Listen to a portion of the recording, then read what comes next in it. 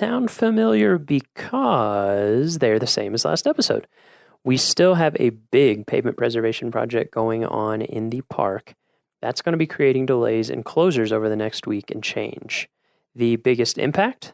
Alpine Visitor Center and Old Fall River Road will be completely closed on Thursday, August 17th. Other impacts are too complicated to cover in detail here, trust me on that, but you can get the full deets on our website. Point your browser to nps.gov/Romo. Look for alerts at the top of the page. If you're on a mobile device, it'll be hidden in our little menu. Find the alert related to pavement preservation and click more. It's been rain lately with heavy thunderstorms and even continuous rain rolling in every afternoon. It's raining right now. Always check the weather before your visit. Plan any hikes so that you are well below tree line before storms are set to arrive, and never leave the safety of a building or your car if thunderstorms are present. Lightning is serious business, so play it safe.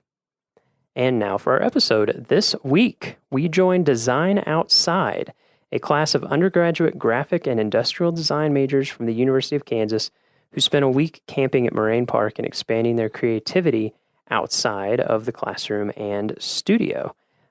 As you'll hear, the class had a big impact on the students, and it was super fun to talk to them, to hear all the different types of projects that they'd come up with over the week, how the week impacted their design process now and potentially in the future, what it was like to camp for the first time for some of them, and to get to geek out about design stuff, because that's what I do all day usually.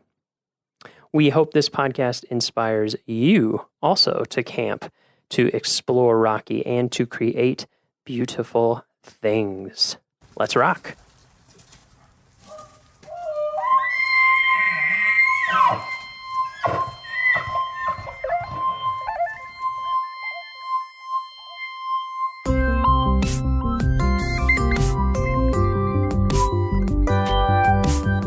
How's it going?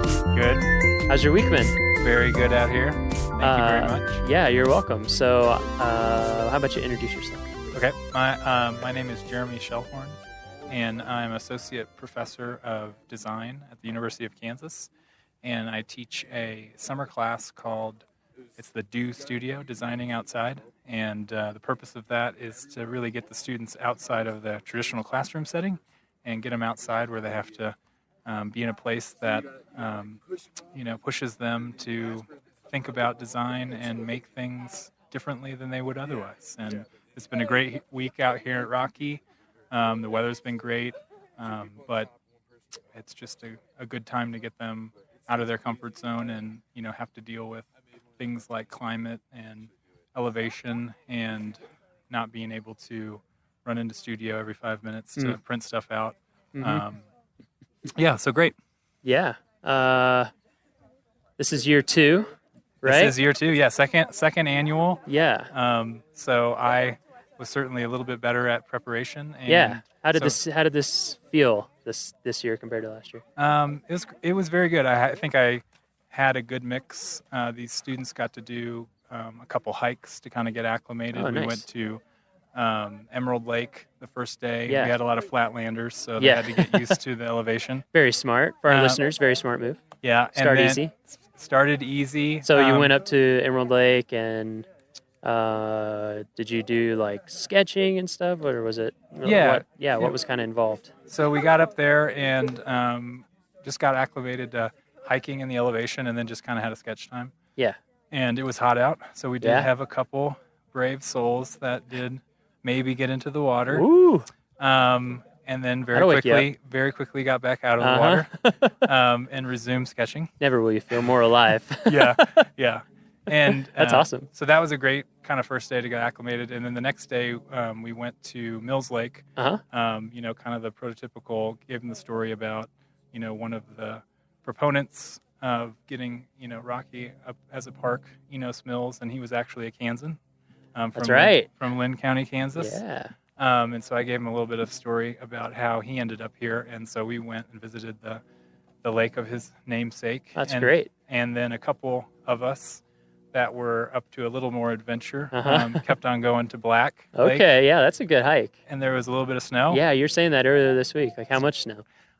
There was quite a few spots where we were crawling up and then maybe sliding down. Yeah. Okay, so a lot of snow. Yeah, a lot of And snow. I guess that was like late June. Yeah. Late June. That's pretty. Yeah, that's pretty typical. Yeah, it was gorgeous, and one of Yeah. the nice things I about love going Black Lake. past Mills Lake was it's fantastic to see that site, but if you're able to go maybe just a little bit farther, you beat Yeah. a little bit of the crowds. That was kind of Mills Lake was kind of like my first introduction. So I came here for the first time, I guess 3 years ago, to Mhm. make their brochure map. Mhm. So everybody who uses a map in the park. Yeah. I came here to make that, and I stayed afterwards and did a backpacking trip. And like I went in Glacier Gorge, up to Mills Lake, up to Black Lake, and then I actually kept going up past that, like way up into Glacier Basin. And I tried to go over Stoneman Pass, and that's when I lost the prescription sunglasses that I was talking about earlier. Oh, So got it. there was still a lot of snow up in that pass. Yeah. And that was late. That was like in the 20s in July. Wow. Anyway, but it's beautiful up there. I love that. Like Longs and the Keyboard of the Winds coming Yeah. down, and Yeah. I did. Pagoda Mountain, Chief's Yeah, Head. tried to point out Black as, Lake, as too. many places like that on our way, and certain times you head up that part of that particular trail and you get a good kind of side angle of the diamond Oh, on yeah. Longs Peak. And so we did have a couple climbers in our group. They did not venture to something that hard, Yeah. but a little bit of bouldering this week, and Yeah. mostly hiking and Oh, sketching. that's awesome. And just getting out with the paints. Yeah. And stuff that sort of forced them to, get off screens for the week. So, I mean, Yeah. as an educator, just a chance to get them to, experience a place like this. Force them to have maybe some parameters they don't always have. Yeah. And force them to be a little bit more creative Yeah. about how they're going to create. What we're looking at now is sort of a show. We're in Marine Park Campground, and my students have put up a show.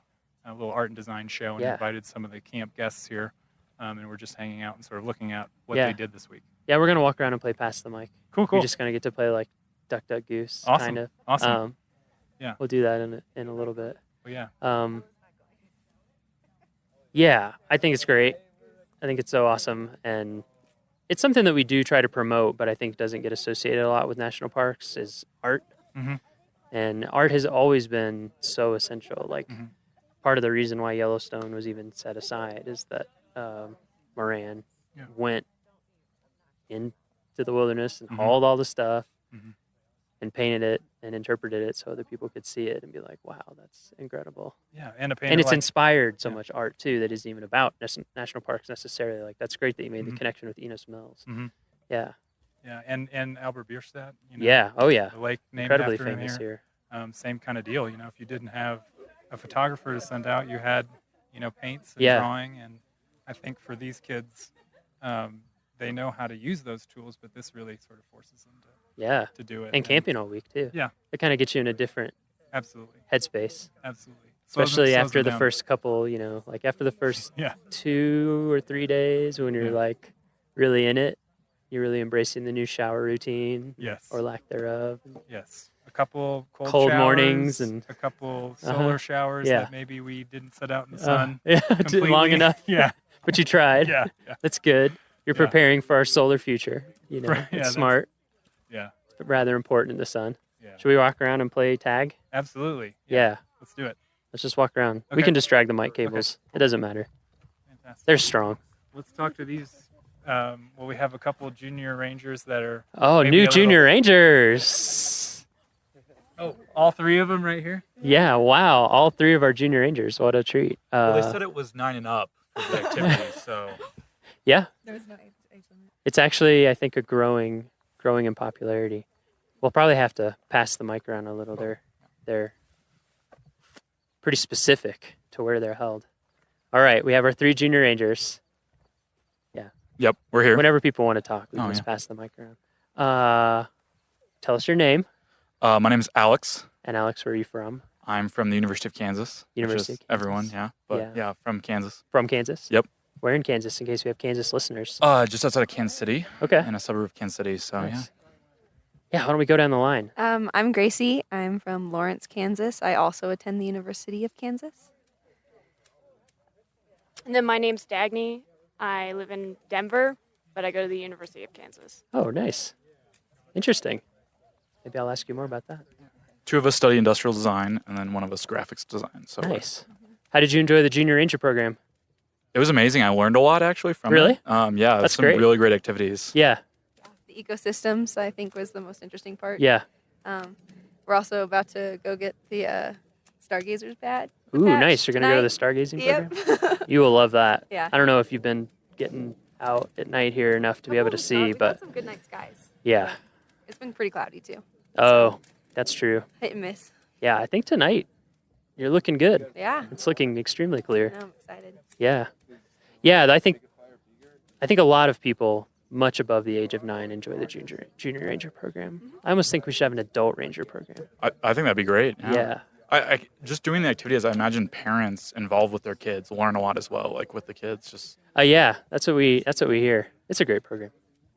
Dagny and I have considered making, we thought it was one of our projects that would be fun to make our own patches, for being an adult ranger. Like Oh, adult, nice. We were thinking like all of the names, like super senior, junior, senior ranger. Like we were trying to think of like how to be inclusive. Mister. Yeah, that's good. Yeah. I like that.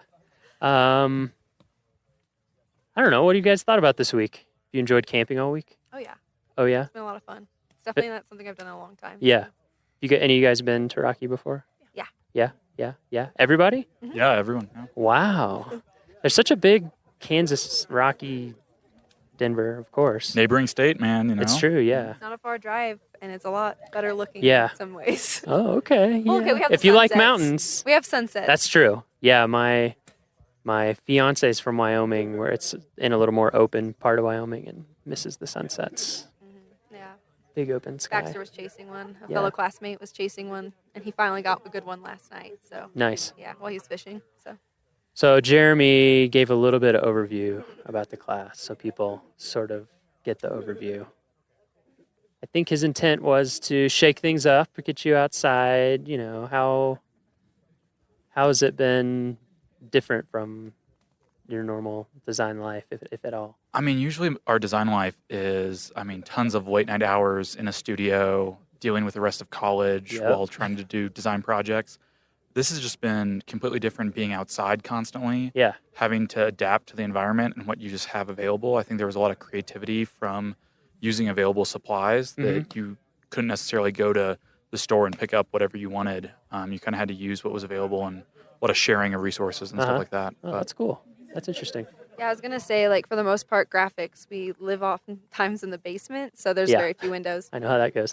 So there's the joke we have that's like, well, the only windows are on the computer. But it was like really fun not being in a basement, not being on a computer. Yeah.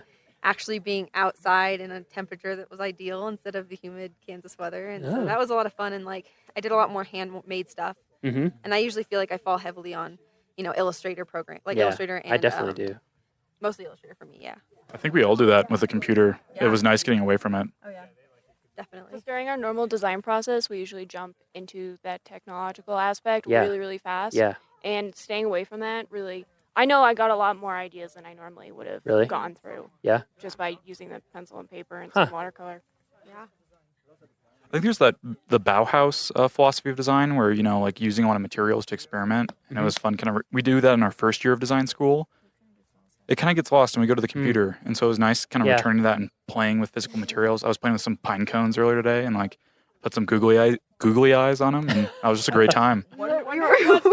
Like you with tripped, that. yeah. He just tripped over a pine cone and then he just started collecting them, and we were just like, "What is?" I just picked it up and I looked at it and it looked like a face. And I was like, this would be a great character. And so I just put some eyes on it. It's like cabin fever, but with a van in your case. Yeah, just with a van. Yeah. We watched The Shining last night. So Oh, man. we're all thinking about In that that. little ranger Yeah. section. Have you been? That was amazing being in the ranger station. My favorite thing was looking at how they store hats there. Oh, So cool. yeah. You saw the I hat loved holders. that. Geeked out about that a bit. Yeah, I'm trying to think how to describe it for people. It's just like like 2 pieces of thick paper with kind of a circular cutout in it, so that you can slide the brim of the flat hat down into it. Yeah, It's so the pretty- hat yeah. sits flat against the wall. Yeah, and it keeps it in a flat, it keeps the right shape and all that stuff. Everyone had their name next Yeah. to their hat, which was just really cute. Yeah. It was awesome. It's like, going to class, hanging up your hat. Yeah. I really want to make one now. Yeah. Just because I have so many So floppy many hats. For I would kids and Yeah, mini 'cause- uniforms. I was gonna say yeah, that was the exactly. cutest thing. We went to the Alpine Ridge Visitor Center, and they had all those like mini junior ranger or like just ranger outfits for like kids. And Yeah. I don't know. We've been enjoying a lot of the mini outdoor gear that is out there for children. Oh yeah, and actually, I'm pretty sure the Junior Ranger badge is bigger than the actual badge. So, actually have to agree with that. Is yours made out of plastic though? no, they are metal. That is different. Dang. Actually, I don't I have feel a badge right now. I feel cheated. Because I'm also often in the office and on Illustrator and in Photoshop and in InDesign, and I find the same thing. Even being here, sometimes it's hard to remember to get just like sketch stuff. Yeah. It's also can be so much more time saving, I think, too, to just get stuff out. You know what I mean? Like when you're really proficient in Illustrator, you can do some things. You can be fast, but I just think there's something cool to just I feel like sometimes you get to your result almost a little too fast and Yeah, miss out on the exactly. creative process. exactly. Because I think a lot of the fun I had today, like this whole week, was just like playing in my sketchbook because I haven't really used like markers and ink or gouache all that much in like recent years. Like I love like those like just illustrating by hand and stuff. And so that was a lot of fun, just like experimenting with layering and how those Yeah. look and interact with each other. And so it's like kind of a fun. I really didn't do anything graphic design wise. I just was like illustrating all week, and it was Yeah. like really cathartic, Yeah, really fun. sounds great. Yeah. Is your all's stuff? What's your all's stuff? I did the I'm calling it the climbing universal route identifier. Oh, Yeah, so I feel like climbing routes could be increased safety wise if they had a better like designation system. Mhm. So I just started like talking to some climbers, and out of the climbers I polled at several of the crags, mainly at Lily Mountain, none of them knew the name of the route they were climbing or the difficulty, really? nor the amount of Interesting. protection that was required. 0% of them. So I Wow. thought that was like kind of crazy. Interesting. And so I felt like if, some little like small designation tags could be made with the route information from the difficulty level and also the amount of protection needed. Interesting.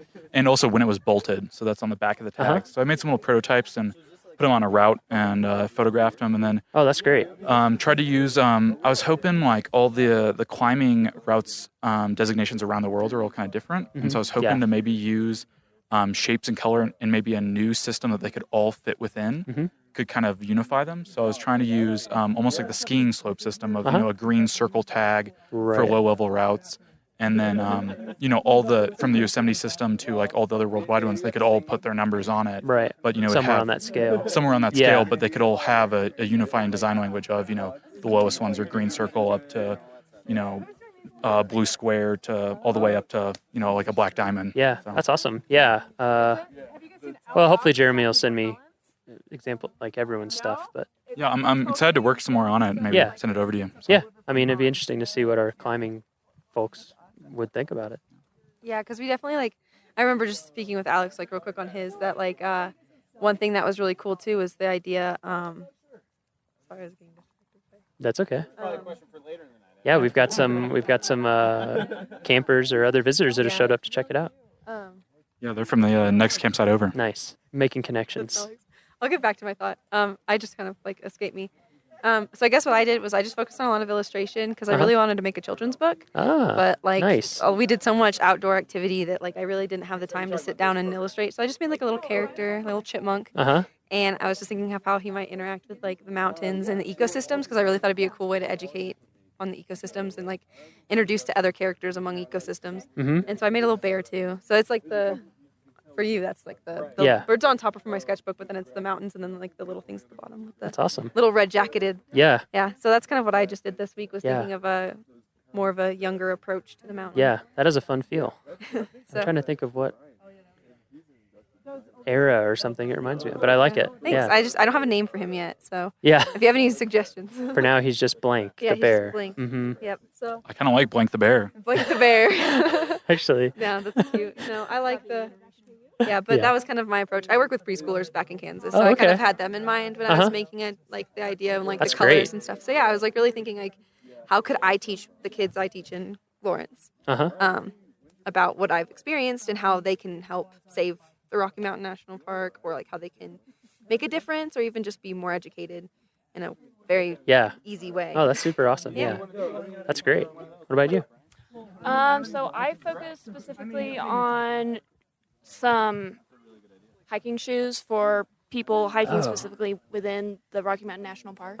Because as a child, I did a lot of hiking, but my footwear wasn't adequate enough, so it really made me really dislike hiking, dislike backpacking. Yeah, sure. Until I was able to find the shoes that actually worked for me and for my environment. And I notice a lot of people on the trails are wearing like these athletic shoes, which don't really translate well into this environment, especially when you're encountering snow and rocks and water and dust and dirt and everything.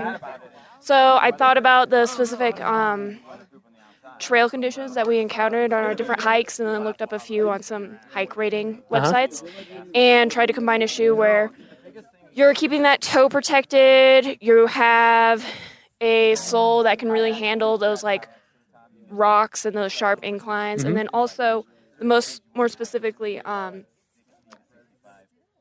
finding a way so that way people can casually go through those areas with those snowbanks and still be safe and not be sliding down. So I know that most snow protection is kind of goes over the whole shoe and you take it completely on and off, and thinking maybe of a thing where you can flip it so it starts out on the outside of your shoe and you can flip it down and goes on the bottom side of your shoe. So it's not necessarily in use all the time. Yeah.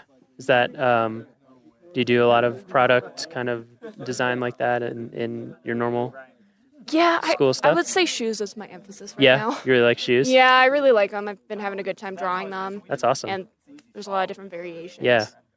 Yeah, I like lots of weird types of shoes. Yeah, I can see that. Yeah. Right now I have on, what are these? Tiny, like super thin, barely there, barefoot sandals. The soles are really thin. Yeah, they're super thin. But They're really nice. Shoes are fascinating. And like you said, especially if you end up hiking or backpacking a lot, you start to really care about shoes. Yeah. Because you hate when your feet are killing you. Yeah. And I'm a person with a really weird foot. So if other people can not be feeling the same discomfort I have in the past, that would be a great thing. And That's I'm sure awesome. a lot more people would come outside and really enjoy it. Yeah. That's really cool. What a diversity. What do ranger boots like? What does a ranger usually wear? Because I feel like they, with as much as you guys are outdoors, like, is there a standard issue boot? Let's move out of the smoke. Yes. Yeah, we're right by the campfire. We said we were going to have podcasts that were like we were sitting around a campfire, and we actually are this time. Very literally. What's up? Yeah. Too bad you can't see it. We'll get some sound of the crackling fire later. Ooh. Ranger, there are standards. Yeah, there are uniform standards. So in terms of appearance and things like that, and then there's like specific ones that you can order.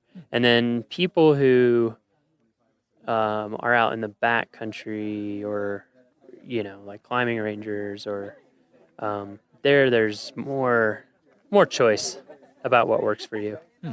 So, I mean, nobody's going to want to let you go out with something like totally inadequate, but most people are just like, these are the type of boots that work for me, They tend to be brown leather. We try to keep it classy for the most part. Yeah, it's a good question. Yeah, the uniform standards are, I don't know them as well as I should because I don't usually, I don't get to wear a uniform as much as I'd like to, really. Yeah. Actually, Alex and I recalled what you were going to say about the tags. And it was just the fact that we thought, like, How Is Their Way National Parks could be a part of that because you wouldn't, I think you actually, did you see how much that cost for rescue? Well, I just tried to look up some data on rescue, and from what I could tell and some brief sources, it looked like climbing rescues were the most expensive rescue operation that the park can have. I was reading stories about helicopter rescues, and I found just one bill, like one cost, which was, I think, a little over $30,000 for one rescue for a climbing operation. So I thought, man, if there's anything we can do to make those routes safer, which I feel like knowledge is power. So if you can equip people with more knowledge about the climbing environment and the route, that possibly you could reduce the number of climbing rescues you need.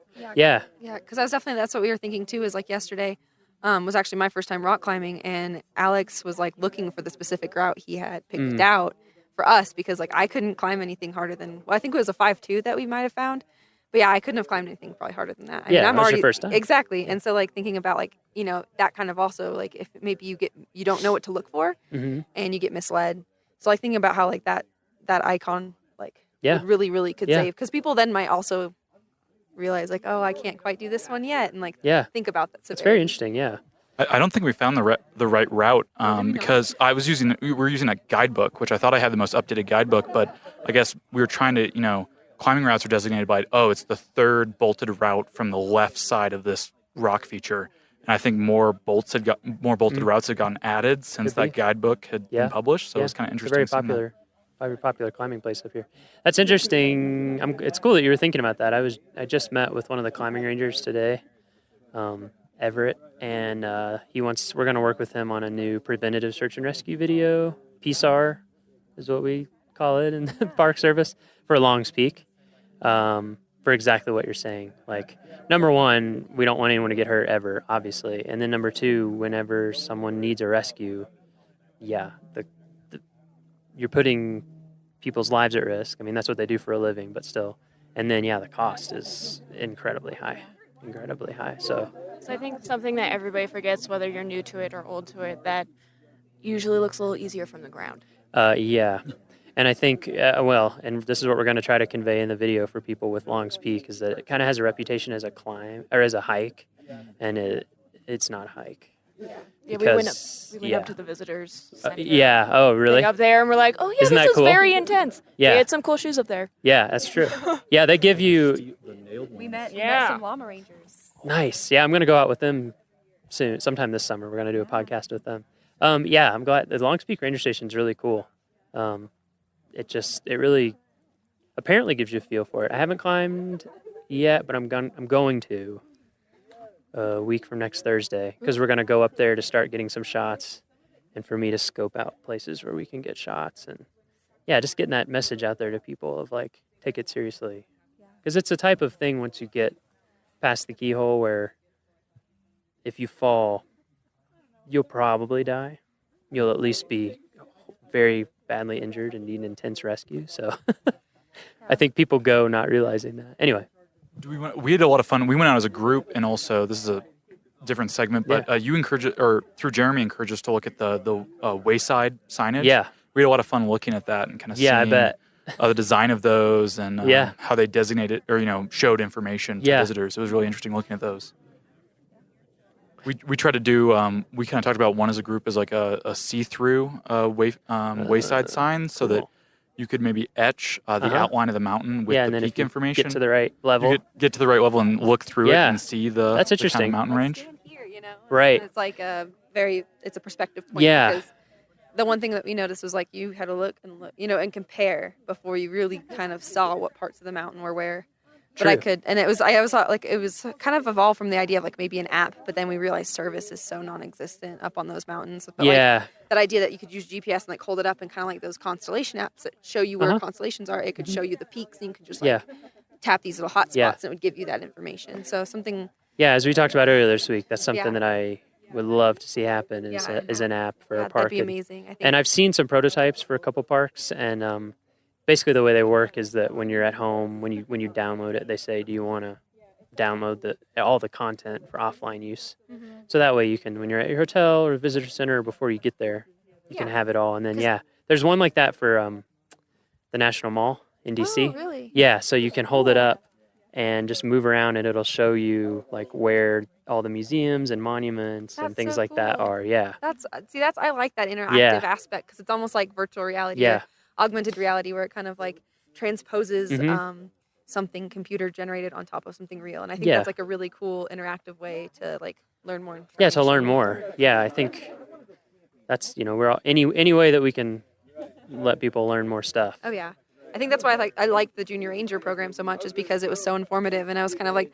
It was funny going into the station, like, oh, yeah, we're here for our Junior Ranger badge. And they're like, how old are you? You know what I mean? But I think that, like, having something like that, just like... We're over 9. Yeah. That's all you need to know. Yeah. It says up, sir. Up. We just happen to be up. Exactly. The Junior Ranger program actually ended up leading us around the park a lot. Yeah. And I feel like I got a more fulfilling visit from this time, even though I've been here a lot in the past, being someone from Denver. Yeah.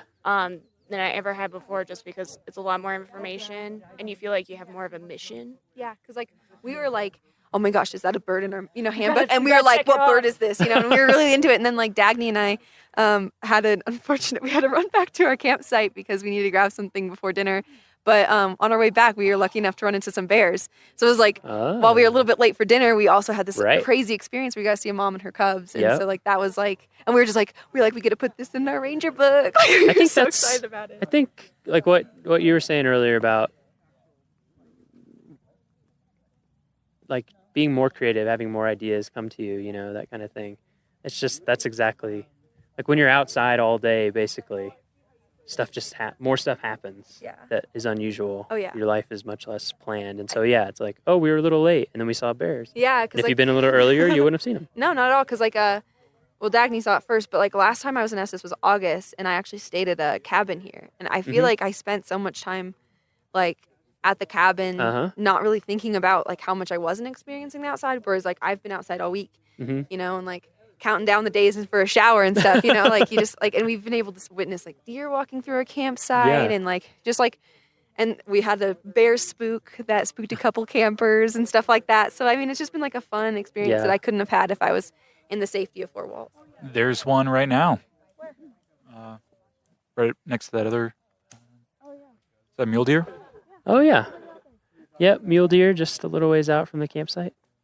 Man, it's such a nice evening. It's too bad we can't transmit temperature. Would you really want to, though? We want you to come here. That's true. We do want you to come I here. hope VR doesn't get that good. Yeah, me neither. No, I don't think so. I don't think it'll ever become like 4D. But I was going to say that like, I think what's craziest about being here is like I'm used to like 90-degree, 60% plus humidity, and like coming here has been like a dream. And I was like, I had to go buy a hat. Like I was like, I'm going to go back to Kansas, and I am not going to be able to use this hat. Like, I remember the first time I grew up in the South and kind of the Midwest, so humid for sure.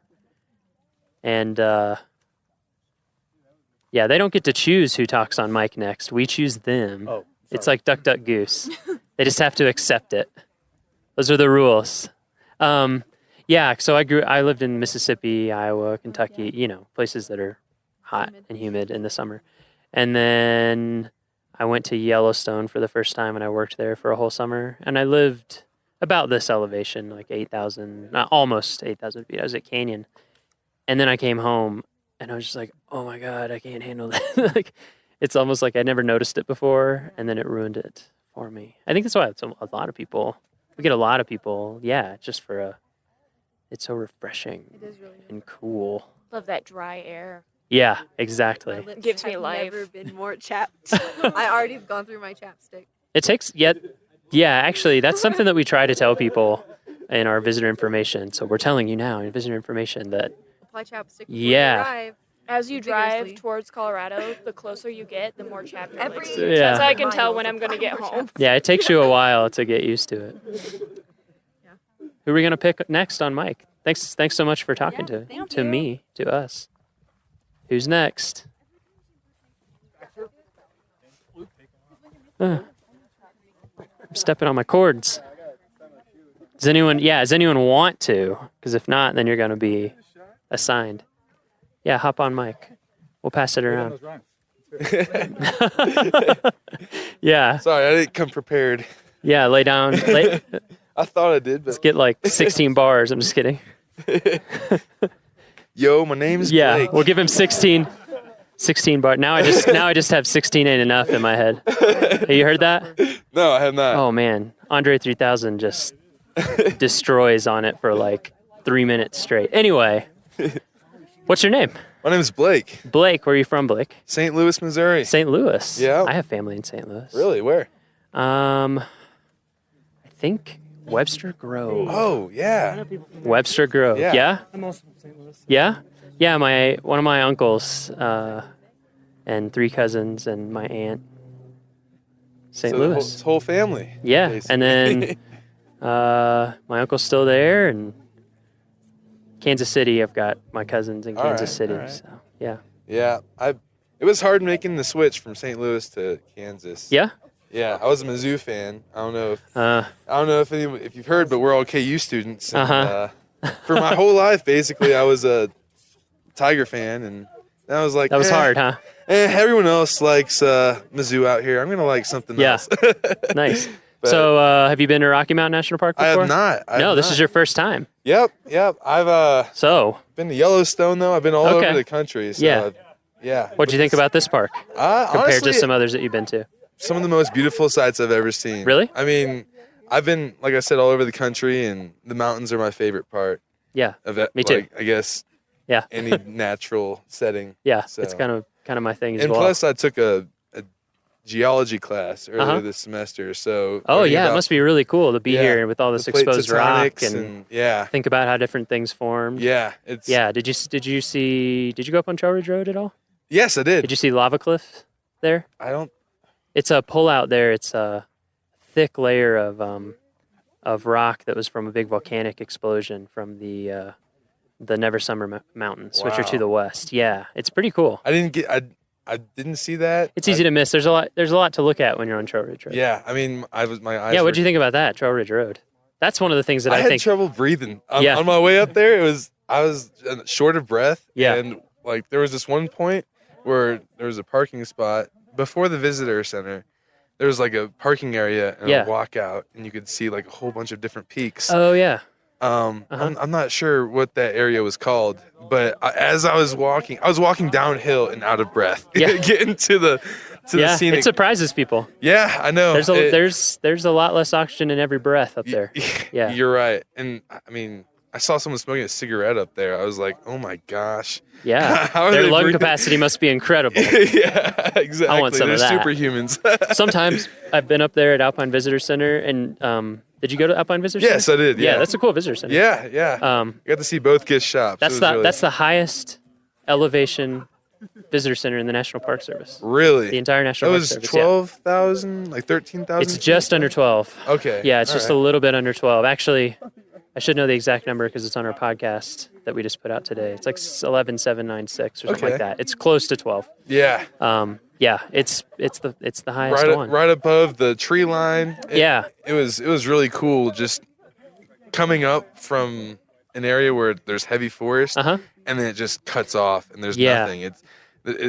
It's like a completely different environment. But at the same time, it's just it goes together. I can't explain how many things are running through my mind. Like, how is this? Yeah, it's pretty mind blowing. You know what I mean? Yeah, for me, it always has a really surreal feel. You're just like, how is this real life? Right. Yeah, it's just everything's a little weird. Yeah, I feel like humanity is not supposed to be on the top of mountains, but somehow biologically we are not. But, it's hard to survive up there. Definitely. And that road's only open a little bit of the year. Right. I saw those giant sticks on the side of the road. Mm-hmm. Well, those were for the plows, right? Exactly. How big is the plow that goes up on that road? They're huge. They're actually not plows. They're rotaries. So they're like a giant snowblower. So on the front of them, like a fan, like a blade. Yeah, they're like a spiral blade on the front. That's like 4 feet tall or maybe more, and then it basically eats the snow in, and then spits it really high out the back. Because if you plowed it, there wouldn't even be anywhere to. But it doesn't shoot it back onto the road, right? No, yeah, it shoots it at an angle, like over the side of the road. All right. Yeah, the snow is so deep that they have to take multiple passes with that thing. Yeah, I figured. It's pretty crazy. Yeah. And this year, they had it all clear. We were like almost ready to go, maybe open the road a little earlier than expected. And then we had, like here where we're standing, 3.5 feet of snow. This was like right here in this camp. This is like mid-May. Are you serious? Yeah. I was gonna ask. Like, I guess snow stays up there until like a couple weeks from today. Yeah, right? If you'd been here a few weeks ago, there would have been a ton of snow up there. Oh my gosh! It's just that once the sun starts getting really intense and the days get long and it gets clear, the snow melts incredibly fast. But like I went up there. You should go on our Facebook and look. I went up there and took some 360 photos, and it was like May 22nd, and it's I have on a huge coat. Up on top of Trail Ridge Road. Yeah, I have on a huge coat, and the snow is like incredibly deep. Oh my God. Yeah, it's pretty crazy. I still can't imagine the snow in the summer. That blows my mind. Yeah, that's the other thing is the snow sticks around here a really long time. Coming up from St. Louis, it was probably 70 to 80 degrees a day. And then I've been wearing a sweatshirt, doubling up on the sweatpants every night. It's crazy. And it's like, it's July. Yeah, yeah, exactly. So this is about as warm as it gets. Yeah, just about. It's crazy thinking about.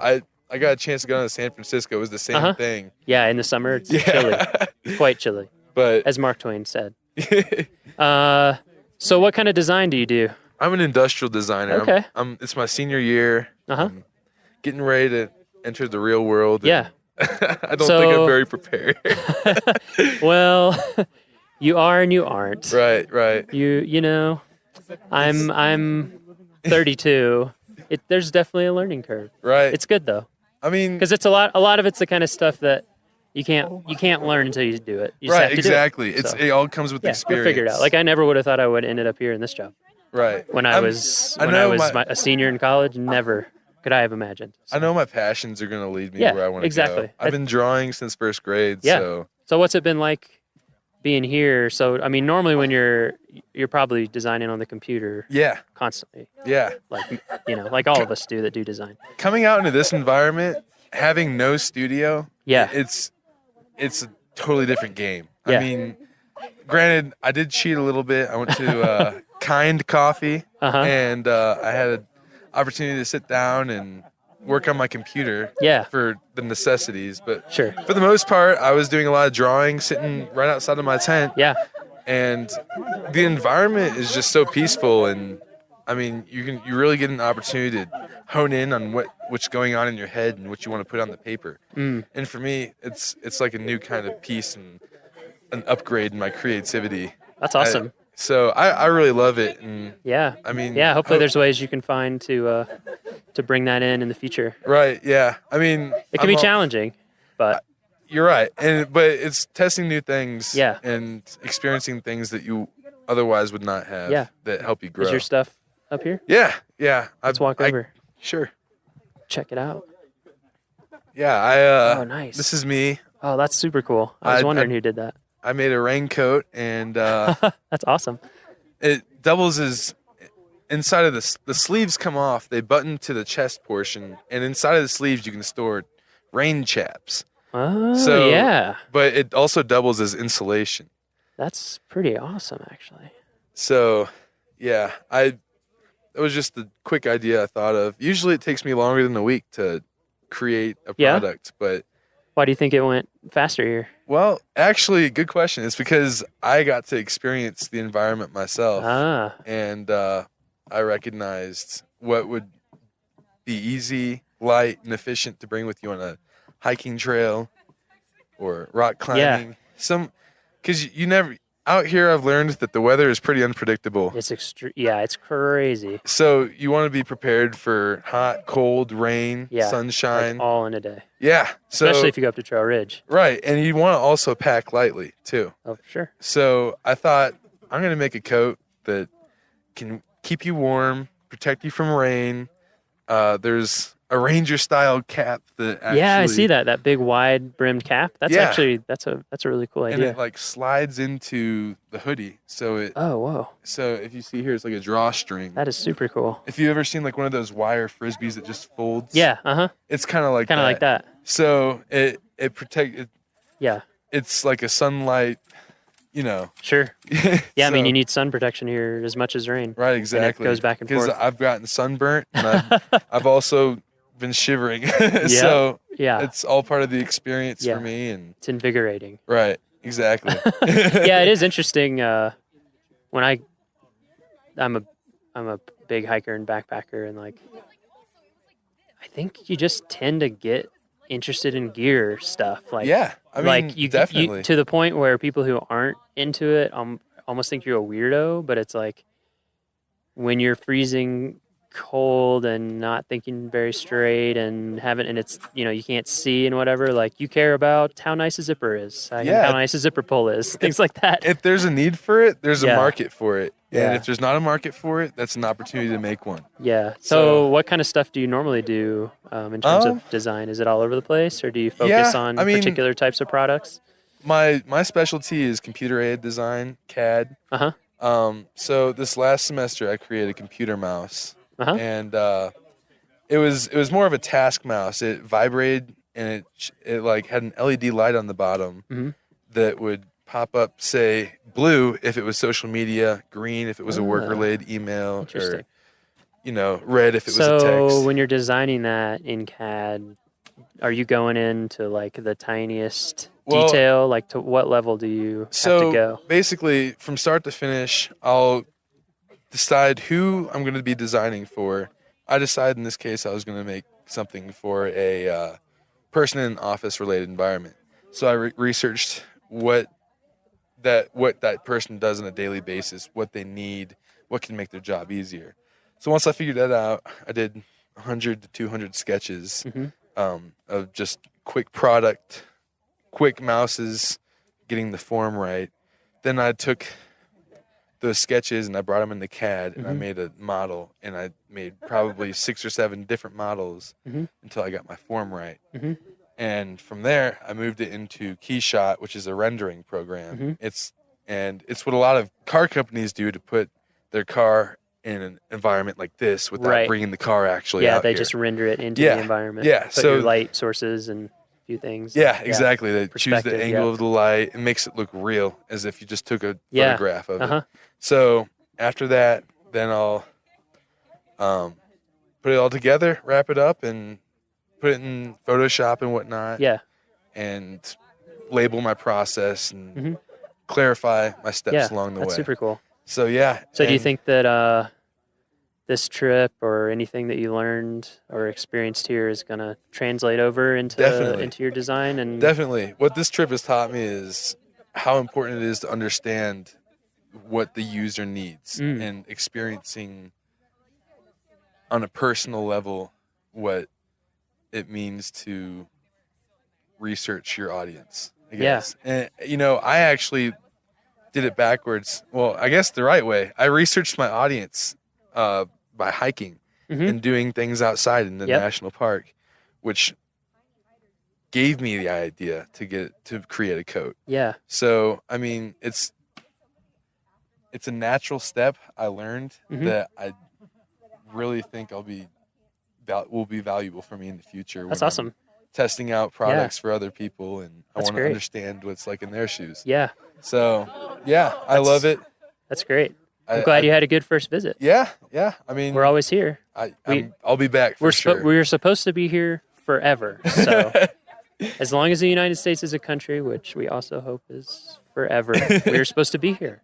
So, we'll be here. Yeah. Well, I'm excited to come back and have my next experience here. It was a wonderful time, and thank you for having us. Oh yeah, my pleasure.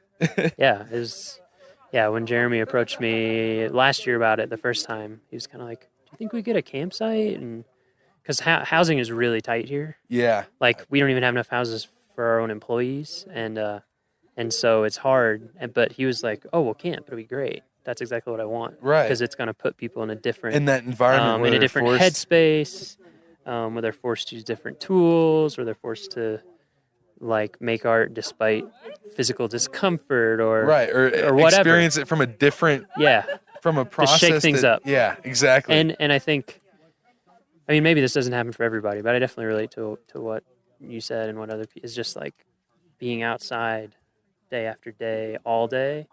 It takes a few days, but after a few days in, you start to kind of get in a different right. space. Getting used to the altitude, definitely. Yeah, and that was definitely probably takes the time. hardest Did you have part. headaches or anything? I didn't have headaches. I had breathing problems on the first day. Yeah. So I had to call It's it not short. uncommon.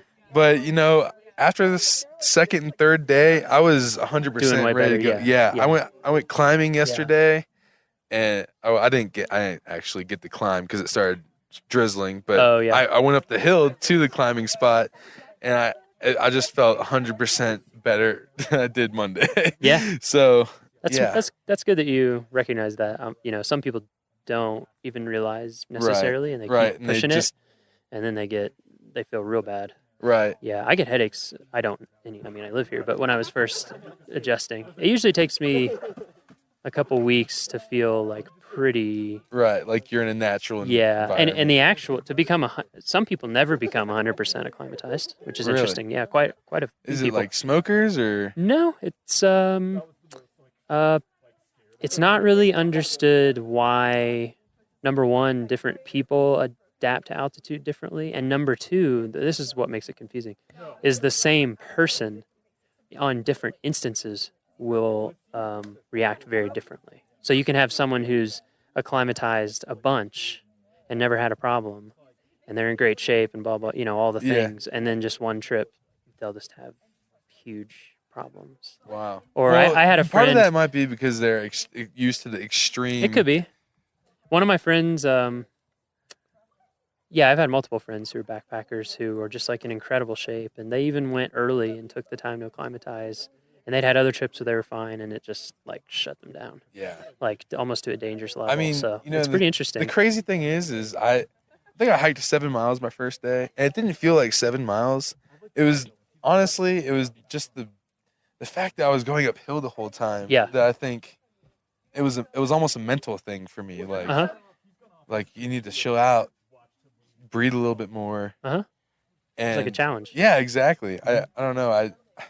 I just wasn't expecting it until Jeremy said it, and I was like, wow. I guess I really do have to let nature figure itself out. For sure. Yeah, So. I think that's one of the things that's kept me loving national parks. I think, and just what we facilitate, the experience that we're trying to let people have, like the experience that you had, which is to have that opportunity to like experience nature as it is without control, with as little control as possible. Right.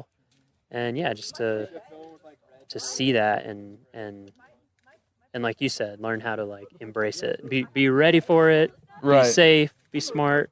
And be creative. Be creative. Exactly. Yeah. I think that's a huge part of it for sure. That's awesome. This is a great experience, and I really appreciate you having us out here again. Glad to Rock hear it. Chalk Jayhawks. Nice. And I'll hand the mic off. Who else should we give the mic to? We should do one. We should hand it off to something. All right. Somebody. One more. Ryan? Oh, yeah, we're going to get a group picture. Oh, okay. Group picture. Oh, the smoke. Anyone up on We can get Miles with his stuff. Anybody? Yeah, where should we stand? Oh, man. Oh, you've been chosen. You can pass it. You can't call camera shy because it's a microphone. That's true. We thought that would help. All right. I don't know. We're going to get a group picture first, though. Saved by the bell. Can we continue the interview during the picture? Yeah, we can do the interview during the picture. Everybody say at cheese. the worst thing that'll happen is I just have to spend half a second editing it out. So I would never edit you out. I hope you do that. That's the thing. Just be really boring. Are you going to have all the tall... Just be really boring. Yeah, exactly. We'll cut you right out.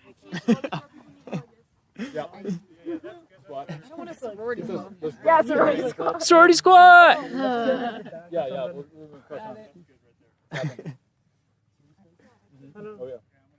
I'm just casually holding up mine. Work it, use it. Work it. Say cheese. Work. Oh! Oh. That's a Leica too, isn't it? You better be. That's a precious, precious child. No, I can't. I just nodded it.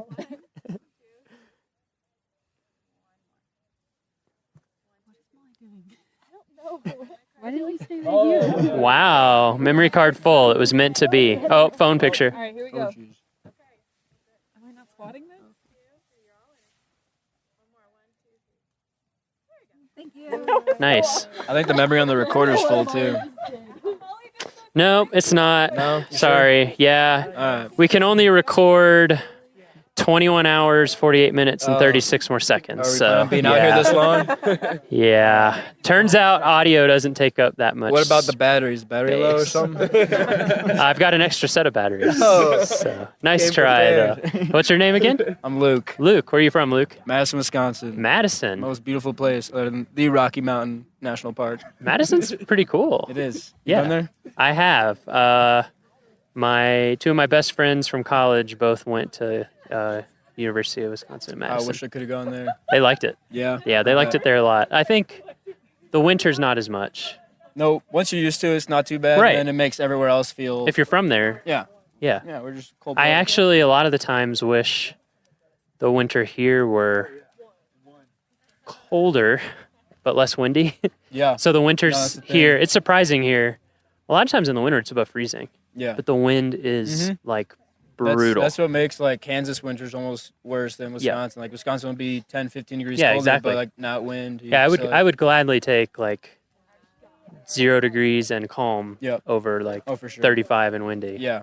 Yeah. They get that more on the west side of the park. They get the colder, stiller, Yeah. deeper snow. 'Cause then you can cross country ski. Yeah, I bet. About 2 years ago, Wisconsin was colder than Mars. Parts of Wisconsin. It's like negative 130 degrees wind chill Ooh, in like the eastern part of the state. damn, that hurts. Like you go outside, like your eyelashes and Yeah. your nose just like all freeze up. People are like, you get like boiling water and you throw it outside and it just turns Yeah. to snow right away. Yep, I've done that. That's insane. I lived in Alaska for a while. Yeah. Yeah, it gets You have pretty cold. yeah, you gotta find some ways to have fun out there. Yeah. You can't I like deep cold, but yeah. some people hate it. Yeah, I can do it. I dig it. Yeah, Taylor doesn't like it. No? Taylor was complaining all day today, and it was sunny and maybe 70 degrees. She's bundled up. Where's Taylor from? I'm from Kansas. Oh, okay. You're from Clearwater. Clearwater, Kansas. Yeah. She says Wichita 'cause she likes to be a city girl. Dang. We're getting real. Getting real. Nice. Have you been to Rocky Mountain National Park before? I have not. No. No. Okay. My mom lives in Golden though, so Oh, I'm okay. in the area. So you've been around. I've been in Colorado before. You but go to the mountains much when you're in Mhm. Colorado? Yeah. Oh, okay. So Yeah. you've been up in the mountains, just Yeah. not in Rocky. skiing. Yeah. How does what do you think? I love it. It's like I didn't know what to expect on this class, but Yeah. I have already like planned a trip to come back like with Really? my friends. Yeah, we went to Door County up in Wisconsin last year. We were camping like on Lake Michigan. Uh-huh. And I was just thinking about like road tripping out here with them. Like That's awesome. there's just endless things to do out here. Oh yeah. Beautiful. Yeah. Do you guys want to be on mic? We'll pass it around. They're just waiting for it. Oh, and what kind of design do you do? I'm in industrial design. Industrial. Another industrial Yes. designer. We got Yep, and so are these two. Awesome. This is cool. Handing off the Yeah. Tay-Tay. We'll just pass it around. Tay-Tay. Is that your legal name? I'm just kidding. What's your name? Taylor, Taylor. Yep. And you're from Kansas. Mhm. Where in Kansas? Clearwater, Kansas. Clearwater, Kansas. Just, we probably have a lot of podcast listeners, we hope, from Kansas. Yeah. So they want to know. They're curious. You do industrial design as well? Yes, I do. And have you been to Rocky Mountain National Park before? I actually went on the trip last year. Oh, and I really? liked it so much, I'm taking Oh my it again. gosh. Yep. I'm sorry that I didn't recognize you. How's it been different this year versus last year? I feel like this year the projects are a lot better. Uh-huh. I don't know. I knew I had more like expectations last year. I didn't really know what to do, but I came into it this time Yeah. wanting to do outdoor gear, which is why I came. Nice. And so sleeping in the hammock, I have Uh-huh. lots of ideas Oh, of cool. how to improve that for camping. bet. So Yeah, That's you really should. helpful. I don't know how many companies you researched, but there's some interesting. There's a big world of hammock campers. yeah, Yeah, Which- like people get really into it. yeah. They do some stuff like they design them with, yeah. with foot pockets so that you sleep off the bias so that you can lay flat. Oh, That's a big thing with yeah. camping hammocks. And then the other problem, as I'm sure you found out, was staying warm. Yeah, Yeah. Yeah, that's cool. yeah. That's a neat. Actually, someone I went to college with owns his own hammock camping gear company. Mm-hmm. Yeah. I actually got inspired polar stuff out of Portland. Uh-huh. They have a lot of casual camping stuff, Mhm. which I kind of want to get into more Yeah. because a lot of the stuff that I found for camping with hammocks, it's super expensive and Yes. really specialized. So Yes. That goes for a lot of a lot of backpacking and camping gear. Yeah, so I'm trying to do like simpler stuff that you can like add into a hammock you already have and like turn it into a tent. That's So, really cool, actually. Yeah. Yeah, I think that's something that I'm not an industrial designer, but just kind of tangentially interested in, because with backpacking, like, it can cost so much money to get into, and so I feel like it can prohibit a lot of people just based on that, and it shouldn't. Yeah. So that's really cool. Yeah, because last year I was like, I've never really been like camping, and I was like, I'm nervous. Like, what if everyone else is like has all this high tech stuff, and I have no idea what I'm doing? So yeah, it's been pretty interesting. Like, yeah. So do you feel that your camping skills have improved since last year? Yeah, I think they have. I mean, you came back, so you must have liked it. Yeah. Yeah. I tried to sleep in my hammock last year, and I got way too cold and slept in the car. So this year I only slept in the car once instead that's of like cool. 3 times. So. That's cool that you're taking that and making it like your focus. Yeah. Yeah. Yeah, I've noticed quite a few people with doing kind of different gear, like footwear, clothing, stuff like that.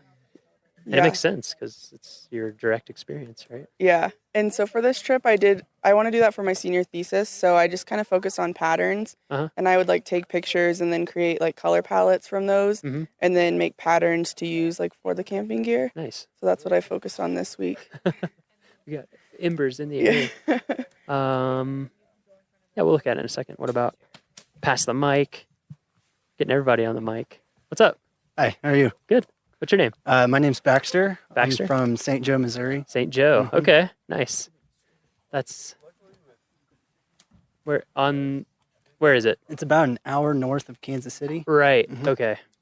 Yeah, I lived in Red Oak, Iowa for quite a while, so we would always drive down through. Sort of through that area. So you're industrial design as well? Yes, I am. Nice. Have you been to Rocky before? No, this is my first time actually. Really? Have you been in the mountains a lot? I was in the Bitterroot Valley in Montana yeah. a couple weeks ago. Bitterroot is beautiful.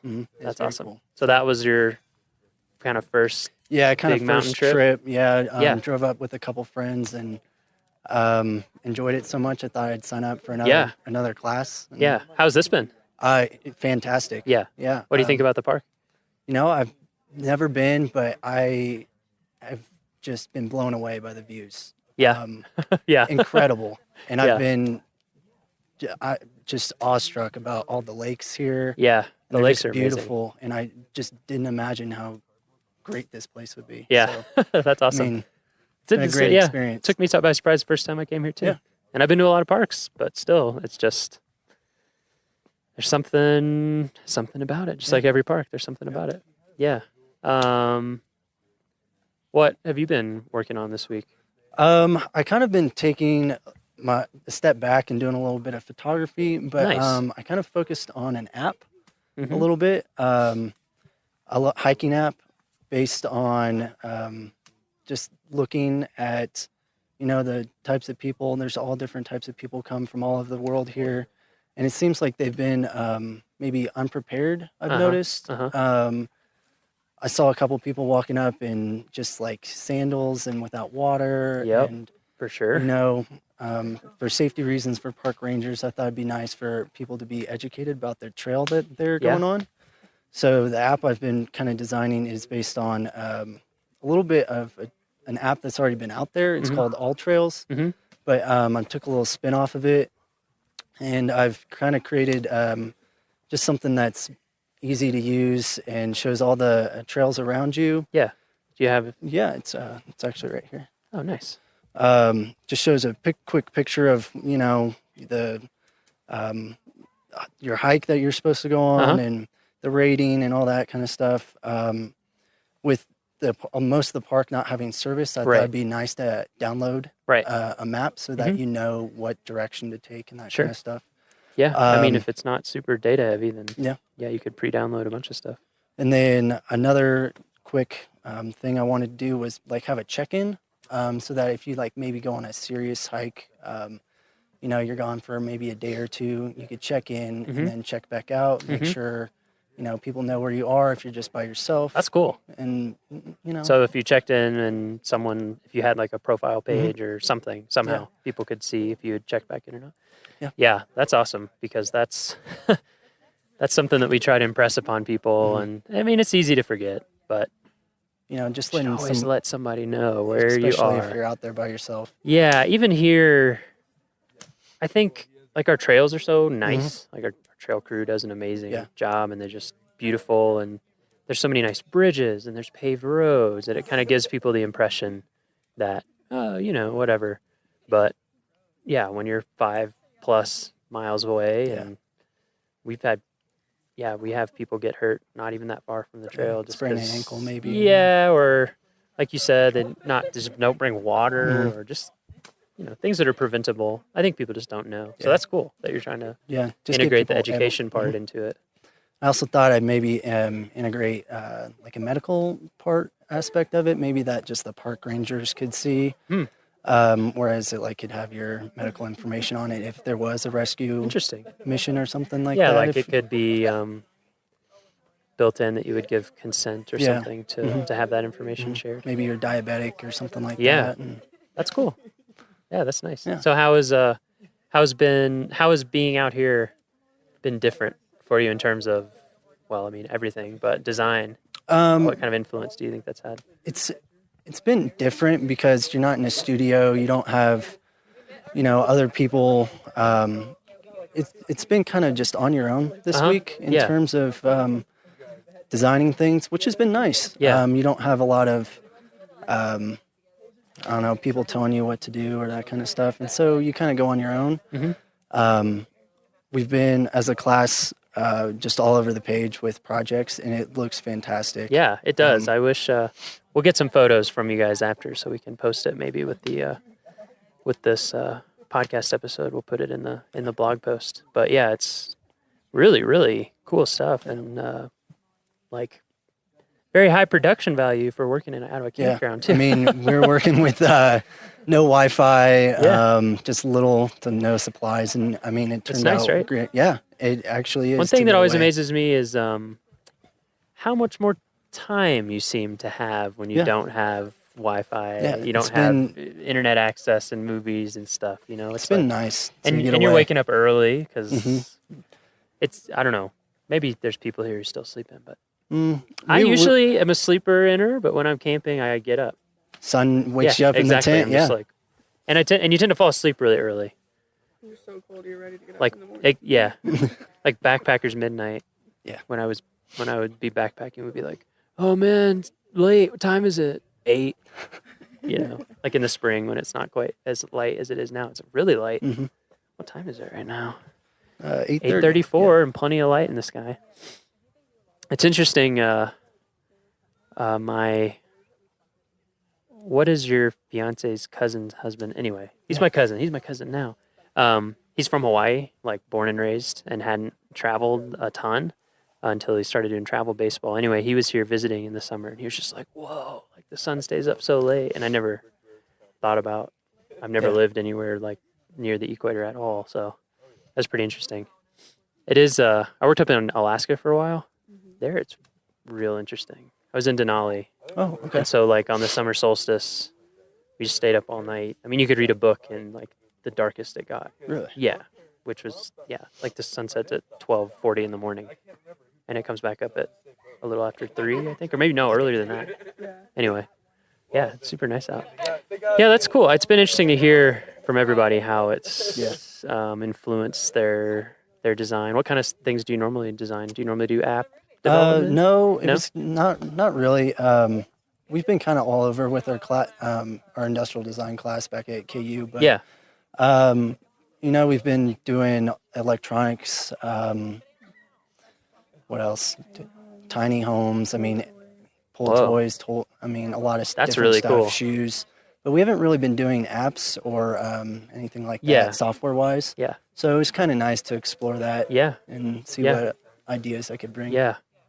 Yeah, industrial design is something that I know nothing about, but it sounds pretty cool. Yeah. I've always done flat stuff.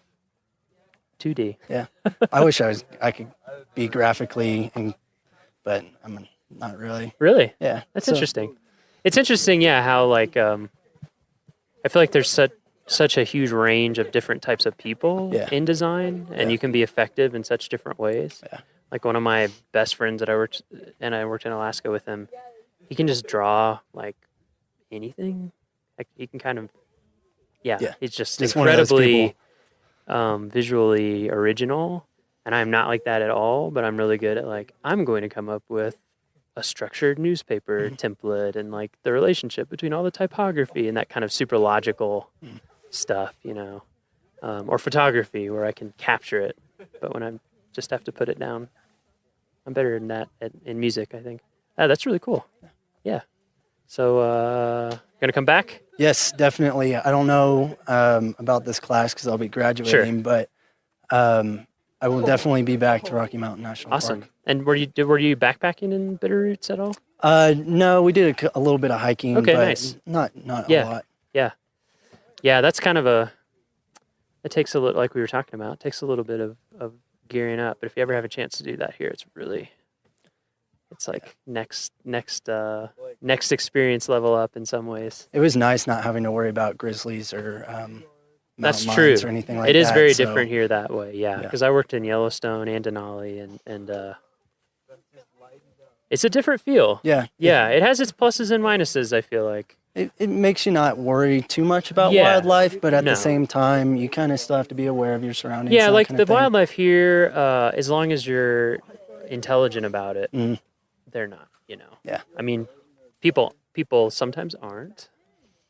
Yeah. Sometimes get a little close, but it's nothing like, like I went backpacking in Yellowstone all the time, and it's just, you just kind of accept that at some level, even if you do everything right, you know, there's something out there that if it chose to, you're not at the top of the food chain. Yeah, exactly. So it's a very different feeling, and I agree. I think that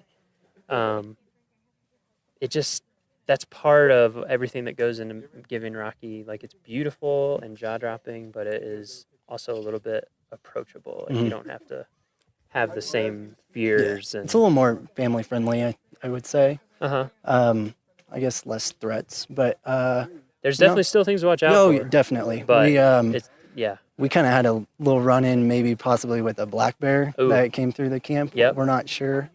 I was the only one up for it. And really? Yeah. I mean, I wouldn't be surprised. Yeah. Unfortunately, we try really, really hard to get the bear message out about storing your food and doing everything properly. But some people still don't do it, and bears are very smart and very hungry, and so they tend to be around the campgrounds sometimes. But we're putting in more and more of those bear boxes, which I think are helping, because it's just easy, just like put all your stuff in there. So I think we're trying to get a bear box for every campsite eventually. That'd be nice. Yeah, we got there with Aspen Glen. Okay. That's a whole interesting industrial design challenge. Bear cans. Really? I don't know if you've ever looked at. Yeah. So when you're backpacking, obviously there's not bear lockers usually, and so you have to carry something with you the whole time to keep your food in. And if you're in places with trees, if you know how to do it correctly, you can hang your food. Right. Yep. But like in Denali, like There's you're above no- tree line all the time, and so it's literally just like a canister. Oh, really? That you just set 100 yards or more away from your campsite. And so it is interesting to see the different designs out there. Like the one that I use has tabs that you push in, and then it kind of lets you unscrew it. And over the years, they've had to keep adding tabs because there would be very smart bears out there somewhere They'll get into it. who have figured out like, oh, if I bite this tooth here and this tooth here and push in here, like they're super smart. So there's certain areas where you're required to use one, actually, in the backcountry. And like the Sierras they have the most devious bears. So there's like a whole agency that tests and approves these things. And every now and then a new one comes to market. I'll have to look into that. Yeah, it's kind of interesting to see. The one that has been really interesting is called Ursac. Okay. And it's Kevlar. I think it's Kevlar. Maybe it's even Dyneema now. Anyway, it's like an extremely, strong fiber. And then they try to like weave, they make a bag out of it that you put your food in. That'd be nice. So it's And not so then, bulky. yeah, it's way lighter. But it, for the most part, isn't approved in places. It's not foolproof enough for a lot of agencies. So there's space out there. Something to look into. Yeah, I think there's like there's two major people, and then there's people that make one out of, it's like carbon fiber, so it's really light, but very expensive. Yeah. All right. Have we harassed everyone we should harass? Nope. No? No. Nope. The 3 girls. You got We haven't Molly, Maggie, and harassed you Beth. yet? They're actually one. They're one? They're one group. 3 as one? Come on. Yeah, come on over. Come on over.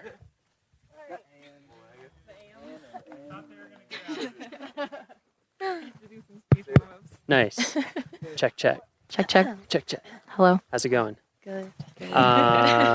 Why don't we introduce? You can start with yourself. Yeah. Okay. What's your name? My name is Molly, Where are you from? Minnesota. Where in Minnesota? It's called Woodbury. It's like 5 minutes from St. Paul. Oh, okay. So yeah. I just figured there'll be podcast listeners who know exactly where Relate that to is, Minnesota. so, yeah, Yes, we're Woodbury, home of the Royals. trying to- yeah. What kind of design do you specialize in? Graphic design. Graphic design. Yes. Okay. Me too. Yeah. All these industrial designers. I'm like, I know, that is I super think cool. I don't know anything Well, about it. there's 4 of us here, yeah. Oh, okay, nice. So it's interesting to be around a bunch of ID kids because we really aren't after our freshman year. Yeah. What do you think is? I've never interacted with. With ID. Yeah. They think a lot more 3D than us. Uh-huh. They can see like physical copy a lot better than we can. It's a little hard for us. We see pretty flat. Yeah. I was just. things. I was just talking about that actually. Yeah. With Baxter. Oh yeah. Yeah. About like. I was like, I'm in the 2D world. Yeah. That's how my brain works. I feel like a lot of their projects too were a lot more like practical and like used, where we just made cool things. So Yeah. Yeah, it's I mean there's lots of different ways of graphic design. For us in the Park Service, for me, it's like just how to communicate with people well. Basically, how do we make something that has that nice balance, of like that kind of nice tension that you always want that makes a good design, but is also really clear. Because that's a big thing for us is that, people are on vacation. There's crazy stuff going on. They're seeing all this crazy, yeah.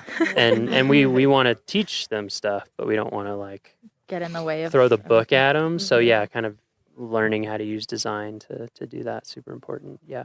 How about you? What's your name? My name is Maggie. Where are you from? I'm from Kansas City, Missouri. Oh, nice. Yeah. I have a cousin in Kansas. 2 Oh, yeah. cousins in Kansas City. Yeah. Yeah, and you graphic design as well. Yes. Nice. Yeah. Okay, we'll finish introductions and then we'll just Yeah, I'm Beth. I'm from Wichita, Wichita. Kansas. Yes. Okay. Yeah, so we do have a lot of Kansans and some upper Midwest people. Mhm. Wisconsin, Minnesota. Nice. Yeah. So have any of you guys been to Rocky Mountain before?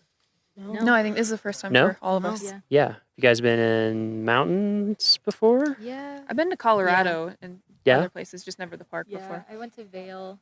Mm-hmm. and Okay. I've been to Estes, just never really to the park. Okay. until this Yeah. So you've seen some mountain stuff. So what do you think? What do you think about Rocky? It's awesome. It's beautiful. Awesome. Yeah?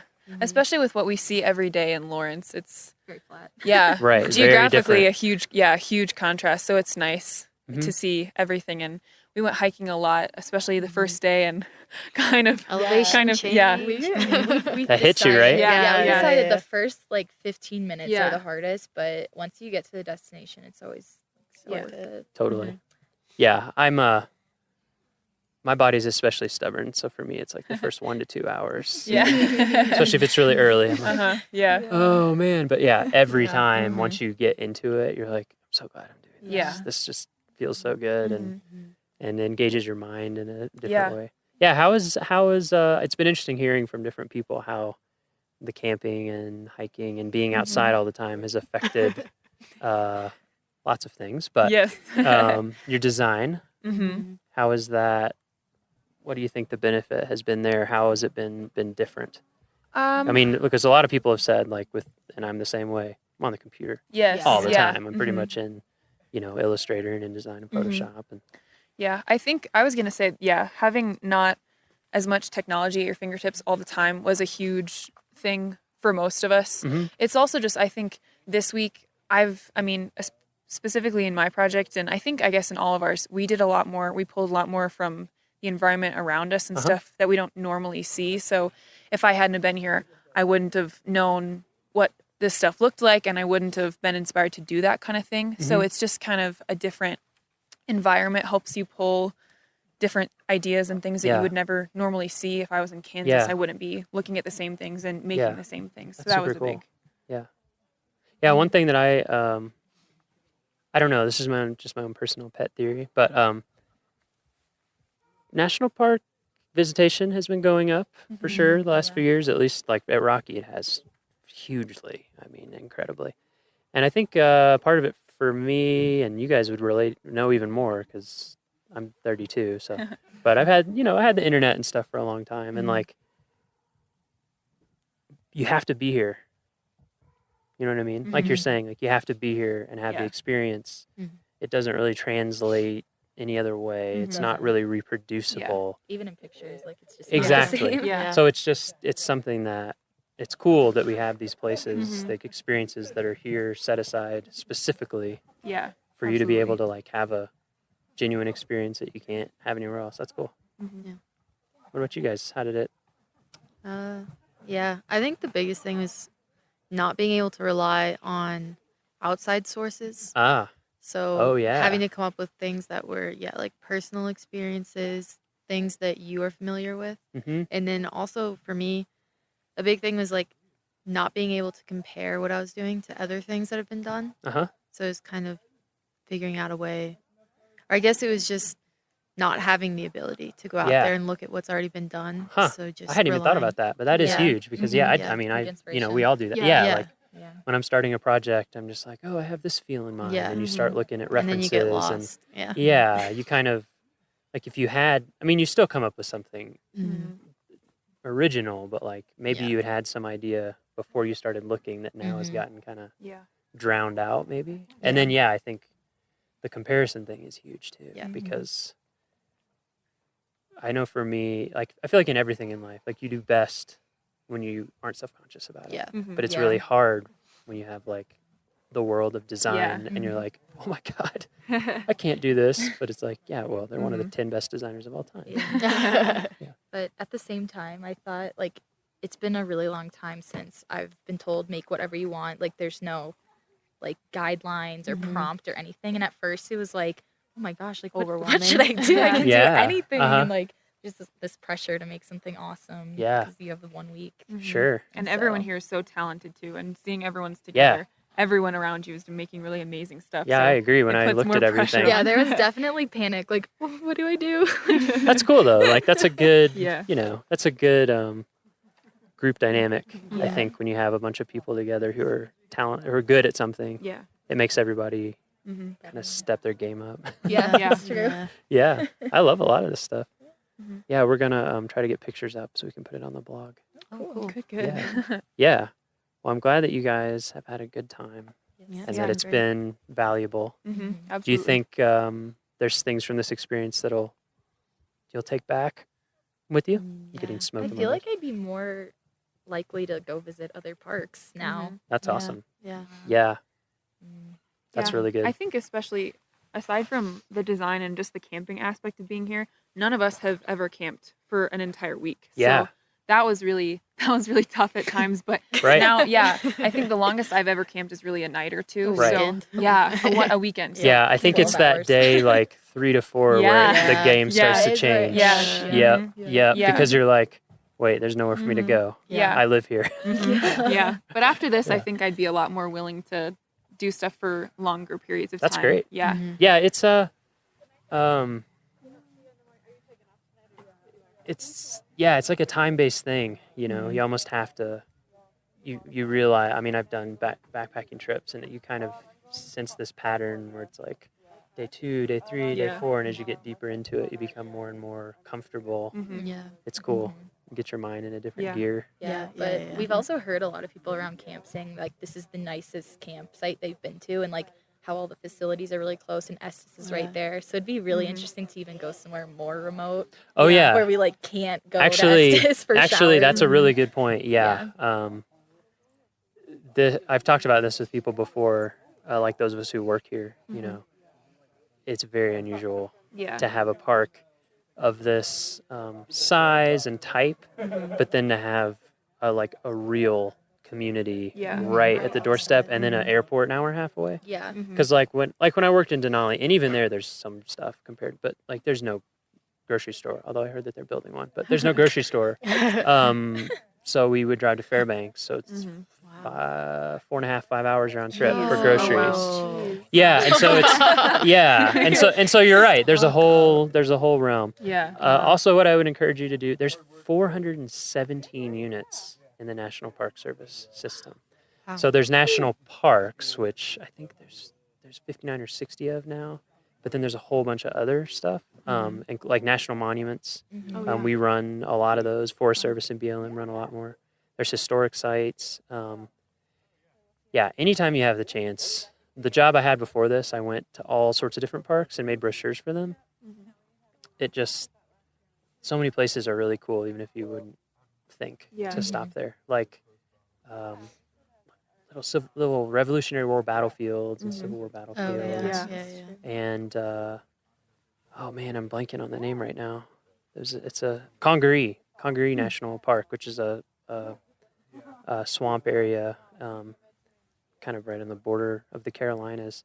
Like, it was incredible, and I'd never heard of it. So that's cool that you're more interested now. Yeah, definitely. Yeah. You can go if you go to findyourpark.com, or if you go just go to nps.gov. Like, we have maps of every park unit. Cool. Yeah. Cool. Keep it up. Future park visitors. All right. Thanks. Yeah.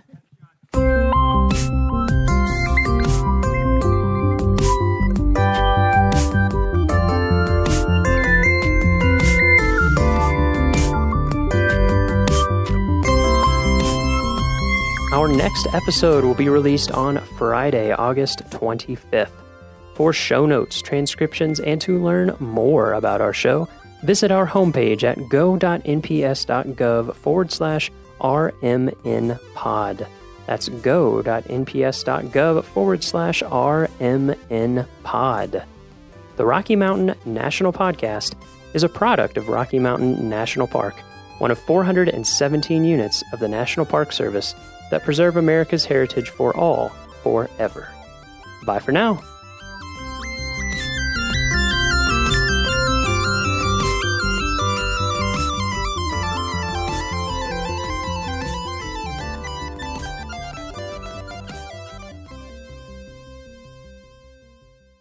Headwaters is supported by the Glacier National Park Conservancy. Have you ever met somebody for the first time, introduced yourself, and had a nice conversation, only to walk away and immediately forget their name? I have. It feels like one of the great shared human experiences to have that guilty conversation with yourself. Was it John? Jim? Shoot.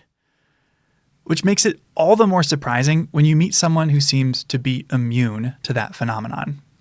Someone like Chuck Cameron. My name is Chuck Cameron. There's a squirrel. There's a little squirrel. All right, one more time without the squirrel. Without the squirrel. My name is Chuck Cameron, and I'm a wilderness ranger here in Glacier. Chuck has been a ranger at Glacier longer than I've been alive, and he's a bit of a local legend. Even so, after meeting me once for 30 seconds at a party during my first season here, he remembered my name months later, shook my hand, and was happy to see me. Which felt nice, because I'd heard Chuck's name a lot. He's the sort of person that everyone you meet knows and loves, and the incredible stories you hear about them don't seem to line up with the calm and mild-mannered person you've met. But while Chuck has led a long and storied career here in Glacier, the most surprising part of that career is that the park terminates him every fall. Well, kind of. A common question we get from visitors is, what does it take to be a park ranger? And while there is no one answer to that question, as there's no one type of park ranger, a good answer is, you've got to be willing to move every 6 months. 95% of Glacier's visitors come between May and October. So it makes sense that the park doesn't really need most of its staff in the wintertime. So to find a career in the NPS, a lot of people move across the country every 6 months, bouncing between summer and winter jobs.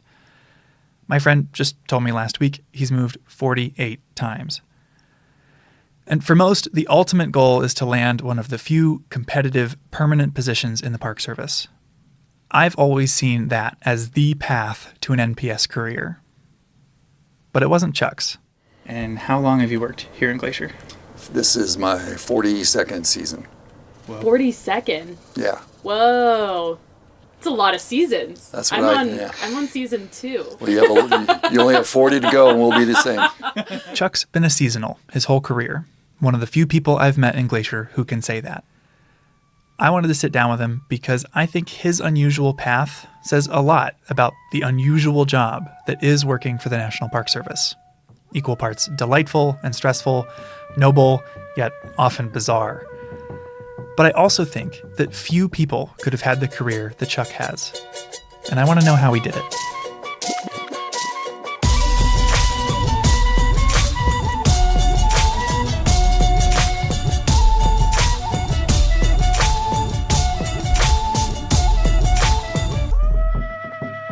You're listening to Headwaters, a show about how Glacier National Park connects with everything else. I'm Michael, and today I invited lifelong Glacier Ranger Chuck Cameron over for dinner. Yeah, let's go to the porch. Yeah. Chuck's a laid-back guy, very tall, with a warm smile, and he's easy to get along with. You can tell just by looking at him. He showed up to dinner wearing an Aloha shirt, cooler in hand. Serve yourself. We've got pulled pork and coleslaw sandwiches. The plan my fellow producer Gabby and I came up with was to sit around the campfire with Chuck and share stories. But unfortunately, a much larger fire had just started, a wildfire 7 miles away. So we were under a strict burn ban. No campfires. So instead, I made pulled pork sandwiches and we settled down on a porch with a view. Thank you. That was delicious. You're a wilderness ranger now. What was the first job you had here in the park? I worked on the trail crew as a laborer in Many Glacier in 1982. Was that the first time you ever came to the park? It's the first time I'd ever been to Montana. Whoa. Really? Yeah. From where? Well, I worked actually at Rocky Mountain National Park in 1980 and 81, right out of college. But I was looking at the map and I saw Glacier National Park. And I liked the sound of the name. It just sounded cool. And it was in Montana. And I've never been here. So I threw in an application and they called me up and offered me a trail crew job. There are 745.9 miles of trail in Glacier. And each year, the park hires 50 to 60 people across 12 different crews to maintain all that mileage. They clear deadened down trees, brush the trails to minimize how much thimbleberry and thistle you have to walk through, dig drains to move water off, and make steps. Honestly, they do a lot of work that often goes unnoticed. I liked being out for 10 days at a time with the same people, and you build this sort of bond with this crew you're on, because you're working, cooking, eating, sleeping in all kinds of weather for 10 straight days. And you learn to rely on each other a bunch. It's just a really unique work situation, I think. You know, I never really thought like everybody working at JCPenney like hung out after work and went home and cooked dinner together. Shared the same room. Or slept in the same tent. Or During his time on trail crew, Chuck worked on a lot of trails, but he highlighted one especially odd project. I think the most craziest season I had on trail crew, we cut the international boundary swath in 1987, and I was a crew leader on the east side, and it hadn't been dealt with in 20 years. Glacier's northern boundary is the U.S.-Canada border, and since the 1860s, there has been a swath, a gap through the trees to mark where it is. It marks the international boundary, and has monuments, steel obelisk monuments spaced out the entire 5,000-mile international boundary. To keep trees and brush from filling in the swath, it's needed periodic maintenance in the 150 years it's been here. And it's a 20-foot wide swath, cleared of all vegetation. So you can see from monument to monument, basically. Yeah, we spent 80 days, 10-day hitches at a time, doing nothing but clearing the boundary. Jeez. Wow. Chuck and his crew were cutting it out by hand in the late 80s. But I'd heard a rumor that in the 60s, someone decided to use Agent Orange to clear the swath, the infamous ingredient used in napalm. That at one point they used Agent Orange to clear the boundary swath. They did. That's what they had done the time before we cut it by hand. They had defoliated it from the air, which wasn't very accurate. And so the boundary swath was this like snaking thing and so our job was to straighten it out.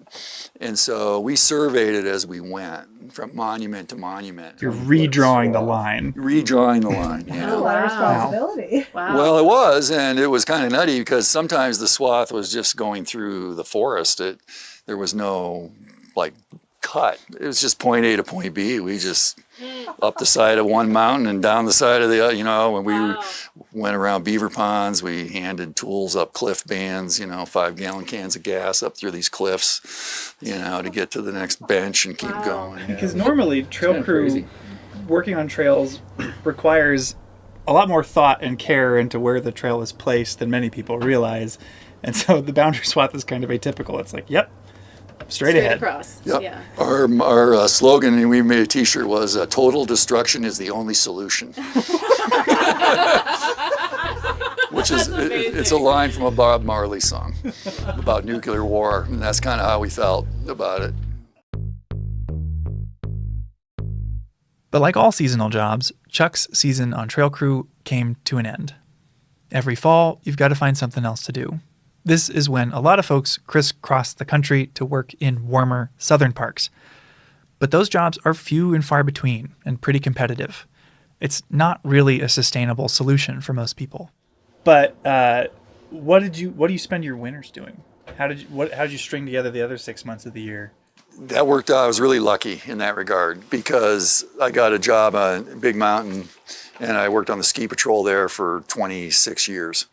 Big Mountain is home to Whitefish Ski Resort, less than an hour from Glacier. Ski season and this season fit together extremely well. And about the time I'd get sick of ski patrol, and in April they'd lay me off and I'd get to come here and do something completely different. And then about late September, I get sick of working here and they'd lay me off here and I'd have a couple months off in the fall to go do whatever, and then I'd go back skiing again. Ski patrol in the winter, trail crew in the summer. And Chuck's season cutting the border swath highlights that a lot of work in Glacier is extremely physical. So was this your hardest hitch? Yeah, that was I felt invincible at the end of that summer. I thought if I can do this, I can do anything. Yeah. So then I quit trails and got a ranger job. Basically. That's a cool way to go out from trail crew. Yeah. Yeah. After his summer on the border swath, Chuck got a job as a law enforcement ranger. He went to Law Enforcement Academy with one of his trail crew friends, and after that got a job in the Belly River, a remote part of the northeast corner of Glacier. And I worked for a guy named Dave Shea, who was an incredible wealth of knowledge, a scientist, just, knows everything about everything. And yeah, great guy to work for. My first year in there, so that was awesome. He started here in 67, I think, or something. Was that intimidating to have your first ranger job kind of? No, it was great.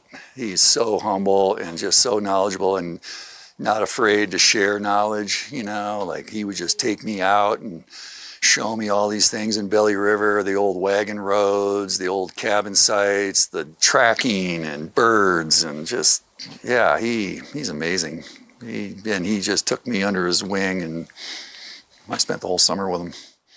This is the sort of job I feel like most people picture when they imagine being a park ranger.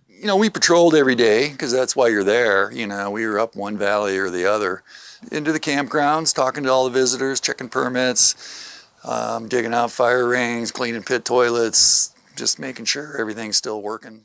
If you want to learn more about life as the Belly River Ranger, we interviewed Laura Funk, who has that job now, in our last episode. We'll have a link in the show notes. Laura learned from Chuck, and Chuck picked up the tools of the trade from his mentor that first summer. It was great. And then, unfortunately, at the end of that summer in 1988, we're sitting around behind the ranger station having dinner, and he said, I just want to tell everybody this is Vivi and my last summer here. I'm just like, what? I just got here. You can't leave. This is my first year. I want to keep working. I was going to plan on working with him for a long time. It was good for me. I got the lead ranger job in there, and spent the next 9 years in there. But it was hard for me to adjust from being trail crew, the kind of the renegades of the Park Service, right? You're kind of out there out of uniform doing whatever, digging in the dirt and then to a law enforcement ranger. Yeah. Wearing a uniform. In the uniform, in the campgrounds. People come to the ranger station when they're in trouble or need something. And so the typical day can be very atypical very quickly if somebody shows up at 8 o'clock at night. To hear Chuck tell it, there was a bit of a learning curve to becoming this new type of ranger. I was hiking back down from Helen Lake, I think, and I got to the foot of Elizabeth, and there was a beargrass flower in the trail, the whole stalk and the flower. And I thought, that's kind of weird. And I just walked by it, and then there was another one, and then another one, and another one. And I'm like, this is not natural. So I started picking them up. And I had this huge bouquet of beargrass flower stalks in my arms. I don't know that I could have carried 150 of them, but I had 100 of them, I'll bet, in my arms. Following the trail of beargrass flowers, Chuck found a Boy Scout troop at the nearby campground. You've had the entire trail time to just get angrier and everyone I picked up. A lot of work on trail crew is physical, but working with the public, keeping people in the park safe, can require a lot of empathy and patience. Chuck's known for his people skills today, but all skills take practice. So I walked in there, and I'm holding these things, and I didn't handle it very well because I was taking it personally, which is a huge mistake when you're a law enforcement ranger. You cannot, I learned that. This was a good lesson for me then. Don't take it personally. It's not about you. It's about, education, and, I've learned that. But then I'm like, does anybody know what these are? And this kid looks at me and he goes, yeah, that's beargrass. I said, yeah, and it used to be alive till all you guys killed it all. And I look over, and this kid has got his jackknife out, and he's carving his initials in the bench he was sitting on in the campground. And I'm like, can you knock it off? Can you quit doing that? And he looks at his buddy, and he goes, I don't think he likes us. Very astute. For ripping up 150 beargrass flowers, the troop leader got a $50 fine. Chuck's the first to say that he took that incident personally because he cares about the park and the Belly River. He was essentially its caretaker, after all. We saw some great northern lights over the years, the stars, the full moon. It's magical sometimes. It really is. Yeah. Never got tired of it. It feels kind of romantic. Do you remember it that way? Did it feel that way, or was it sort of tougher and rougher than what we imagined? No, I think the anticipation was always really great. It's just like, wow, first trip up to Elizabeth Lake or up to Helen or wherever you were going, and knowing nobody'd been in there maybe since October. Stuff like that just made it really adventurous. Yeah. What I liked about it. Yeah. But despite all the things that kept Chuck there for 9 summers, he couldn't stay in the Belly forever.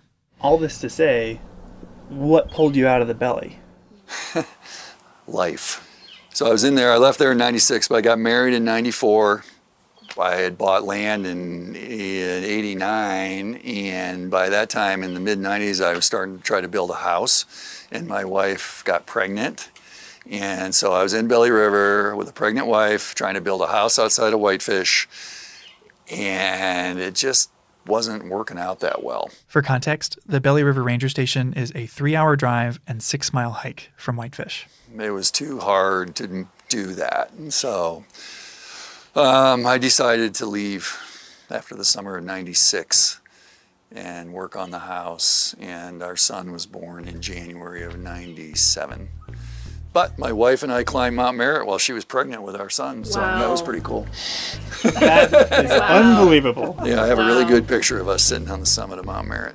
Now that he was closer to home, Chuck moved on to another position, bear crew.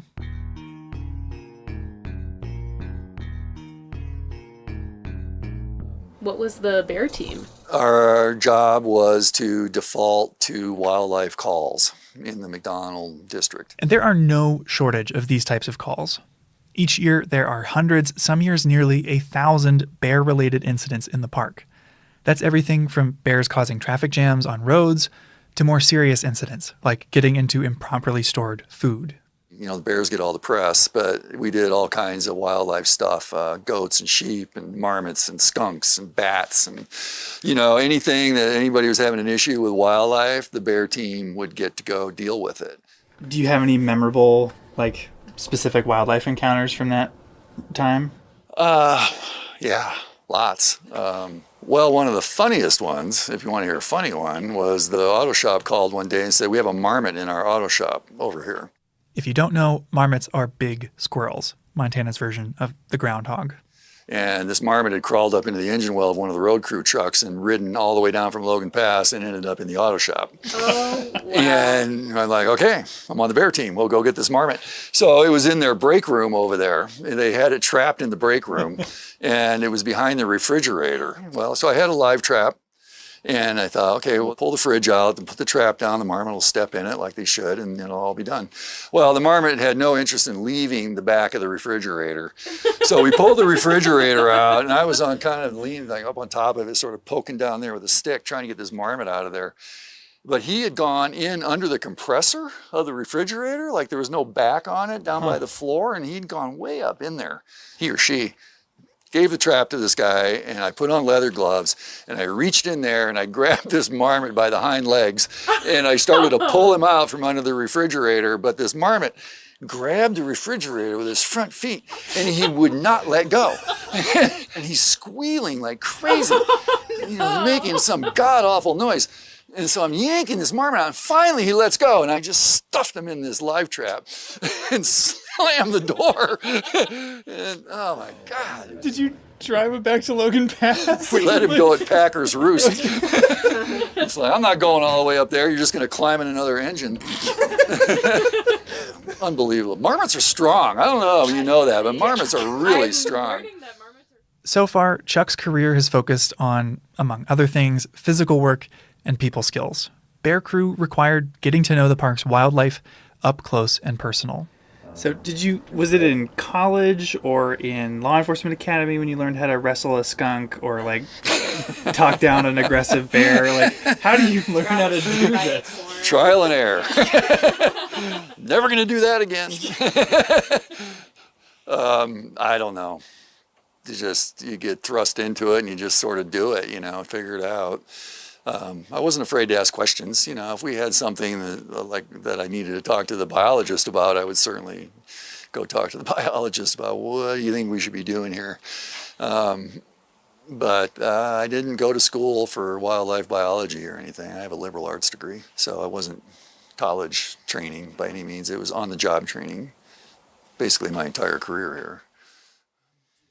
Finally, I wanted to ask Chuck about climbing. He has a shout out in the Climber's Guide to Glacier National Park, which is essentially the local mountaineering Bible. When did you climb everything? Because it seems like you've climbed a lot. I tried to climb every peak in the Belly, and I didn't quite get there. But yeah, well, when you're in there 9 years, you have a lot of time to climb, right? Actually, my boss in there told me that if you don't climb Mount Cleveland this summer, you're fired.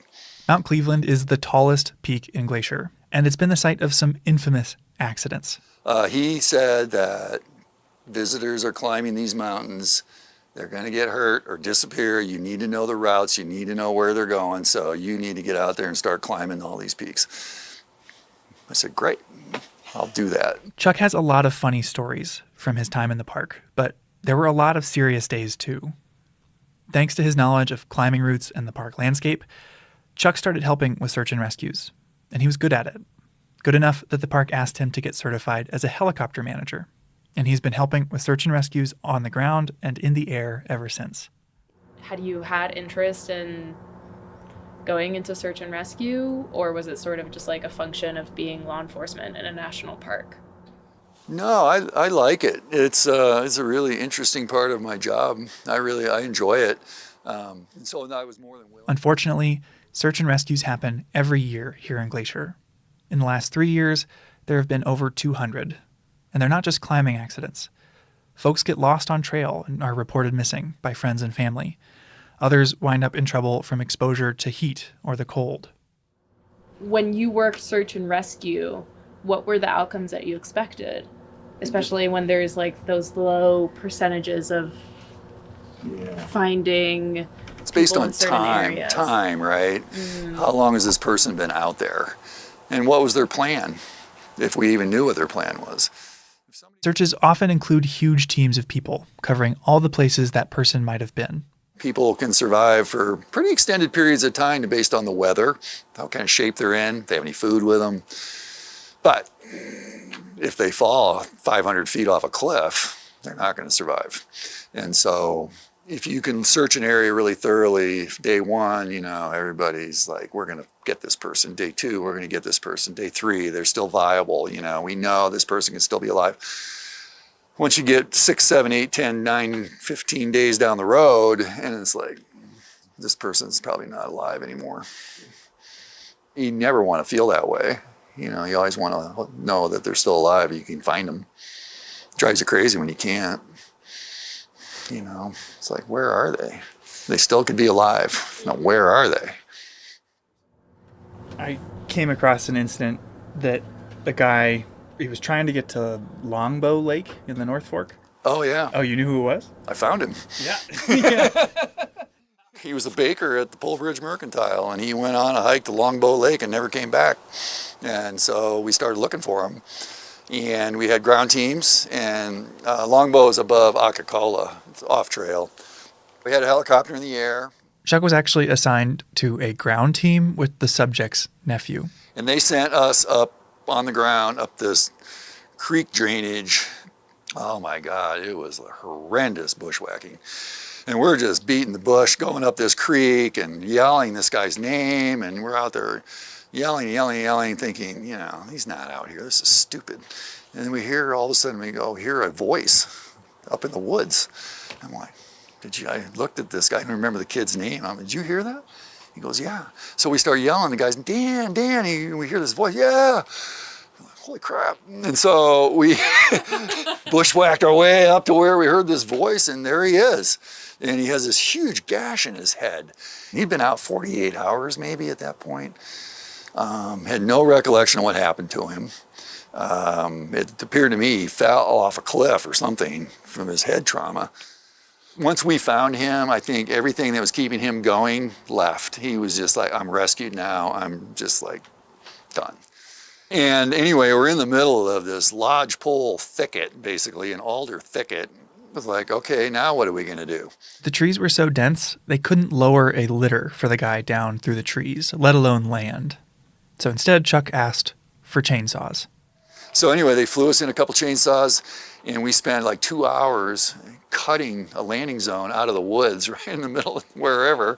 40, 50 foot diameter hole out of the woods maybe in a couple of hours, and we brushed it all down. And this allowed the helicopter to land and take the guy to the nearest hospital. And he ended up in the hospital for like 11 days. He had a brain bleed. Yeah, he had a major issue going on. He wasn't going to make it maybe another day, but he made it. He made it. He's alive and well. Chuck's colleagues are quick to say that he's the kind of person you want involved in a search and rescue because he cares so much, even if the result is ultimately to give a family closure. And thanks to folks like Chuck, most search and rescues in Glacier end like this. Maybe someone's a little banged up, but they're alive. Out of the over 200 that have happened here in the last 3 years, 96% of the people have survived.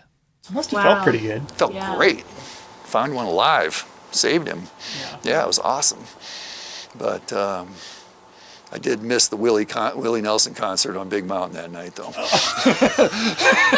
Which I had tickets to. You saved a life, but you also missed a Willie Nelson concert. Missed Willie Nelson on Big Mountain. Through all of the search and rescues, the bear jams, and stubborn marmots, Chuck stayed seasonal.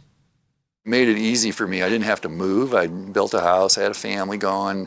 I didn't have to find a job. I didn't have to think about what I was going to do at the end of the season, which is really stressful. And I lived that life for a while on trail crew. And it gets old, you know, you got to pack, you got to go find a place to live, you got to find a job, and it's stressful, and it drives people out of being seasonal in the Park Service, I think.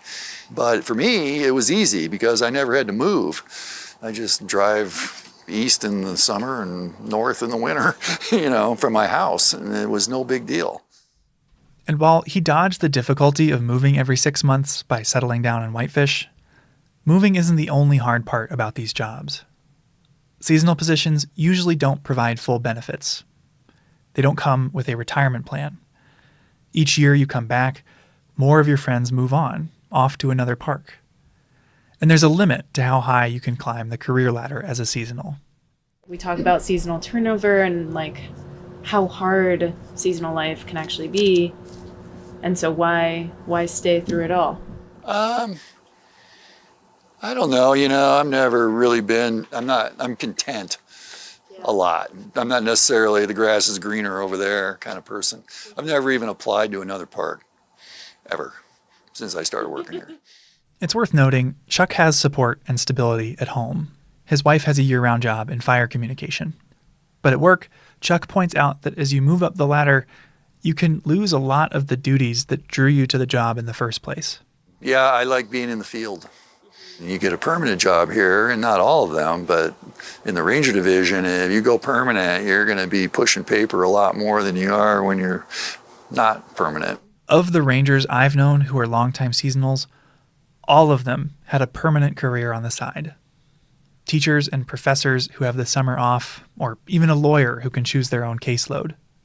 All of them found some way to squeeze in being a seasonal ranger. All of them except Chuck. I tell people I made a career out of not having a career. Basically. I wouldn't trade it for anything, though. No regrets. You know, there's some great permanent jobs here, don't get me wrong, but there's just the way overloaded people working here, and it's just, you see it, you know, and I just never wanted to try that. Yeah. But I'd say if Chuck has a secret to how he stayed seasonal so long, it's how much he loves this place. And all of it, too. The scenery, the wildlife, the plants, and the people. I just like it here. I just like the whole persona of what Glacier is. Always have, from the minute I got here. And don't get me wrong, I've had some bad days here. You know, there's been some days where I'm just like, oh man, I got to get out of here, you know, but that just doesn't last long, you know. Yeah. We owe it to the park to take good care of it and do the best we can. I really firmly believe that. And so whether it's small world stuff or big world stuff, and there's big world stuff going on like climate change and all that, my world's very small world. You know, I pull weeds, you know, I clean out fire rings, I pick up trash, I educate visitors. That's a huge part of it, super important part, building advocates for the Park Service. If I can get somebody to like buy into the idea of the Park Service and advocating for it, you know, success. Well, I think that is a nice segue into the rumors I've been hearing about this maybe being your last season. Is that true? It is true. It's not a rumor. I'm wrapping it up. It's not called retiring when you're seasonal. What is it called? Quitting. They're going to try and hire me back, and I get to say no. Chuck loves Glacier, and it's clear Glacier loves him right back. He invited us to his retirement party, which happened a couple months after our interview, and we arrived to find every parking spot full, cars lining the road to the venue, and people from every stage of his career who'd shown up to celebrate. Here are just a few of the nice things they had to say about him. He's humble. He hates leading, but everybody looks up to him. He's trusted. He spends more nights out camping in the park than his colleagues half his age. He's a mentor, a moral compass, and he never forgets a name. And over again, we're going to miss him. Chuck's career captures what it's like to work for the Park Service, and he's been a role model for a lot of the people who work here today. Our last question for him, what comes next? You know, I've been stuck in the glacier rut for so long, I've never even been to the Cabinet Mountains, you know. There are all kinds of little mountain ranges around Montana. We got like 54 state parks. I've only been to like 3 of them. I just want to go look around and see what else is out there, you know, and maybe just have the time to do it and feel like doing it. I guess on the same question of reflection, was your career everything that you expected, or? I don't know that I had any expectations. I think it was just this new adventure to Montana. You know, we'll just go check it out, see what happens. Headwaters is a production of Glacier National Park and is supported by the Glacier National Park Conservancy.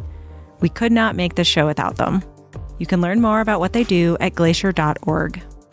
Headwaters is made possible with help from Lacey Kowalski, Melissa Slottick, and so many people throughout the Glacier community, especially the natural and cultural resource teams.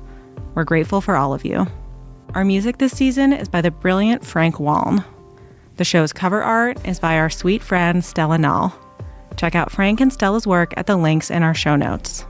Special thanks to Chuck Cameron and everyone who shared memories or stories of Chuck at his very fun retirement party. Besides sharing this episode with a friend who might appreciate it, you can help us out by leaving us a rating and review in your podcast app. Thanks for listening.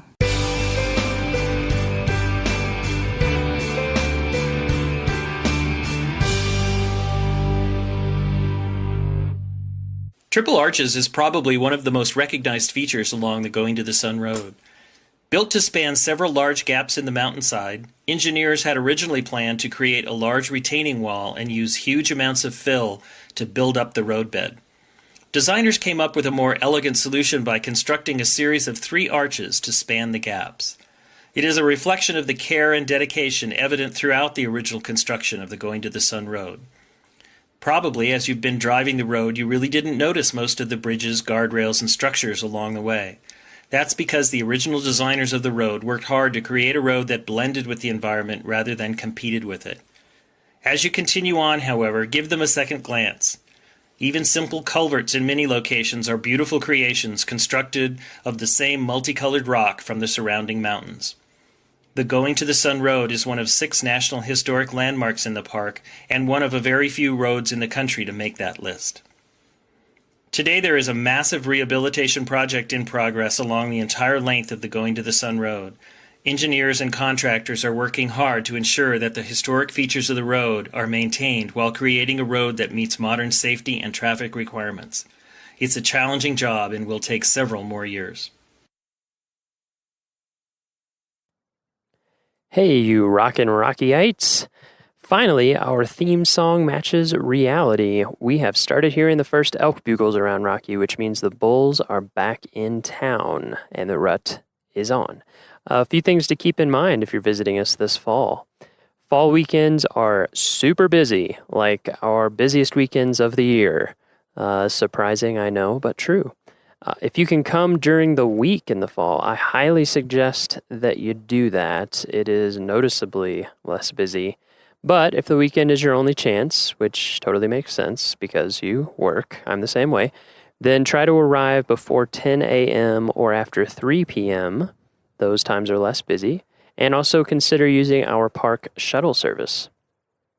Until October 31st, our popular meadow areas are closed to entry from 5 p.m. to 7 a.m. That means you cannot be off of designated roads or trails between those times. This is for the betterment of the elk during the rut, to give them the space that they need to live their lives. They're not being taken care of.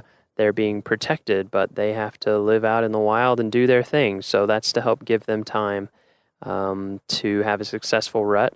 This closure includes Moraine Park, Horseshoe Park, Upper Beaver Meadows, Harbison Meadow, and Holsworth Meadow. There are signs posted out there, and we appreciate you for following those signs and helping our elk live the best lives that they can. And finally, do not approach elk or any other wildlife. This goes all the time. We like to emphasize it in the fall. They are big animals. They are especially hyped during the fall rut. They're looking for a fight and they're feeling amped up. and they can hurt you. They're very big. The minimum legal distance is 25 yards. That's about 2 school bus lengths, so you need to stay at least that far away.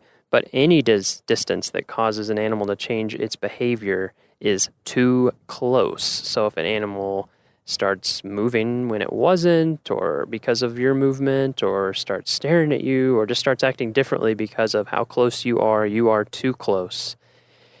So thank you for keeping those things in mind. It will help keep you safe, and it will help keep our elk safe. And now let's go on to today's episode.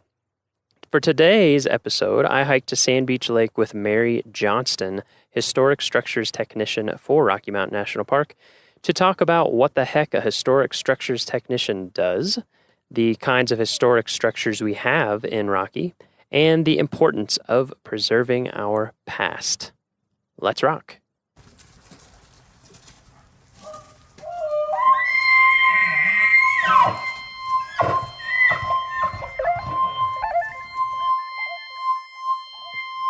And we're recording. Set this over here. Pick up some Good wind morning, and water. Sand Beach.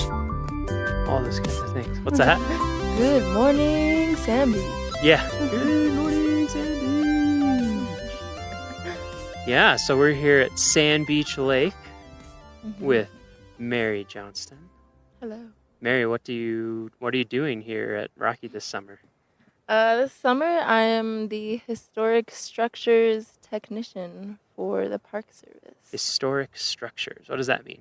That means old buildings, Old basically. buildings. It could also include old trails, old roads, anything that's older than 50 years is technically historic. If it meets certain requirements, like it was significant in the past somehow, then it's on our radar. And when it's on our radar, it's potentially on the National Register. And when that happens, it's we're sort of expected to keep up with them based on certain standards and protect them and hopefully continue to keep them in good shape so that the history can be passed on and future generations can come look at these and see little pieces of our history that are scattered throughout the park. So for your job, are you actually out there fixing stuff, or are you out there Not as much as I'd like to. Yeah. So what are you doing? Like what's a typical day? So a typical day day. involves me having a list of structures that are around the park. Some might be in the front country, right next to a road. It might be a comfort station. It might be one of the park houses. Others might be in the back country, 5 miles away from the nearest road, like a patrol cabin that the rangers use. So my job is to go out and visit these structures and do an assessment of how well the park has been doing in keeping them close to their historical significance. So making sure any changes to the building haven't compromised the original character of it, making sure none of these buildings are being neglected in any sense. None of the changes are inappropriate, as in like modern updates or additions, because we really want to keep these buildings as close as possible to their original state and how they were built. So just making sure they are, not being neglected. Cyclic maintenance is taking care of the buildings, but yeah. So we have a big database. Yeah, that has all this stuff in it. Is that right? After I go out and visit all these structures, take photos, take notes, I come back and update this giant database that sort of serves every park in the country. Oh, really? Yeah, every park in the country has their own set of structures, and all of these are in this database. So that's nationwide. Yeah, wow. Like anybody from the parks or even individuals can go onto the site if they have a specific structure in mind, or if regional offices need to know more about certain buildings in a park, but they can't go out and visit them themselves, they go into this database, and based on the work that myself and other structures technicians have, based on the information that we've put in there, it's pretty much a comprehensive timeline and update of past conditions, current conditions, any work that's been done on them, what the building looks like now, what it used to look like. A lot of different divisions could use this as a resource. So it all goes into this nationwide database, and then anywhere in the country, anyone with access to it can see what's up. Yeah, so obviously, if you're a Park Service employee, you have a little more access to read into some of the technicalities of the building, but this is a website that anybody could go into. Oh, really? Even public? Yeah, definitely the What's public. it called? It's called the LCS database. What does that stand for? List of classified structures. List of classified. Classified sounds fancy, but it really just means historic. And so They've been classified as historic. Is everything on there on the register, on the National Register? Yeah, so most of them are on the National Register, which is why they kind of have... Explain what the National Register is for folks? Yeah, so the National Register, once a building has been sort of deemed as special in history, as in it had some sort of association with an important event, whether that's a local event or a national event, period in time, or it's related to some significant person, and that could be on a local level as well, or even a certain style of architecture that's been deemed unique or significant. You go through a little process to have that building listed on the register, and if it retains enough of its original integrity, if it hasn't been changed too much over time, then said building or structure or road or trail is listed on the National Register. And under that, there are certain acts that protect those buildings to keep them in its sort of historical context. And there are certain... So you can't just like go into an old building with beautiful wide board floors and rip them out and put in linoleum or something like that. Something that would totally change the character of the building, both structurally and also from an experience level, right? Yeah, exactly. Yeah. Okay. What are some examples of buildings on the register in Rocky that people might know, or buildings or other things too? Well, one of the first ones they might see is the Beaver Meadows Visitor Center. That one's actually a national landmark. So landmarks are kind of the highest tier of buildings listed on the register. So that's classified on the register.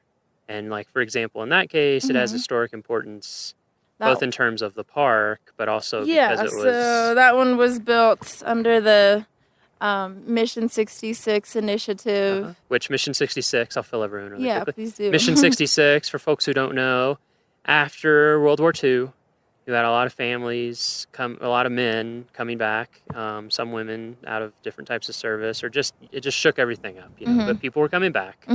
There's the GI Bill. People were starting their families, and there was, the baby boomer. People were doing better. People were doing better. And one of the results of that was that national park visitation really started going up. And so there's a recognition that, hey, we really should do something to increase visitor services to handle this capacity. And we want to get it done by 1966 because that was the 50th anniversary of the National Park Service. The existing park facilities were subpar. And there just weren't enough. The level of visitation had grown so much. So for the 50th anniversary, all sorts of stuff got built. And I don't know how we would describe it, but it's somewhat characteristic once you start seeing it. It kind of has a 60s look to it. And it's kind of angular and things. So this was built as part of that push, right? Beaver Meadows Visitor and in Center. addition, it was designed by the Frank Lloyd Wright Taliesin West School. Little somewhat famous architect. I would say. In his school, You may have heard of his name once or twice. And if people are familiar, I mean, Frank Lloyd Wright himself didn't, but it was his firm. Did not. And it uses a lot of his style. His styles and methods. And like the high windows, the top of the wall windows. And intaglia. Give it a Google if you haven't seen it. Yeah, exactly. If you haven't seen it in the park, give it a Google, and we have a little bit of info about it. Where you and I have the pleasure of working out of. Yes, we do. It is also, a lot of people don't realize this, so it is It is Beaver Meadows Visitor Center, Mhm. and it's also park headquarters. So if you go to the visitor center and you're wondering what's the rest of this building, it's just offices. Pretty much. Yeah, it's worth a really cool stopping building. and getting out and looking at the building. 'cause And there's from there's an interpretive sign outside that talks Mhm. about the architectural importance of the site. Yeah. So that's one that's a big one. That's one. If you've ever run into any of the backcountry patrol cabins. Yeah, if anyone's been out hiking and seen cabins out in the backcountry. Yeah. Are those all on the register? Pretty sure every single one of them is on the register. Because I remember, mean, those were built. what was it, 2 years ago? When you and I hiked out to North Fork Cabin, for example. Yeah. And A lot of them are kind of hidden. Yeah, they are. They're not intended to be like seen by everybody hiking along. They're initially intended for the rangers doing patrols out in the backcountry, making sure everything's okay out there, giving them a place to stay without having to set up tents. And stuff for anyone who does night. see them, they're government-owned administrative facilities, so we use them for still used law today. enforcement, backcountry patrols. If we have trails crews or backcountry crews working, they can base out of there sometimes. Very minimal. Very minimal, yeah. But really nice. Yeah. And what I super thought was neat when typical. we were looking is that, so like North Fork, that was in the 30s, early 30s that was built, right? And it was built with almost all on-site materials, correct? Which is incredible to me. It would be way too expensive to haul in that stuff, and especially back then. Yeah, I mean, now it would be too, but that was like 8 miles from the nearest road or something, 6 miles. It was from a the ways, nearest and even road. the road that was the nearest road was hardly you wouldn't want to be hauling a bunch of construction equipment in on there. Yeah, so those are all on there. What about is like Old Fall River Road? Is that? Yeah, so many of the roads that you're driving on are actually quite old. Those were built late 1800s really? to early 1900s. So like honestly, some of the trails predate the roads because people were using the trails to get from the west side to the east side or vice versa. There was no really they would just established they would hike route. it, or they would take horses and walk it. Yeah. And a lot of the trails were actually established because people who lived in Estes Park or Grand Lake wanted to take tours up there. Oh, they okay. wanted to take people out there. So even before it was a park. Yeah, the fact that they had people wanting to get out into the park, they're like, oh, well, maybe we should just clear these ourselves then and get out there. Of course, a few of these trails were used by Native Americans, obviously, to travel from the west side to the east side, crossing over the Rockies. And to get up into the mountains for hunting. Yeah, things like so those sort of laid the baseline for where trails would go. Later people would Yeah. start to clear them a little more and develop Yeah, we them. talked to Cynthia Langeth at Alpine Visitor Center a little bit about Trail Ridge Road and how a lot of it is like exactly where the trail was that Ute and later and Arapaho people would use later, and early people even before that. Yeah. So I think that's pretty cool that a lot of the routes we still use have. Yeah. I mean, they make the most sense, as that's what we talked about with her. Mm-hmm.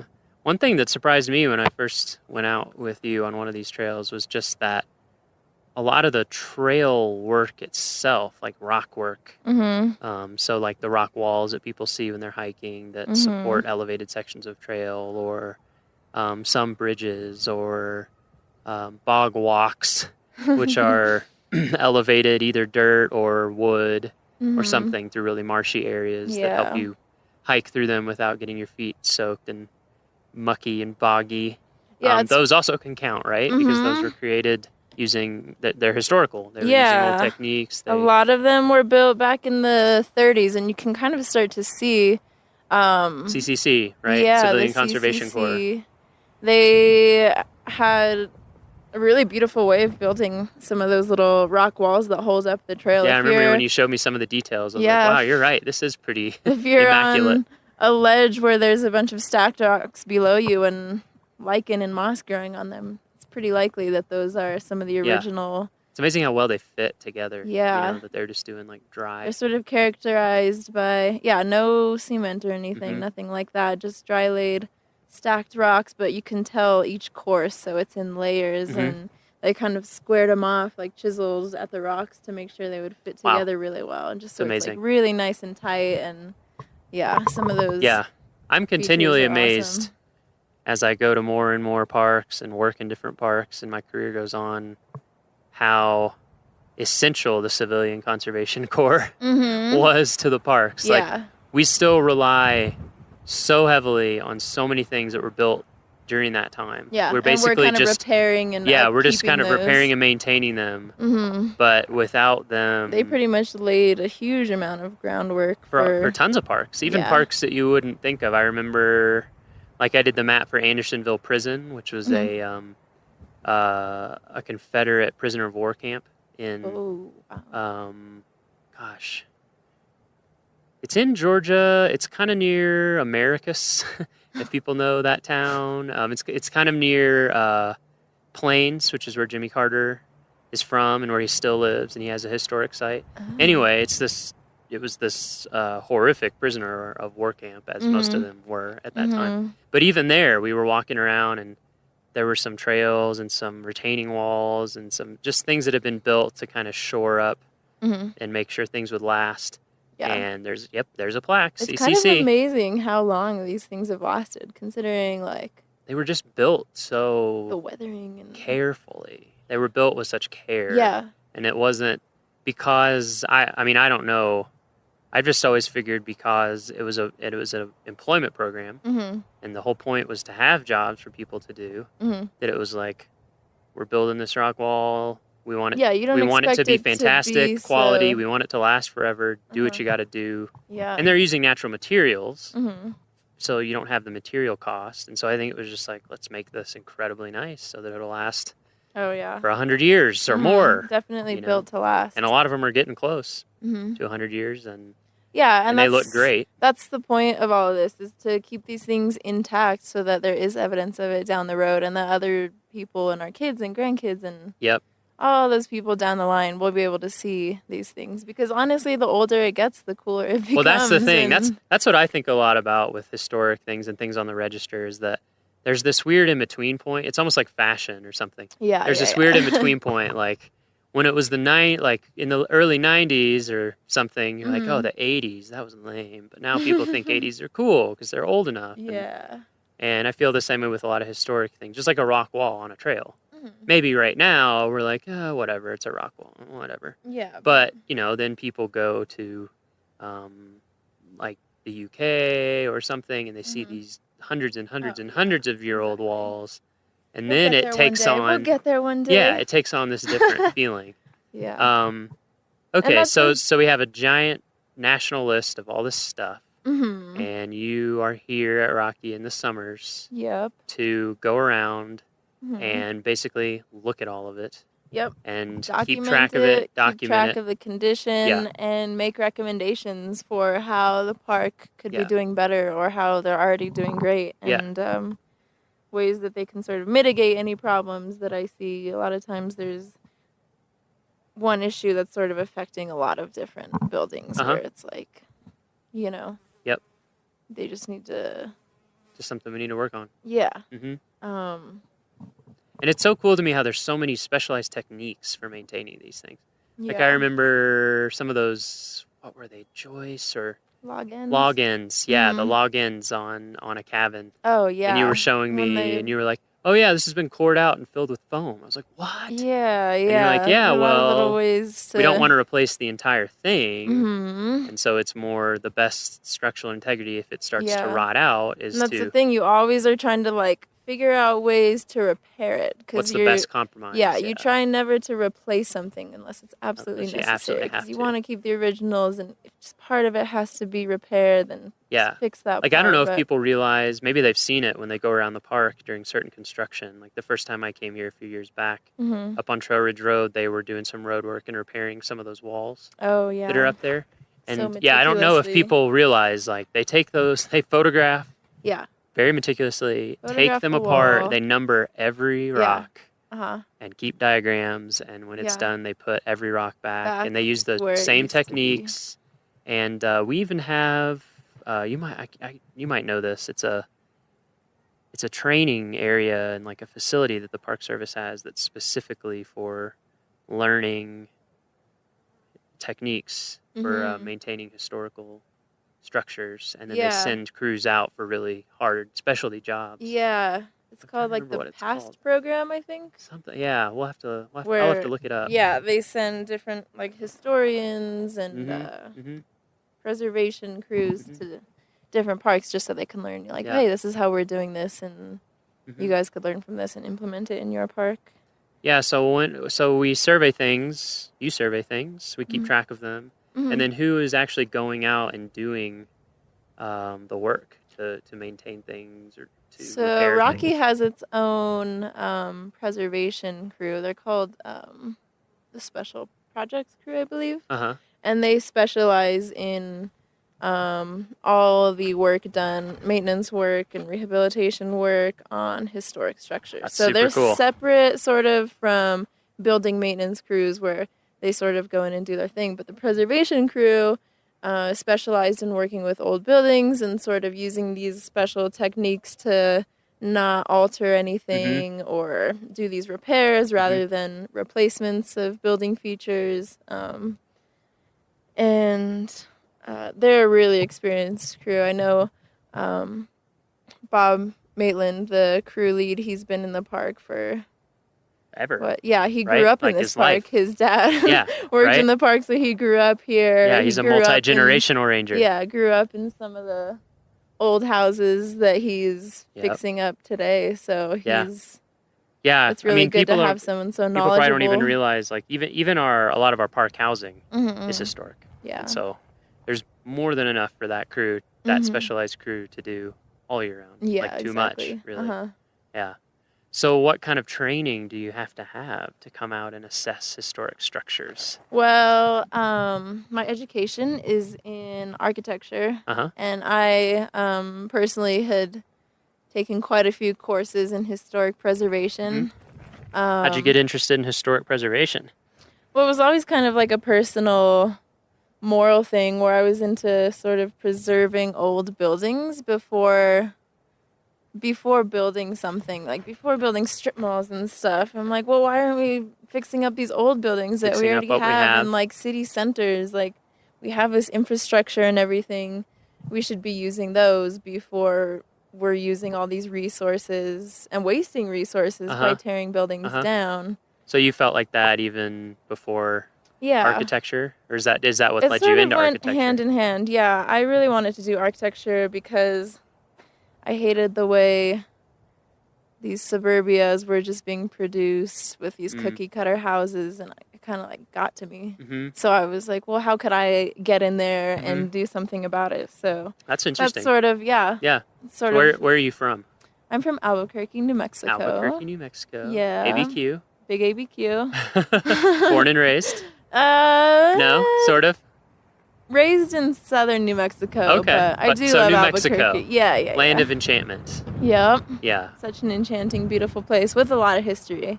Yeah. So we do have a lot of old structures down there. Yeah, really old. Mm-hmm. Like some of the oldest in the U.S. Yeah. Outside of like Florida. Dating back to the Spanish. Yeah. Right. Exactly.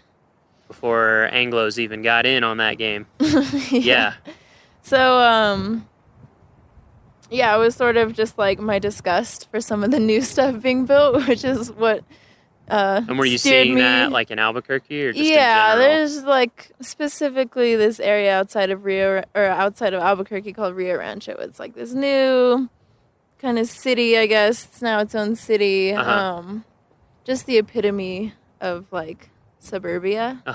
Where just parking lots everywhere, strip malls everywhere, like. And you're just like, this doesn't speak we to like me. to say Why like are we- anywhere America, Anywhere know? USA. Yeah. Yep. So saw that going up.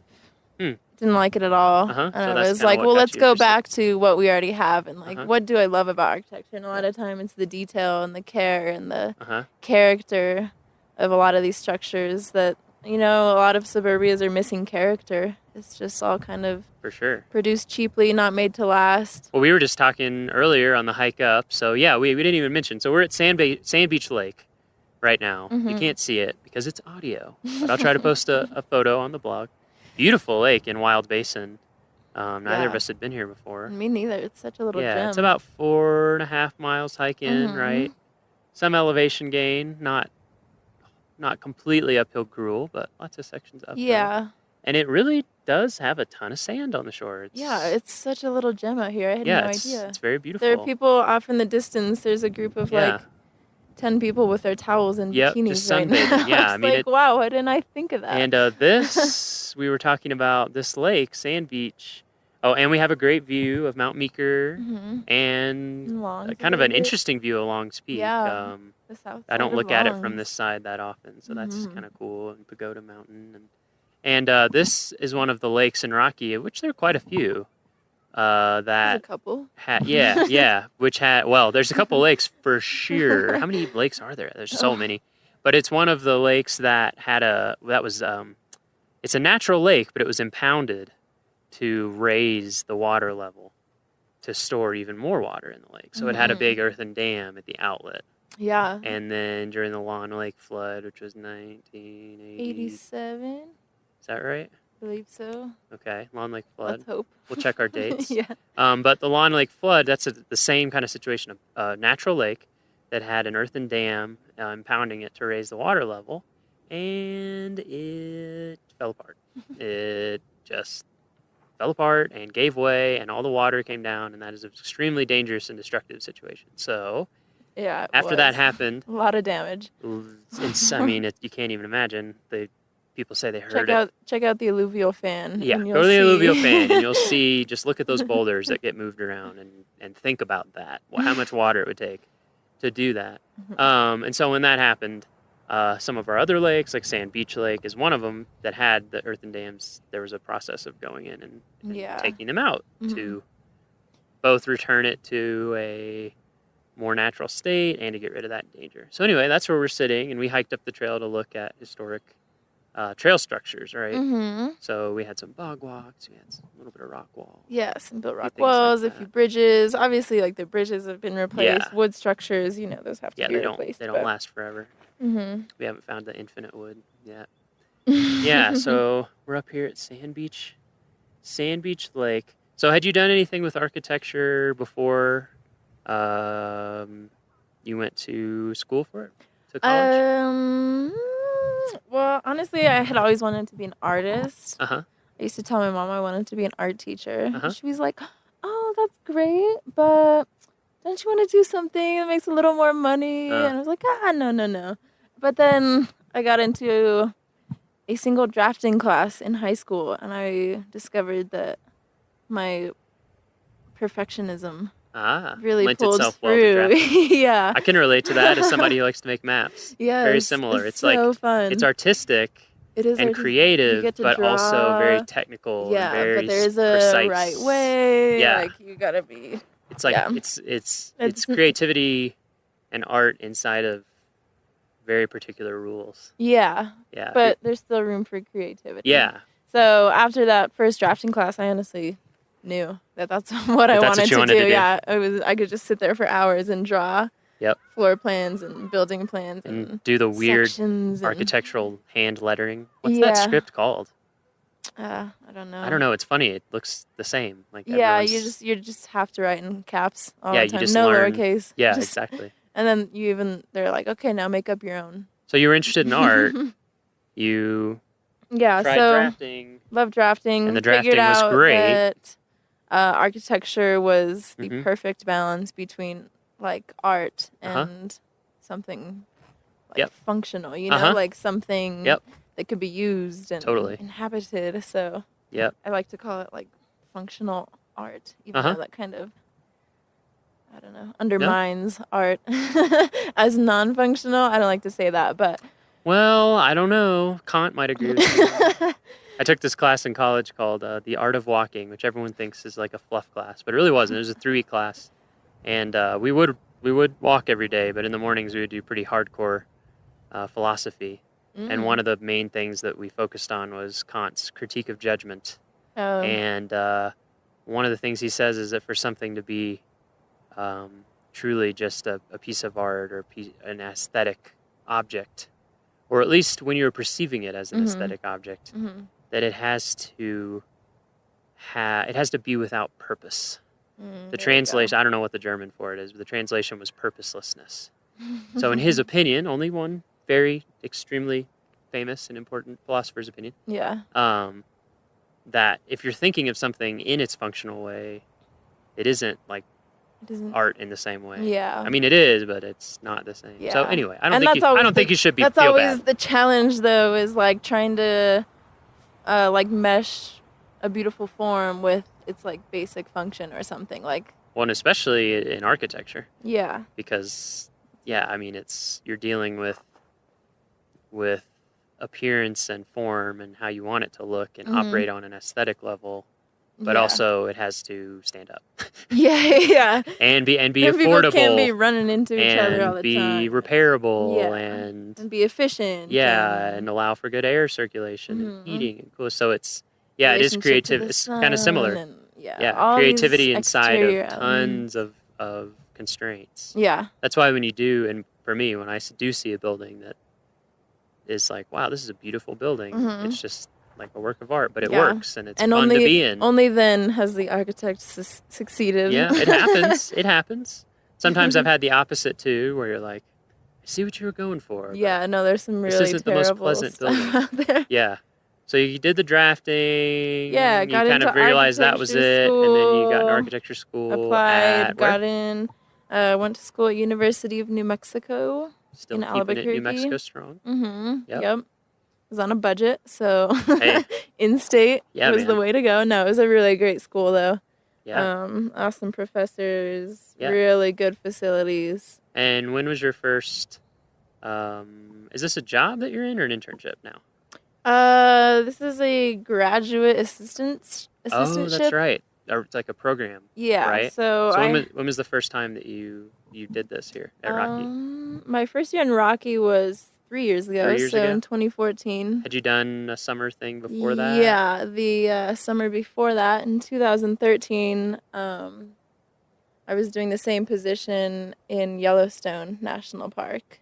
Nice. So it's really interesting to see the difference in areas, difference in parks, like both the magnitude Just of the the size, structures, the quantity. Yeah, I mean they're 8 times bigger in area. Yeah. Than us. Exactly. So it's just crazy. And how even much- just like here, actually maybe a little like more than Rocky doesn't have any hotels or lodges or anything in the Yep. park, whereas Yellowstone has a ton of those and they're in big. the park, and a ton of restaurants and a lot of concession-run facilities. whole other scale. Yeah, so definitely different, like entire little towns in the park. Yes. Where here, Yeah. we've managed to keep those out. Yeah, the of towns are park. the towns are at the entrance. Yeah, you're right. In Yellowstone it is. It's like a few small, really small towns. Yeah. Although Grand Canyon not Grand Canyon. Old Faithful, not that small, but yeah.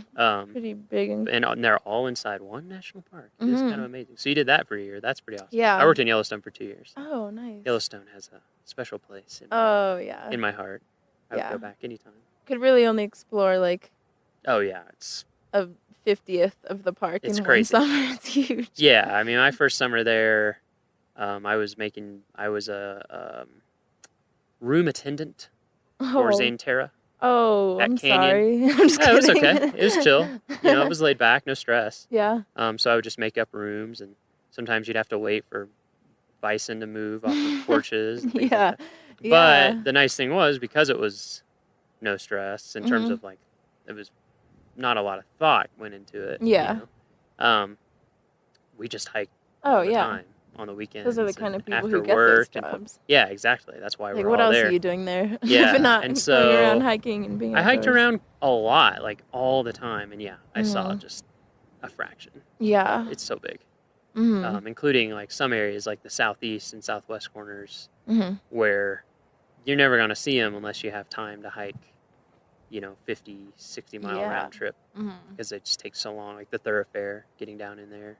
Yeah. Or, Isn't it like one of the most remote places. I think that somewhere way down in south Just east. in terms of being farthest from roads. Yeah, and I think stuff, somewhere like, way down in southeast Yellowstone is Yeah. the spot in the lower 48 that's the farthest from any Mhm. road. I don't know if it's paved road or town or something, but I think it's Mhm. by some measure, the most remote spot in Yeah. the lower 48. Right. And then the one up in One Alaska, point. there's one up in the one in Alaska is on a whole other scale. Oh, yeah. It's like 300 miles from the nearest thing instead of 30. But Yeah, that, they win by a that's long different. shot. But yeah, Yellowstone's huge. Yeah. So you did that, and then you came Yeah. here, Mhm. year 2. What's the name of the program that you're in? Is it a defined program, or was it just a No, it's relationship with like with an the university? internship through my university and Yeah. through my architecture school Yeah. specifically. Mhm. So students from either the School of Architecture or the School of Landscape Architecture or Historic Preservation or Regional Planning, Cool. they can all apply to this, and then they hire a handful of us, anywhere from like 4 to 6 of us, Mhm. and then we're each sent out to our own park for the Mhm. summer. So there's pretty Yep. much just one of us in the park. Our specific program is just the Intermountain region. So pretty much from northern Montana up in Glacier to like southwest Texas. Yep. Is it Intermountain region as the Park Service defines it, or just? Yeah. Yeah. Okay. Mhm. Okay. Yeah. Yeah. For folks who don't know, the Park Service were divided into geographical regions, Mhm. mostly for management purposes. Yeah, I Just think and so. Intermountain is huge. Mhm. I mean, it has so many parks. Mhm. If you go online and search like NPS or National Park Service region Mhm. region There's map, what, like it'll come 8, up. 7, 6? Gosh, there's Northeast, Southeast, Midwest, Pacific Pacific West. Uh, Alaska a little used to be rusty. included in that, but I think Alaska is its own. I don't know. I would Okay. have to look at a map, but Yeah. And then Intermountain. So you were there, and then you went back to school for a year, and then came here. Mhm. So you already talked a little bit about how Rocky compared to Yellowstone in terms of just the scale, in terms of buildings is very different. How else did it compare? Had you been to Rocky before? No, I'd never been to Rocky. Yeah, what'd you think before. when you first got here? I was bewildered. I was like, this has been What'd you think my about this? neighbor my whole life, Yeah, because and I've never that's been true. here. It's not that far. No, I mean, it it's a really day's isn't. drive. Yeah. Yeah. What'd you think about it compared to Yellowstone in terms of like the scenery? Very different. Different, yeah, for sure. Both in the sense of the wildlife that's around. There are a lot of We're missing a few bison and species here. wolves up there. Yep, we're missing a few species in Rocky. Yeah, Yeah, and not being in loved- grizzly country is a very different Oh my experience. god, it's so nice. It's so nice hiking when there are no grizzlies to worry it's about. very It's different. kind of always in the back of your head It when you're is, hiking yeah. in Yellowstone. I've talked to people about it because Yellowstone and then Yeah. Denali, and I miss it in a lot of ways because it puts, I Kinda don't know, puts it a little just edge on it just puts your- a whole different feel on the trip. You know? Yeah. I mean the danger still statistically is really low, Yeah. relatively speaking. Yeah, but they are around. It is a danger. Yeah, You know, I remember just and- taking a walk around my dorm building in Yellowstone. It was like sun had already gone down. Walking back to my dorm, and this ranger rolls up. He's like, "Do you guys have your bear spray on you?" And we were like, "No, we're just taking a little stroll." He's like, "Okay, well, someone just spotted a grizzly by your dorm, so Yep. Where did you live? Mammoth? yeah, Mammoth Hot Yeah. Springs." Yep.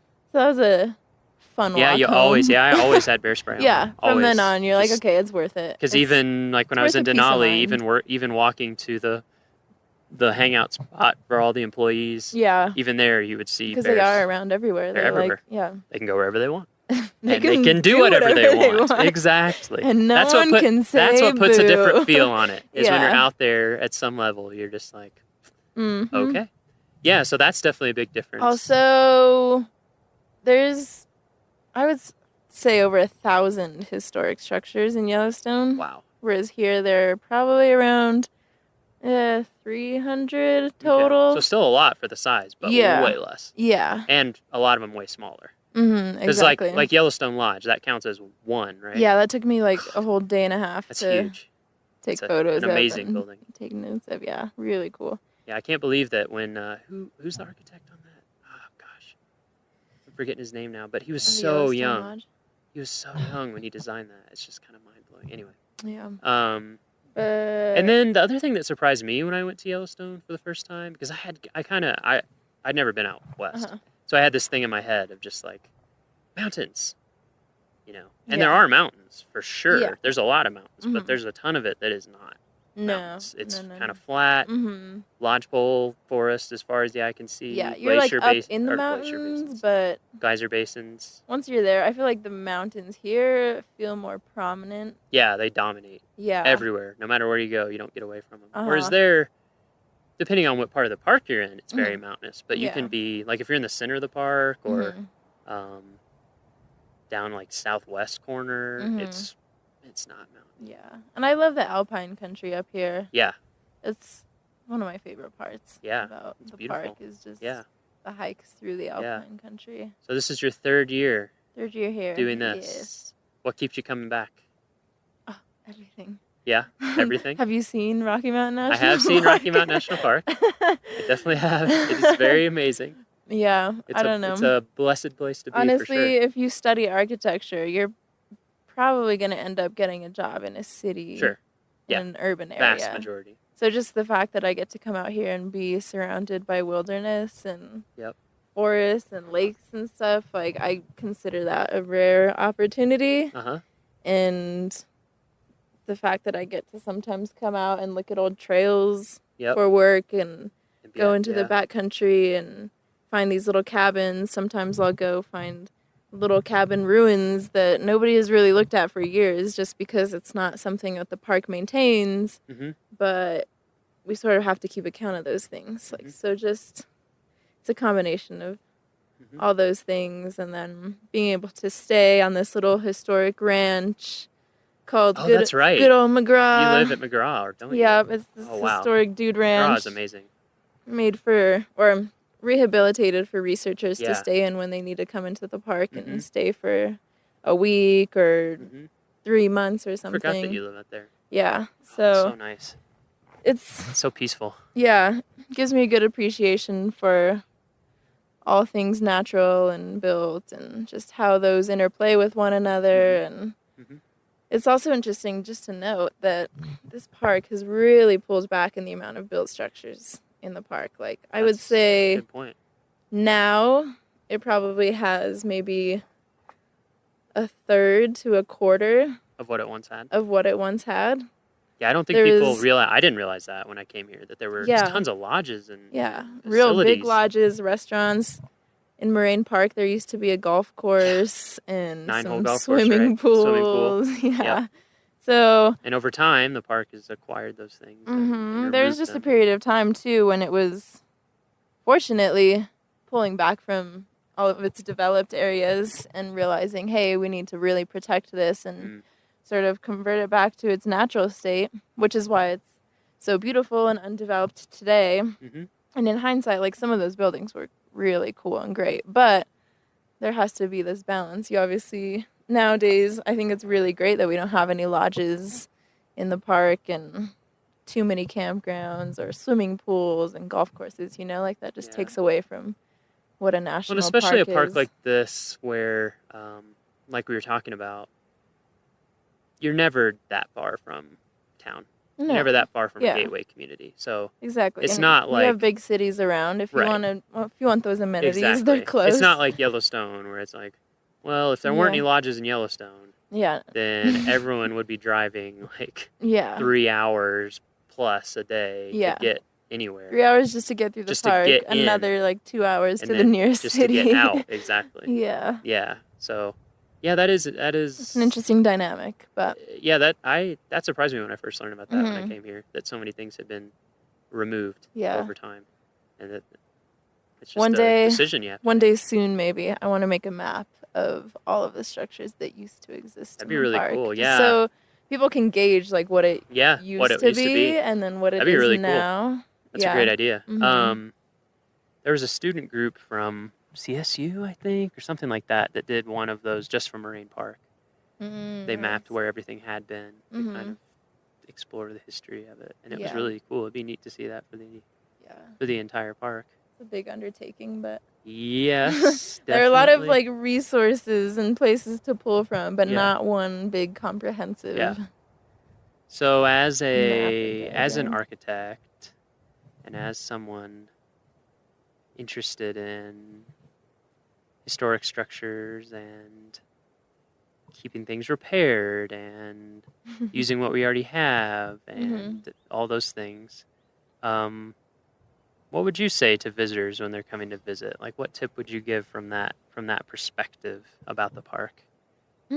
I would say inquire about it because Just be aware of it. Yeah, I mean, just like notice the buildings around you and know that those are a lot older than anyone's houses that they're living in or a lot of the cities that they live in, you know, like, and just to sort of appreciate the people that were there before you and just think about their lifestyle and how they lived before you and what they were thinking of when they passed through the place and just pretending like you were there 100 years ago or even before that.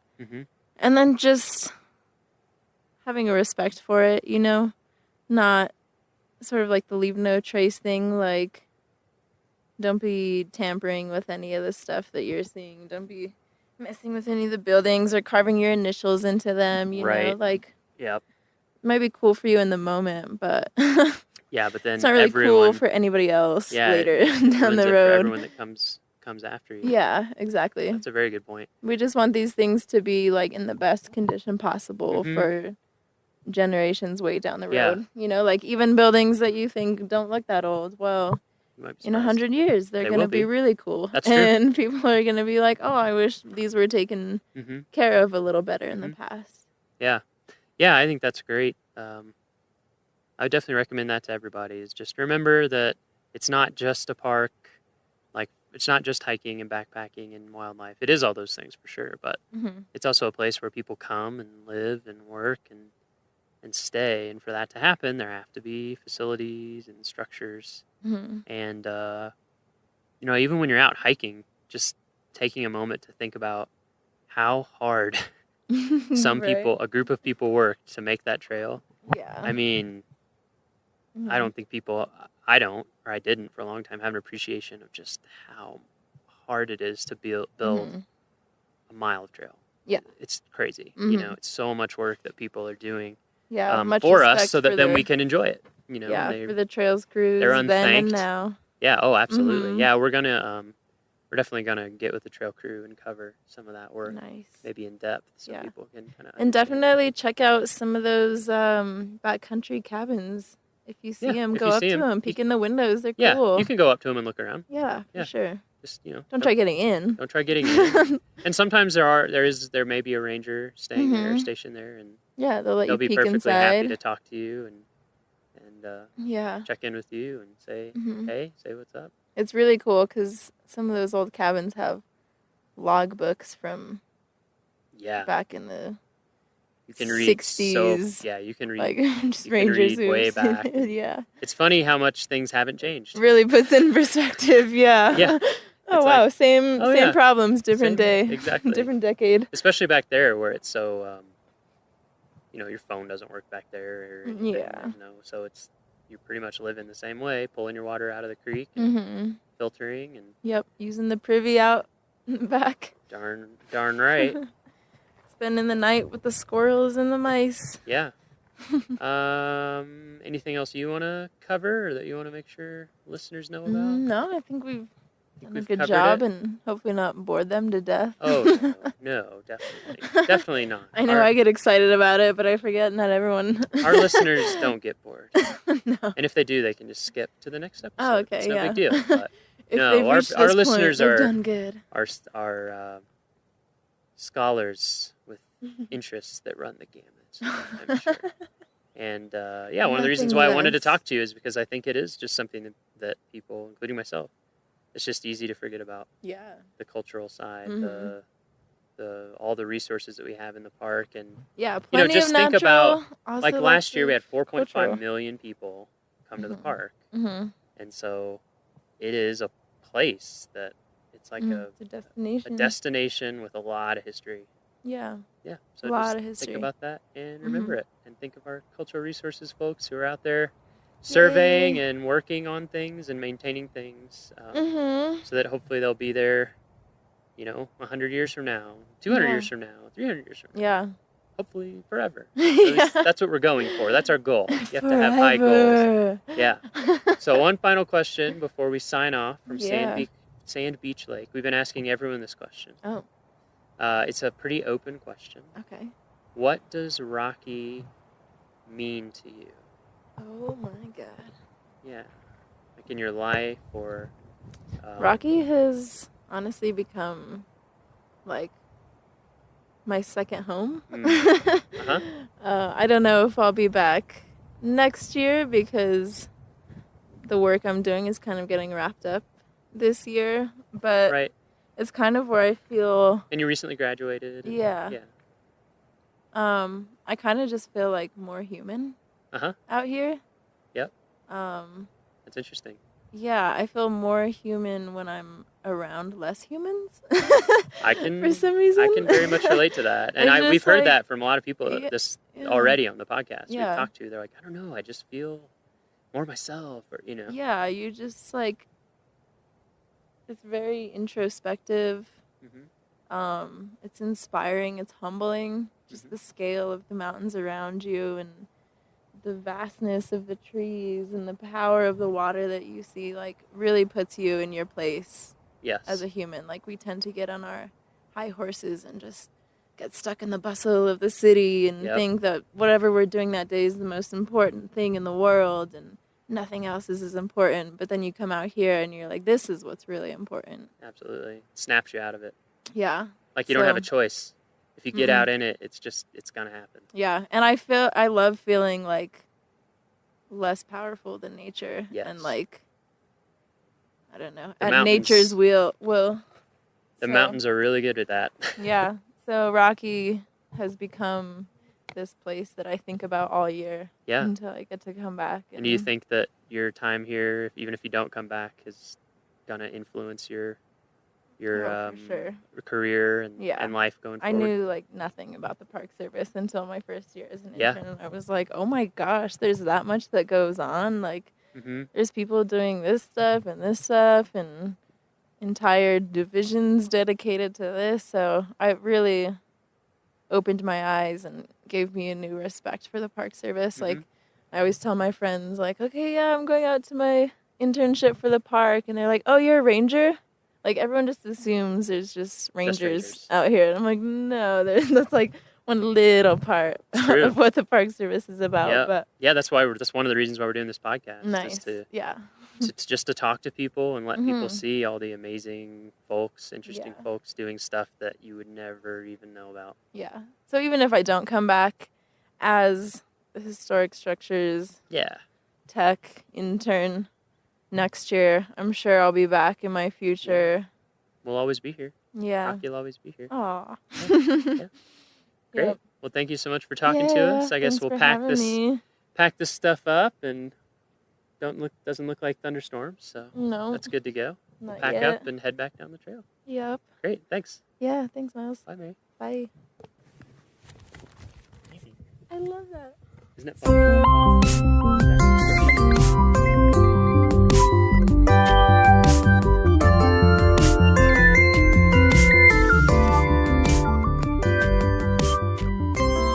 Our next episode will be released on Friday, September 22nd.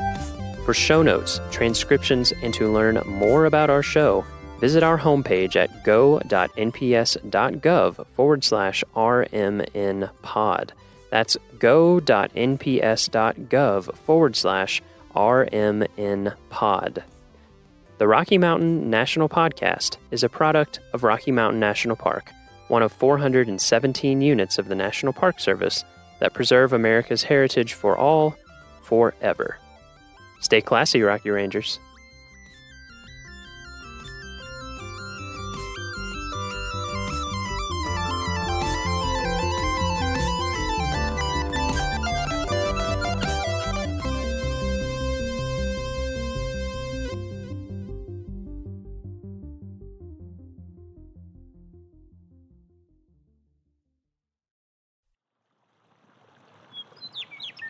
for Yellowstone National Park and the Acoustic Atlas at Montana State University. This is telemetry. It's a cold October morning on Yellowstone Lake. Heavy frost covers the dock and the last few boats in the marina, while fresh snow blankets the Absaroka Mountains in the distance.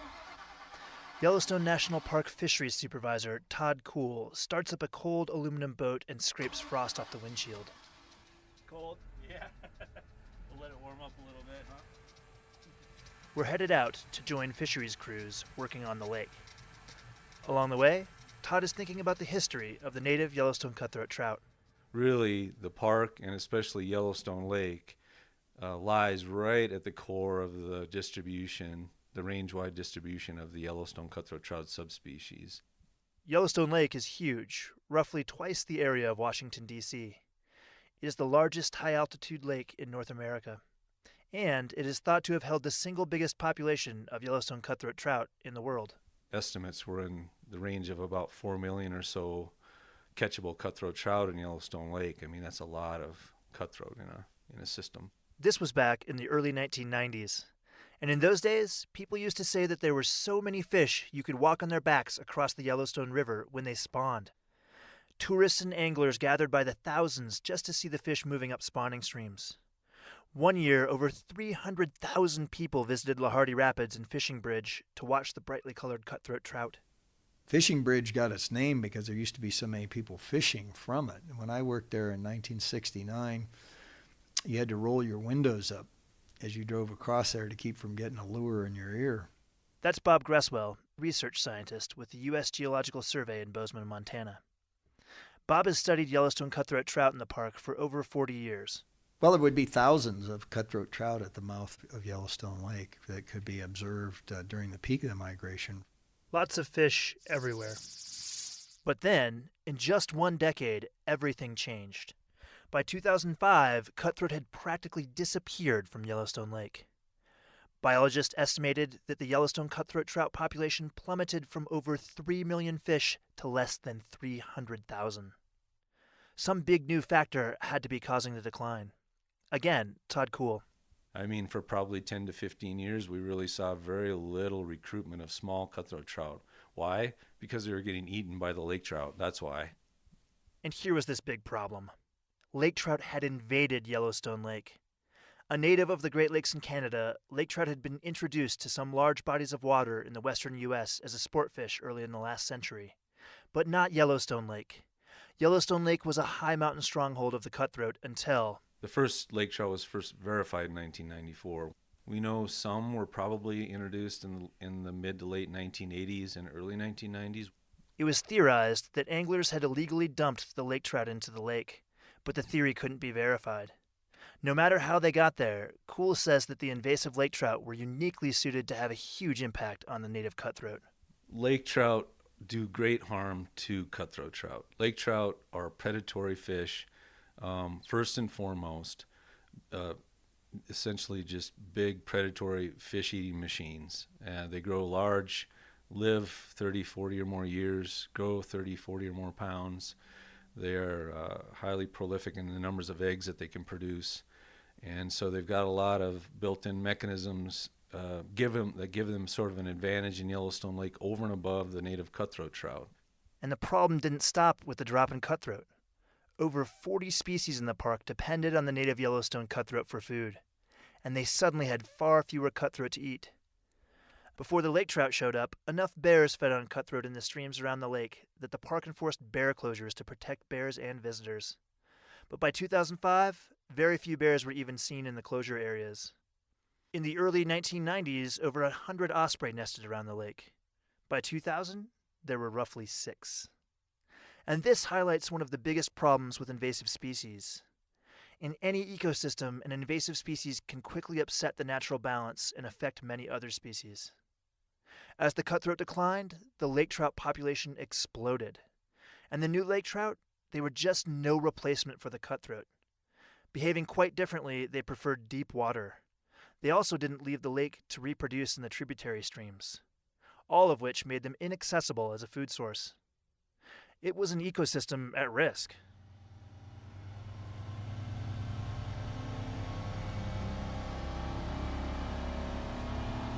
Todd Kuhl drives the workboat out of the Bridge Bay Marina headed towards the southeast arm of the lake, over 15 miles away. So we're lucky that most of the boats are in the same general region of the lake today, so hopefully we won't have to travel too far and wide to see gill netting boats operating today out there. And then the Park Service started controlling the lake trout population soon after they were found in 1994. Taking a page from commercial fishermen, fishery staff deployed gill netting boats to catch the invasive fish, an effort that still continues today. Currently, the park has somewhere between 30 and 40 miles of nets set in the lake to catch lake trout every day during the fishing season. Buoys mark the locations the nets are set, and then workboats haul the nets full of lake trout up. As the net comes in, the crews pick the fish from the net. They note their size, weight, and sex, and then they slit them open and dump them back in the lake. And here is the next big challenge with invasive species. Once installed, it often takes a ton of work to control them. They can also be nearly impossible to eradicate. In 2016, more than 350,000 lake trout were caught in the gill nets, the highest catch yet in a single year. And this is the main effort to save the cutthroat, the effort to catch the invading lake trout until their population crashes. But because of the massive amount of work that effort takes, biologists are also looking at new ways to knock down the lake trout population. In the fall, lake trout group up in large numbers, sometimes thousands of fish, to lay their eggs at specific locations, making both the lake trout and their eggs vulnerable. To find these sites, scientists have implanted radiotelemetry tags in some lake trout. And by tracking the fish, they've identified over a dozen lake trout spawning areas in Yellowstone Lake. And then we're doing research on methods to kill the lake trout eggs on these spawning sites. To stop the lake trout at the start, one experimental technique involved shocking the eggs with electricity. Another attempted sucking the eggs up with a small suction mining dredge. But by far the most promising new method is surprisingly simple. Fisheries technician Mike Simientowski stands on the deck of a gill netting boat with a large lake trout in his hands. Got all the lake trout that we just caught in the last couple gangs of net. And so right now we're over one of our dumping sites, and we're taking the lake trout and putting them through this fish grinder here, so that way we know that all the pieces of the fish are sinking all the way down to the bottom. Grinding is used over some sites, while on others whole dead lake trout are being dumped. Laboratory tests show that the decomposing fish carcasses kill the eggs by eating all the oxygen in the water. Oxygen that the eggs need to survive. Again, Todd Kuhl. And so we're moving forward pretty quickly with that method because it's so simple, because we're not taking anything foreign from the lake and bringing it in, like some kind of a chemical or something like that. We're just simply taking the dead fish that we're catching and putting them strategically on spawning areas. And these big efforts to keep the ecosystem healthy, they seem to be paying off. Fewer small young lake trout and fewer big old lake trout are being caught in the nets. And so that's telling us, even though our catches are still high each year, that's a strong signal that our suppression program is collapsing this population. And as a result, the cutthroat are making a comeback. For every lake trout we kill each summer, we're probably saving 40 to 50 or more cutthroat trout just in every given year. More cutthroat of various sizes are being found in annual population monitoring. Anglers are catching more cutthroat. Visitors are returning to watch the cutthroat spawn in the late spring. Nesting osprey numbers are growing around Yellowstone Lake. And finally, bears are coming back to the spawning streams. Kuhl has even seen this firsthand. I was on that spawning stream trying to collect a water sample in June with some of my crew, and that grizzly bear showed up. That was his stream, and those were his fish. And then watching him, get after the cutthroat trout and bring them up on the bank and chow them down, that's pretty amazing to see. And then, on top of that, the hundreds of people that were gathered to watch that as well, and that occurred for well over a month. All encouraging signs. For the Park Service, whose mission is to preserve our natural resources unimpaired for future generations, the effort to repair the damage done by invasive lake trout is worth it. Yellowstone is one of the few remaining relatively intact ecosystems left in North America. And restoring the Yellowstone cutthroat, it helps it stay that way. For Yellowstone National Park, I'm Scott Christie.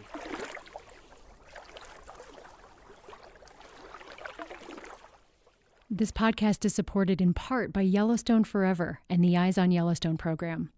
Eyes on Yellowstone is made possible by Canon USA. This program represents the largest corporate donation for wildlife conservation in the park. This is telemetry.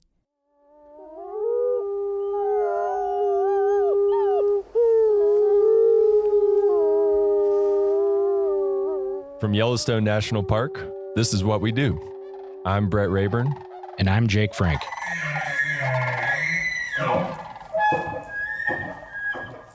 So I have a question for you to kick this off. Okay. What's the biggest fish that you've ever caught? The biggest fish I've ever caught, I used to live in Alaska, and I went halibut fishing, and I caught like a 40-pound halibut. Okay. That's the biggest I've ever caught. That's way bigger than I thought you were going to say. I was expecting, and that's like a much less impressive size. Well, that's a fairly unimpressive halibut. Okay. So for that species, anyway. All right. Well, you've got me beat. Are you big into fishing? No. About the only fishing I do is when I'm fishing through the freezer for frozen cod that I get from the store. So that's about as much as I do. Before you cook it, do you like hold it out way in front of you and have someone take a picture so it looks bigger? I have been known to do that. All right. Yeah. Follow my Instagram for all that content. So you've caught some pretty impressive fish. It sounds like. Not really.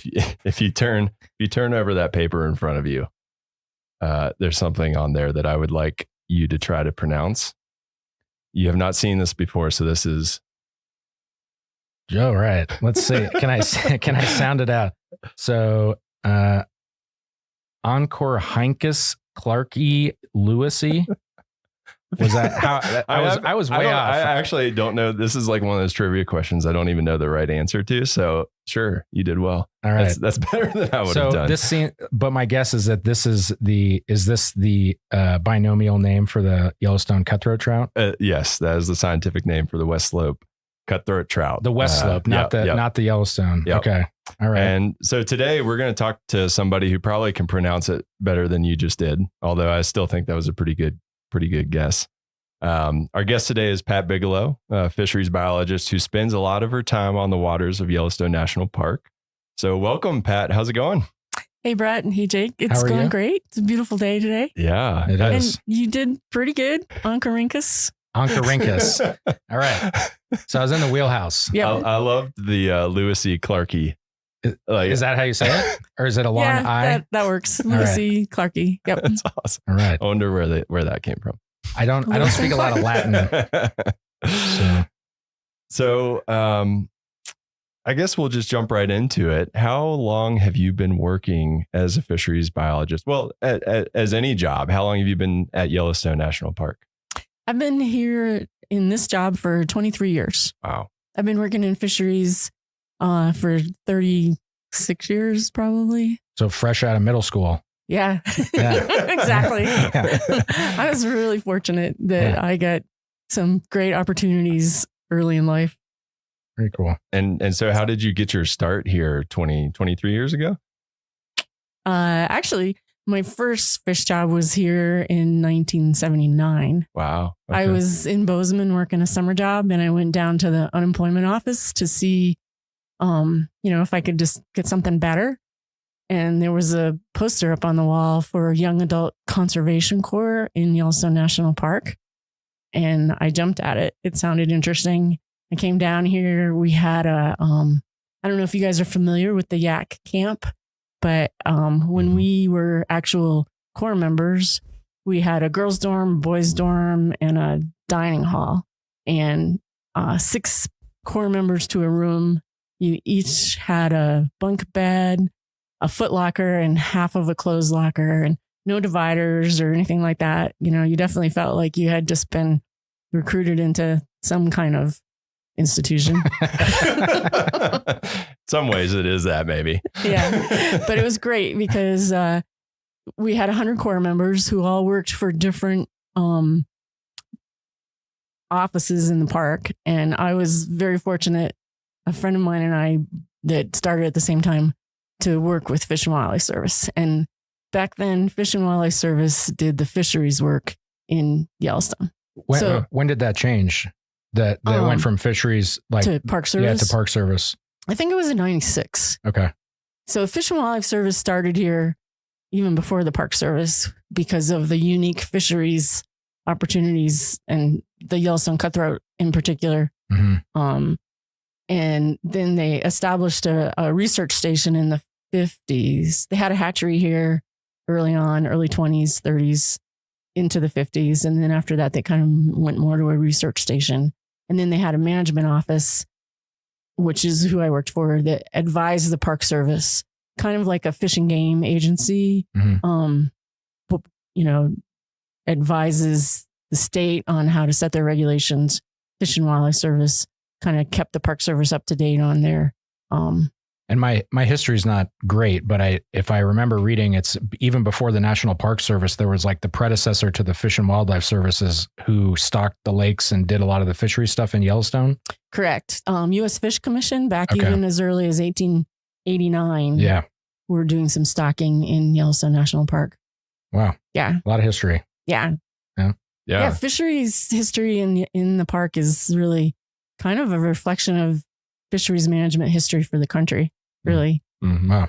Yeah. Yeah. That's awesome. So when you started, did you know, it sounds like you kind of just saw a poster and got a little lucky in that way. Did you know that there were jobs where people worked with fish in national parks? I hate to say, I probably shouldn't even tell you this, but when we can edit it out if we need to. When I first moved to Bozeman, one of my coworkers said, "Well, have you been to Yellowstone Park yet?" Because I was trying to figure out what to do for the weekend. And I said, "What do you mean a park? Is it, like Ferris wheel?" Yeah, does it have slides? I have had visitors ask me where the zip lines are.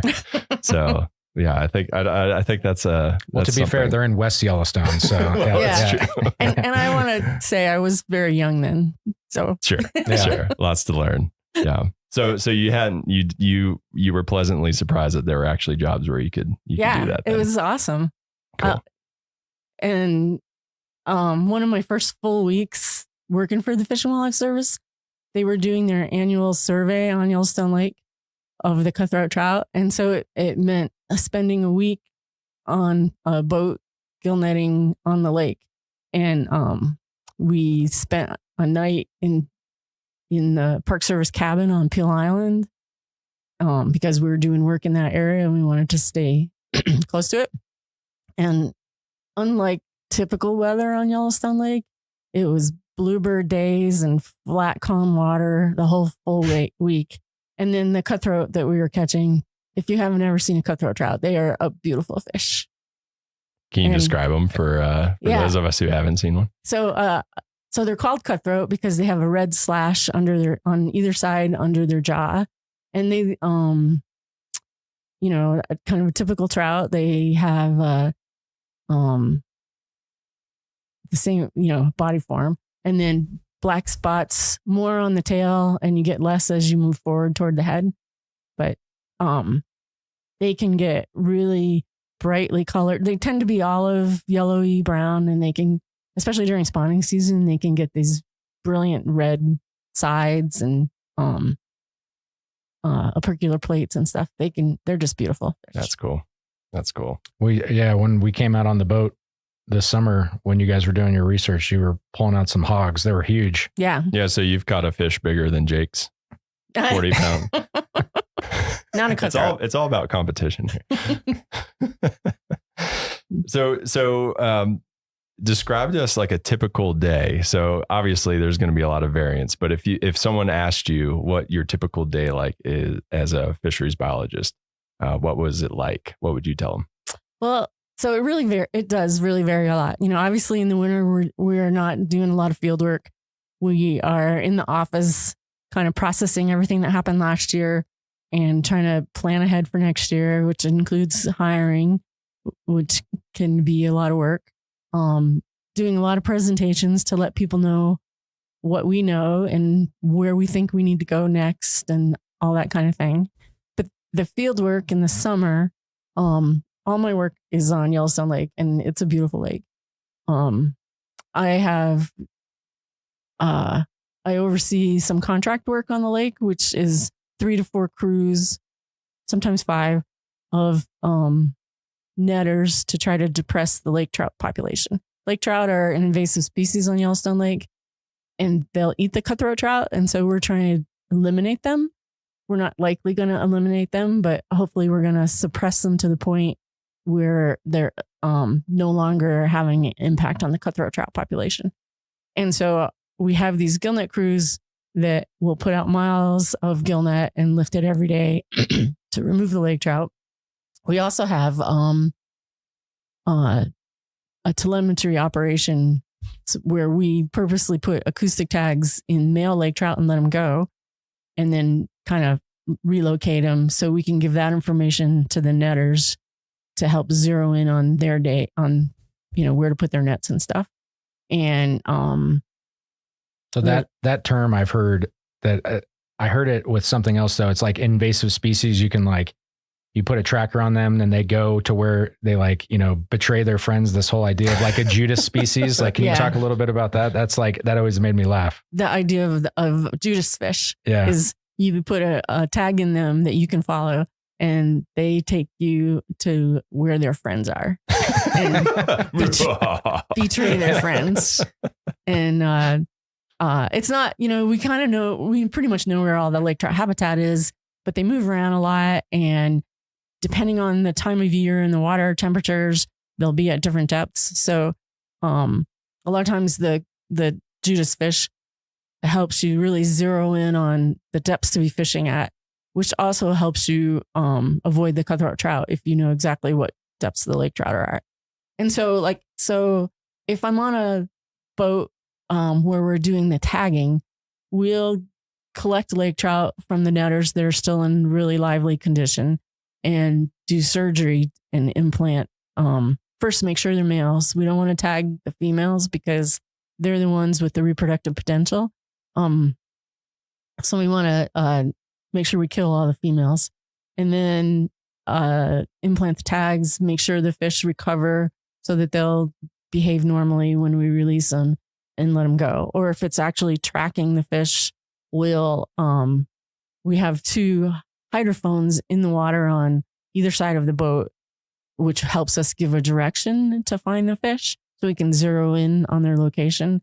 And so then you're basically on the lake driving predetermined transects all day until you pick up a fish, and then you zero on that fish, and then you continue on your way. And for the listeners who haven't seen Yellowstone Lake or been to it, it's a huge lake. So that's not an easy task. Yeah. It takes us about 4 days to cover the whole lake. Yeah. Wow.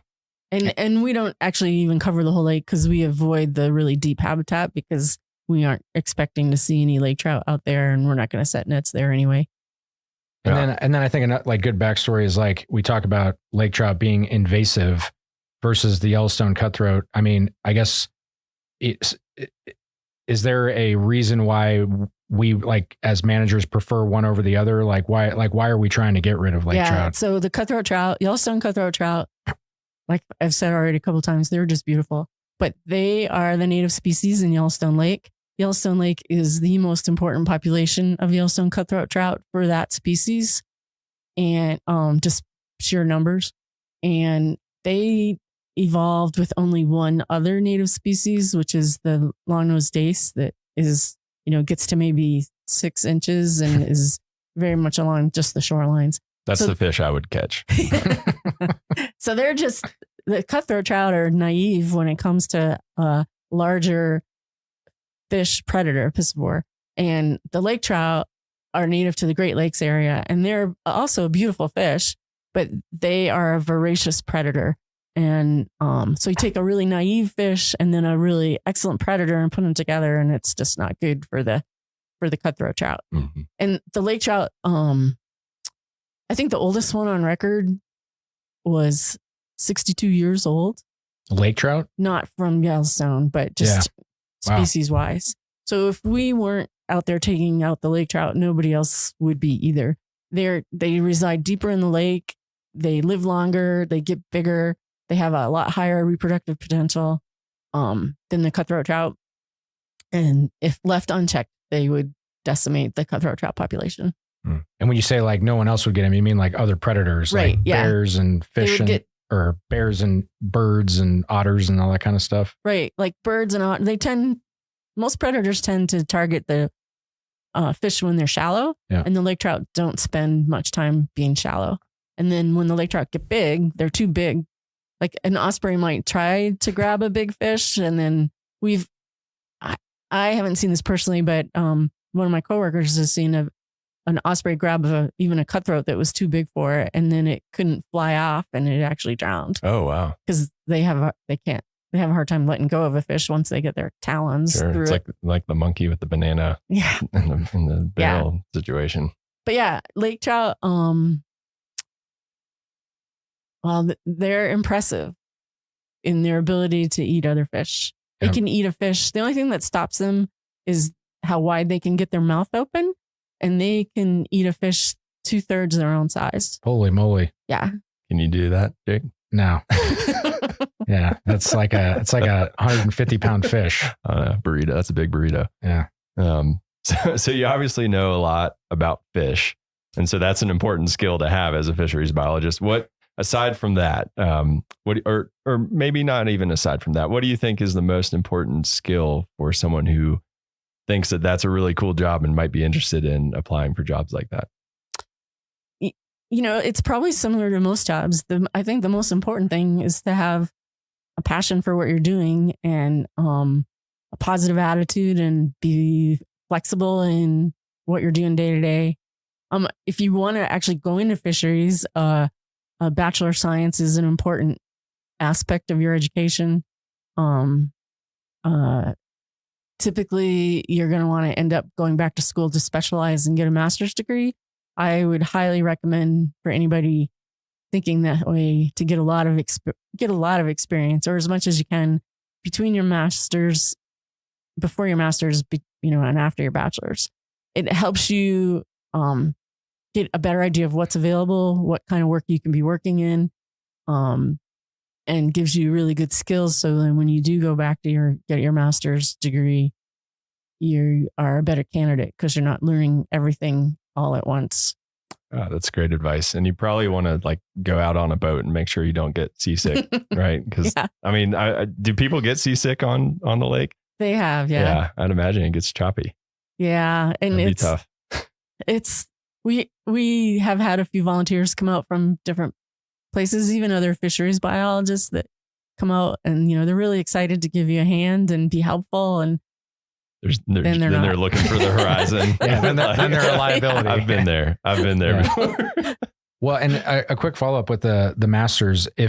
Does it matter if you're specializing? Like, say if somebody's like, my goal is to work in Yellowstone, do they need to get a master's related to the species that are here? Or can you, like, if you happen to be, say, getting your master's in some other fish species, does that qualify you? Like, can you learn what you need to on the job, or does it really help to focus in on the actual species that you'll be studying in the park that you want to end up in? I think the broader the education you have, the better. And you can focus in when you get to the particular job. Because the other thing is, even though Yellowstone might be your goal, that might not be your next step. Gotcha. So that's good advice. And then also, it's good to think outside of the box sometimes too. And if you have more familiarity with other habitats, other species and stuff, that you can bring in maybe a new perspective that somehow is different than what people have thought of before. Mm-hmm. Cool. Yeah. Well, and it sounds like your typical day is pretty cool, especially in the summer when you're out on a boat. What is your favorite part about your job? You can probably tell I love Yellowstone Lake. So being on the lake is awesome. But I think the most rewarding, two things are most rewarding, but one is I work with amazing people, and being able to sit down with a coworker and talk about strategies and, how things are going, what happened over here, how we can pull that together, how we can best use our crews, and to just keep making things move forward is super rewarding.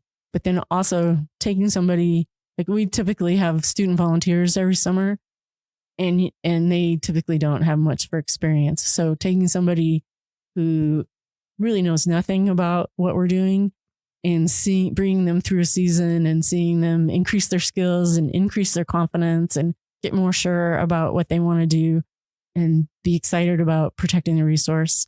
That's pretty awesome. But then the other part is actually seeing the work that we're doing make a definite impact on protecting Yellowstone Park's resources.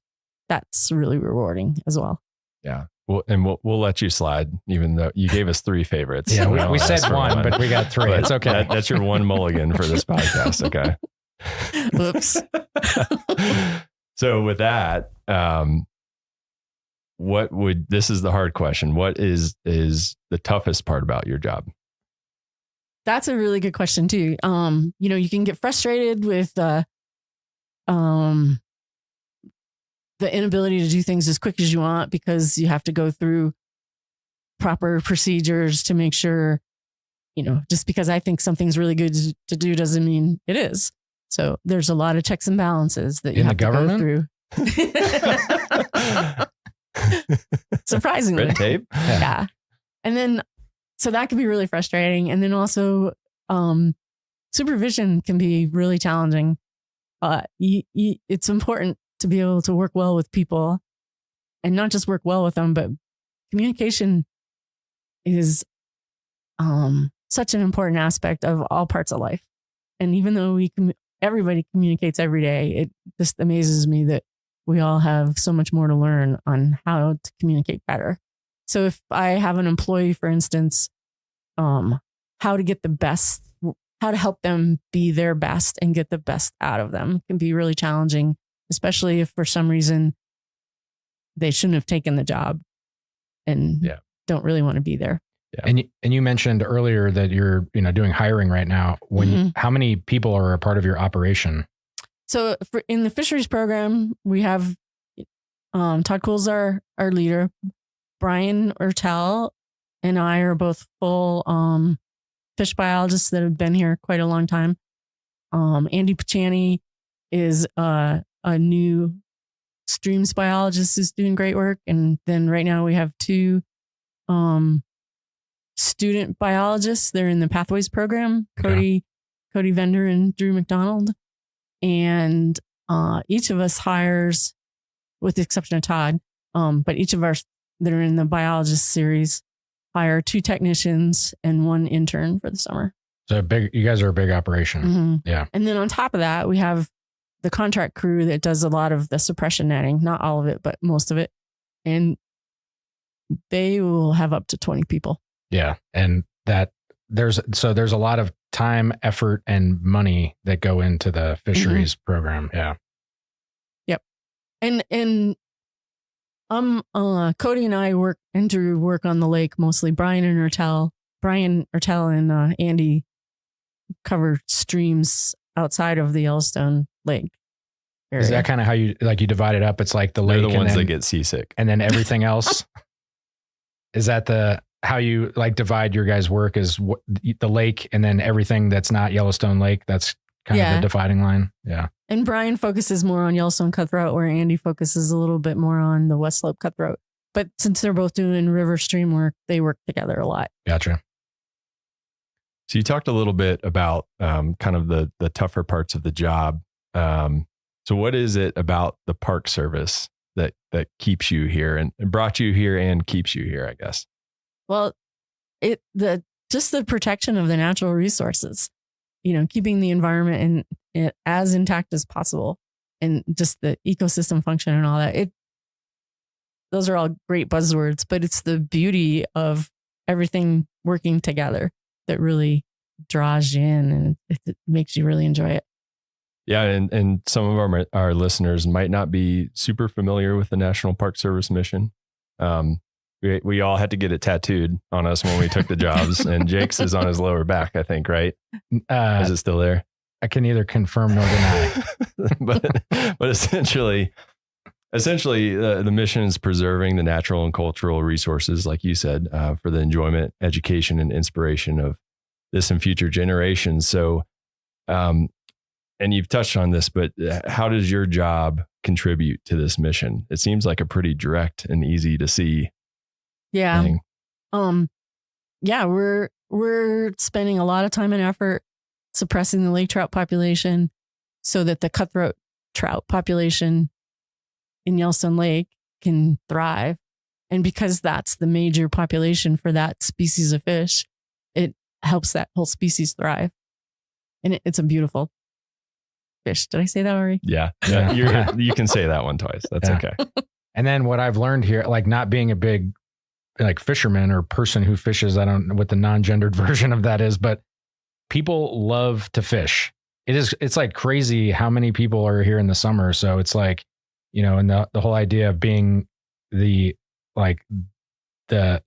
homeland of the Yellowstone cutthroat trout. I mean, it's like, this is like the world's largest population of that fish, right? Mm-hmm. So yeah, people come here to catch that. And it seems like,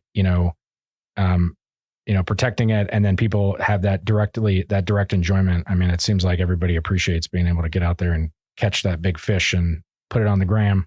Yeah. And not only, I mean, think about going out on Yellowstone Lake. This is a huge lake, and there's, 3 buildings on the entire lake. I mean, maybe a couple more, depending on how far away from the water you want to measure, but it's just spectacular. Yeah. Yeah. You're out there. Mm-hmm. You're out there.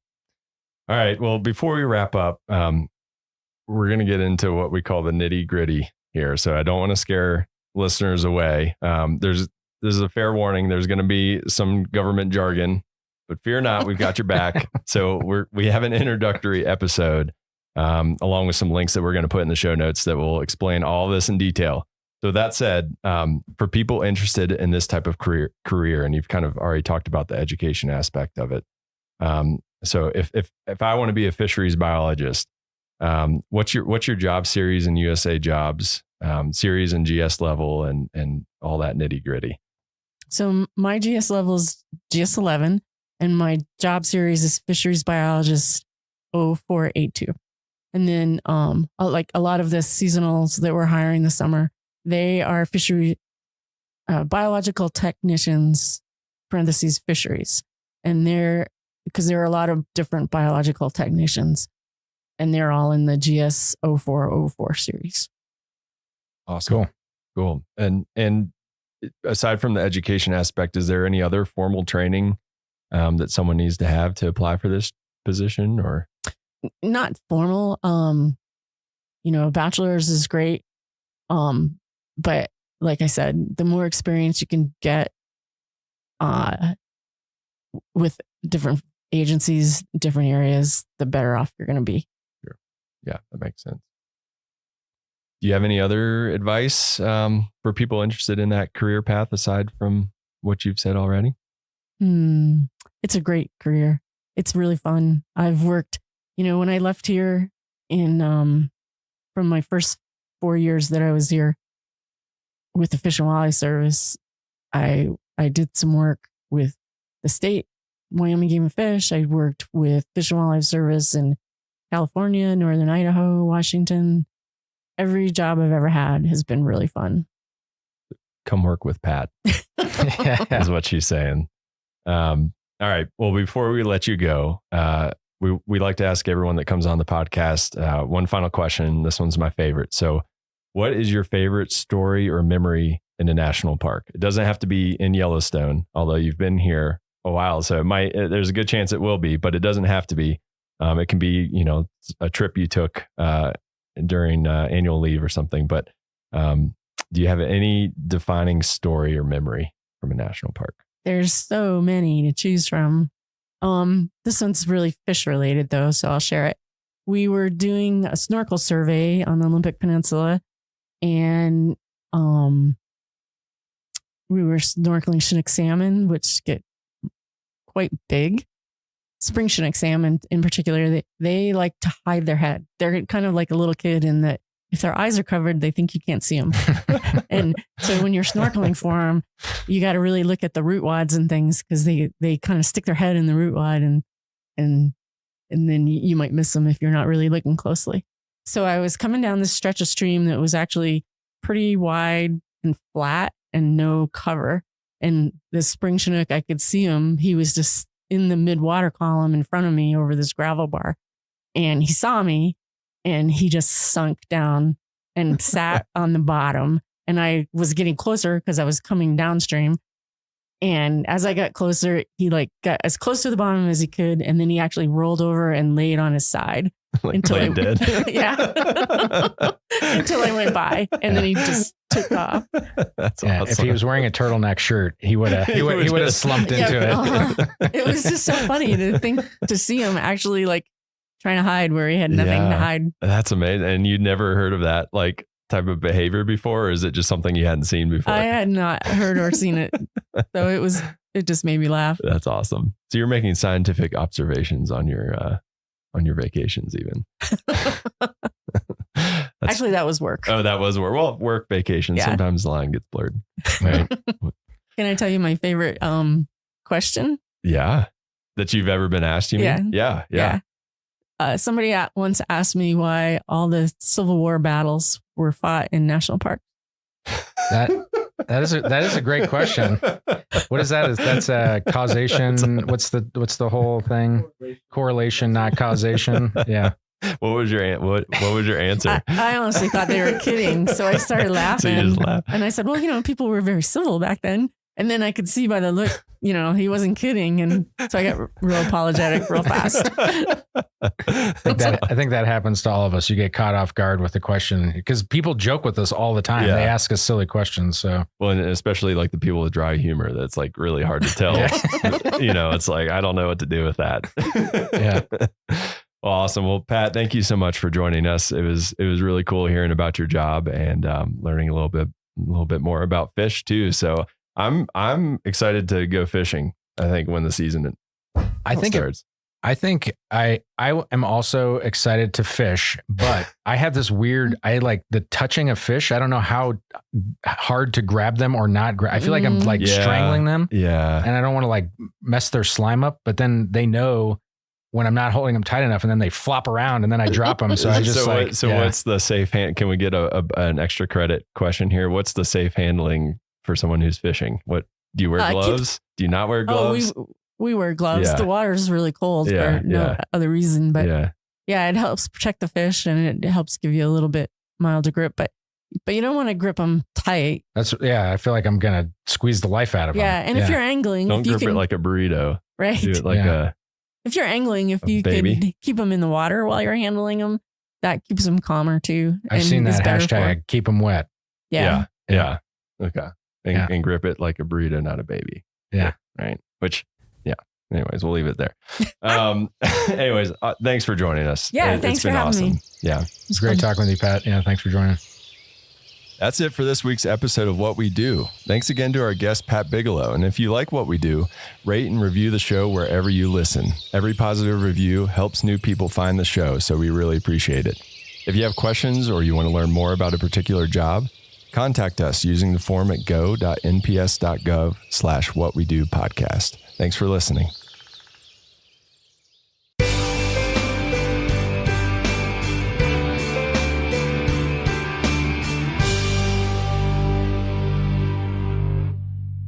This large pullout along St. Mary Lake offers spectacular views of the lake as well as an opportunity to marvel at the skill of the builders of the Going to the Sun Road.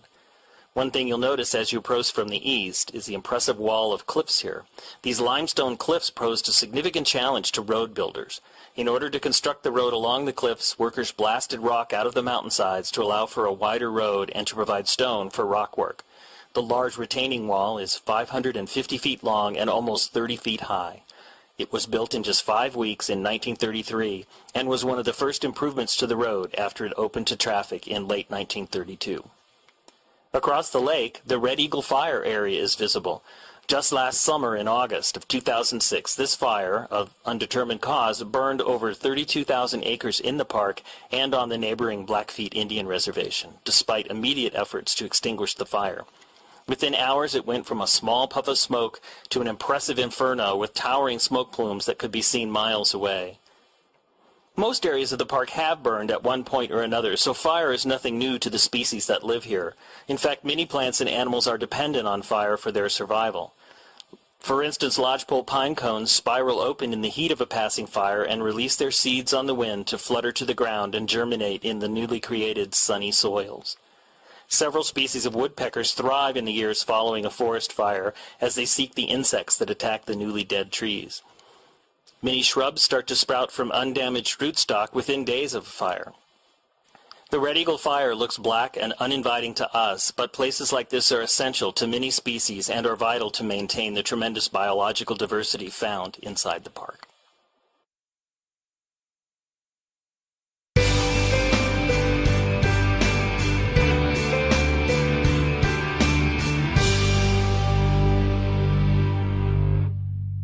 As you drive through the West Tunnel, imagine the time and manpower it took to bore through 192 feet of mountain using 1926 technology.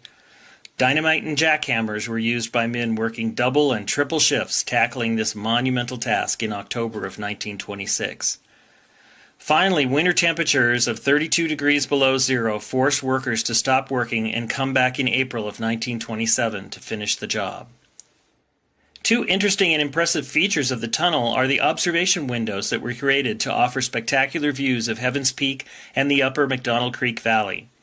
A sidewalk lines the tunnel and allows access to the window ports within.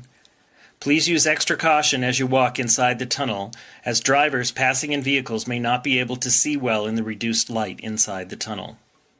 As originally constructed, the tunnel was unlined, and over time seeping water started to weaken the roof, and bits of rock would occasionally fall onto the roadbed and passing vehicles. Its current smooth inner lining was installed to prevent damage to passing vehicles and help stabilize the roof.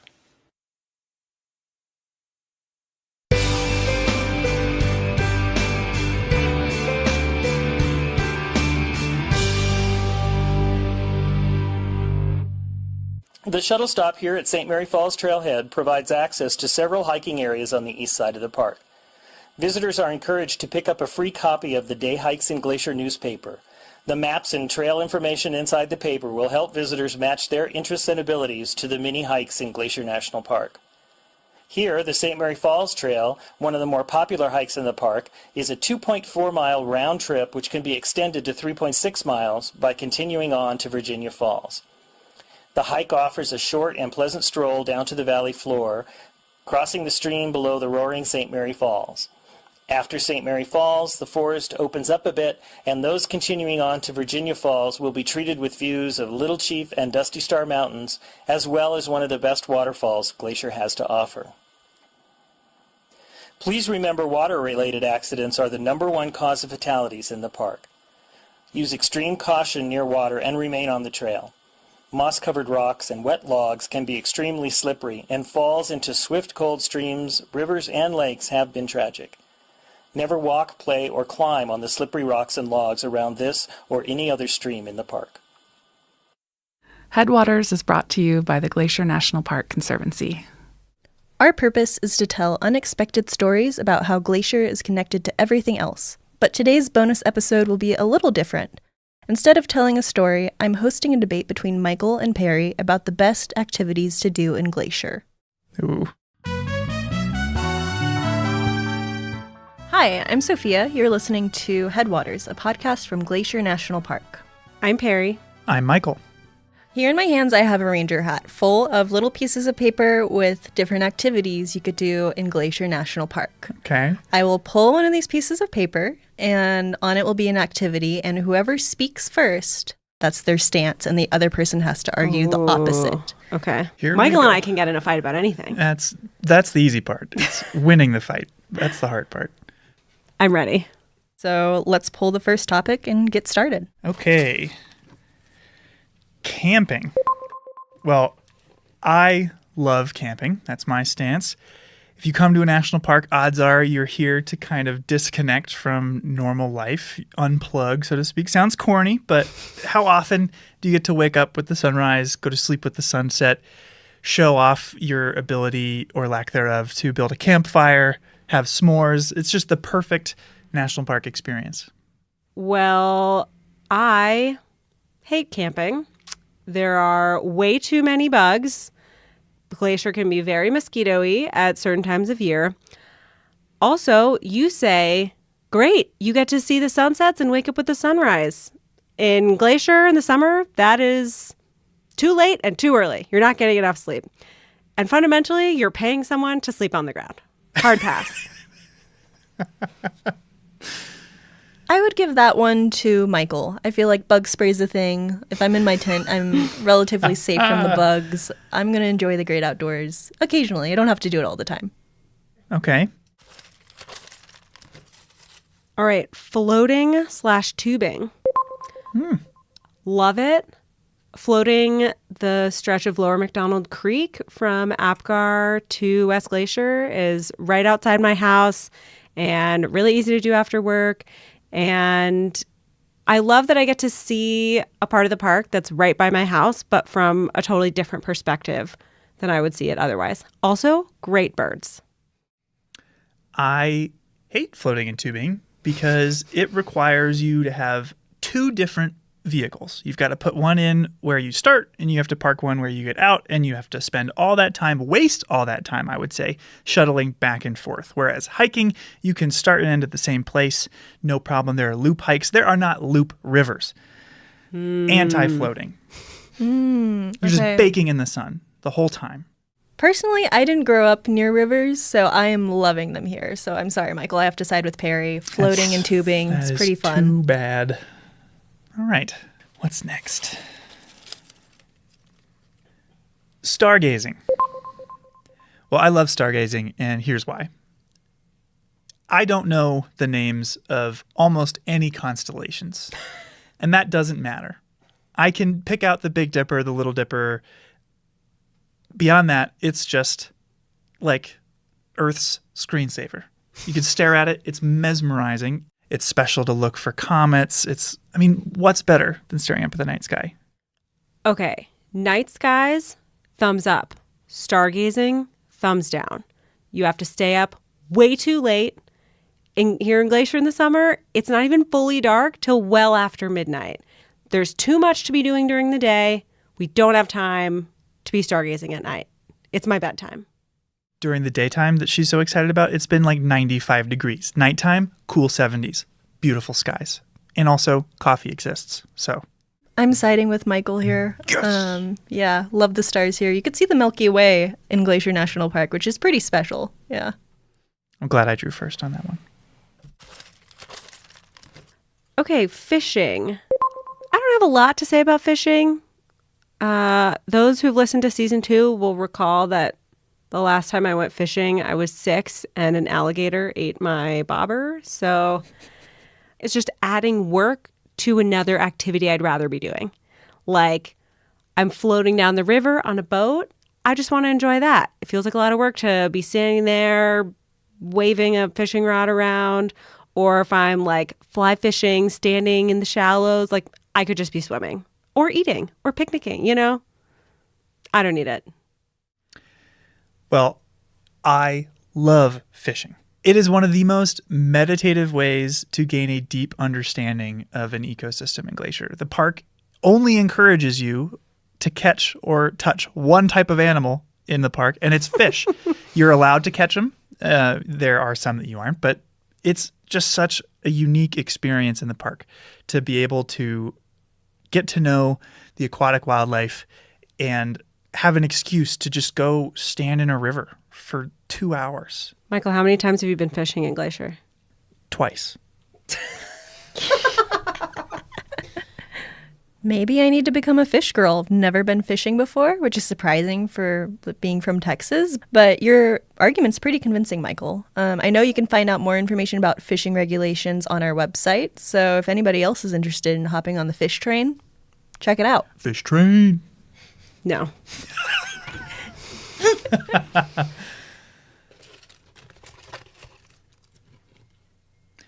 Driving, going to the Sun Road. Big fan. Love it. It's like the ultimate experience here. It's the experience that put Glacier on the map for people to come visit. It's where I would say 90% of the pictures of the park come from. from driving, going to the sun, maybe 75. And that is because you get to witness 3 different distinct ecosystems in one 2-hour drive. You get to have incredible wildlife sightings from the safety of your vehicle. From bears to bighorn sheep, mountain goats, you get to drive to over 6,600 feet. What's not to love? Here's what's not to love: driving.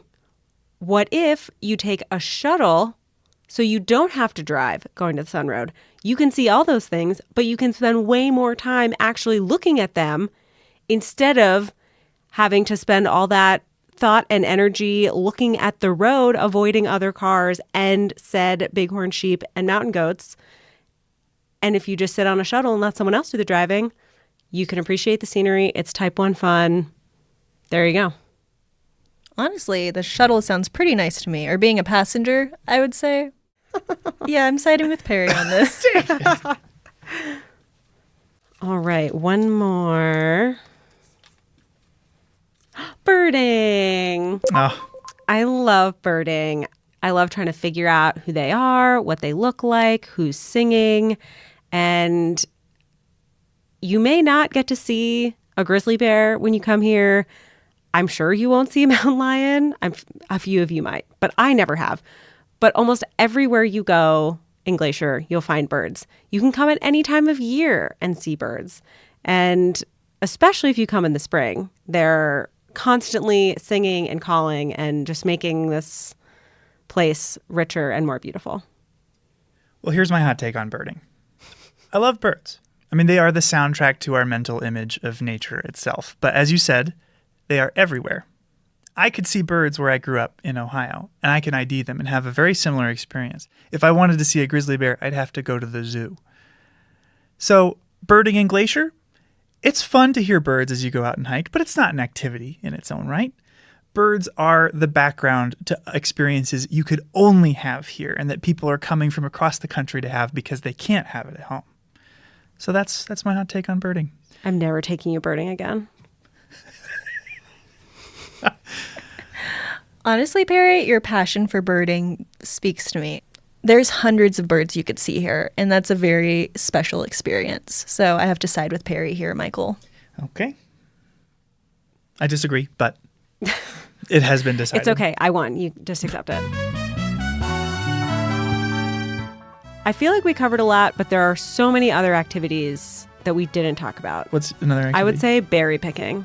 Yeah. I love picking huckleberries. Classic. It's an iconic part of a Glacier summer. Just wouldn't be the same without it. If you are trying to plan a trip to Glacier and interested in what sort of activities you can find here, check out our website at nps.gov/GLAC, and it can help you plan a great trip.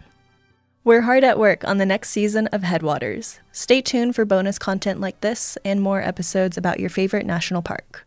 Headwaters is made possible with support from our nonprofit partner, the Glacier National Park Conservancy. We are so grateful for all that they do for us. Check them out at glacier.org.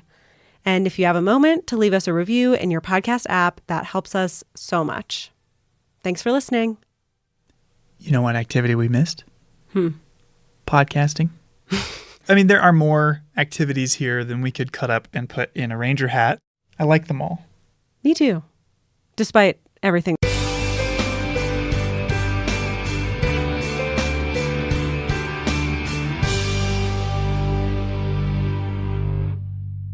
Goats. They're the very symbol of Glacier National Park, and there is almost no better place in the park to see them than at Oberlin Bend. This section of the Going to the Sun Road travels along the cliffs and past the waterfalls just west of Logan Pass. The rock ledges and abundant vegetation provides ideal habitat for the shaggy white mountain goat. Watch for the little ones skipping about the rock cliffs in areas that would terrify most humans. Within days of being born, they are following mom up incredibly steep slopes. Sometimes the goats wander right down to the road or through the parking lot, however, so please remember that all park wildlife is wild.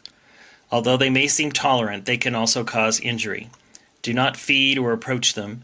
Please help us keep wild goats wild and visible for years to come. Oberlin Bend also provides one of the best views of the Going to the Sun Road.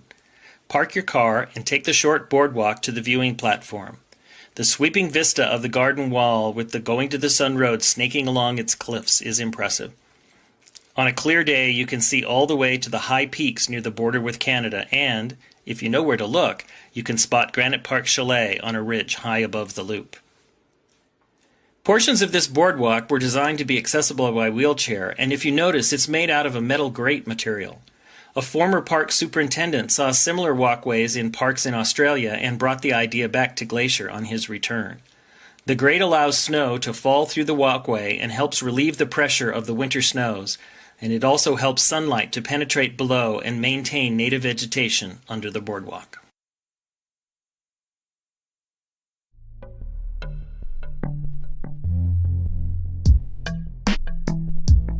Hi, I'm Gabby. You're listening to Headwaters, a podcast from Glacier National Park. Hey, Gabby. I'm Daniel. Hi, Daniel. And this is the mailbag or Q&A episode. We're answering questions. Yeah, so listeners have provided questions for us over the last week or so. And I'll be asking you what the people want to know. Oh, you're asking me? I'll be asking you. I'm not ready for this. We're releasing bonus episodes this spring and summer to help visitors plan their trips to the park or to just generally get a feel for what's going on. What do you got for me? What do you think was our most asked question? I think the question that rangers get asked the most is, where is the bathroom? But I bet you people want to know, when is Going to the Sun Road going to open for the summer? Ding, ding, ding. That's right. Yeah. Yeah. Everyone wants to know, when is Going to the Sun Road going to open for the summer, because it feels like it's not summer till the Sun Road opens. Well, sorry, we don't have an answer. We really don't know. We don't have any more information than what you know. I could say that it seems to usually open in June. The roads crew are actively plowing it right now. Sometimes early July, but generally it's sometime in June. If it's like a low snow year and we don't have a whole lot of snow in the winter, then it opens in the earlier side of June. If it is a big snowy winter, then it's probably going to be later in June, if not early July. Or a rainy spring. Yeah, spring weather matters a lot too. Yeah, Mm-hmm. yeah. Bad weather, avalanches, all that slows the work down. Yeah. Hopefully it'll be open soon. I'm excited. It will definitely mark the arrival of summer.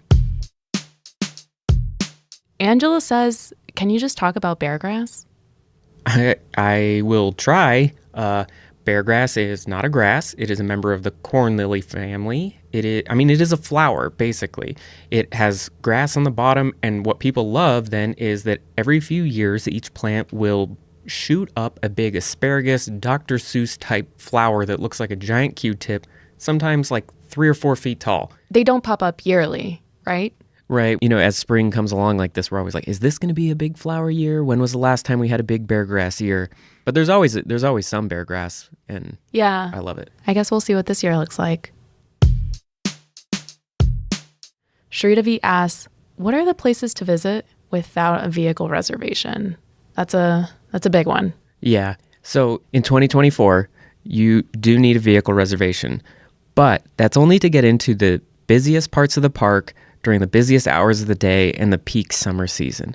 So if you're visiting in the fall, you don't need to worry about it. If you like to get up early or drive into the park late, again, you don't need to worry about it. It's just for those peak hours. Now, also, it's not for every area of the park. In summer 2024, entering into Two Medicine or the east side of Going to the Sun Road at St. Mary, you don't need a vehicle reservation for those areas either. And I promise they are spectacular areas of the park. Truly amazing. Yeah. Yeah. Okay, awesome. Hopefully that's helpful. And as always, check nps.gov/GLAC for more information and all of the details about vehicle reservation. Claire wants to know, what's it like working for the park? You've been working for the park for 7 years, right? This park, yeah. I've made a career out of working for the Park Service, and I love it. The best part about working for the Park Service is that you are working in and getting to, be a part of these amazing places. I love being a part of something that is like iconic of our country and our landscape, and a thing that we all share together. Working for the parks is amazing. I highly recommend it. Go to usajobs.gov and watch for ranger postings.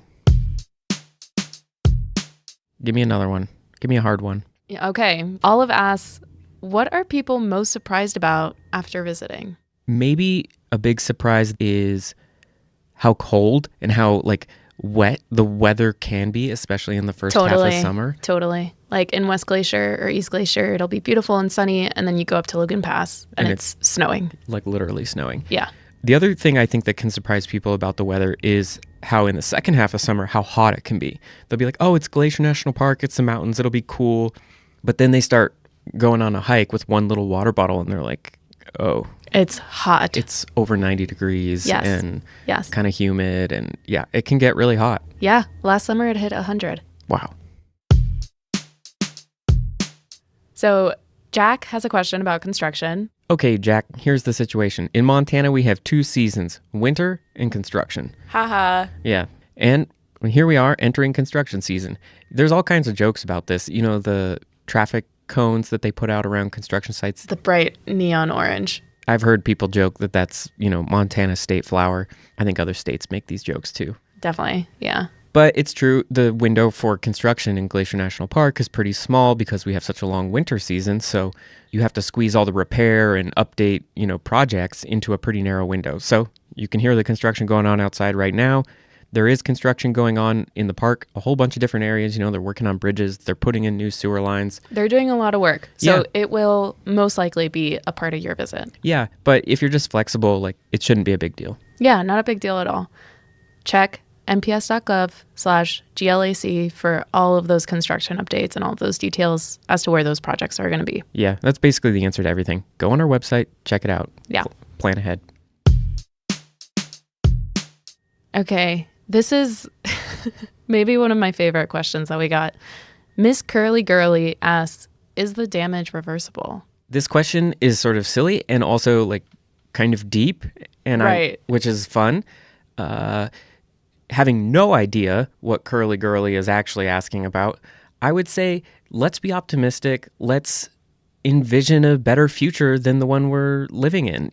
Totally. The damage is reversible. We can fix things that are broken, and we can imagine better futures. Absolutely. This is a little bit of a history question. Are you ready for this? I'll give it a shot. Zach wants to know, how did the whole Glacier-Waterton connection come to be?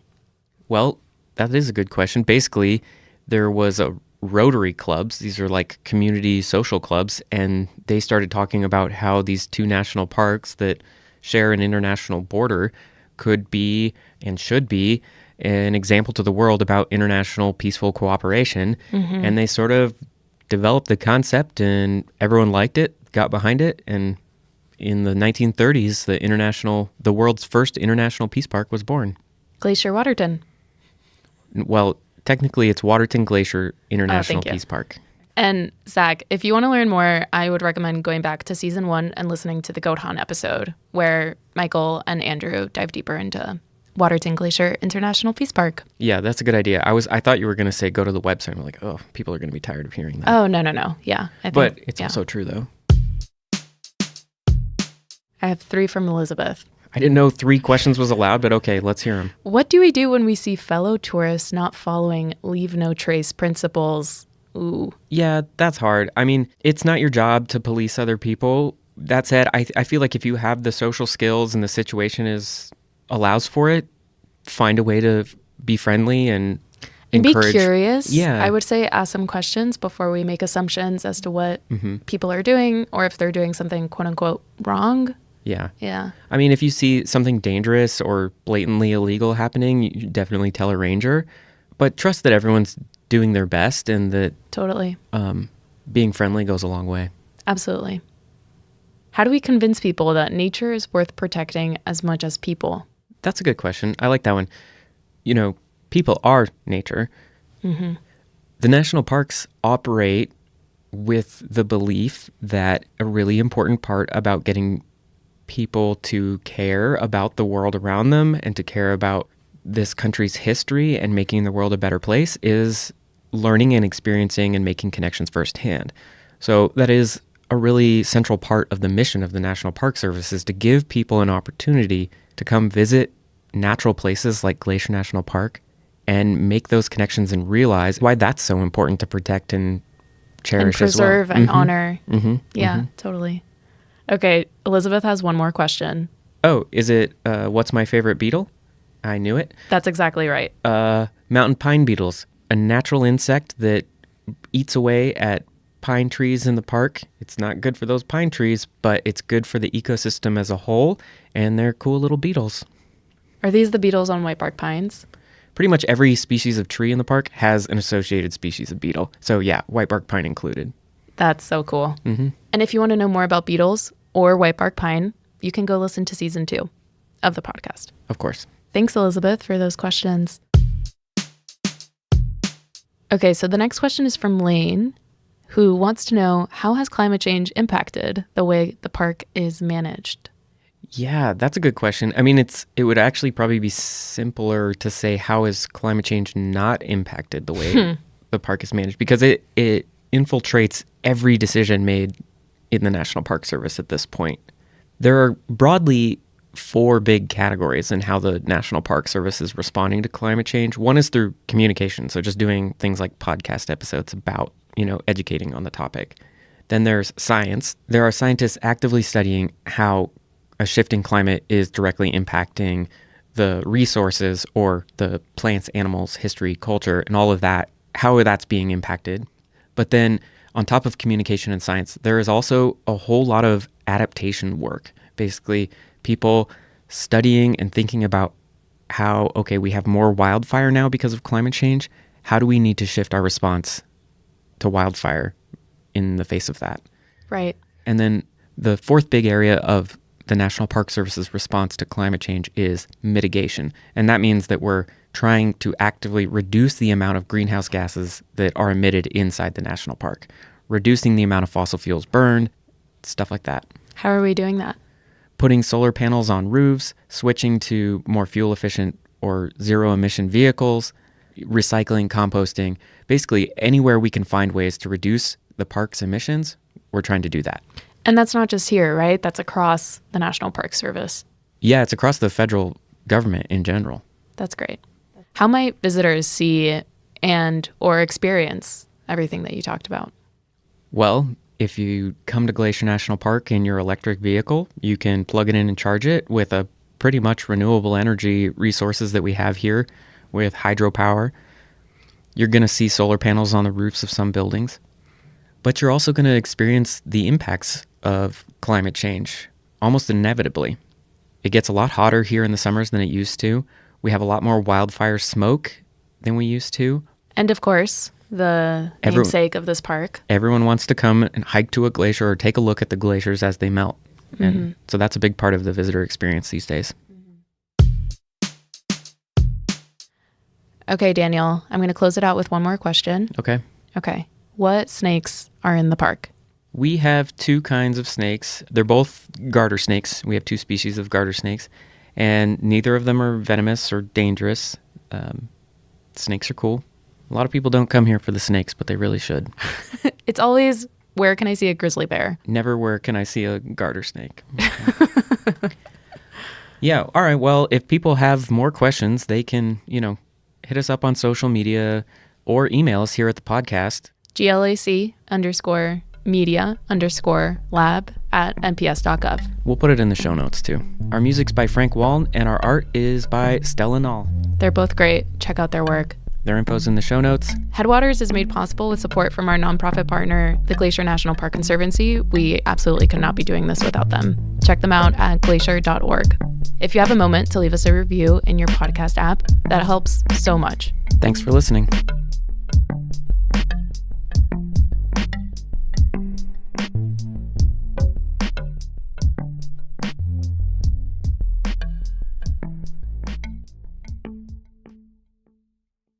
It's Thursday, August 10th, 2017, and I have the day off. For context, we were both rangers here in the summer of 2017. Yes, and the job of leading guided hikes, campground talks, and staffing the visitor center is very rewarding, but can also be exhausting. So when the weekend rolled around, some friends and I planned a relaxing backcountry camping trip. We got a permit for the backcountry campground on the west shore of Lake McDonald, one of the few backcountry campgrounds that you can paddle a canoe to. So we loaded our gear into dry bags, packed our life jackets, and set sail for some R&R. The campground itself is known for being sunny.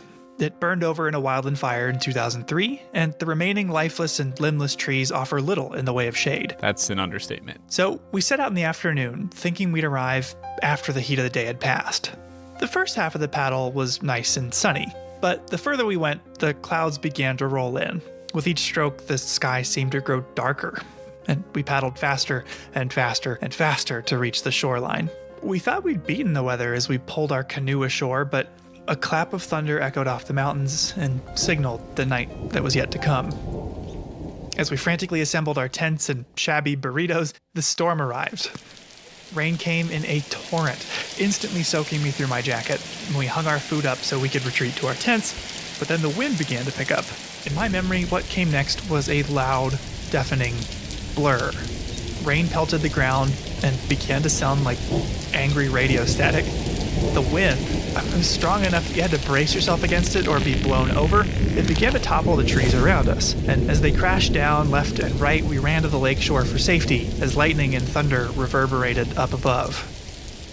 But just like that, it was over.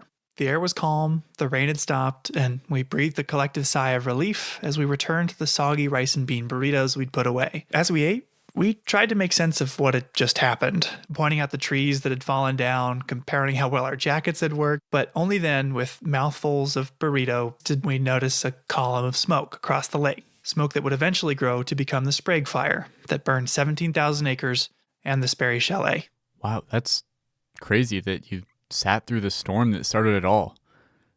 I was actually just straight across the lake from you at the same time at the Lake McDonald Lodge. I was supposed to give the evening ranger program up at the Lake McDonald Lodge auditorium that night. It was super stormy as I drove up from Apgar. And while I was getting ready for my talk, the power went out in the building. It was pitch black in the auditorium. I didn't think people would really be able to safely walk around the room, so I just decided to cancel the program. So if you were trying to attend the ranger program at the Lake McDonald Lodge auditorium on August 10, 2017, I'm very sorry, you'll have to catch me another time. When I canceled, I stood outside the building to let people know that the program wouldn't be happening that night. It was at 8:36 p.m., a few minutes after the talk was scheduled to start, that lightning struck the hillside above me and ignited the Sprague Creek fire. With no program to give, I drove back down to my office in Apgar. There were lots of people just standing around and watching the flames. So, in a routine that would become common over the coming months, from across the lake, I watched the fire glow against the dark night sky. I was still wearing my ranger uniform, so I stayed on the beach there for hours, answering questions from concerned visitors. The fire became a spectacle. At night, people would gather to watch it burn.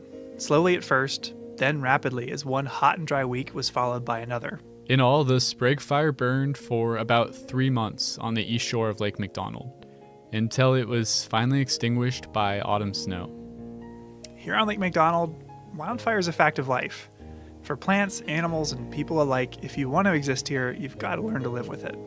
In this episode, we're going to learn about something that's becoming an everyday concern for people around the American West. What happens when people and wildfire come together?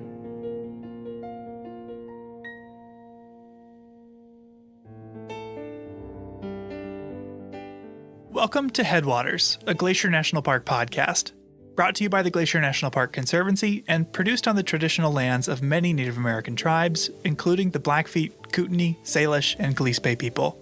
We're calling this season The Confluence, as we look at the ways that nature, culture, the present, and the past all come together here. I'm Michael. I'm Andrew. And we're both rangers here. And today we're in the Lake McDonald Valley. Near the west entrance of the park, the Lake McDonald area is the most visited region of Glacier. Lake McDonald itself is one of the park's most cherished attractions. At 10 miles long and over a mile wide, it's also the largest lake in Glacier. This area gets hit with a ton of lightning, and that means that wildfires start with considerable frequency. What happens in a place dense with people and fire? And that's what we're going to explore in this episode.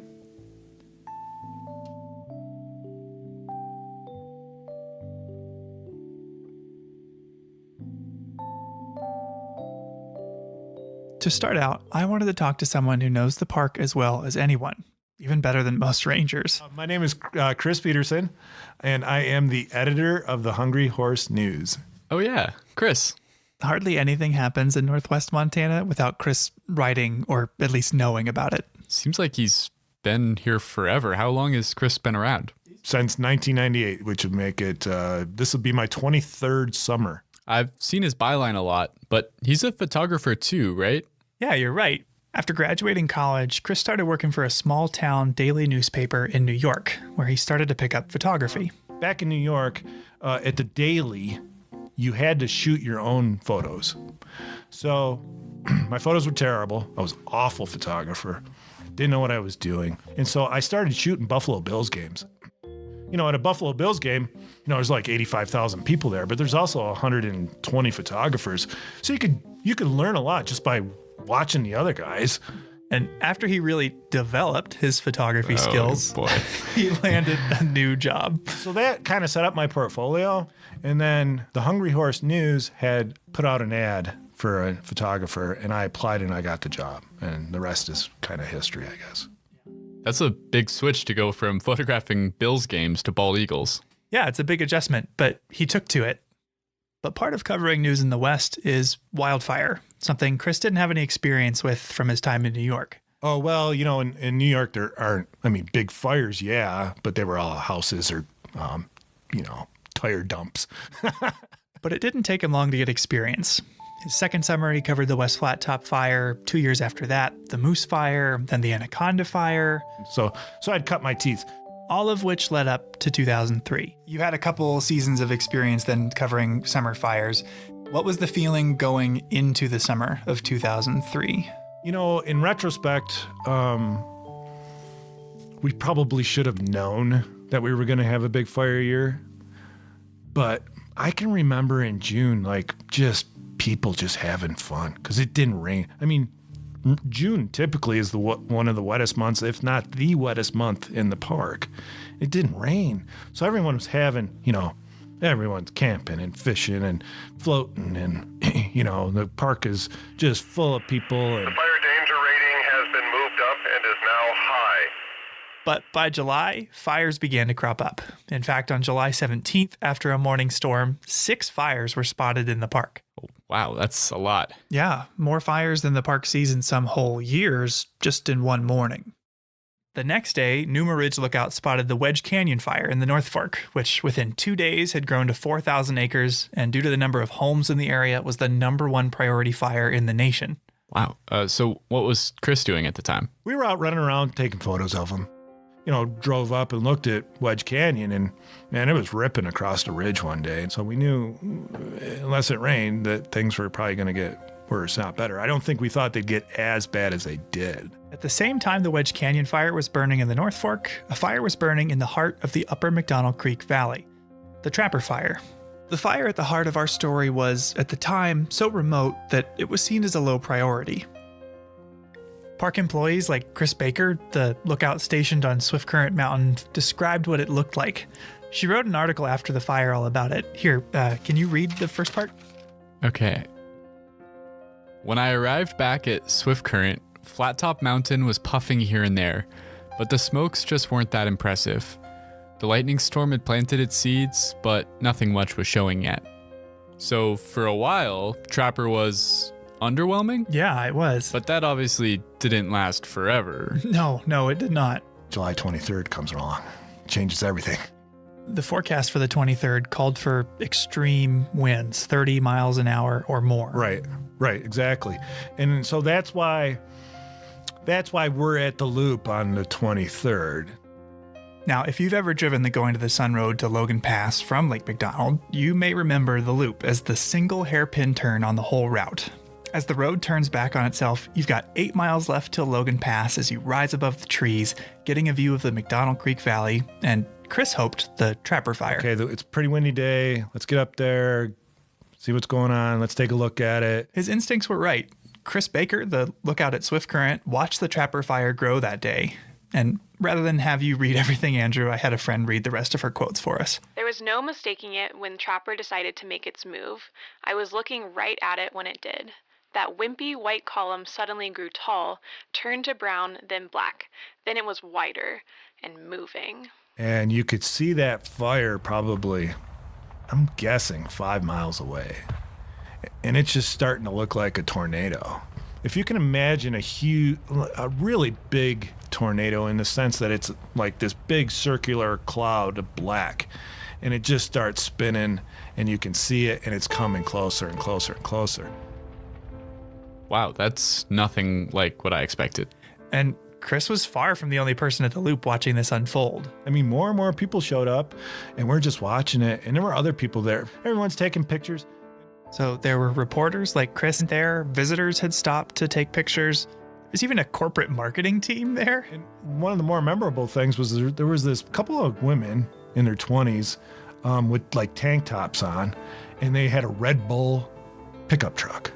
You know, Red Bull, that energy drink, but it had like a big fake can on the back of the pickup truck. As the fire was coming closer and closer and everyone was taking photos, the Red Bull staff was running around with free samples. Okay, I think watching a fire race towards you is a situation where you definitely would not need the extra boost from an energy drink. Yeah, I think you're right. But with or without the Red Bull, Chris described the atmosphere being charged with anticipation and excitement. So we're taking pictures of her with the smoke and the fire and smoke and stuff in the background, and they're taking pictures, and it just kind of got into like almost a party type of atmosphere in the sense that here it comes, and it came like right to the edge of the, you know, the canyon.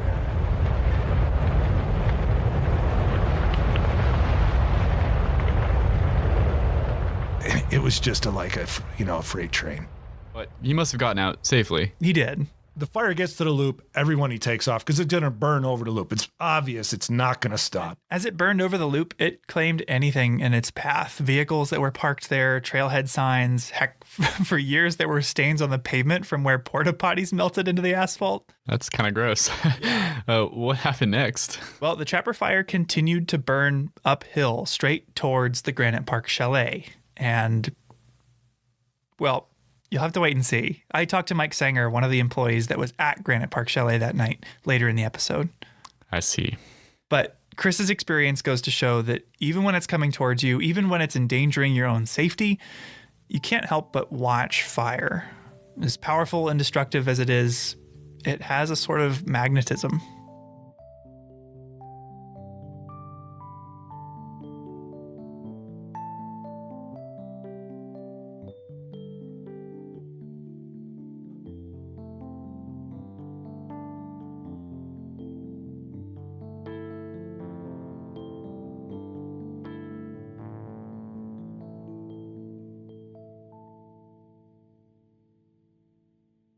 My name is Tony Kashola Sr.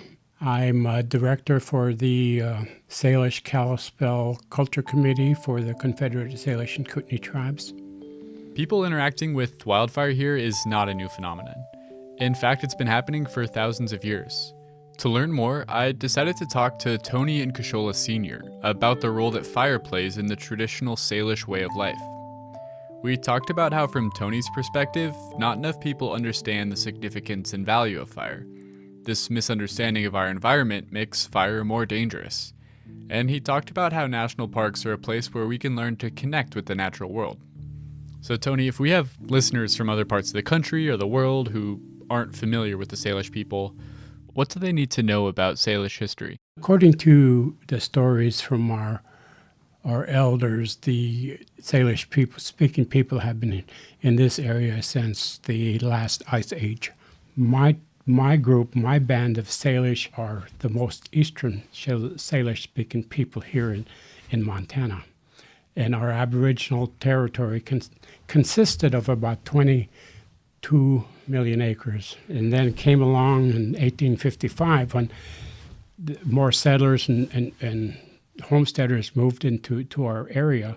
A treaty was negotiated, and it took several days before the leaders of the tribe agreed to be put on a reservation.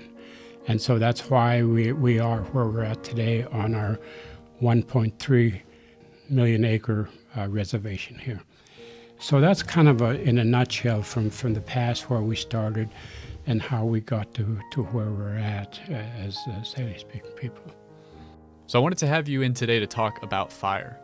What role does fire have in the Salish tradition? The Salish people, they would set fires to their favorite hunting areas, their favorite spots. When the weather was predictable, they would set fires, knowing that the fire would be put out as soon as the snow got here. So there was no fear of that being a wildfire.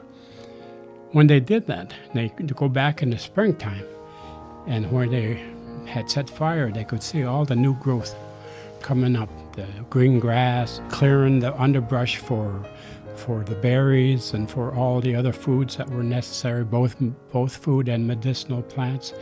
It would clear it out. It was like doing work in a garden. You know, as you go in a garden, you clean out all the weeds. That's what they used fire for. Were there other advantages to setting fires? The other thing they used, it, of course, before they had horses and before they had rifles, you know, getting buffalo, hunting buffalo, sometimes was very difficult on foot.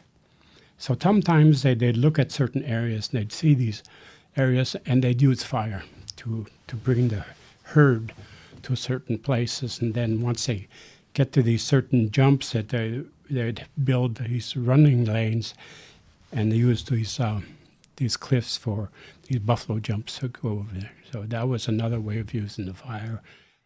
That's really interesting, using fire to manage vegetation and to drive buffalo over cliffs to hunt efficiently. It's a pretty amazing technique. How did traditional people actually manage these fires? It's just like our professionals today. We have professional fisheries, water people in those areas. Well, back then they had these people that were dedicated and assigned to fires. And they were the ones that were only ones that would set the fire, because they've studied fire, they've understood fire, and so they're the ones that were allowed to set these fires. And how did they actually start the fires? Where did the embers come from? They used buffalo horns or different things to carry these embers of fire, because it was so hard, you know, to make fire. So they'd make a fire. And then take these ambers and store them in these buffalo horns or something. Then they'd have these fire starters, what they call them, fire starters. They'd gallop to these different places and they'd set fire. And like I said, only those people were allowed to do that. Why do you think so many people have negative feelings about fire? One, I think, is misunderstanding exactly what fire is, what it means, and what it could do. The other thing is fear. Naturally, it's frightening. I mean, you look at California today, how dry, how brushy some of those go up like matchsticks.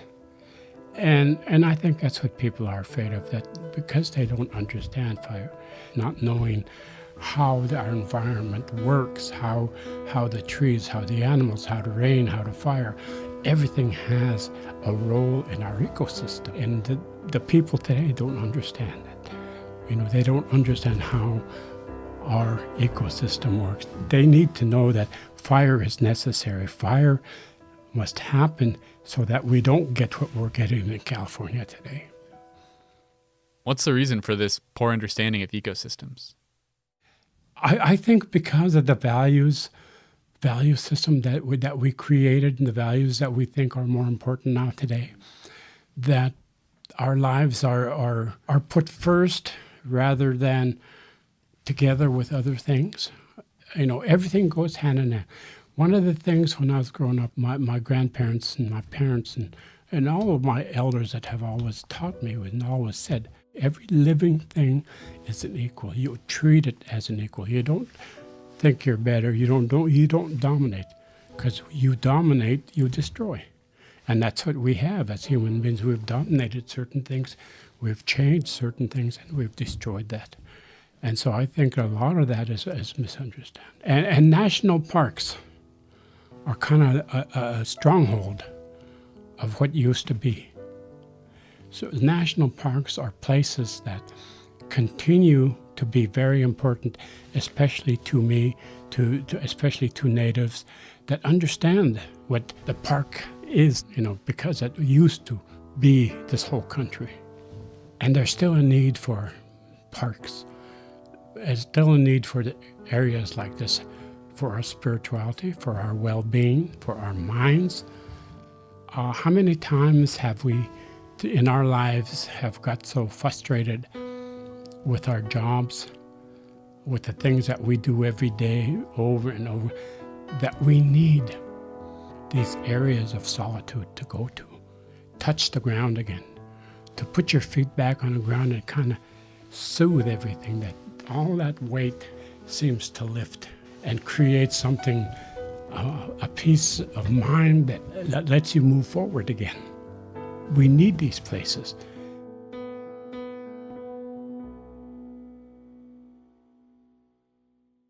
So, fire has a long history in this place. It can be a creative as well as a destructive force. And whether you like it or not, it's a factor that has to be considered in deciding how to manage this park. To learn more about what role wildland fire plays in the ecosystem here, I decided to talk to Dawn LaFleur. My name is Dawn LaFleur, and I am the vegetation management biologist for the park. What does a vegetation management biologist do? What does that entail? It basically manages the vegetation for the park. So that's anything from forest management, basically making sure we have healthy forest ecosystems, as well as maintaining native plant communities. So whenever we have disturbance, human-caused disturbance, we go in behind the disturbance and utilize native plant materials that we've collected and grown at our native plant nursery. So basically trying to manage the native vegetation as well as the invasive vegetation to maintain healthy ecosystems. I met Dawn on the site of the Howe Ridge Fire, which in 2018 burned about 14,000 acres on the west shore of Lake McDonald. It was 1 year after the Sprague Fire, which we talked about at the top of the show, and on the opposite side of the lake. At times it can be a bit noisy here now that there's not much of a forest to shelter you from the wind. That was a pretty intense fire. It was very intense. It was very unusual. We had the extreme fire behavior happen at night and came down here very fast, very quickly, and burned very intensely. About 2 weeks after this spot burned, Dawn was one of the first people to come back here and start to assess the impact. So what we were looking for were signs of vegetation, any potential signs of vegetation recovery already, as well as the impacts to our soil. The type of soil impacts Dawn is looking for are things like how burnt is this soil? Will things be able to grow in it? Then she'll look at hillsides to see if any of them have potential for erosion now that root systems that were holding them together might be burnt out. Do you remember what your initial impressions were at the time? Oh my goodness. Oh my gosh. All we have left are toothpicks, was my initial impressions. For a fire to burn up essentially every tree was unusual. Typically, when Dawn visits a recently burned area, the fire doesn't wipe everything out. It'll find a section of vegetation or trees, a pocket of trees to burn in and move around and kind of skip and create a mosaic or little islands of vegetation, which actually helps for rehabilitating the landscape afterwards. So why was this fire so intense? It was a combination of factors. For one, the summer of 2018 was extremely hot and dry. But fire suppression efforts in the early 1900s had also disrupted some of the natural cycles here. Fire has a huge role in this natural ecosystem. We have plants and tree species like lodgepole pine that are fire dependent. These are species that have evolved to rely on fire to succeed. Lodgepole pines, which need a lot of sunlight, have special cones that are tightly bound shut by resin. The seeds are trapped inside the cone until there's a wildfire, the type of event that would clear out the canopy and make it sunny enough for them to grow. When fire passes through, the cones get heated up and release their seeds. In Dawn's career, she's witnessed summers get warmer and drier, and the snowpack disappearing earlier in the spring, allowing soil and vegetation to dry out. These effects are changing the role that fire plays in the ecosystem. What it is climate change. We're getting drier and hotter sooner. And then the other thing we're seeing is with the extreme fire and not enough moisture In the spring, what takes advantage of those open niches after a fire are non-native plants, the opportunists. We're seeing a lot more non-native invasive plants coming into our burned areas than we have had in the past. But Dawn hasn't lost hope. She still has a clear and optimistic vision of how this area can recover. My hope would be in 5 years we should have conifers that are 3 to 4 foot tall. A good diversity of conifers. I would hope a lot of larch in here because they tend to be fire resistant. It'd be wonderful to see pockets. I don't expect it all across the landscape up here, but little pockets of moisture where we could see cedar hemlock coming back. And this would be completely green, and you've got woodpeckers utilizing the snags and everything. We would be standing here and we would have vegetation over our heads. Sounds lovely. Less. And as we get more vegetation established, that will outcompete, as we get an overstory, it'll outcompete these newly established invasives. So much more native plant diversity. Protecting plant diversity in Glacier National Park is a collective endeavor. Dawn can't do it alone. She asks that when people visit here, they take a moment to think about how their actions will affect the plant life around them. Stay on the trail. Definitely stay on the trail. Walk in the mud. Don't go around mud holes. And don't pick the flowers. Oh, yeah. That's a big one. Please don't pick the flowers. The reason to walk through the mud is that if you go around, you'll widen the trail and disturb the vegetation around it. And we leave flowers where they are so everyone can enjoy them, and because they're part of the ecosystem here. Yeah, minimize your impact by just being respectful of the vegetation. The plant life in Glacier National Park evolved in the presence of fire and is adapted to frequent burning. Fire can be a source of renewal and even catalyze the processes of growth and change that make Glacier home to an incredible diversity of plant life, over 1,100 species. As climate change affects the behavior of wildfire and fire ceases to behave in the way plants are adapted to, its destructive tendencies can start to outweigh its constructive ones. It's something that scientists in Glacier like Dawn will continue to monitor. When a wildfire changes the makeup of a forest and what kind of species grow there, the effects aren't limited to just plant life. These changes to the vegetation are going to have consequences that ripple down the whole food chain, affecting everything from the bushy-tailed wood rat up to the moose and grizzly bear. Mule deer in particular are browsers, and so they rely really heavily on shrubs and other kind of nutrient-dense species. So that's Tegan Hayes. She's a wildlife biologist. Her master's thesis was about ungulate forage in wildfire-dominated landscapes. In other words, how deer food is affected by fire. One of the study areas was not far from where we're standing right now. Tegan explained to me that wildfire allows for species to get the nutrients they need in their home range or in their population range. And so for my research, when I was looking at mule deer don't really change their home ranges very much geographically. And so change is especially important for a species like that, where if you never allow disturbances to happen, then they will not be able to find the food they need. And that's the same for a lot of species in the park. In other words, mule deer need fire. It promotes the growth of shrubs that are the bulk of their diet. And they aren't keen to move around to find these plants. They need the fire to happen right within their home range. A deer population, in turn, is necessary to support grizzlies, mountain lions, and wolves. A whole thriving ecosystem, dependent on regular wildfire. I took Tegan to the Forest and Fire Nature Trail. Near the Camas Creek entrance to the park, this trail is a great spot to get an introduction to the fire ecology of Glacier National Park. Burnt in the 2001 Moose Fire, it's now home to a thriving lodgepole pine and aspen forest. So we are now in a young aspen stand. Of course, you have the nice rustle of the leaves, which aspen are named after, the quaking aspen. The vegetation, the shrubs in the understory are a bit taller. So there's a little more diversity here. Aspen is one of the habitat types that responds best after a fire. Aspens that burn down are able to resprout from underground roots. In no time, a recently burned stand of aspen will be a lush and suitable deer habitat.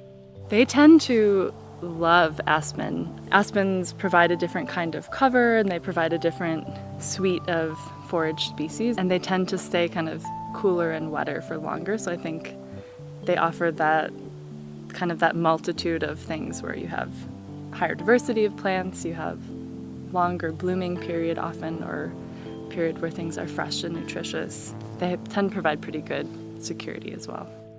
As we moved down the trail, Tegan pointed out a flower, which I was surprised to hear was a good food source. Oh, we've been seeing rose, which despite its prickles is also actually usually pretty sought after by ungulates too, so they'll nip just the ends off and avoid the worst of the prickles. Wildfire is kind of a contradictory thing here.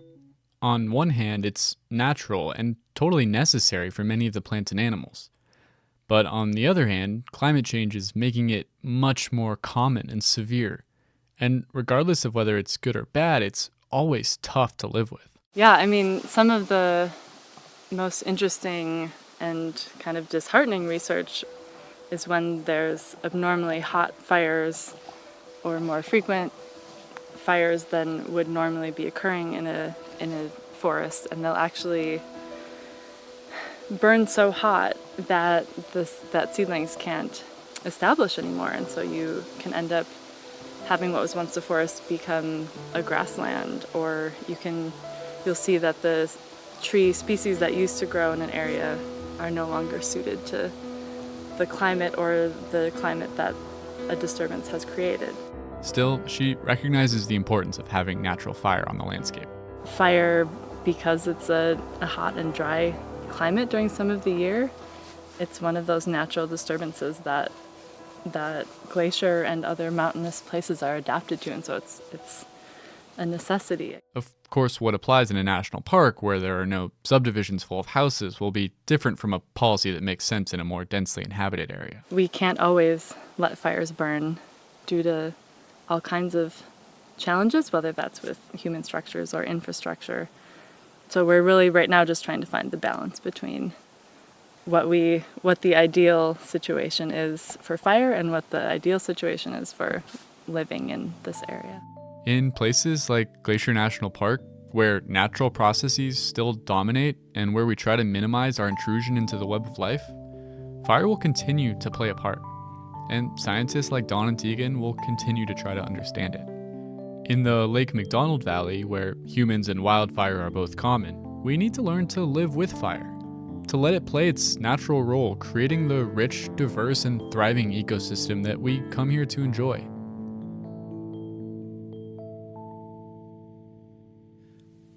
We'll be right back with the conclusion of the Trapper Fire saga after this break.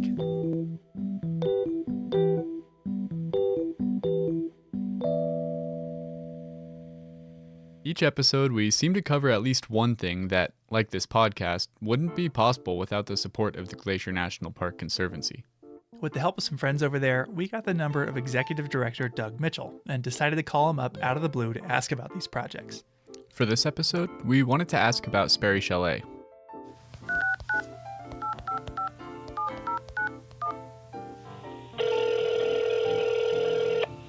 Glacier Conservancy, Doug Mitchell speaking. Hey Doug, it's Andrew and Michael. How you doing? Hey, good. How are my favorite podcasters today? Oh, we're doing well. Just enjoying the beauty out here.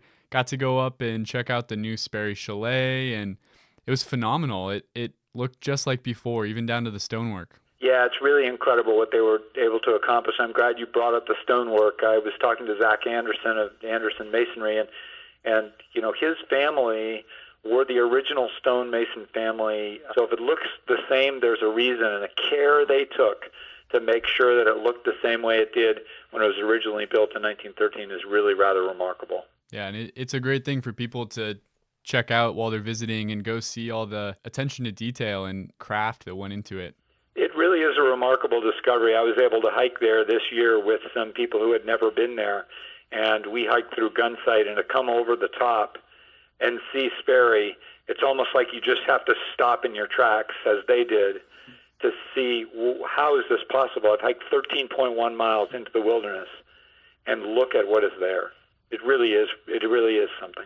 Yeah, we wanted to talk to you about it because we know the Glacier National Park Conservancy, as the park's official nonprofit partner, played a huge role in helping restore the chalet. We were in the superintendent's office the very next morning at 10 a.m. after the fire burned Sperry, and by later that week, we had taken our loan credit card down to the hardware store here and bought the pieces of wood that held Sperry up over the winter. And it really was a remarkable public-private partnership that really made the improbable happen. Thanks for taking some time to talk to us. It's always great to hear from you, Doug. Always great to talk to you guys, and thanks again for all you're doing. Absolutely. Thanks for funding it. We'll talk to you soon. All right, cheers. Bye.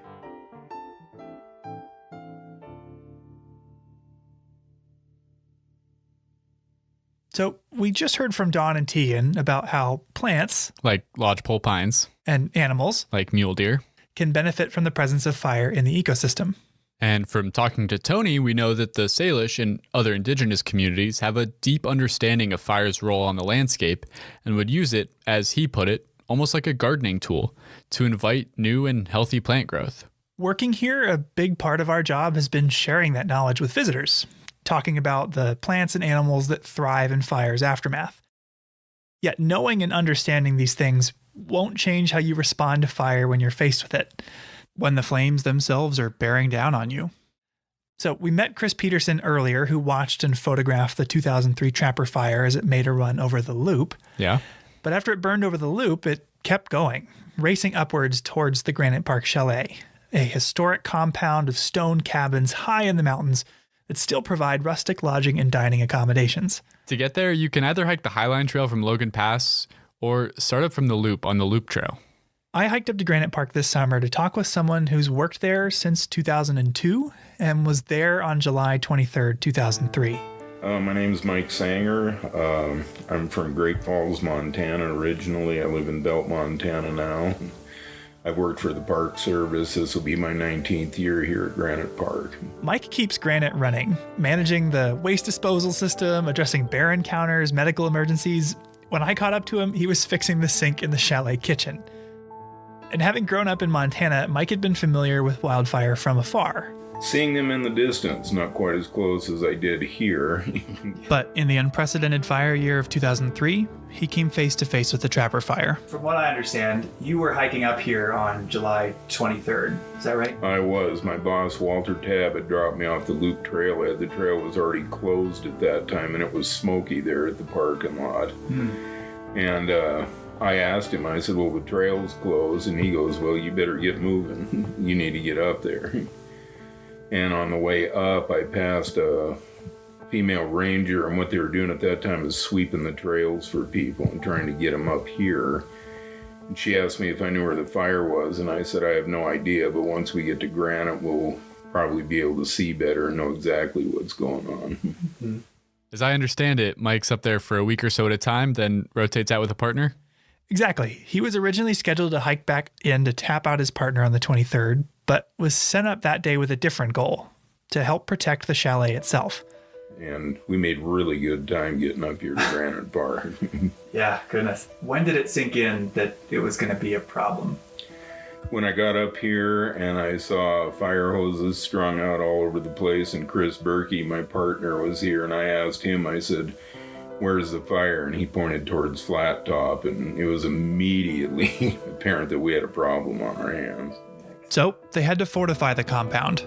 With limited time and supplies, that meant converting their finicky drinking water pump into a sprinkler system to keep the buildings wet, an approach that they weren't confident would work at first. We went down to start the pump, and it took 2 or 3 times, and you had to talk nice to this thing, and Chris pulled it, and the first time it went off, and we're all high-fiving, and but celebrations could wait. As the fire grew closer and closer, conditions only worsened.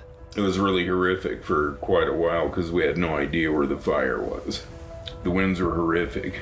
I mean, they were blowing probably 70 plus miles an hour, and we were having embers starting to come down. And what we did is we pulled all the railings from the chalet. We were trying to reduce fuel in case the fire did get here.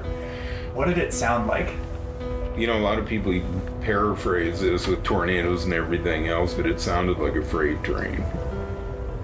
And it was just unbelievably hot. I've always had a mustache, and after this was all over, it had curled and burnt, and I just ended up whacking it off. It's the first time I'd not had a mustache in many, many years, because it was just glowing orange this direction. Around the same time, Chris Baker from Swift Current Lookout was choked with smoke. I can remember using the word surreal a lot in my journal that afternoon. It didn't take too long before my vista towards the west was nothing but amber billows of smoke and embers. Visibility deteriorated to nothing, and I began coughing from the intense smoke, so I soaked a bandana in water and took to breathing through it to filter some of the soot. Oh my gosh. Yeah. Yeah, it's a scary situation. It is. In the face of it all, Mike and Chris were doing everything they could to protect the chalet and everyone in it. And we charged our hoses. We had everybody inside the chalet sitting on the floor. We had the tables up against the windows because the wind was horrific and it was blowing ash and embers all through the area. And we charged the hoses and started wetting the roof. How many people were in it? Well, between the guests that had planned to stay there that night and hikers that were seeking refuge, there were quite a few. We had 39 people trapped up here. We thought the fire was actually going to come up and go over the top of us and down the other side. Why it went up Swift Current Pass, I have no idea. Every bearing that we had and the wind was blowing directly at us, and fires like to run uphill, so I was quite sure the fire was going to come up and over us, and instead it made a turn and went up over Swift Current. It missed them? Somehow they were saved. The fire avoided the chalet, and falling embers were effectively combated by the hoses and sprinklers they'd set up. Because it could have really gone south for us, and it really could have been a horrific thing. And, through God's graces or whatever, the fire didn't come over us. Chris, we each made one brief phone call to our wives, and said, we don't know what's going to happen. We just wanted to call and tell you right now we're all right, and we're doing the best we can. And while they didn't know what the next day would hold, they allowed themselves to breathe a small sigh of relief. Chris and I came in here. It'd been a long day for both of us. He was due to go out that day, and I'd hiked up or ran up here that day. And his wife had brought him a little bottle of black velvet whiskey, so we each had a drag off that, and it actually felt a little better. And he goes, let's get on with it. And I said, all right. After feeding and finding beds for everyone at Granite, the two of them stayed up all night watching the flames. We'd take turns. There was a chair between this building and the chalet and one in front of the chalet, and about every hour we'd switch. Also up all night was Chris Baker, watching the flames from her vantage point at Swift Current Lookout, 1,000 feet above the chalet. Night fell, and finally I could see the fire appear through the smoke as 1,000 points of flame and torching trees. I remember just staring a lot in unbelief. Sleep wasn't even an option. This was history, and I was privileged to have a front row seat. It was a long night and a close call. Thankfully, no one was hurt, and the chalet was saved. Mike and his partner Chris Berkey were even honored by the Department of the Interior with Valor Awards for their heroism and bravery. But Mike's a humble guy. If you have the chance to meet him, you might hear him tell stories of that night. Sometimes the chalet even asks him to give a program about it to their guests. But you won't hear him bragging. He's seen firsthand the power of fire and worked in its aftermath every year since. But even then, that night standing guard after hours of fear and uncertainty, he could see a beauty in the flames. And the one thing that struck me is once it got dark and you could see the fire, despite what was going on, it was actually kind of pretty to look at.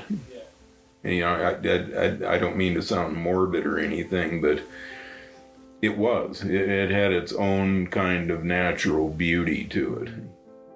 A month later, the Trapper fire had died down, and Chris Baker reflected on the fire as she hiked down from Swift Current Lookout for the last time of the year.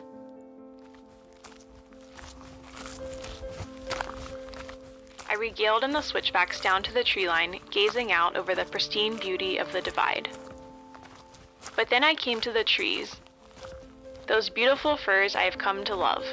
My friends and companions on my ascents and descents of Swift Current Mountain. The ones that frame Heaven's Peak in all my photos and that my kids have learned to take for granted. They weren't there. Instead, I saw blackened ghost and charred ground cover. I hiked through a lunar landscape that I knew was both natural order and devastation. I thrilled and mourned all at once. I don't think I will ever feel that again.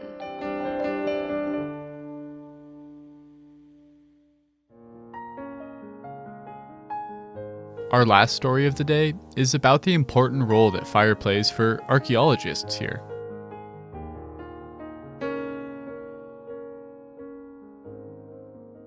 So were you up there on the night that Sperry Chalet burned down? No, I was actually on this trail when it burned down, and I actually heard it all go down on the radio.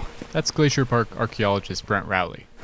Which was kind of a crazy experience. I was actually just back there, probably a few hundred yards, and I heard this radio transmission that was like calling the incident management team on the radio and being like, you know, I need to give you a satellite phone call because we need to have like a conversation right now. And it turns out that was the chalet catching on fire, like the dormitory building. Fire teaches us about the natural world, but it also teaches us about ourselves, and sometimes in unexpected ways. When the Sprague Fire burned down the main building of Sperry Chalet on August 31st, 2017, it felt like we had forever lost a piece of our history. But the fire had another effect as well. By clearing out the vegetation around the building, it unearthed a wealth of archaeological sites from lots of different eras. Out of the ashes, Brent found a whole world of history. In a place like Glacier, the vegetation is so thick that you can't see the surface of the ground to find artifacts. A fire that comes in and clears out the vegetation will often reveal major archaeological sites. After the Sprague Fire, Brent and his team found a series of dumps where all types of people, like construction crews, cooks, and chalet visitors, had thrown their garbage for decades, starting in the early 19-teens. Brent was intrigued. He told me that these types of sites hold a lot of information that you can't just read about. In the history books about a site like, say, Sperry Chalet, you only hear about the experiences of the people that are actually staying in the chalet. You don't hear the story of the people that worked at that chalet and that may have worked at a trail camp or a CCC camp that built a lot of the infrastructure in the park. And a lot of those dumps preserve the information of like what was daily life like for them, what were they eating. We might find game pieces or, you know, what were they doing in their spare time at their backcountry camp. As we hiked the 6 miles up to those archaeological sites, Brent told me all about his experiences that year. I got assigned to the fire as a resource advisor for cultural resources. So during that summer, I probably hiked this section of the Sperry Trail 40 times. And, you know, so I got to watch the fire come down this ridge and sort of change the forest gradually. Because in the cedar forest, the fire just kind of creeps along. It rarely ever, really gets up into the treetops. It kind of travels along the deadfall and through the root systems. When the fire in the chalet was finally extinguished, the stone exterior walls were still standing. The fire had only burned the interior and the roof of the building. A few days later, Brent was flown to the site in a helicopter to help the park determine if the still standing walls would survive the winter. It was really surreal. Like all the bed frames had melted, kind of looked a little bit of a wasteland inside. The stone walls were able to be salvaged, and over the next 2 summers, the chalet was reconstructed within them. Brent and I arrived just days before the grand reopening, when the chalet would welcome guests for the first time since the fire. It was also the first time that Brent had been in the new building, and he was a bit taken aback by the difference. The last time I was standing in this very spot, I was like 4 feet lower, and then, you know, there was debris everywhere, and, you know, it's pretty crazy to be standing in the same spot, but now in a constructed building. After the fire, Brent and his team were tasked with surveying the burned area and noting any archaeological sites that had been revealed. What they found was a vast assemblage of objects that painted a vivid portrait of early 1900s park life. What kind of objects are we talking about? Well, actually, one of the most common things they found were chamber pots. What do they look like? They're just bowl-shaped, but a little... Oh, right there is one. A really good one. Yeah, it looks like just a small bowl with kind of a big rim around it. Yeah, just big enough to do your business in, you know. But those things were all over the place, like down this hillside. It's kind of interesting. I just like to imagine someone walking out in the morning and getting ready to toss the contents of it over the hill and accidentally loses their grip, and there it lies. Because that one definitely is not broken. Okay, that did paint a vivid portrait. What else did you find? One thing that really caught my eye were these tubes of clear blue glass. Brent explained to me that those were insulators for a historic phone line. So in a phone line, you've got the wire that the message travels through vibrations. The insulators allow you to attach that wire to a telephone pole or a tree or whatnot, a solid object, without interfering with the signal. Oh.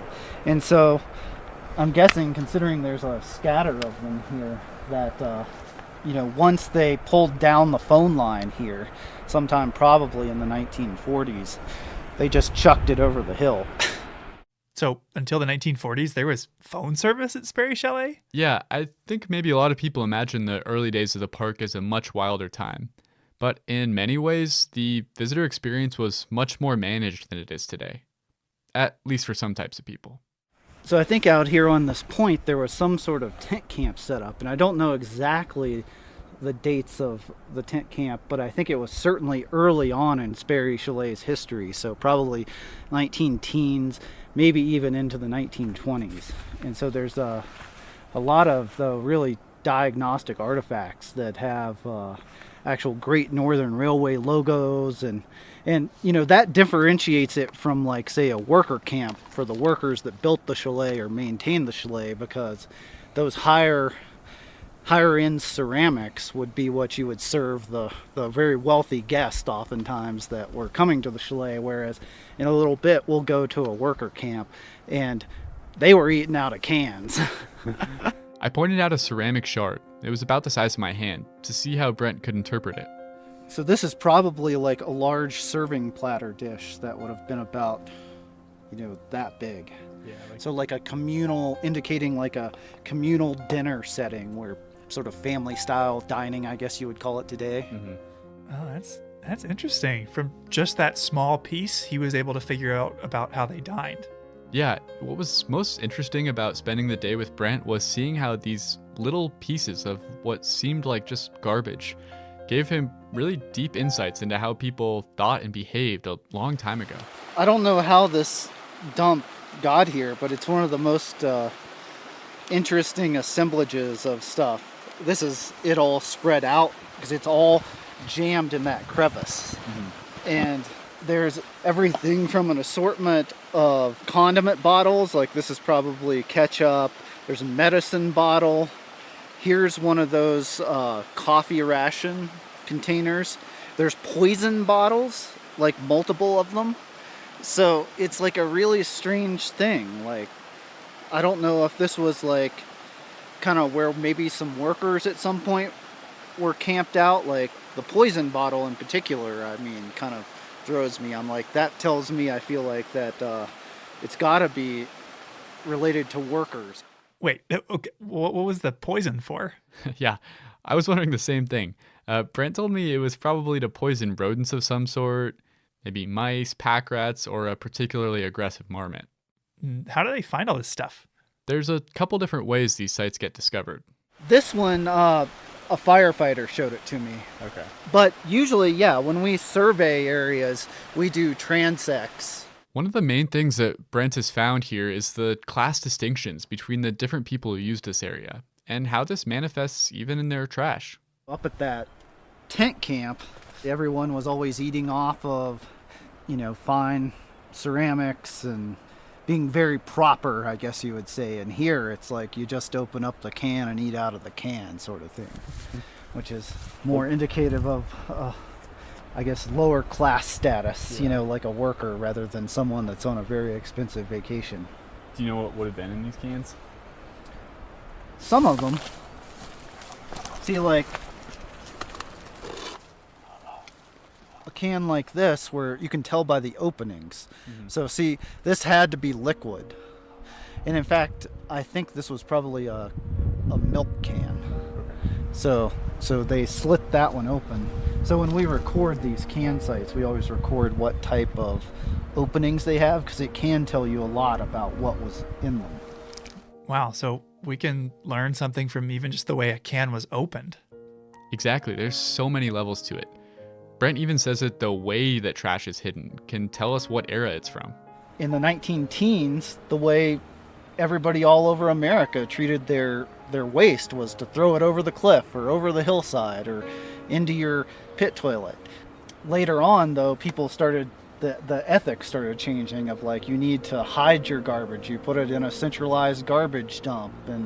And here, obviously, they've tried to hide it.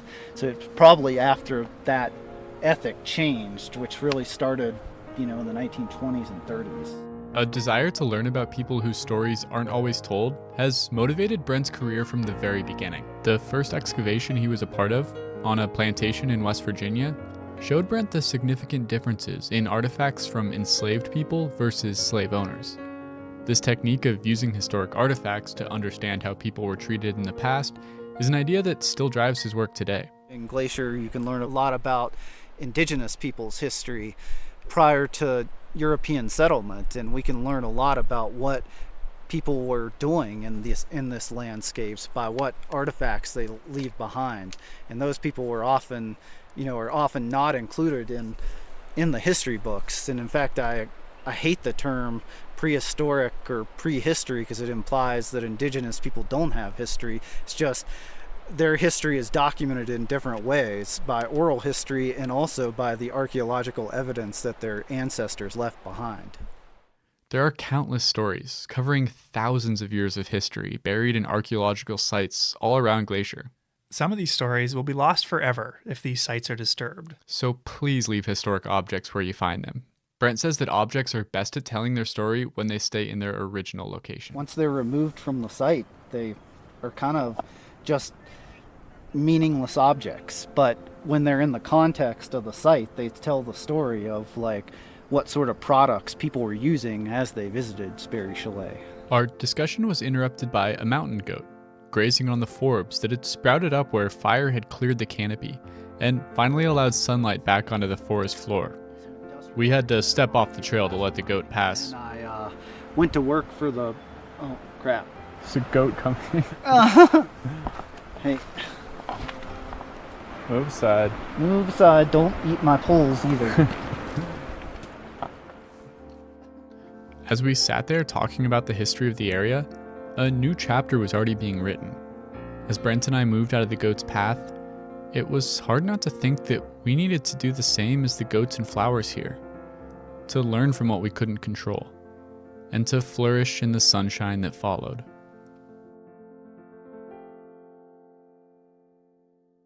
That's our show for today. If you're interested in learning more about the role and history of wildfire in Glacier, or about the Salish Kalispel Culture Committee, check out the links in our show notes. Thanks for listening. Headwaters is a production of Glacier National Park, with support from the Glacier National Park Conservancy. The show was written and recorded on traditional native lands. Andrew Smith and Michael Feist produced, edited, and hosted the show. Ben Cosgrove wrote and performed our music. Alex Stilson provided tech support. Quinn Feller designed our art. Renata Harrison researched the show. And narrated the credits. Lacey Kowalski was always there for us. And Daniel Lombardi and Bill Hayden were the executive directors. Support for this show comes from the Glacier National Park Conservancy. The Conservancy works to preserve and protect the park for future generations.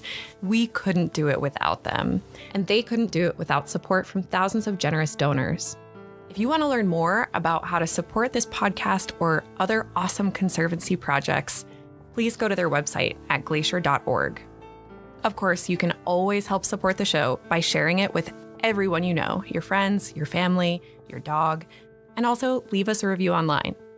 Special thanks this episode to Chris Peterson, Tony Incashola Sr., Don LaFleur, Tegan Hayes, Mike Sanger, Sarah Peterson, and Brent Rowley.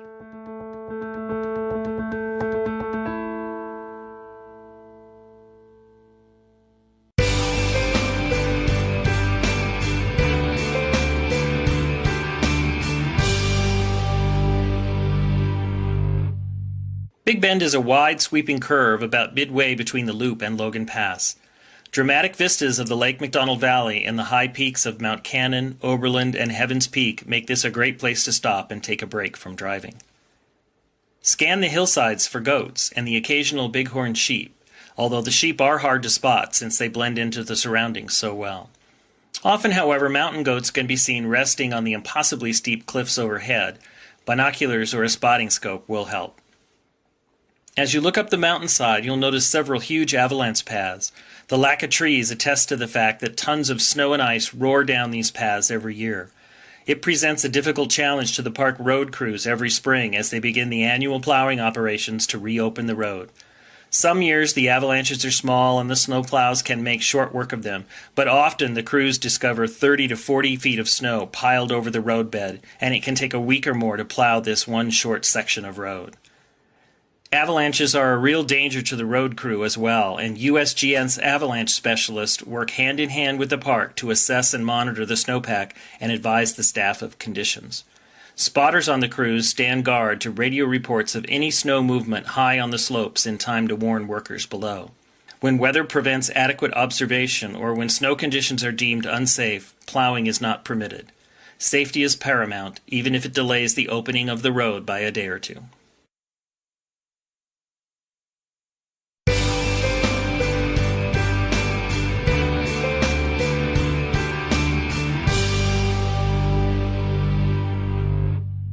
This series of waterfalls delights early season visitors to the park as they drive right by, and for westbound travelers, sometimes right through its spray. More than one savvy driver has driven just a tad closer to the cliff edge by this spot, surprising passengers in the back seat with a hefty dose of clear, cold mountain water as it splashes through the open windows. By August, the gushing torrent dries up to a mere trickle and looks more like a weeping wall than the impressive cascades seen when the road first opens in early summer. Most people don't realize that this entire series of waterfalls is a remnant of the construction of the Going to the Sun Road.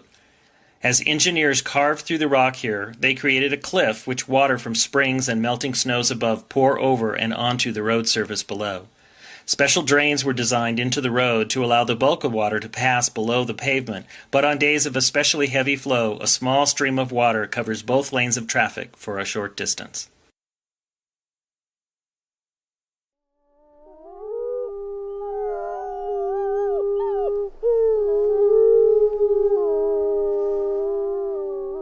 From Yellowstone National Park, this is What We Do.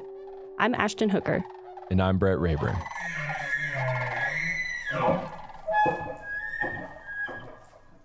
Hey, Brett. Hey, Ashton. How's it going? I'm good. How are you doing today? I'm doing awesome. Good. It's getting close to lunch, so my stomach might rumble a little bit here. But mine is seriously rumbling as well. I hope you can't hear it. Yeah, I have this big lunchbox behind me. I'll try not to rummage in it too much. So we'll see.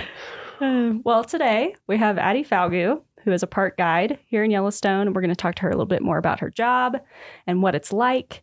And so as a park guide, you know, if you're a visitor to Yellowstone, you might see them out and about either in the visitor center, roaming park trails, park guided walks and talks, things like that. And so along those same lines, we have the Junior Ranger program, and it's pretty popular. Yes, you I've can get heard it of in it. a bunch of different parks, Yellowstone as well. So my question for you, do you happen to know how many Junior Ranger badges are awarded here in Yellowstone every year? Every year? Every year. Number of Junior Ranger badges. So not just people who like get the books and don't go through to graduate. I'm going to say, I'm trying to see if Miles will give me any hints here because he orders the badges. I think it's like, I'm going to say 160,000. Ooh, wow, that's more than I thought you were going to guess. But really, you're not too far off. So in the past couple years, you know, we've had a few weird years with COVID and the flood and stuff. So it's been a little lower the past few years, but it's been about 50,000. Okay. I'm like, so come on, Junior Rangers, step up. Yeah. But on this year is going to be the year where we give out 160,000. Like 50 to 100,000. So you're not too far off. That is a lot of Junior Rangers being sworn in. It's a lot more than I thought. That's a lot of oath takers. Yeah. We're in good hands. Yes, we are. All the Junior Rangers out there. So anyway, we're going to talk with Addie more about what she does in the park. So Addie, thanks for joining us. Yeah, thanks for having me. Yeah, how are you doing? I'm doing well. Good. So ready to dive in? Absolutely. Okay. So how did you get your start with the National Park Service? So I got my start in 2017 as an intern in Glacier Bay National Park. And that's in Alaska. That's correct. Yeah. Okay. It often gets mistaken for glacier in Montana. So often I do specify Glacier Bay in Alaska. I heard the emphasis on bay. Yeah. Cool. And so what drew you to that? Did you always know you wanted to be a park ranger? So growing up, my family traveled to national parks. I think a lot of people in this career. And I kind of was really interested. I fell in love with the Tetons and I was like, well, I want to live there one day. And the way to live there is to become a park ranger. So simple enough. I'll just do that. And it got a little bit more complicated than that. But in high school and college, I started to look more seriously into pursuing a career in that direction. I actually visited Yellowstone in college and spoke to some rangers on that trip and asked them, hey, how do I get into this field if I'm interested? And they gave me some good information on internship programs like the SCA and also how to find jobs on USA Jobs. What is the SCA, just for those who don't know? Yeah, so the SCA is the Student Conservation Association, and the internship that I did in Glacier Bay was through them. Okay, and so what exactly did you do? Yeah, so the position there was an education intern, and Glacier Bay has pretty little visitors that actually set foot on the land there. And the number of visitors in the winter is pretty much non-existent. And so most of the visitation is in the summer on cruise ships.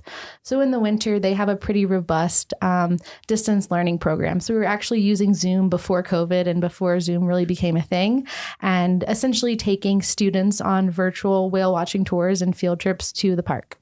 Wow. That sounds like a good gig. Yeah. So you're on a boat while you're doing this? No. So we were in an office with a green screen. That made it look like we were on a boat. I did get to go out. Shake the camera and rock it. I did get to go out with the oceanography team though, which was really fun one day, and we got to take water samples. So I did get to have that experience in the bay, but most of the time was spent in the office. Okay. So did you go from Glacier Bay and then Yellowstone, or were there other stops in between? There were a few steps in between. Yeah, so after Glacier Bay, I did a couple of seasonal positions as an interpretive park ranger and also an education position in Grand Teton National Park. And then I was pretty fortunate to get offered a permanent job pretty early on in my career, and that was in Hot Springs, Arkansas. That was also a park guide position. I was there for a few months and then took a lateral reassignment to a park guide position here, and I've been here since. It's been about 4.5 years, I think. Okay, wow.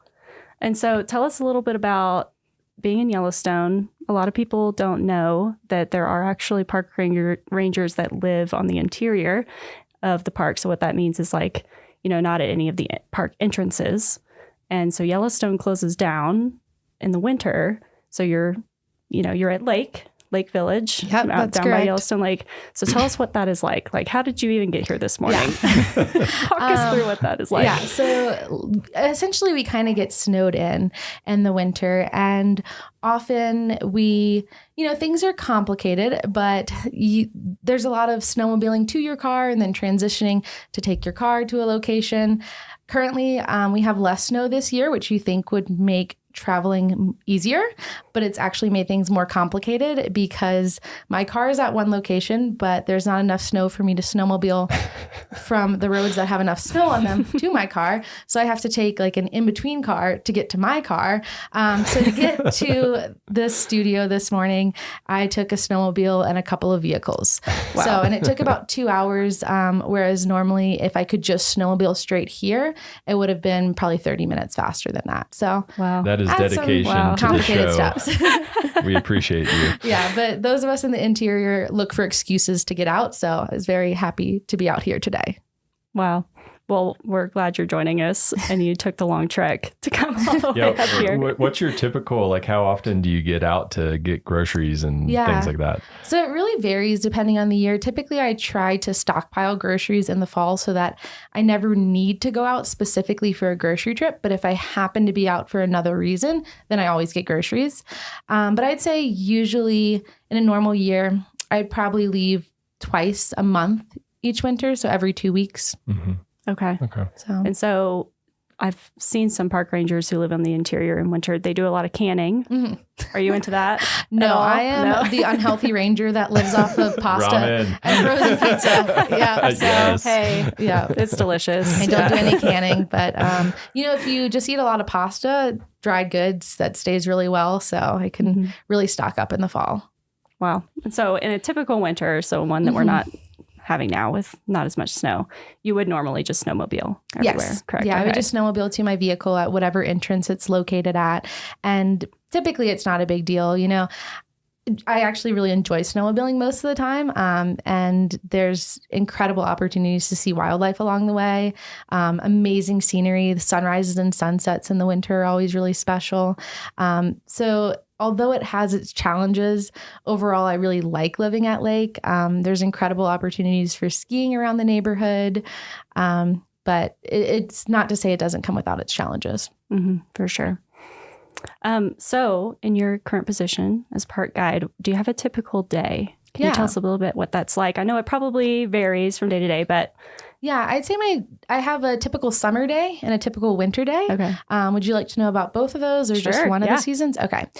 So in the summer, a typical day, a third of it is usually spent working the visitor center front desk, answering questions, helping people plan their trips, answering questions about what birds they're seeing, animals they're seeing. Like the number of questions we get, you never know what's going to come out of someone's mouth. So it can be all over the place. Another third of the day is typically spent leading a ranger guided program. So that can be a talk, a campfire program, a walk. And the remaining third of the day is typically spent out in the field roving. And so talking to visitors on boardwalks in some of the thermal areas, interacting with people at wildlife jams, making sure no one's petting bison at wildlife jams. Very important. Yeah. So that's kind of a typical summer day. In the winter, my job is kind of unique in that I staff a building called a warming hut. And so, most people are kind of putting out figurative fires in their day-to-day work. And my job is literally to go and start a fire. So I go to the warming hut, start a fire. And the purpose of that is to serve as a place for snowmobile groups to stop in and warm up. That's the sole source of heat for the building.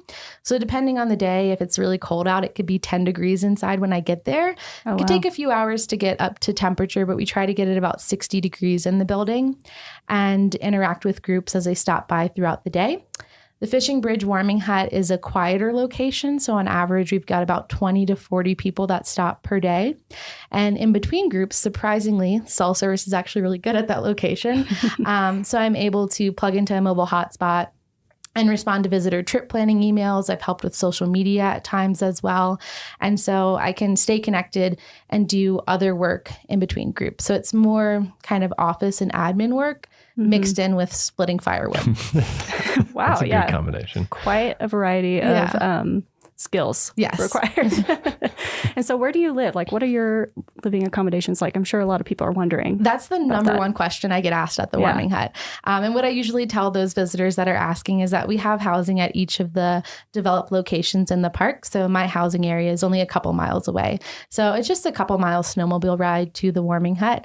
Often groups get there and they're like, how did you get here? And I'm like, well, I snowmobiled here just like you. But like, I had the easy commute. Like they're snowmobiling 26 miles to get to me. I only did 2. So you're like, I just crawled out of the lake. Out of the lake. Which you probably could because it's not frozen. Yeah, I did a training once in the park where I spent the night in a snow trench. And sometimes I do consider telling people that. I'm like, where do you live? Where do you sleep at night? I'm like, just in a trench in the snow over there. I've been here a few years, so they moved me to the 3-bedroom snow trench. Yeah. They take care of us here. So what's the most important skill you'd say for I'd your say job? the most important skill in my position is probably communication. Mm-hmm. So as an interpretive position, it's really important to communicate these messages and try to foster a connection between the people that are visiting Yellowstone and the resources that we have here in the park. And so being able to tailor messages for specific audiences is really important in order to communicate that effectively and try to hopefully inspire the next generation of stewards for these lands. Yeah. What's one of the hardest or most memorable questions that you've had asked? Ooh, that's a good one. So this is a funny one, but the most memorable question, there was a girl. She was probably about 12 years old, and she was really shy. I was at Mud Volcano, and I could tell she was kind of embarrassed to ask this question. Her mom's like, she has a question. And I was like, sure. And she's like, I don't know if I want to ask. And I was like, no, like, go for it. No judgment. And her question was, how do bison poop in such perfect circles?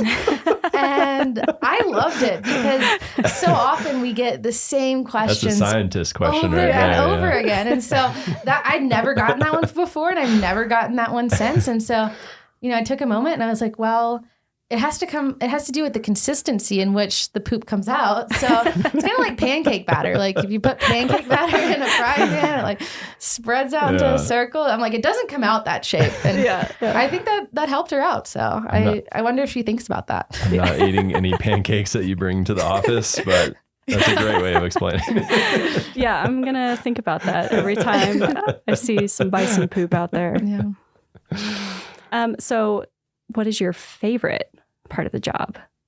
My favorite part of the job is probably getting to re-experience the magic of Yellowstone through the eyes of first-time visitors. I've literally had kids jumping up and down for joy when they saw a grizzly bear for the first time. Oh. And I've seen adults like cower when they hear a bison grunt during the rut. And those moments just remind me of like how special this place is. They allow me to remember why I fell in love with this place and why it's worth protecting. That's great. Yeah. And so on the other side of the coin of that, there's great parts of the job, maybe some that are not so great or just a little tough. What's like the toughest part of your job, you'd say? I think the toughest part of my job is probably dealing with angry and frustrated visitors. People are coming here on vacation and everything's supposed to go right for them. And when it doesn't go right and they're on vacation, they really want someone to blame and someone to give them answers for that. And being a frontline staff member, we're kind of the face for the park. So we're often the person that receives the brunt of that anger and aggression. And especially in the middle of the summer, if you're receiving that day after day, multiple times a day, and often these complaints are about things that we have little to no control over. Sometimes they're because of natural disasters like floods. It can be really hard to deal with that. Yeah. It takes lots of patience. Yes. Yes, lots of patience. So even with those kind of tougher parts of the job, why do you still want to, work as a park guide or work for the Park Service? Mm-hmm. What is it that keeps bringing you back? Yeah, although there can be tough days and those negative people, I think the good days and the good people really outweigh it. You might have someone who's mad at you one moment, and then you have a really special connection with a junior ranger the next. And it just reminds you kind of why we're doing this. Also, just having an opportunity to live here is something that I try not to take for granted.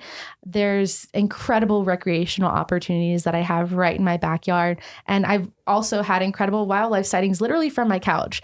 Like I've seen bears and coyotes. I think the only thing I haven't seen out of my back window is a wolf. But there's not a lot of places in the world where you have opportunities for recreation like you do in a national park and opportunities for these really incredible wildlife sightings.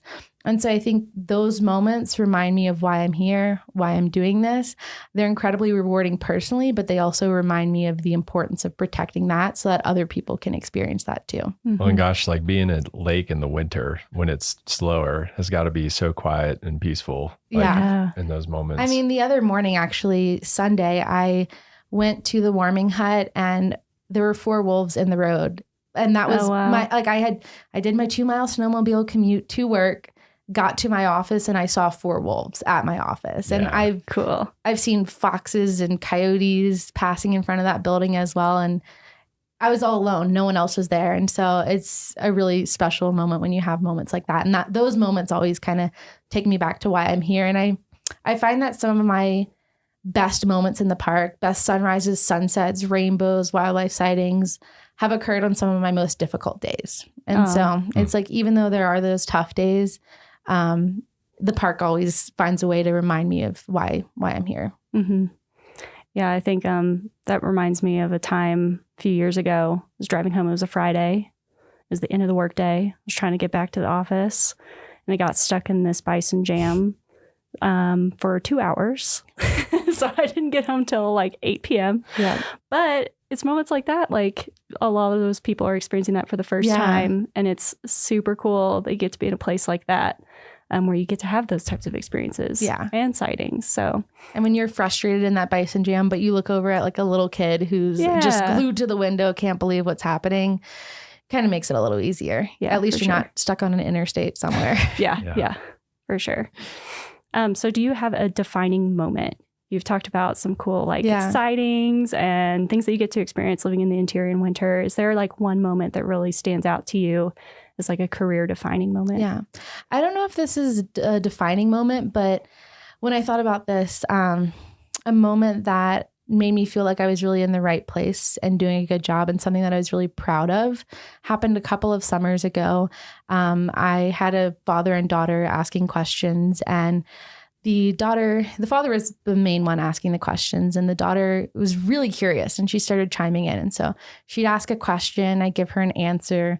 She'd ask another question. And so this really natural flow of conversation began. I even went and got a bear skull and brought it out to show her. And so I was sitting on the porch with this bear skull talking to her about it. And I remember she looked up at me and said, "Ranger Addie, I love learning with you." And it really just melted my heart because it felt like all of this was worth it. And I really was having an impact and inspiring the next generation of stewards for these lands. And after that, her father pulled me aside and was like, "I just want to tell you, like, I really appreciate that you took the time to speak with her and answer all her questions." He was like, "I know she had a lot of questions." And he's like, "I don't know if you know that the impact that had on her." And I didn't even realize this at the time or tell him, but I don't think they realized the impact that they also had on me, because that was just reminded me of why I'm here and why I'm doing this. Mm-hmm. And that's kind of one of the like interesting things about your job is it's less like quantifiable the impacts that you have. And so like, who knows what that little girl is going to grow up to be or do. I know we're talking about junior ranger badges in the intro. And after I answered all those questions for her, I was like, "Well, you're working on a junior ranger book, right?"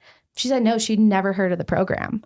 And so I got her a book, and she was like, "I want you to be the ranger to swear me in. Like, when are you working again?" So I was awesome. Like, "Tomorrow at 10 a.m. is the 1 hour that I'm here." My personal park I was ranger. like, "You got a deadline for this, because then I'm going to be on my weekend. I'm going to be backpacking." And she was like, "I'm finishing it." And so she came back. I think she was only 6, but she did all of her work that day and came back the next morning, and I got to swear her in. So, maybe cool. she'll be in this position in the future. You know, Yeah. Maybe she'll be a real ranger one day. That's awesome. That's awesome. And that's a lasting impact too. Yeah. That's really cool. So we'll get into the nitty gritty of your job. The park guide position that you're in, do you know what the series is on USA Jobs? So if people want to go apply, what should they look for? Yeah, the series is 0090. And do you know, are those like entry-level jobs? How far up the ladder can they go with those? Yeah, so park guide positions are typically more entry level, and mine is a GS5 position.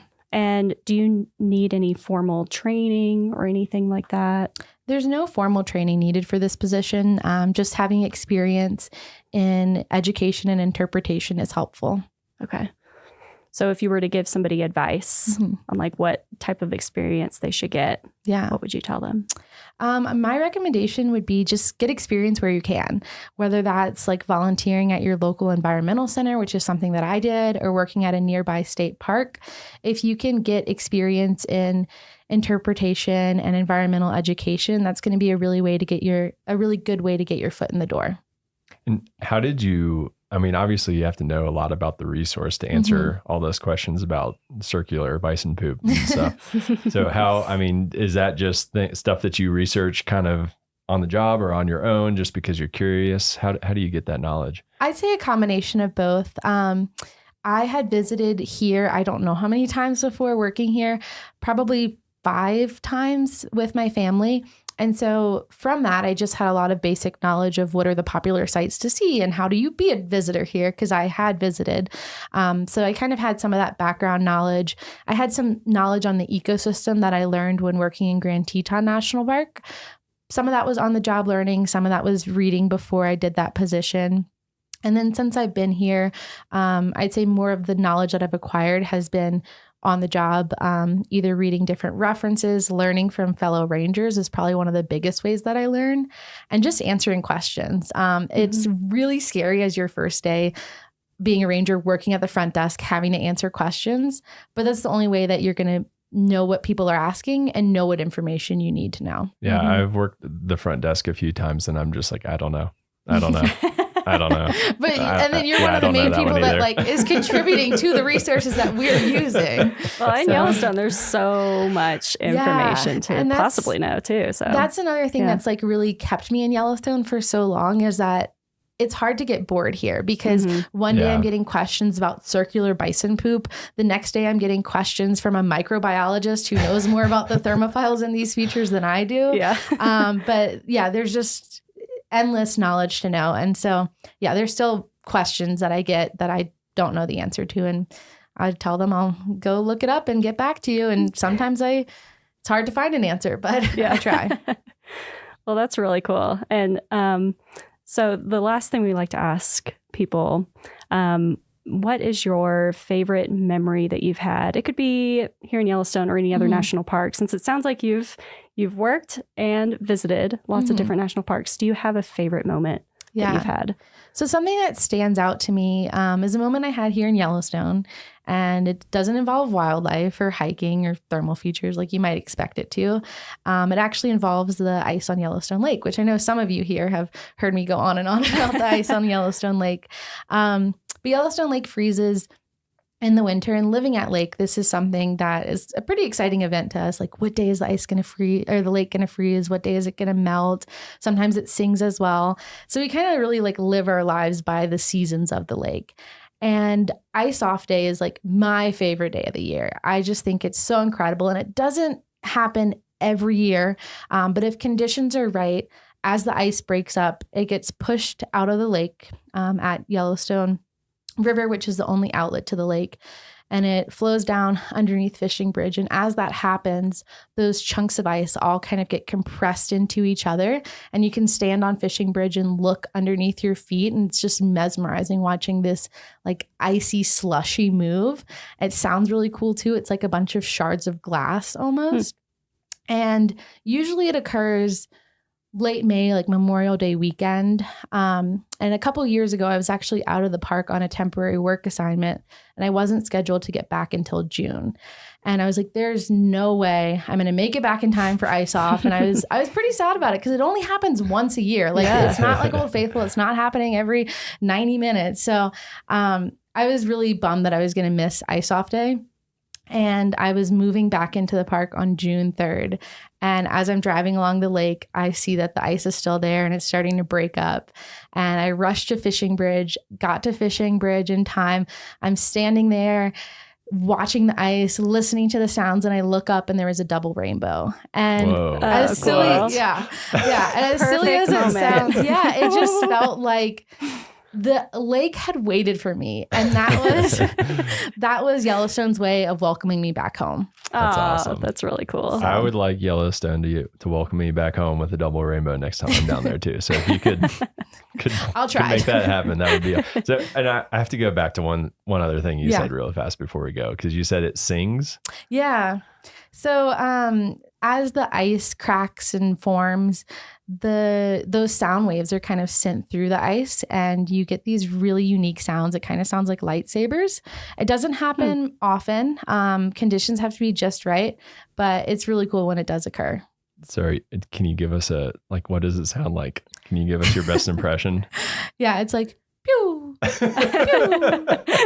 But also there's other sounds too, but those are the coolest sounds. That's cool. I will be listening out for lightsabers next time I'm down there. Yes. Well, thank you so much for joining us, Addie. Thanks for having me awesome today. Yeah, this was really fun. Well, that's it for this week's episode of What We Do. Thanks again to our guest, Addie Falgout. If you like what we do, rate and review the show wherever you listen. Every positive review helps new listeners find the show. If you have questions or want to learn more about a particular job, contact us using the form at go.nps.gov/whatwedopodcast. Thanks for listening. Headwaters is supported by the Glacier National Park Conservancy.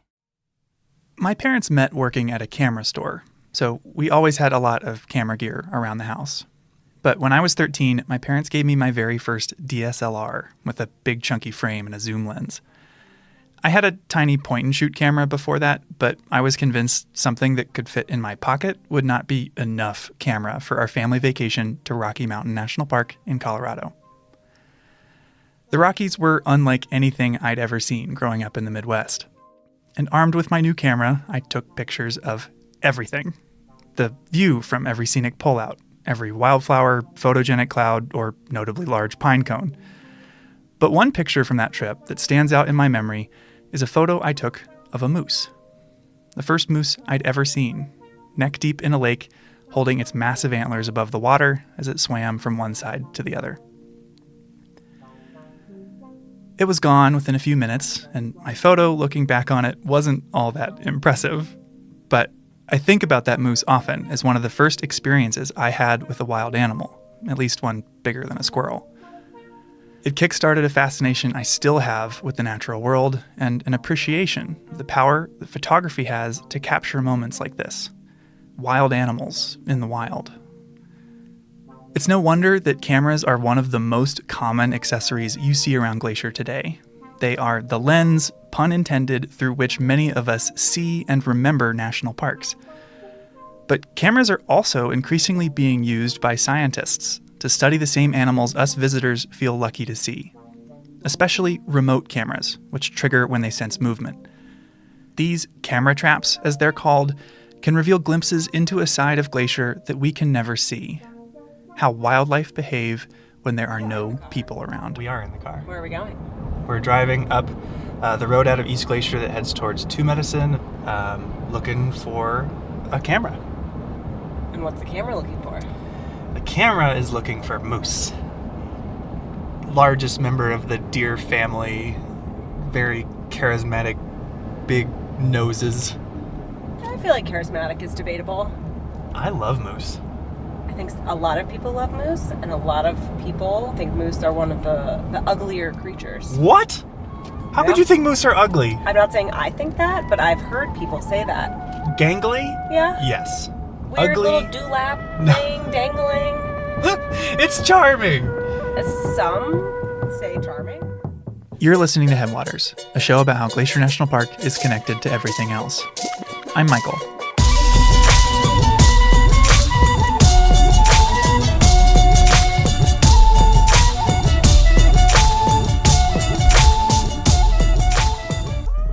In this episode, we're zooming in on two different animals, one big and one small, one you may have seen and one you may have never heard of. They'll help us understand the increasing use of cameras in the field of wildlife biology and reveal that even if you leave no trace, you have a bigger impact on the natural world than you might think. We're turning just before the Two Med entrance. Going off the pavement. Perry and I went out for a day to check on a wildlife camera with Landon McGee. So my name's Landon McGee. I'm a master's student at the University of Montana in their wildlife biology program. I'm an enrolled member of the Blackfeet tribe. We were joined by one of Landon's technicians, Ethan Rowe. The two of them are working for Blackfeet Nation Fish and Wildlife, leading a moose study on the Blackfeet Reservation and the eastern portion of Glacier National Park. You know, they love kind of wet areas. People call them swamp donkeys just because they kind of similar body structure and they like to hang out in the swamps and wade through the ponds and eat kind of some aquatic vegetation. You can find them along stream bottoms, creek bottoms, river bottoms. And Landon, who has been placing cameras all over the place this year, was nice enough to take me and Perry to the easiest to reach camera in his whole study. Start walking. Yeah, so we're just going to head about 50 yards into this big aspen stand here. So. Great. Sweet. We'll follow your lead. I mean, this looks like moose habitat. Yeah. Now, I find moose to be really interesting and not even slightly ugly. As the second largest mammals in North America, they're really strong. Bull moose's iconic antlers can grow up to 5 feet across, and they use those antlers to fight over female moose.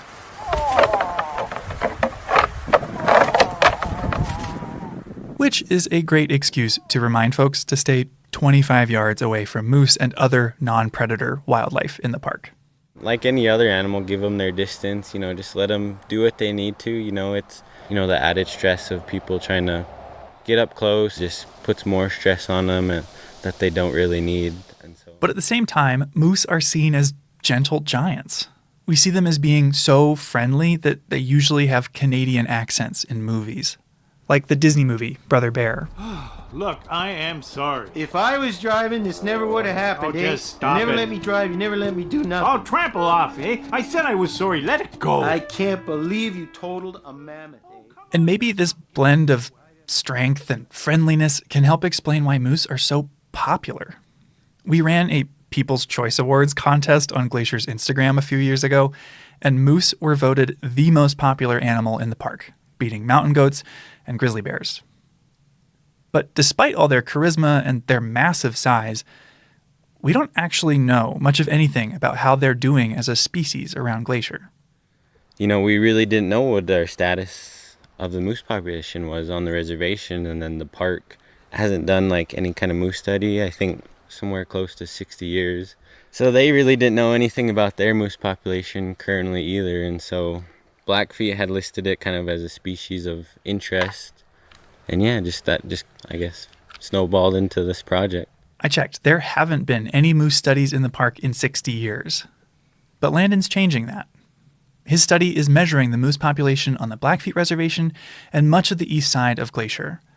And to do that, he placed cameras like the one we're at today throughout his study area. And all of the cameras were placed at random. Sitting down and trying to pick, 100 camera locations of where, would be good spots, it would be very time consuming and hard to do. And of course, it introduces a lot of bias. And so having this truly random sampling allows you to get into places you thought you'd never go your whole life. I know there's been a few that I've been to, both summers so far. And so we're visiting this easy-to-reach camera to make sure it's still working. Landon's technician, Ethan, walked us through the checkup. So when we're arming the camera, we like to put it waist high. So it would just sit somewhere right here. Better view down there. On a moose. Yeah. So right now we're doing a revisit. So we're just checking up on the camera. Just if the camera was still functional, if we changed the memory card at all, and if we did, the idea of it. The downside of randomly distributing your cameras, though, is that while some are 50 yards off the road and easy to hike to while holding a microphone, others require miles of bushwhacking through areas with no trails. Honestly, it sounds a little heinous, but that hasn't deterred Ethan. Hikes are a big plus of it, Are you sure? So I really enjoy the hike sometimes, even though I like to complain along the way. I think when I'm done with it, I really tell Lennon really appreciate it out here. With these randomly placed cameras set far enough apart to avoid double counting the same moose during a certain time frame, Landon can run all the data through a computer model to estimate how many moose live here. And the data isn't just a bunch of ones and zeros. It's pictures, which for Landon has been fun to look through, but a lot of work. With dozens of cameras out at a time, how many pictures do you capture over the course of a summer? Last year we did 100 cameras, and I think with all those we had just a little over 2 million photos. 2 million? Yeah.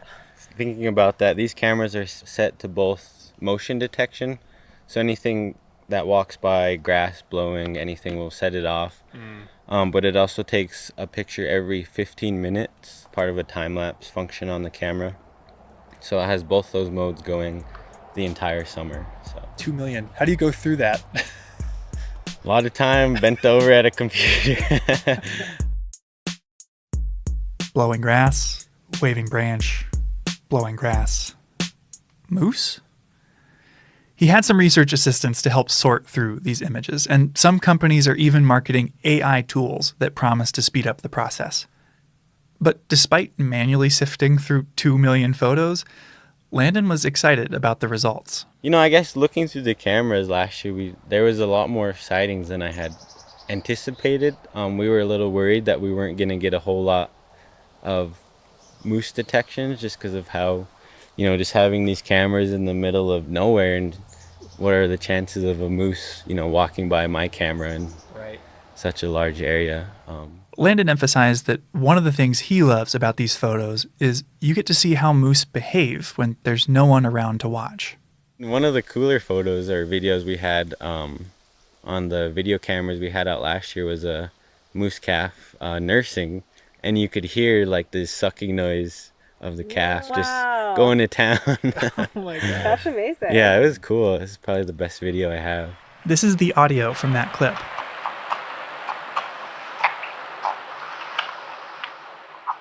To paint the picture, the calf is mostly hidden by thimbleberry bushes as it reaches up to its mom. An adult female moose can easily be 6 feet tall and weigh 1,000 pounds, while a newborn calf weighs as much as a small dog, like a corgi. And just getting, that first-hand view into, what their life looks like when nobody's out here. There's probably been some areas where they've never seen a human or big gray block strapped to a tree, and so seeing what they do and how they interact with that's been pretty cool. I guess just as a baseline, like why use cameras as a tool in the first place instead of like going out in the field and sitting around all day? Well, a lot of the stuff that I'm trying to do can be accomplished with more invasive techniques like collaring, capturing, chemical mobilization, helicopter. All that's just really invasive, kind of stresses the animal out a lot and also costs a lot of money. As with so many things, the biggest factor is cost. There are a lot of species deserving of study and relatively little money to go around. So you have to have a good reason to get a wildlife study funded. For Landon's, it's the fact that moose hunting funds a lot of conservation work on the Blackfeet Reservation. Blackfeet Nation Fish and Game, along with Montana Fish, Wildlife, and Parks, issue a small amount of moose tags every year. Permits to hunt a moose on tribal, state, or federal land, but to be clear, not in Glacier National Park. They do an auction system, and so they bid on the tag, and I think the starting bid for moose is like $14,000, and we usually get it up to like $35,000 for a moose tag. Yeah. So, that's a huge source of revenue for the department. By better understanding the number of moose on the Blackfeet Reservation, Fish and Game can issue an appropriate number of tags without fear of harming moose populations as a whole. And on top of that, we'll also get insight into the moose in Glacier, which speaks to one of the appealing traits of camera traps. They're pretty cheap. High-quality cameras are getting less expensive every year, and the only expense beyond that is the time it takes to install and remove them. Landon, Ethan, and their small team can realistically study a huge area. Moose don't know political boundaries, so, you're going to have moose that are going back and forth, and whether you're going to get them on the reservation during your time sampling is going to be difficult to predict, and so having cameras in the park kind of allows you to understand that transboundary movement. Yeah. Landon's work stands to help Glacier and the Blackfeet Nation manage moose. But his study is still underway, so there's no population estimate for him to report just yet. People always tell me that, how many moose are out there? Let me get back to you in a couple of years. Give me 2 years, I'll let you know. We'll have to stay tuned to see what Landon learns down the road. But you don't have to wait to see the results of a camera study. You just have to look to another animal.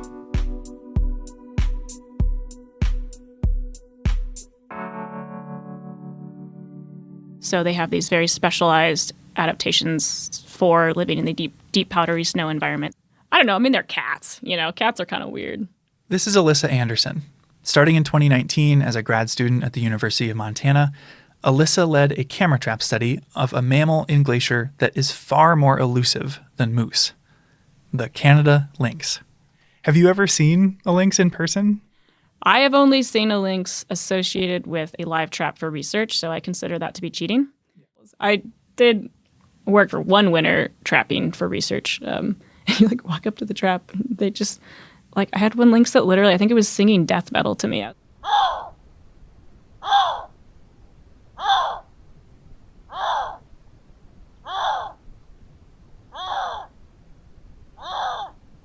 It's rare to see any wildcat in Glacier. This summer, after 10 years of working and living here, I finally saw my first mountain lion. And they're 4 times bigger than lynx are. It's funny, and then you get all these tourists who go to Glacier for one day and send you these videos, and they're like, hey, is this a lynx? And I'm like, oh my God, I've hiked that trail 10 million times. You have no idea how lucky you are. But while I'd guess few park visitors have even heard of Canada lynx, they're a really fascinating animal, and they're perfectly suited to live in Glacier. They are a specialized cat species that has evolved to live in what we call the boreal forest, so, mostly across Canada, Alaska, and then the boreal forest does reach down a little bit into the lower 48. Part of their specialization is that they specialize in eating snowshoe hare. It's the vast majority of their diet. Lynx and their favorite food, the snowshoe hare, both have huge feet relative to their body weight, which allows them to run on top of deep snow. I found a great example of this in a 1976 documentary called Day of the Lynx. In the clip, filmed in the winter, you see a coyote sneaking up on a snowshoe hare. A coyote has been diligently following the trail of a snowshoe hare. It flushes, running in the direction of the big lynx. Then you see the lynx. Tall tufts of black hair on their pointed ears, comically large feet, poised and waiting. It can run atop the snow, unlike the coyote, who breaks through the crust and travels slower. The coyote stays doggedly on the trail, but he's too late. The lynx has made the kill.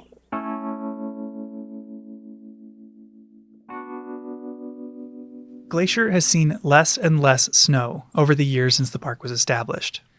The park gets 30 fewer days each year of freezing temperatures compared to 1980, the equivalent of a month that used to be freezing cold that now isn't.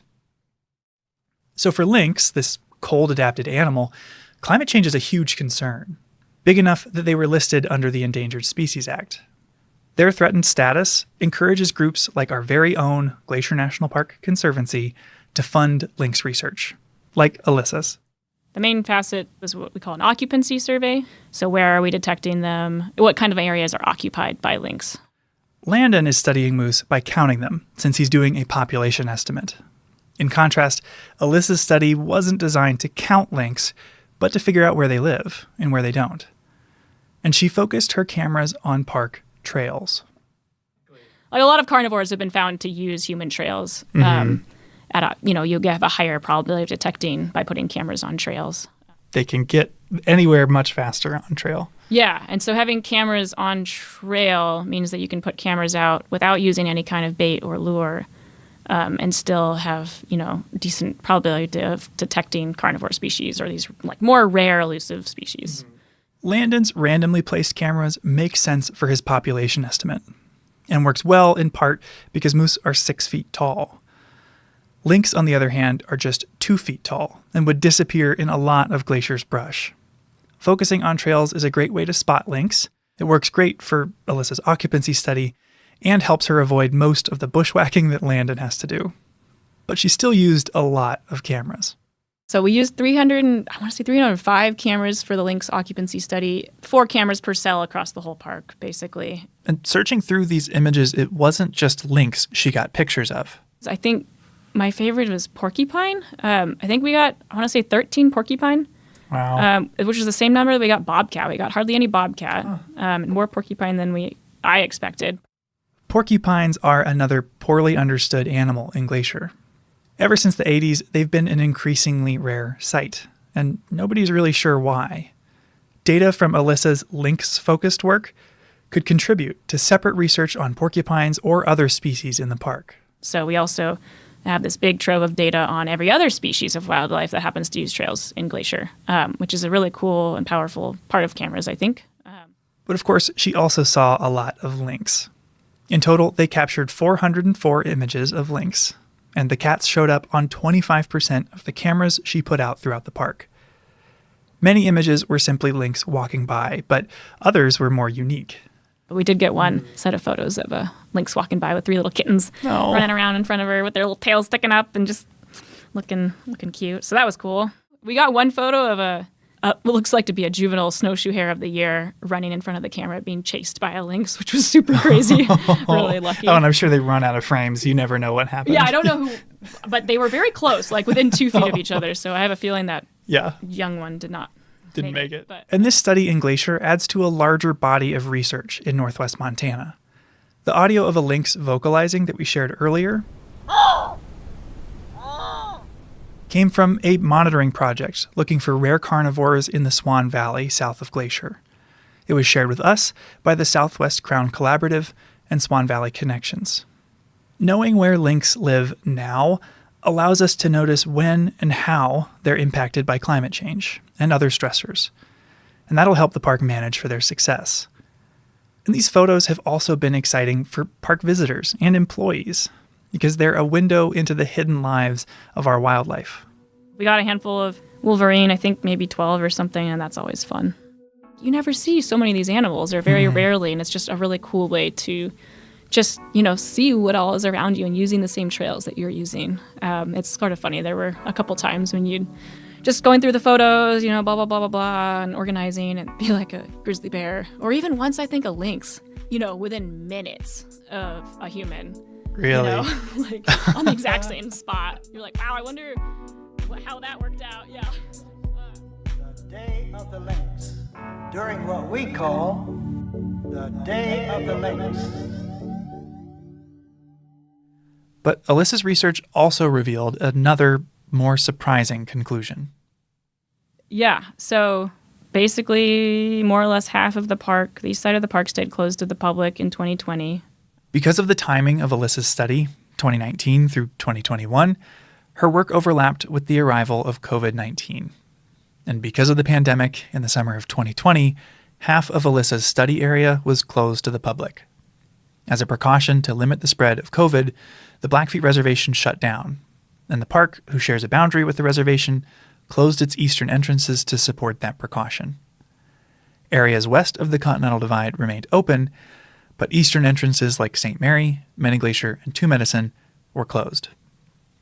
This posed a roadblock for Alyssa's research, but there was an agreement that allowed for limited administrative use, so long as nobody stopped on the reservation, even for gas.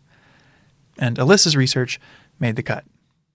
So we were very fortunate and grateful to be able to continue our work on the east side during the summer of 2020, and it did provide a really unique opportunity, sort of more of an experimental design.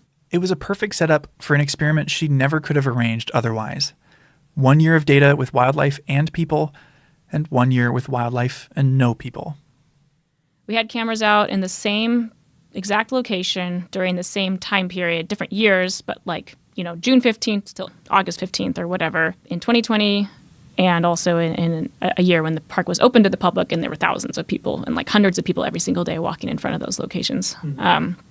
So we were able to compare wildlife activity and presence and detection in those two different scenarios. Right away, comparing the open and closed years revealed a pattern. For the most part, most of the findings were that when there's fewer people around, the animals were being detected more frequently or in more different places.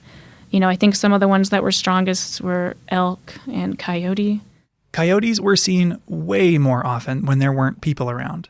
Coyote kind of surprised me, honestly, because, they're kind of a generalist species and they can, get used to stuff. And you see pictures in some communities where they're riding the subway. Yeah, right. So you'd think they'd be more kind of comfortable. Yeah, that kind of surprised me that they had such a strong negative reaction to increased human use. That same trend was observed in a lot of animals, including lynx, moose, bighorn sheep, and black bears. Although it wasn't true of every species. Foxes were the opposite. The probability of detecting a red fox was higher in the summer with people on trail. So, one theory could be we found more foxes because we were finding fewer coyotes, and coyotes are dominant over foxes. And so that's, an explanation. I think that's super interesting. This is something I feel like I and a lot of folks have an anecdotal understanding of. It feels like deer like to be around people, whereas you're encouraged to make noise on trail so you won't run into a bear, as bears generally don't want to be around us. But when that personal experience becomes a statistically significant research conclusion, it made me reconsider the impact I have on this place. It's tempting for me to imagine if you're following all the principles of leave no trace, hiking up to Avalanche Lake, you're not disturbing anything. The park is kind of behaving as it would be if you weren't there. And your paper seems to imply that that's not true. Even if you don't hit an animal with your car, or you're not hunting an animal, or you're not throwing rocks at an animal, or your dog's not chasing an animal, simply by existing on the landscape and walking on trails, I mean, we do have an influence on wildlife activity patterns and space use simply just by being there. This hits at the core of the Park Service's mission, to preserve and protect the natural world here while also providing for the enjoyment of visitors. Two goals that seem to be in tension with one another, a dual mandate at odds with itself. So it's a really interesting conundrum. I think you were saying sort of the dual mandate of the park, right? I'm certainly not going to advocate for closing the park forever to people. I think that's insane. Right. I think it is kind of interesting to imply that that's necessarily bad. I don't want to say that that's necessarily bad, like humans have existed on this landscape with all of these animals, forever. It's interesting, and it's something that I think, now we certainly need to think about and consider a little bit more carefully, because we have millions of people, hiking down some of these trails, over the course of just a 3-month period. I've talked for years with visitors and colleagues about this tension in the NPS mission, but I'd always pictured it applying to large-scale management decisions, like wanting to build a new parking lot. It felt like something I could avoid on a personal level by doing the right thing, which, in hindsight, feels a little naive. I like working here because I felt like my work can have a positive impact. But Alyssa's study left me wondering if the best thing I could do for lynx and moose is leave. But at the same time, the reason I care about wildlife is because of experiences I've had in nature. Experiences in national parks, like that mediocre photo I took of the first moose I'd ever seen. And it's unlikely so many people from around the world would care about this remote corner of northwest Montana if they'd never been here, if they'd never had the chance to connect with it on a personal level, to go hiking in the mountains, to see wildlife in the wild, forming memories that'll last a lifetime. Finally, the only way for Glacier to responsibly manage animals like moose and lynx is to understand them, which takes research. Sending passionate, curious people out into the park to learn more. Yeah, that was my first camera I did by myself, I guess it's just the bird leaving the nest. People like Ethan, the wildlife tech working with Landon on the moose study. After 2 summers with Landon, Ethan is pursuing a degree in wildlife biology this fall at the University of Montana. I always wanted to be out here and doing this type of work, and I think that's a big motivation for me is that, not a lot of people are out here, and that, as me and him just trying to make a new step into history. Moose pioneers. I guess it's the idea of, do we only care about species for the viewing enjoyment of the public, or do we care about them for their intrinsic value on the landscape and also for their important ecological roles? And if you care about that, then you care about every species. Alyssa's research suggests that even treading lightly, we will have an impact on the natural world here. It's unavoidable. But if we can accept that, it encourages us to think about the kind of impact we would like to have.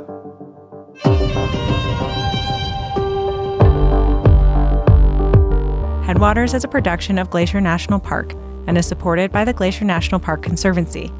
We could not make this show without them. You can learn more about what they do at glacier.org. Headwaters is made possible with help from Lacey Kowalski, Melissa Slottick, and so many people throughout the Glacier community, especially the natural and cultural resource teams. We're grateful for all of you. Our music this season is by the brilliant Frank Waln. The show's cover art is by our sweet friend Stella Nall. Check out Frank and Stella's work at the links in our show notes. Special thanks this episode to Landon McGee, Ethan Rowe, Alyssa Anderson, Mark Beal, John Waller, and Swan Valley Connections and the Southwest Crown Collaborative for sharing their amazing lynx growls. Besides sharing this episode with a friend who might appreciate it, you can help us out by leaving us a rating and review in your podcast app. Thanks for listening.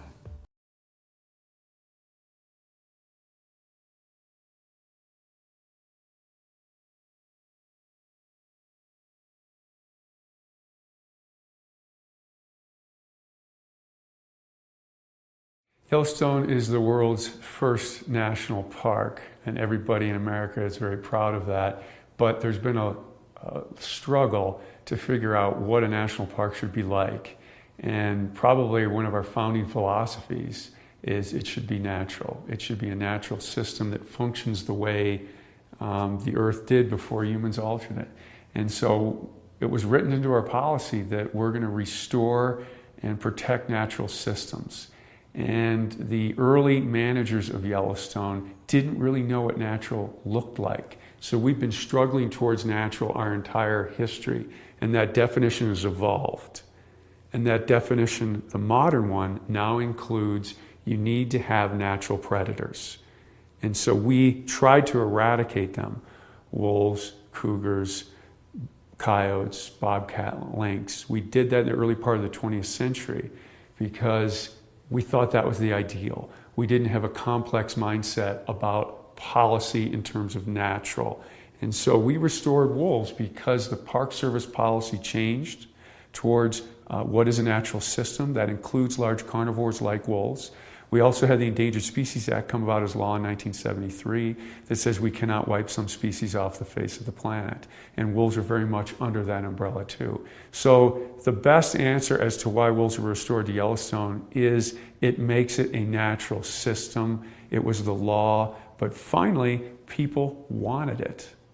The public's view of nature has changed and evolved. So creatures that were previously considered bad, scapegoats, have now had image alteration, and a lot of the public demanded that we bring some of these animals back.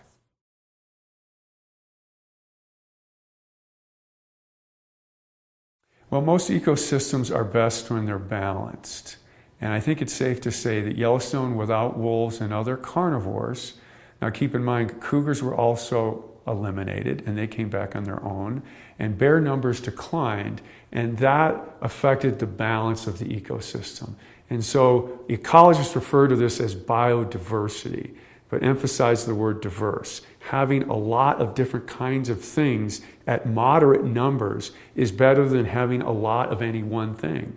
And prior to wolf recovery, we had a lot of elk, we had a lot of coyotes, and we had very little things like willow and aspen and songbirds and beavers. And so the entry of wolves and other carnivores, because bears have increased and cougars have come back too. So now we're a carnivore-rich system, and we've restored that top layer of the system. So really the simplest way to look at it is all the parts of the system now are in place, and they're interacting differently. And I hesitate to use a value judgment-laden word, but it's healthier this way than we had certain parts of the system before that were absent. So all those things functioning together has made nature look like it used to before we started managing it. And those management intentions were good. We just didn't know enough about it. And so we have this makeover in Yellowstone now. We've brought carnivores back, wolves being the most high profile, and it's changed the way Yellowstone looks.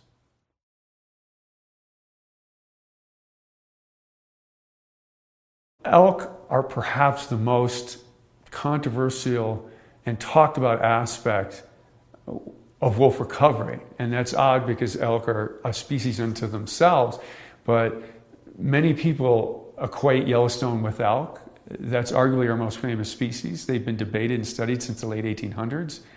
Elk are iconic in the West as a huntable species. And so elk are very important, and wolves eat elk. So do cougars, so do bears, so do coyotes. A lot of things eat elk. People eat elk. And so the system in many ways hinges on elk. So what wolves and other carnivores do to elk is very important.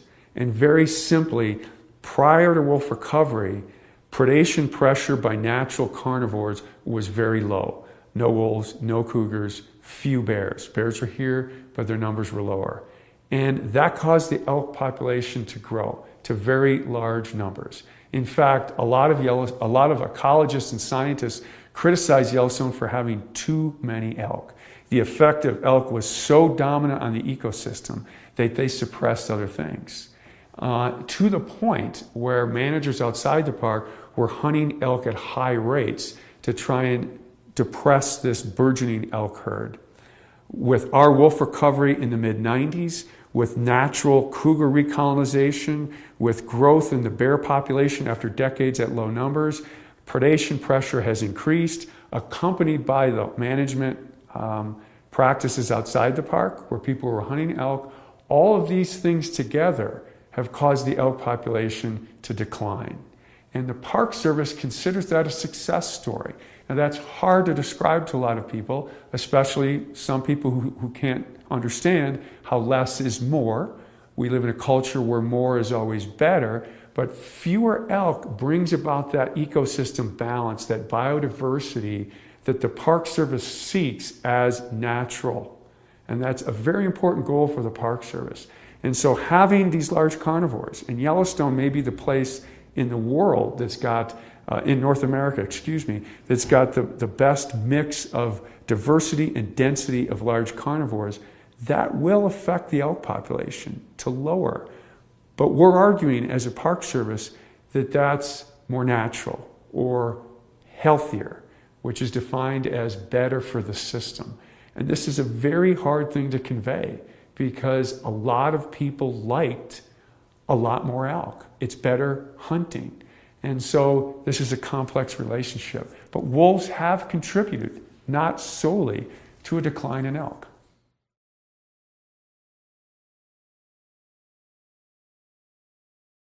Perhaps the most commonly asked question about wolf recovery is that, did we reintroduce the wrong wolf? And this is a long answer, so I'll try and make it as short as possible. Our naming of nature is an artificial system developed by Carl Linnaeus, a Swedish monk in the 1700s. And I don't want to criticize Linnaeus, and he did a great job. But essentially, it's an artificial system putting names in parts of nature that might not be actually different things. But there are different things in nature. You have plants and animals, and they're different, and we can call them that, and it works.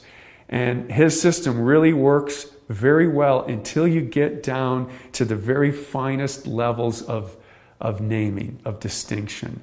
That's the subspecies level. You have species, and then below species you have subspecies. And wolves are the worst example of the subspecies concept. The leading wolf biologist in the world does not believe that subspecies even apply to wolves. And why is that? You get different subspecies, and originally there were 24 different subspecies of wolves. Now there are 5. It's constantly being reduced. And of course, this prominent wolf biologist thinks there should be none. But how do you get different kinds of things in nature?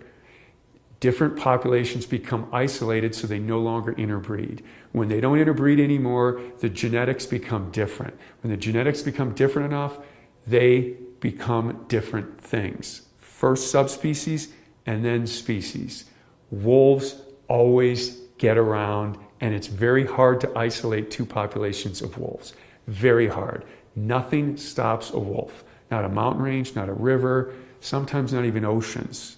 The wolves here immigrated to Asia and back. They're very good at getting around, so you don't get much isolation. The best genetics show that wolves in Mexico to wolves in the Arctic are on a continuum of change from south to north. So there's no place we can go in and say, this group of wolves is different from that group. That's a genetic analysis. And the Mexican wolf can interbreed with the Arctic wolf very capably. So did we reintroduce the wrong thing? No. Were the wolves that we put here slightly different from the wolves that existed here 100 years ago? Probably. Nature's always changing. We looked at the weights of the handful of wolves, 31 from Canada, which is a very small number, and they were slightly larger than the wolves that existed here 100 years previously, 6 to 8% larger. That is well within the natural variation of wolf size across the continent. So despite this frequently asked question, these Canadian wolves are unnaturally large and they're therefore at a very big advantage to killing these elk because these elk aren't used to such a large predator. Of all the arguments not to have wolves, and there are some good ones, they're tougher to live with. That's an absolutely good argument. The idea that we put something in here that's exotic or different is perhaps one of the weakest.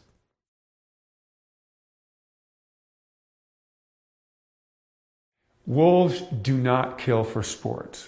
That is a fact. Why? The average wolf weight, if we threw all the wolves together, males, females, subadults, adults, pups, is about 100 pounds.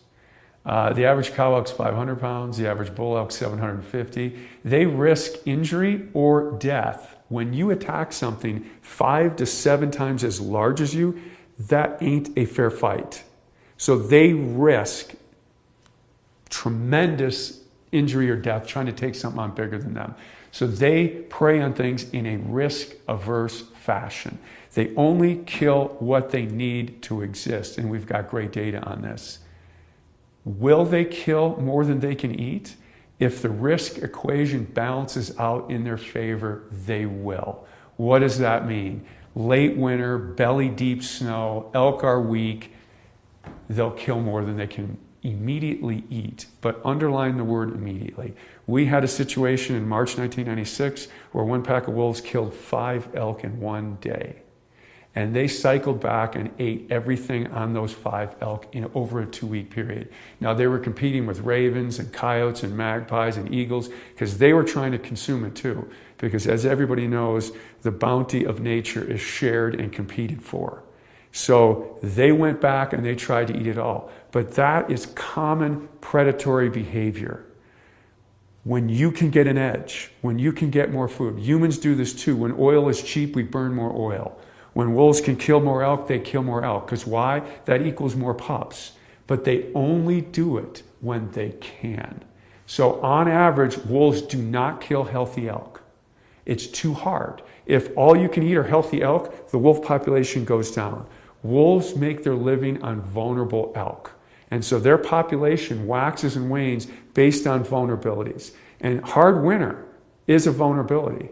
But so are things like age and health status and condition, bone marrow, all these different things affect elk vulnerability. And that's what's important to wolves, and that's what they're shooting to take advantage for. Remember, there's no creature in nature that doesn't look for advantages. So no, they do not kill for fun, but yes, they will kill for more what they can immediately eat.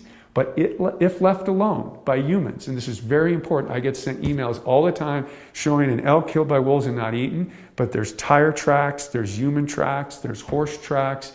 The wolves were bumped off the kill. People found the kill to take a picture of it. Left alone, as we've demonstrated here in Yellowstone, and we've seen it more, killing a couple elk sometimes is fairly common. If they're not disturbed, they'll eat everything. They won't do it immediately because they have a capacity on their stomach. So very, very important point. Killing for fun or bloodthirsty reasons is not true.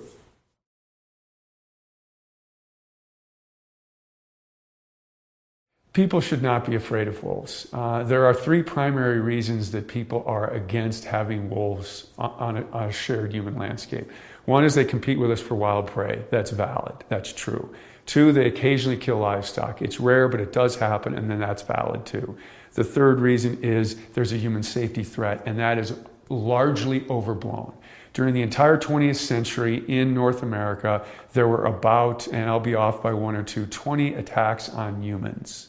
None of them were fatal. All of them dealt with habituated animals, usually fed food. And we're very concerned about that in the park.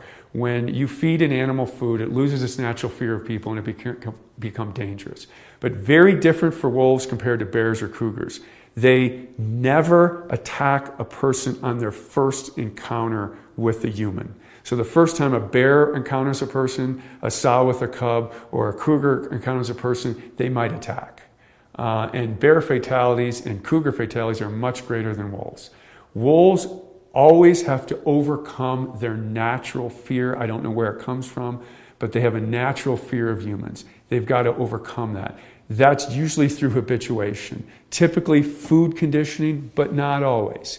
Of those 20 attacks that were recorded, some were habituation just through exposure, from being around people in a non-threatening way. So wolves have to overcome this natural fear, and then they may attack. 6 of those attacks were bites from Alaskan pipeline workers feeding them part of their lunch. So 6 of those 20 attacks were from that.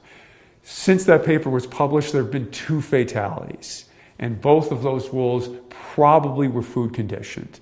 Some were dump wolves, and others lived around a logging camp. And so those animals, those are examples of wolf fatalities. So it can happen, but it's extremely rare and less likely for other carnivores.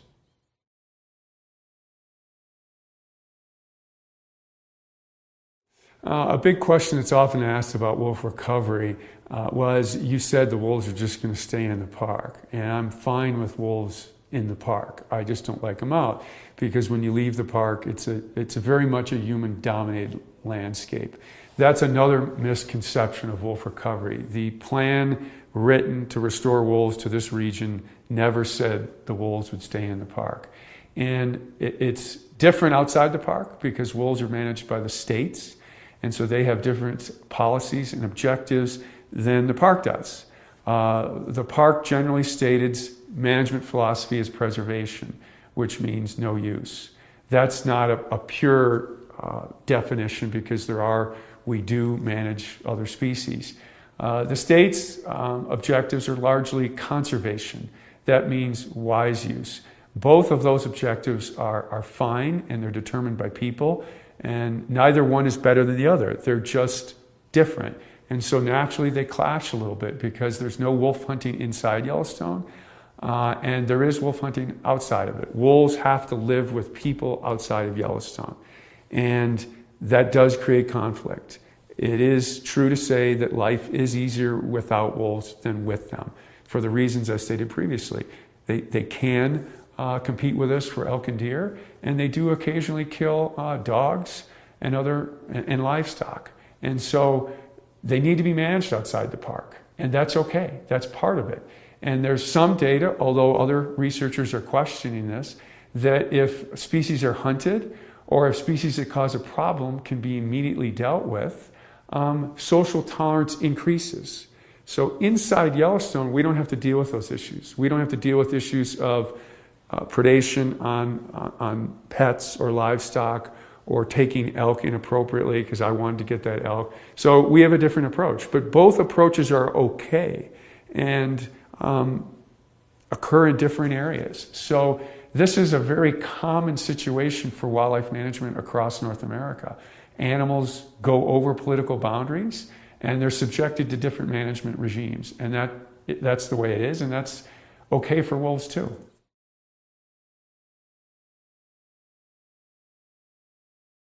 Yes, wolves that live primarily in Yellowstone have been killed outside the park. This probably has not affected the population much numerically. One year we lost 12% of our population in 2012. This year we lost only 4 wolves. Last year we lost none. So the number of wolves taken is highly variable and generally below 3%, except that year 2012 where it reached 12%. And it probably didn't even at that level affect our population numerically. But what's important, and the reason my answer to that question was yes, is the Park Service mission is to manage for a natural population. Wolves are very social animals, so they have a social network that's important to how they function as a pack or a family.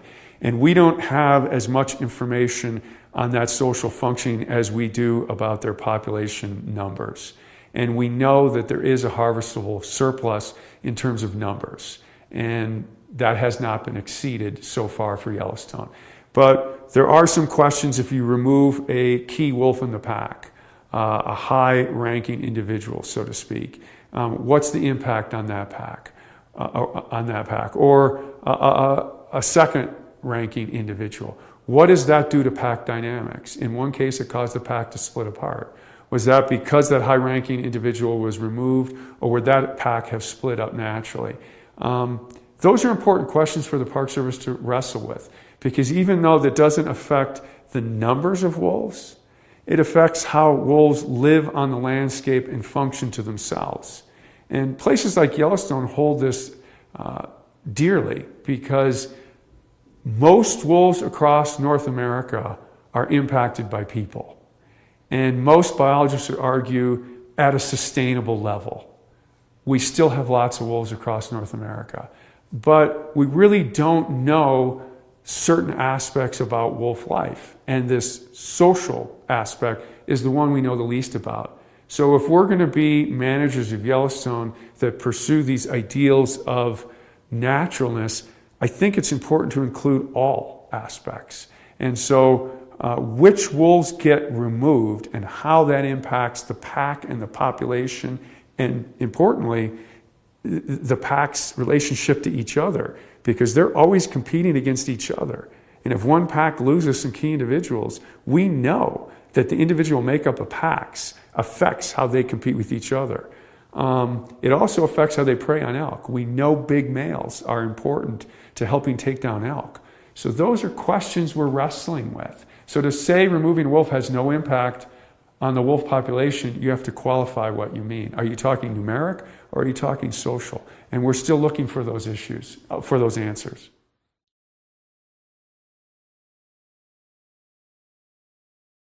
Wolves are one of the most studied species in the world. Beginning in the late 1950s, they weren't. And because of the problems that are associated living with wolves, a lot of studies were kicked off in the 50s and 60s. And now they're one of the most studied animals on the planet. And so it's hard to advance your knowledge in that kind of arena. But Yellowstone has. There was a book published in 2003, which was a review of all the science done on wolves up to that point. And in the introduction of that book, the authors said, we've tried to include as much knowledge as Yellowstone has learned in the first few years, but Yellowstone holds the most promise to unlocking some of the wolves' secrets that are so far unknown. And I think Yellowstone has done that. And that's because, and this is somewhat controversial, we've had a good radio collaring record, so we're able to follow individuals and packs. The park is big, but it's more accessible than, say, Northern Canada or Alaska. And about half our population is viewed daily from the road. And this is an odd feature of recovery that I didn't think would occur.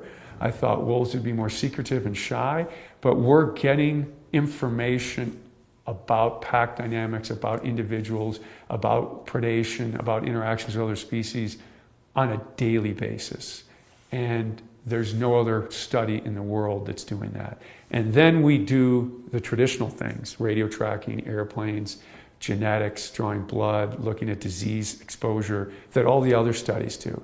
So you combine the traditional scientific methods with citizen science and daily observation and a public that loves to come here and see wild nature. And again, I can't overemphasize how important wolf recovery has been just to public enjoyment. Yellowstone is the best place in the world to view wolves, and people come here to do it, and that's immeasurably important to the park's goals and policies, that people see intact nature. So yeah, Yellowstone has changed the world's view of wolves. And we're in the news all the time. And I think having positive news out there about wolves, because to be honest, there is a lot of negative, because they're hard to live with. But having Yellowstone there, providing this positive, good news, has been very important, not only for Yellowstone, but what we know about wolves and the image of wolves worldwide.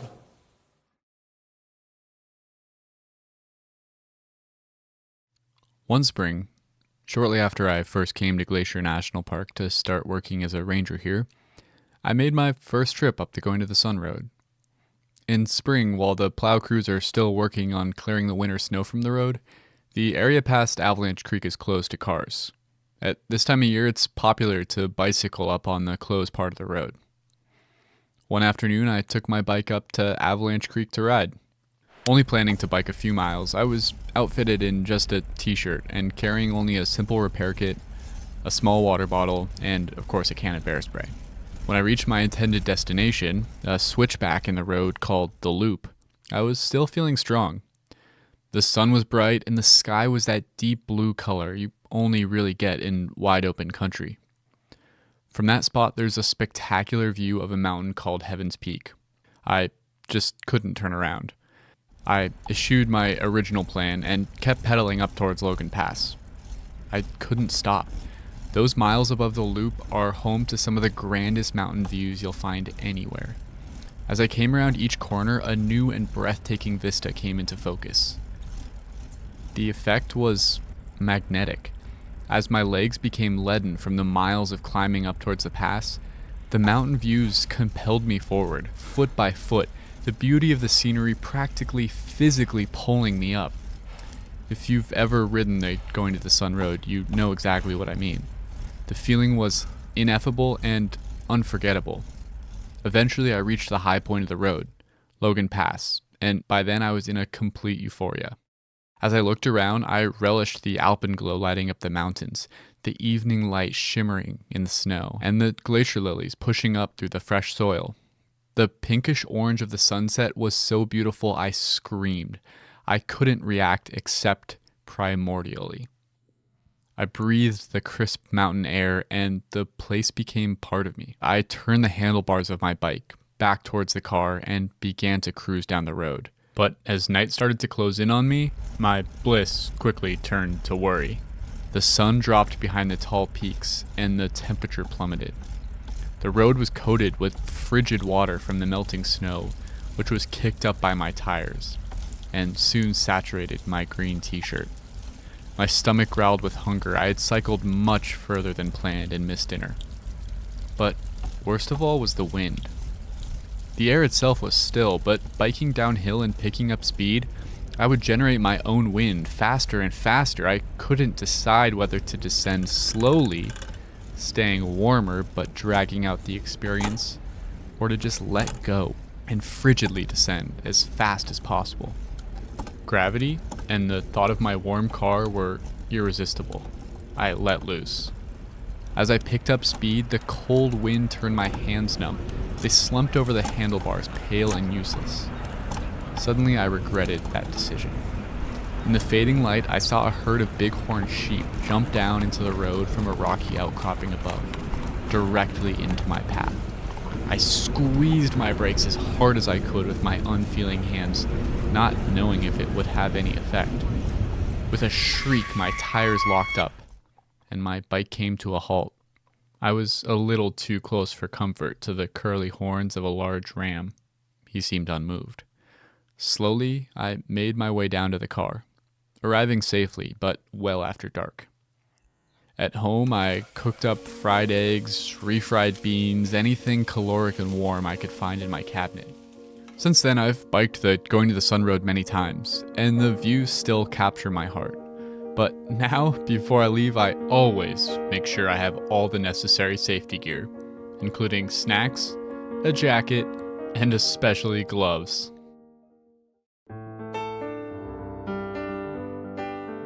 Welcome to Headwaters, a Glacier National Park podcast, brought to you by the Glacier National Park Conservancy and produced on the traditional lands of many Native American tribes, including the Blackfeet, Kootenai, Salish, and Gillespie people.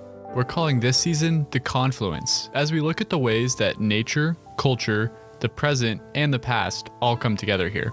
I'm Michael. I'm Andrew. And we're both rangers here. And today we're at Logan Pass. And after a brief description of the place itself, we'll hear some stories about what makes it so important. As the highest point on the Going to the Sun Road, Logan Pass is a place of extremes. One extreme is visitation. This is the starting spot for two of Glacier's most popular trails, the Highline and Hidden Lake, and has some of the most coveted parking spots anywhere. To get one of the 234 spots here on a summer day often means arriving before 7 a.m. Logan Pass is also home to extremes of weather. Once, wind speeds of at least 99 miles per hour were recorded for 12 hours straight. It can snow any month of the year here, and often there's still 10 plus feet of snow on the ground into July. As crazy as this may sound to listeners from warmer areas, if you show up to hike at Logan Pass in July, don't wear your sandals. You'll likely be walking on snow.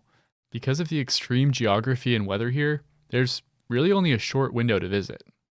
Crews start plowing the Going to the Sun Road every year at the beginning of April, but it's a monumental task.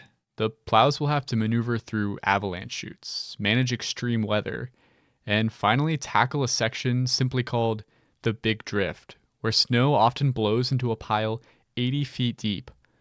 They do all of this on extreme terrain, and it all has to be finished before the road can open to the public.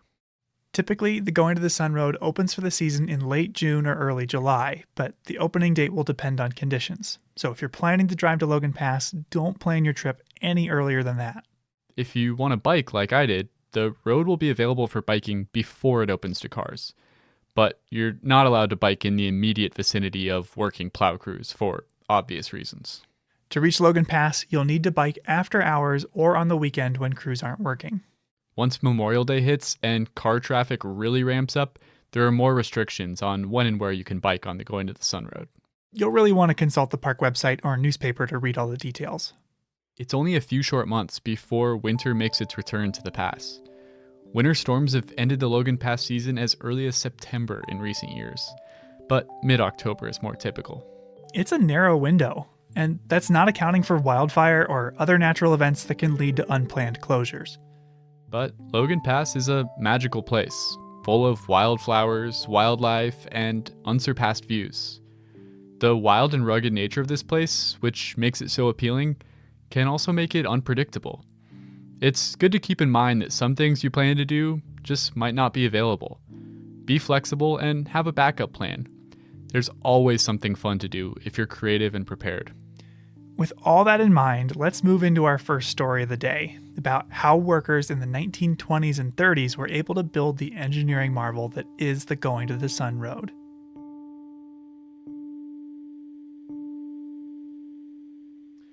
So, Michael, how many times would you estimate you've driven the Going to the Sun Road? Oh, gosh. I never really counted, but I'd say over the last 7 years, over 100? That's a lot of trips. Do you ever get tired of it? Absolutely not. No. Every time you drive it, thanks to changing sunlight or weather, it looks different. And out of all those trips, I've only ever seen one porcupine or wolverine. So it really does feel like each time you go, you notice something new.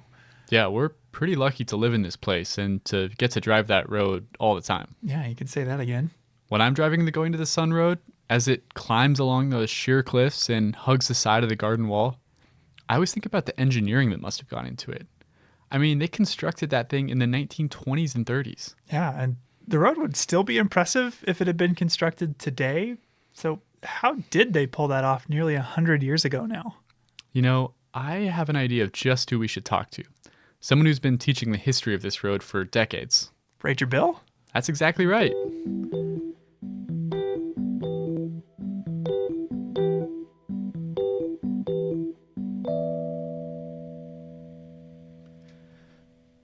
Bill has been working here for a long time.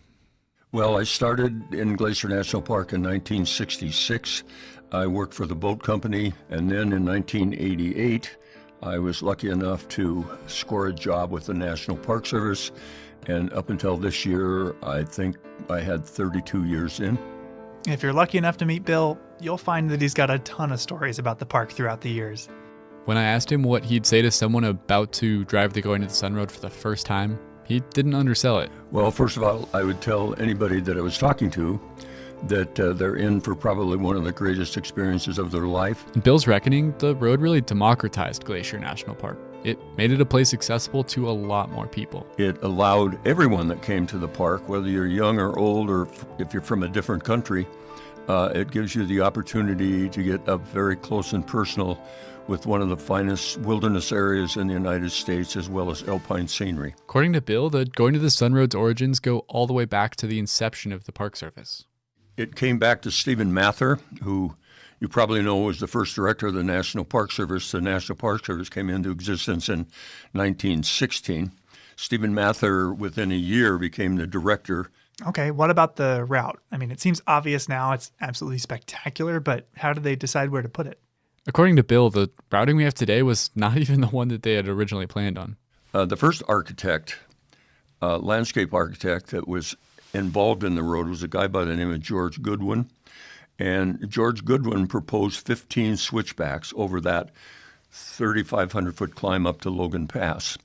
And Stephen Mather came out and he rode up to the area where he proposed the 15 switchbacks. And Goodwin's whole thought process was he wanted to show the human spirit and what the human spirit was capable of doing, and he felt that a road like that would definitely be there for all time to come. Oh, really?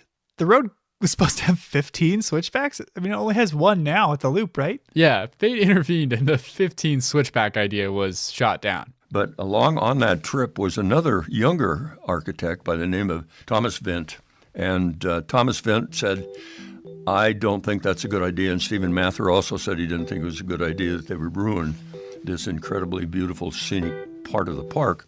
Okay, yeah, I know. I've got to agree. That does not sound like a good idea. 15 switchbacks would have covered like the whole area in pavement. So Vint proposed a different route instead, one that only had a single switchback, one where the road would blend into the landscape, emphasizing the natural scenery rather than the human engineering. It sounds a lot more like the road that I know. Yeah, Stephen Mather preferred that proposal as well.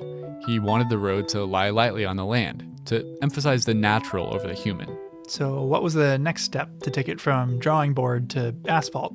Well, they had to do a survey of the route. And they finally decided that it was going to be a one switchback road. A civil engineer out of San Francisco by the name of Frank Kittredge came in and hired a group of 30 men. And he'd had a lot of experience building roads along the ocean. Michael, you know how steep and cliffy that terrain is. Well, surveying it was so terrifying and challenging that a lot of people simply quit. Turnover was so high on these survey crews that Kittredge had to have 3 crews simultaneously. One that was actually working. Then he also had to have one crew coming and one crew quitting. And the ones that quit said that it wasn't worth it to climb up and down those cliffs and put your life in the hands of a rope. I don't blame them. That sounds terrifying. Yeah, to be out on that crumbly sedimentary rock, no thanks. They finished that survey in 1924. And the next year, the contract to build the west side of the road was given to a company out of Tacoma, Washington, called Williams & Douglas. When they came in 1925, instead of starting from the bottom and working up to the high point, Logan Pass, what they did was they established along the west side 5, maybe 6 different camps, and they would work from there. They would work in both directions until they ran into the other camp that was coming their way. Oh, that's clever. So they were able to work on a bunch of different sections of the road all at the same time. They estimated that there were 300 men that worked on the road. And, there was no OSHA, there were no hard hats, and there the kind of clothing they wore, that wasn't such a big consideration. And the amazing thing about that is there were only 3 deaths. It's really pretty humbling to know that 3 people died working on that road that we all enjoy so much. I can't even imagine what it'd be like to be part of those crews. No, I don't want to either. Yeah, I asked Bill what some of maybe the biggest challenges they were facing were. I think the biggest thing was safety. You can see guys rappelling down off the sides of very steep cliffs, with a 1,000-foot drop below them. And when they did it, they actually, to get all of the materials they needed up to those 5 camps, they actually had packers that came in, many of them from Columbia Falls, Montana. One in particular was a guy named Joe Opalka. And the interesting thing about Joe was in 1983, they had the 50th anniversary of the Going to the Sun Road, and I was lucky enough to be there. They had a lot of the civil engineers, a lot of the people that were responsible for building the road were there, and they spoke, and they were eloquent. They were eloquent in the fact that this is going to be a National Historic Site, which it is, and it's actually obviously a civil engineering National Historic Site, and said all this big flowery stuff about it. And Joe Opalka turned around to one of his old buddies that were sitting there, 50 years later, and says, "Oh, hell, they can talk all they want about that. It was just one dangerous, damn hard thing that we were involved in, and a lot of hard work, and it was scary." Joe Opalka passed in 1991, so we're pretty lucky to still have people like Bill who knew those involved in the original construction. How long in total did it take to build the thing?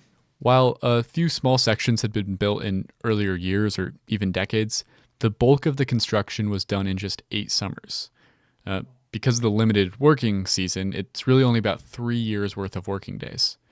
The road was finished in 1932, and then... And in 1933, they dedicated, I think it was on the 15th of July, and there were 4,000 people that showed up. Now today, it would be an environmental disaster because 4,000 people, and they camped out all over in the beautiful meadows and the wildflowers. That is a lot of people at Logan Pass. Yeah, so I guess some things haven't changed that much. Bill emphasized to me that hearing about the road and learning the history is great and all, but... If possible, people need to come here. You can ooh and ah at the pictures, but when you're on that road, oh my God.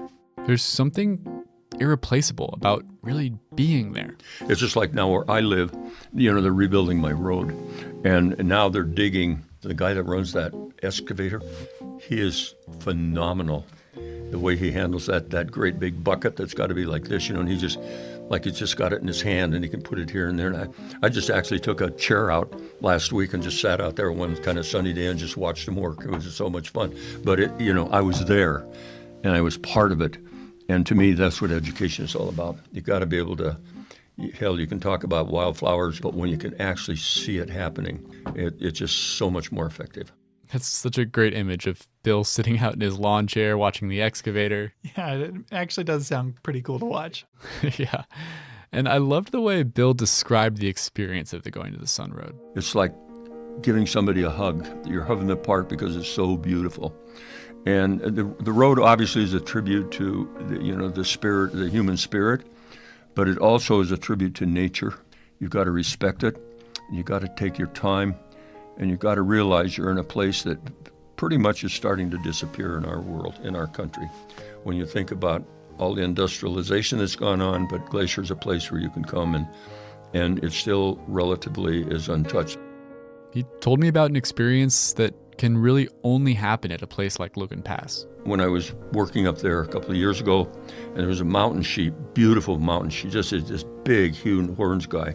And he was looking at us, and it was just like a statue. And the guy came up to me and he said, "Geez, Ranger," he said, "I swear to God, that same mountain sheep was standing in exactly that position 20 years ago when I came here." And I looked at him and I said, who knows? Probably not, but the park is just exactly like it was when you were here 20 years ago because it was set aside to become a national park. And how fortunate we are to have places like that. We'll be right back after this break with a story about some of the interesting steps the park has taken to deal with the impact of visitors at Logan Pass. Each episode, we seem to cover at least one thing that, like this podcast, wouldn't be possible without the support of the Glacier National Park Conservancy. With the help of some friends over there, we got the number of Executive Director Doug Mitchell and decided to call him up out of the blue to ask about these projects. For this episode, we wanted to ask about a very special ranger you'll sometimes see at Logan Pass.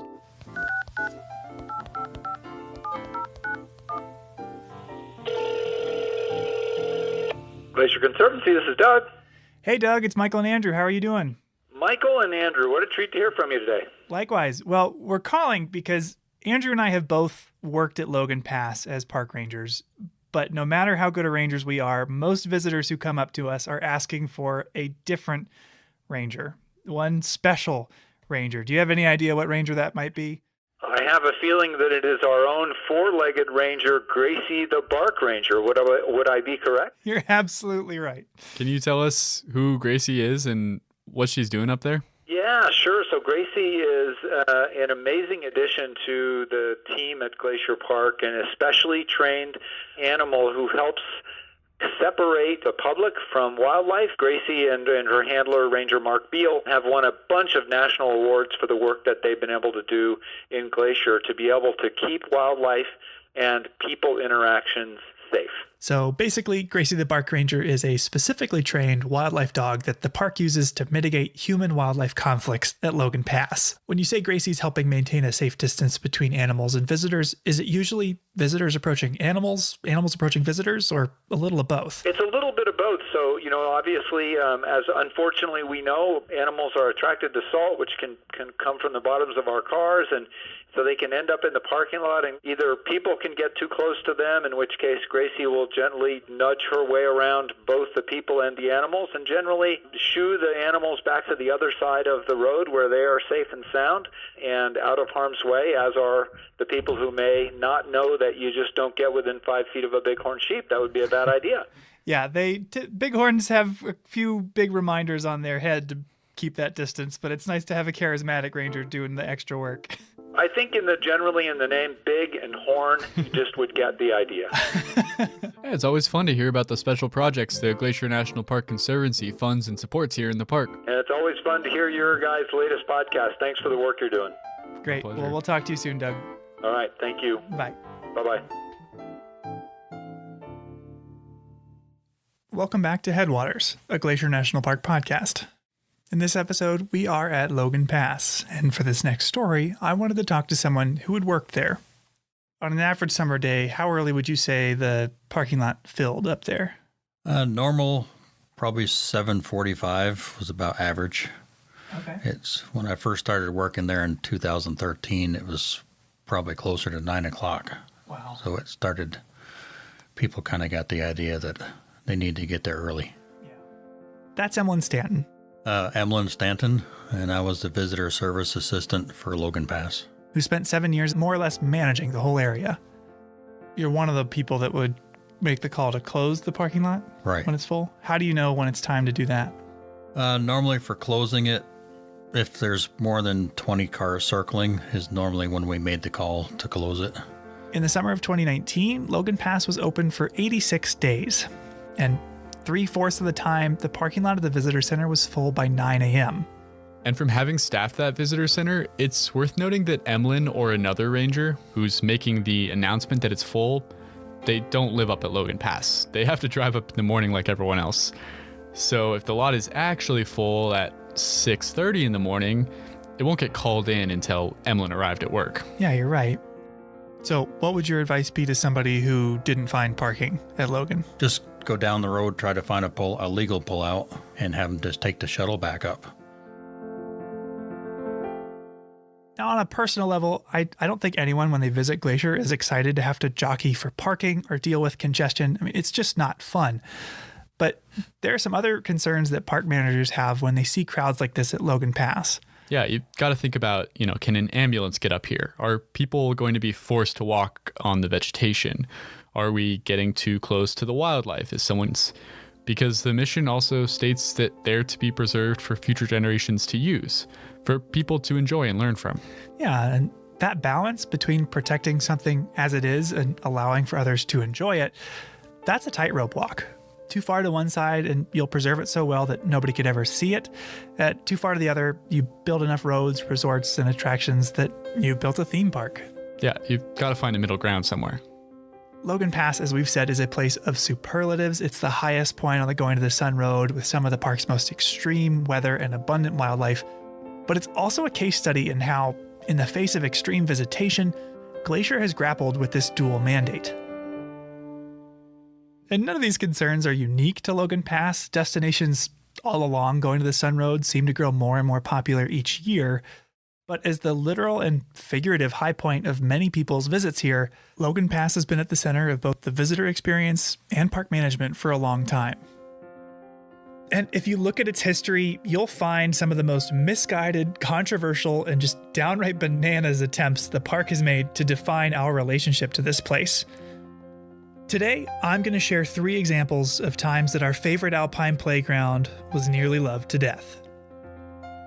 Now, the Logan Pass Visitor Center was built as part of Mission 66, a massive National Park Service program to expand and standardize infrastructure at park sites all over the country in preparation for the 50th birthday of the NPS. Andrew, could you describe the Logan Pass Visitor Center? Sure. It's built into a hillside, and it's got this big sloping roof that kind of matches the contour of the hill. It's made with stone walls and big windows everywhere to enjoy the views. Yeah, it's beautiful, it's visually striking, and I think really complements the scenery well. But as with any construction project, it disturbed the ground it was built on. This is my first story of management foibles and folly at Logan Pass, and I'm calling it The Cover-Up. But first, Andrew, could you describe what the meadows are like? There's all those subalpine meadows with glacier lilies, monkey flower, all sorts of grasses. Exactly. By the time construction had finished in 1965, pictures of the building show barren dirt all around it. But the same photo just 2 years later shows lush green vegetation all around the building. Wait, what? This seems impossible. Yeah, no, look at it. Things don't usually grow that fast up at that elevation. They don't? Those meadows are covered in snow for like 8 months of the year, so I would expect it to take decades for all those plants to grow back. Yeah, you're right. And here's how they did it, if you could read this excerpt from a newspaper article at the time. Sure. Okay, park officials decided to gather alpine turf elsewhere and transplant it around the visitor center, exactly as one might in developing a new lawn in the city. The source of the alpine sod, unfortunately, is a short distance from the visitor center, just out of the line of sight. Collectively, the sites represent an area as large as a football field. Wait, they just stripped away plants from another spot and replanted them there? Yeah, and they didn't try very hard to hide what they were doing either, because hikers on their way to the Hidden Lake Overlook just behind the building immediately noticed patches of barren dirt like 200 yards from the visitor center. Oh no, that's pretty egregious. Yeah, and so management caught some flack for that, as seen from that article you just read from. But what came next was an attempt to actually protect the meadows. Okay, that seems like a good thing. In a story I'm going to call The Toxic Trail. Well, that doesn't. The hikers that noticed the sod stripping were on their way to the Hidden Lake Overlook, a mile and a half southwest of the visitor center. Now, today, if you were to hike there, what would you be walking on? It's mostly on a boardwalk. Yeah, a raised wooden boardwalk. When the visitor center opened, it was just a regular trail. So let me guess. After they built the visitor center, it got a lot more crowded up there, and the park was worried that all these people would start to stray off trail and walk on the plants. So they built a boardwalk to try to keep people on the trail. It's almost like you work here. But you're right. A boardwalk was proposed for that very reason, but it wasn't a popular proposal. It was widely criticized, notably by the trail crew members that would be tasked with its construction. In a letter to the editor of the Hungry Horse News, they opposed the boardwalk for 4 reasons. Now, I have them here. Can you read them? Yeah, sure. Okay. Obvious damage to the aesthetic value of this alpine area, nothing short of an atrocity. And their second complaint? We do not feel that this boardwalk will fulfill the purpose for which it is intended. Third? There are a good many well-used trails in Glacier Park that are in dire need of repair and maintenance, and this money could be put to much better use. And finally, we feel, as do all park employees, that visitor impressions are important, and so far, all comments from visitors viewing this project have been negative. A pretty thorough rebuke. Yeah, but there actually is a boardwalk up there today, so they must have changed their minds? Well, park management actually dismissed both the feedback and the employees who gave it. The trail crew members who spoke up were actually fired. Wait, really? Yeah, the park superintendent at the time, William Briggle, was so insistent on finishing this project despite widespread concerns that the trail crew was replaced and work began immediately on the boardwalk. And this haste led to additional complications as well. The wood initially used was treated with pentachlorophenol, a petroleum-based solvent that pretty much right away began to leak out onto plants. Oh, no, that's not good. Yeah, and folks that were there at the time observed the death of trees or grasses growing alongside it, but it also made it slippery and toxic for us to walk on. What a mess. Yeah. Needless to say, they got a lot of flack for that as well, and replaced all the wood with environmentally friendly wood at great inconvenience to visitors because it stayed closed for longer and at great cost to the park. But I saved the best for last. The most absurd story of visitor management, in my opinion, anywhere in the park, centers around the toilets at Logan Pass. Oh no, this can't be good. We often advertise that the park is home to over 1 million acres, but we don't advertise that we've got over 300 toilets. 300? Not including lodges or hotels. Does that count all the backcountry campground toilets too? Yeah, vault toilets, pit toilets, flush toilets, outhouses, lowriders, visitor centers, campgrounds, you name it. Waste management is kind of a great unspoken truth of civilization. When you've got to go, you've got to go, even if you're miles into the backcountry. And remote restrooms like some of them here are met with a unique set of challenges. Sperry and Granite Park chalets, which you reach after hiking thousands of feet up from the trailhead, get enough traffic that their pit toilets rely on barrels that are sealed and flown out at the end of the year by helicopter. And I think I've heard that there used to be a solar-powered composting toilet somewhere. Yeah, there was, until it was destroyed by an avalanche. That sounds like a huge mess. And I even ran into a backcountry toilet this summer that had been completely torn off its foundation by a curious bear. Oh no, that also sounds messy. So one of the reasons we don't advertise that we have over 300 toilets is because they're kind of gross, but it's also because nobody seemed to know the number offhand. I had a series of really humorous emails with facilities management to try to track down that estimate. But the whole reason I started looking into toilets and waste management in the first place was because I learned about our third and final story. A story I'm going to call The Fleeting Fountains. Coinciding with the new visitor center, a new waste treatment facility was installed at Logan Pass, one that promised to capture and treat waste with a septic system that filters out liquid waste in a 17,000-gallon tank before spraying clean water out of nearby nozzles. Nearby as in out onto the meadows at Logan Pass? Yep, watering the plants, so to speak. The only problem was, after this 17,000-gallon septic tank opened to the public, it got 5,000 visitors and 20,000 gallons every day. Oh, no. That's, what, 3,000 gallons over capacity? Yep. And that 17,000-gallon tank that they advertised to the public, that they reported to a federal sanitary engineer, well, they exaggerated the size a little bit. It turns out it was only 6,000 gallons.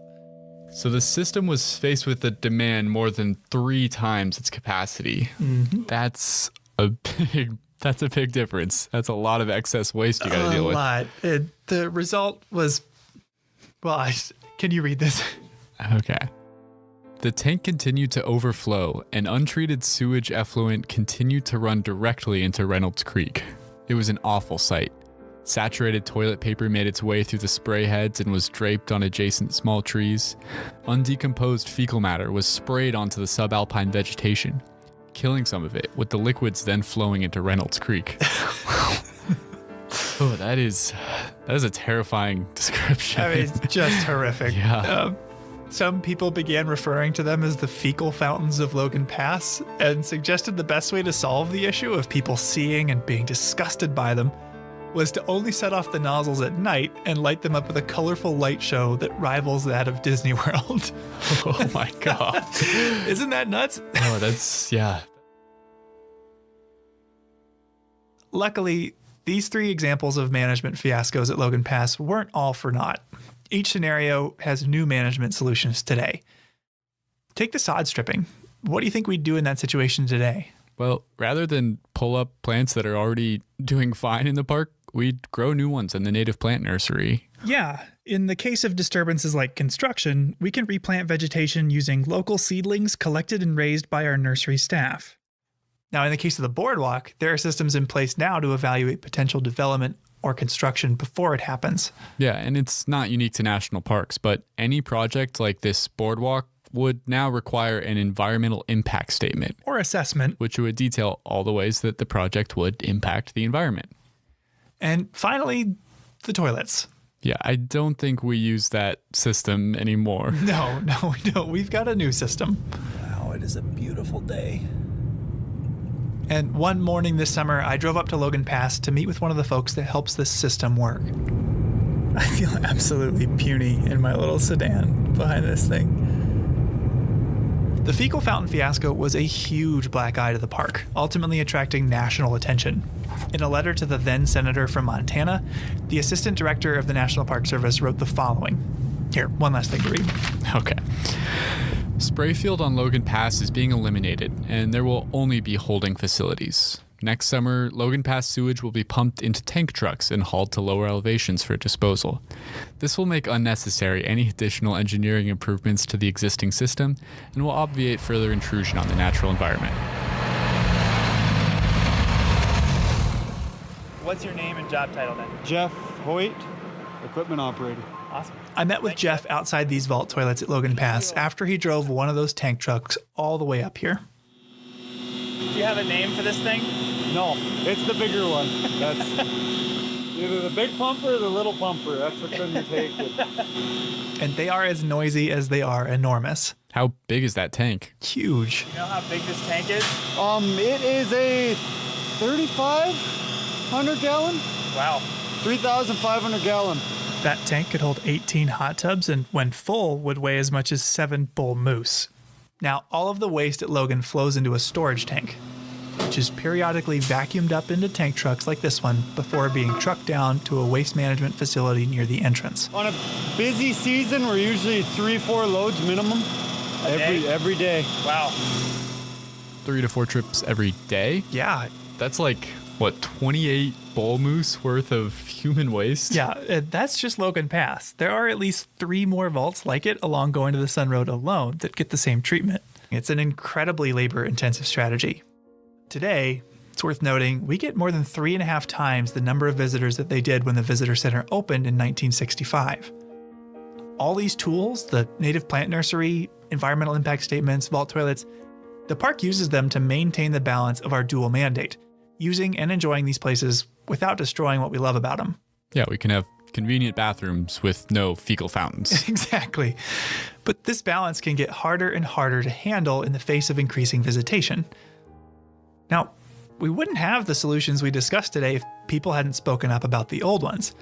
It was the voices of visitors that raised awareness of sod stripping and put pressure on the park to fix the boardwalk. The most effective management tool a park could hope for is a community of people that support it, that care for it, and are conscious of their impact during a visit. And if my time here has been any indication, we're incredibly fortunate to have supporters and stewards all around the country. In fact, if you're listening to this right now, you're a part of that community. So thank you. Yeah, we really couldn't do all this without you. So the next time you're at Logan Pass, pat yourself on the back and spare a thought for the toilets, because they are a slightly smelly symbol of our collective ability to protect this place.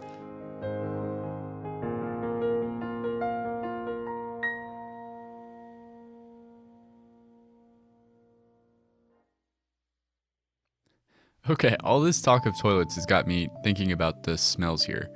There are so many things to smell. Do you have any scent-related memories here, Michael? Yeah, I remember the second summer I came out here to work, I noticed how much I associated the smell of the forests around park housing with the park itself. I remember calling my family to let them know that I made it safely to Montana and mentioned that I realized how much I missed that smell. My sister Katie thought it was hilarious. Like, what do you mean you miss the smell? Bringing it up on phone calls from time to time. But when they finally got the chance to visit, I remember her apologizing. I know what you were talking about now. It smells great. Yeah, that's a great story. And you're definitely not the only person who's ever been teased for their interest in the smells here. I want to play you a clip from a conversation I had recently. I got so much grief from my colleagues, just like kind of jabbing at me, like, smellscapes, are you still like doing this? Like, what are you talking about? Smellscapes, that can't be real. And I was reading Aristotle for a class at the time, and he called smell the lowest of the human senses. And it's like, even he's beating up on smells. We've never given smell its due, whether it's in the parks or just in culture. I mean, that sounds a lot like what happened with me and my sister. Who is that? That's Will Rice. He's an assistant professor at the University of Montana's Department of Society and Conservation. Did I hear him use the word smellscape? Like, what is that? When Will was doing his graduate studies at Penn State, he worked on a survey about what motivations people had to visit an especially busy part of Grand Teton National Park. One visitor told him, "Well, I'm here for the smellscape."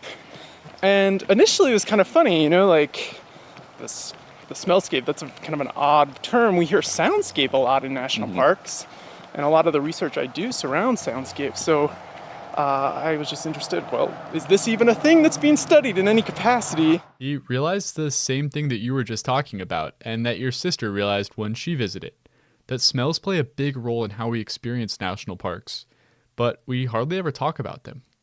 So he wrote a paper. Here, you can check it out. Pungent Parks, Smells Growing Relevance in Park Tourism by William Rice, Garrett Hamilton, and Peter Newman. Luckily for us, since Will now just works down in Missoula, he was willing to drive up and take a walk with me around Apgar here and talk about the smellscape.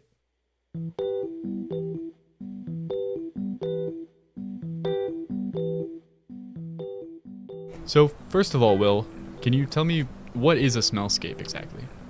Sure, so a smellscape is just the aggregate of all the smells that make up a certain area.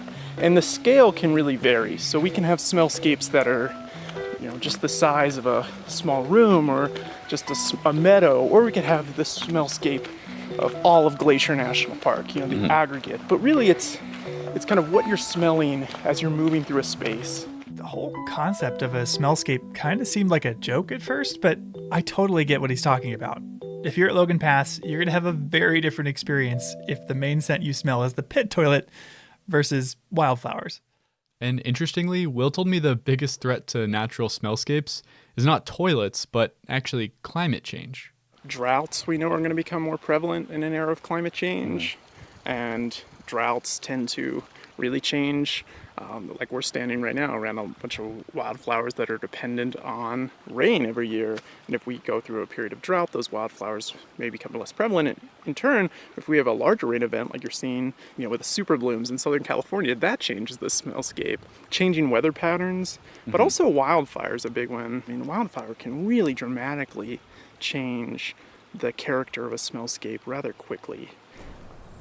Have people tried to capture these national park smells in any way? If you go into a store, they have officially licensed candles, air fresheners, and laundry detergent that smell like various parks. So we're trying to bring that home. I would say, like if you open up the candle for Rocky Mountain National Park and you get this hit of lavender, maybe that's not exactly what it smells like. But we're trying to authenticate it somehow. Yeah. But we're really failing because it is so unique. Why should people care about smells? They're vitally important from an ecological standpoint, but also from the standpoint that I study parks from, the social experience, the visitor experience. Imagine walking into Glacier, with your nose pinched. It's really going to affect your experience. And as we noted in the paper, there's so much about your park experience that you can curate, that you can, really make your own. Now it's taking pictures and putting them on Instagram. You can share this experience. You can record the soundscape, as some people are starting to do with microphones and taking those home and mixing that.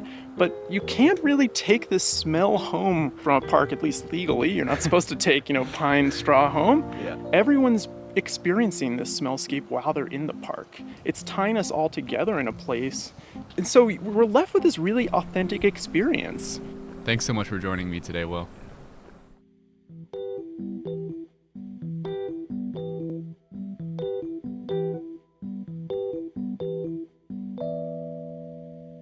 I had never thought about it that way. There's all sorts of pictures and videos of the park. There are recordings and now even a podcast of the sounds, but to experience the smells, you just have to be here. Yeah, and our last story today is about another experience that you really just have to be here to have. It's something you can't experience anywhere else in the whole of the American Rockies. Just this one spot in Glacier National Park. What is it? Well, you'll have to join me to find out. Okay.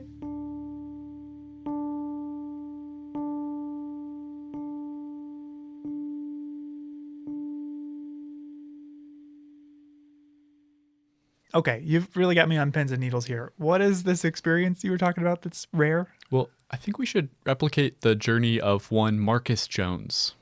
Who's that? Jones was a botanist. He worked in Montana in the early 1900s. He was pretty prolific. In his career, he documented and even named a ton of plants. So he was a really great botanist, but he's actually best known for his roasts. Wait, so he's a botanist that moonlights as a roast comic? In a sense. He was a pretty prickly guy, and in fact his views were so unorthodox that by the late 1920s he was shut out of most of the botany journals. So he just took matters into his own hands. He bought a printing press, taught himself to typeset, and he started putting out his own botany journal called Contributions to Western Botany. With no one to edit or censor him, Jones just took to excoriating those botanists he disagreed with. I had a friend dramatize a few of his comments for you. It is a common comment of workers in the gray herbarium that Fernald is becoming a common scold. He needs to be taken out in the woodshed and given a spanking. It is to be hoped that this will be done before he gets to the Bronxian position of seeing nothing good in the work of outsiders. Wow, he really doesn't pull any punches. Yeah, and the next one's probably even worse. There have been several notable deaths in the botanical world since my last contributions. Green, the pest of systematic botany, has gone and relieved us from his botanical drivel. They say that the good that men do lives after them, but the evil is interred with their bones. I suspect that his grave must have been a big one to hold it all. Green was first, last, and at all the time, a botanical crook and an unmitigated liar. Holy crap. Yeah, he was not afraid of speaking ill of the dead. Wow. Now, to be fair, Jones was just as likely to praise those he agreed with as to nail those who he felt had crossed him. So okay, you can't deny that he was witty, if a little bit temperamental, but what does that have to do with Glacier? Well, Marcus Jones spent the summer of 1909 all around Glacier National Park. During that time, he spotted a rare plant, the glaucous gentian. And to this day, over 110 years later, it's never been found anywhere else in the American Rockies besides this one pond along the Continental Divide in the Alpine of Glacier National Park. Oh. I think we should go see it. I'm game, but what was it called again? The glaucous gentian. Okay. Where is it? I'll have to show you. It's near Logan Pass, but it is a bit of a hike. Yeah, okay.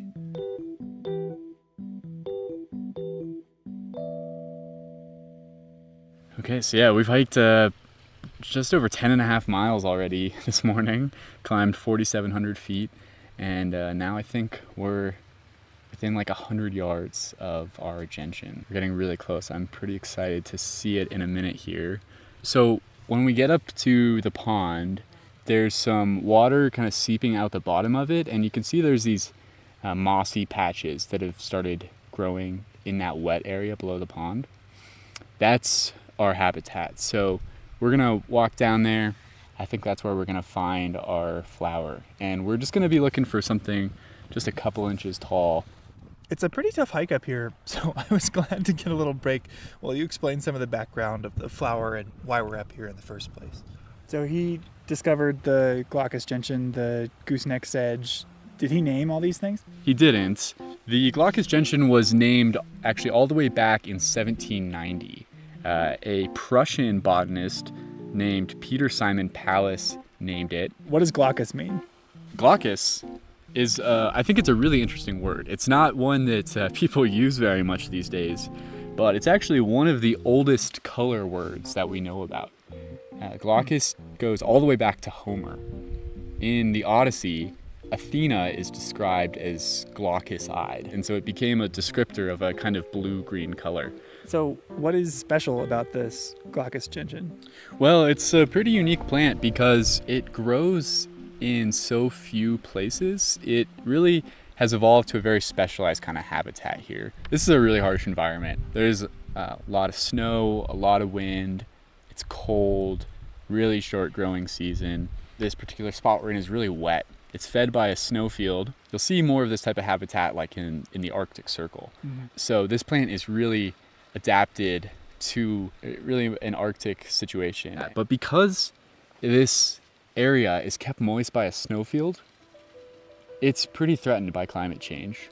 If that snowfield were to disappear, this area is going to dry out. So scientists have been monitoring this site for 40 years, trying to track how the hydrology affects the plants. And they've noticed a statistically significant decline in the number of gentians that grow here. It really seems like it's attributable to that shrinking snowfield. It's not keeping things as moist as it used to be. Oh, wow. So it sounds like climate change is making this plant even rarer. I talked to one scientist who's been coming up here for years, and he said when he first started, he would kneel down to look at the flowers, and when he'd stand up, his pants were soaking wet. And in recent years, he stands up and his pants are still dry. It's just not as moist here anymore. It's interesting because, we've seen the climate trends in this area. We've seen increased temperatures, obviously, but we've also seen somewhat increased precipitation. So you'd think maybe a wet plant would benefit from that and it would be fine. But because that summer heat is so intense, it starts so early. It's warmer in March, April, and May. Often it stays about freezing at night in May. Things are just melting out faster, and it doesn't stay wet late enough into the season. So it's less about the amount of moisture, but about the consistency. The timing, yeah. It doesn't stay all summer anymore. So we're gonna keep monitoring this site and see what happens to the gentians, but they're really a signal for us to the health of our snowfields and the changing climate up here. Oh, and there's a mountain goat. Well, I'm excited to try to find it. Should we go ahead down there? Sure. Okay, it's been about 30 minutes now. I really actually thought we would have found it by now, but no sign of it so far. The search continues. Spotted saxifrage, buttercups, and lots of moss. But no gentian yet. All right, we're hitting the 1 hour mark. Still no sign of the flower. Bit puzzled. Thought we definitely would have found it by now. Oh, big pile of bear poop. Okay, we're approaching 2 hours. I'm starting to wonder if this thing is even here anymore. I really don't know where else to look, but I think we're gonna give it just a little longer, maybe another half hour. I think Andrew just found it. I heard him shout. I have like the biggest smile on my face right now. It's so nice to find it. That feels so good. We've been looking for a couple hours at this point. Yeah, 2.5 hours of just combing every square inch of this area. But it's here. It still exists. It was as glaucous as advertised. Yeah, when you said blue-green, I was picturing more blue than green, I think. But it definitely was hard to pick out from everything around it.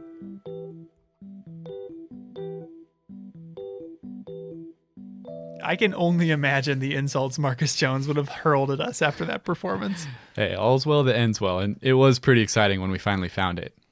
One of the coolest and most special things about Glacier National Park is the easy access to these wild alpine habitats. I mean, you could just drive right up to what is basically an Arctic habitat zone at Logan Pass. That's pretty incredible. Yeah, it's really great, but it comes with some responsibility as well. These alpine environments are really sensitive to disturbance, like from climate change, as we discussed, but also our small individual actions, like walking on or picking the flowers. It's never worth stepping on one flower to get a better picture or view of another one. But despite the toilets and the cars and all of the people up there, Logan Pass is still one of the best places in the world to get close to nature. And together, if we leave no trace, we can be sure to keep it that way for a long, long time to come. That's our show for today. If you're interested in learning more about visiting Logan Pass or how to leave no trace when visiting any natural area, you can find links in the show notes for more info. Thanks for listening. Headwaters is a production of Glacier National Park with support from the Glacier National Park Conservancy. The show was written and recorded on traditional native lands. Andrew Smith and Michael Feist produced, edited, and hosted the show. Ben Cosgrove wrote and performed our music. Alex Stilson provided tech support. Quinn Feller designed our art. Renata Harrison researched the show. And narrated the credits. Lacey Kowalski was always there for us. And Daniel Lombardi and Bill Hayden were the executive directors. Support for this show comes from the Glacier National Park Conservancy. The Conservancy works to preserve and protect the park for future generations. We couldn't do it without them, and they couldn't do it without support from thousands of generous donors. If you want to learn more about how to support this podcast or other awesome Conservancy projects, please go to their website at glacier.org.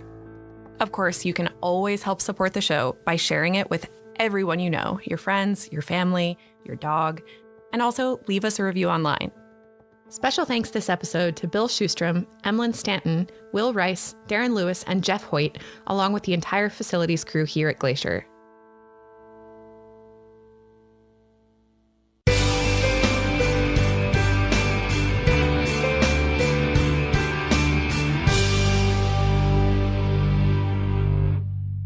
Surrounded by carpets of wildflowers in the summer, Lunch Creek flows down a natural rock staircase from the striking backdrop of Pollock Mountain. It was named for its popularity as a lunch stop for early visitors to the park and remains a popular stop on the road today. No formal trails exist here, so please enjoy the area from the paved parking. Over time, park visitors have continued to venture off the road and up the creek, exploring the area, and in the process have created a network of social trails into this sensitive and fragile habitat. In order to protect the area from curious feet, Glacier National Park has performed extensive revegetation work to rehabilitate Lunch Creek and eliminate the traces of trails by replanting native vegetation. Please notice the signs marking these rehabilitated areas and do not venture in them. If you're interested in the process of revegetation, plan on visiting the park's native plant nursery at the headquarters area in West Glacier. Each year, as projects are identified, native seeds are collected prior to the disturbance, grown in the nursery, and then returned to the disturbed sites when the plants are mature enough to survive on their own. This helps to maintain the genetic integrity of specific locations around the park and provides the plants with the greatest opportunities to survive in the wild. Every Tuesday throughout the summer, tours are conducted at the Native Plant Nursery at 10 a.m. Join us at the nursery for this interesting look at an important aspect of Glacier's Natural Resources Preservation Program.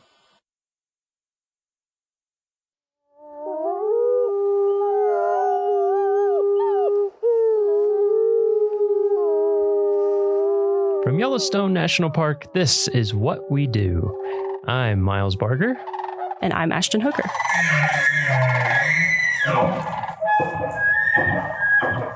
Hey, Ashton. Hey, Miles. How's it going? Pretty good. How are you doing? I'm doing pretty well. Are you ready to record a fire podcast today? Yes. Straight fire? Fire podcast. Straight coming fire? your way. Because today we're going to talk to John Cataldo, Yellowstone's Fire Management Officer. And before we get started, I have to do a little fire trivia. It's going to be a trite one, but I think it's still interesting. So Yellowstone, record fire, 1988. How many acres of the park burned during those fires? I know it was massive. I know it was a lot. It was a lot. I'm you going to can say... round to the nearest 100,000 if you want. Okay, I was going to say a few 100,000. I'll say 600,000 acres. You're up. A little higher. I'm getting the up motion. A little more. 800,000? That would be the right rounding. Oh, nice.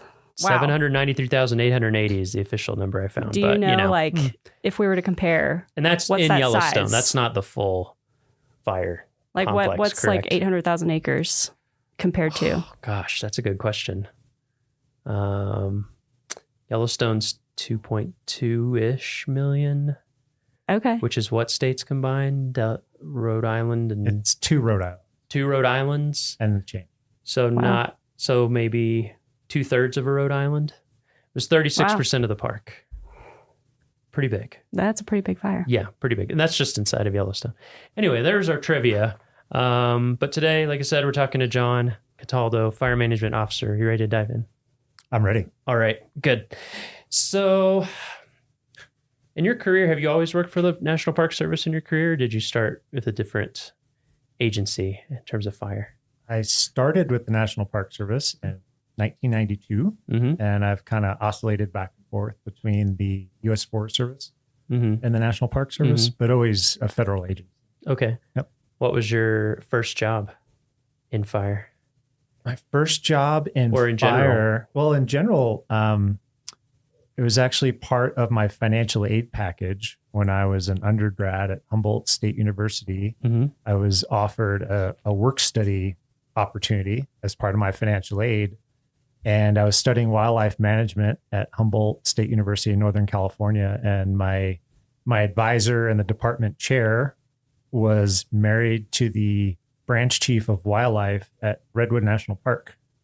And I was on academic scholarship as well at Humboldt. And he kind of passed my name along to his wife and said, we've got a potential work studies student if you're interested in picking them up for some work. And they gave me a key to the office for Redwood National Park and a pile of wildlife observation cards that visitors employees had filled out. And it was a pile pretty much up to the ceiling. And they gave me a key to the office and let me go in there 10 to 15 hours a week, all during the school year and just at my own pace whenever I could fit it in between classes and whatnot. And that was kind of my very first Park Service job. Interesting. Wow. Yeah. Huh.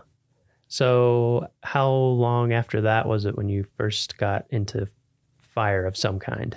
The very next summer, I was working up in Alaska for the Forest Service in Cordova, which is the last place I ever moved to without checking the Farmer's Almanac for like how much rain or sun it gets or doesn't get. And turns out that Cordova, Alaska gets 169 inches of rain a year. And I was working in fisheries at the time. So I studied wildlife and fisheries. in college. And so that was how I got my start in the service, was those sorts of positions. And so working in fisheries, we were outside every day in Cordova, wearing rain gear. And I mean, honestly, after a couple months of that, I was basically pruning. Like it had just been like, you just had been in the shower for 2 months.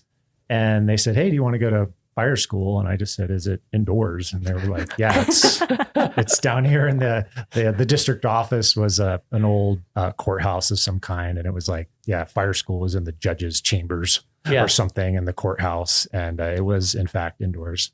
And I said, yeah, I'm your man. And so I took fire school. And of course, a place where it rains that much, you don't get a lot of fires. Mm-hmm. But it was an exceptionally dry summer there the next year when I returned, and we had a couple of like little fires out on the Copper River Delta, fireworks or something. Mm-hmm. And I got to go to those. And then the 1994 fire season in the lower 48, which is kind of another benchmark fire season in the lower 48, at least, kicked off in August. And I spent the last 6 or 8 weeks deployed down here on fire crews. Mm-hmm. They kind of went to each little team on the district up in Alaska, and everyone had to volunteer somebody to go be a firefighter. And I was good at hiking and carrying a big pack and stuff. And they said, why don't you go? I said, let's go.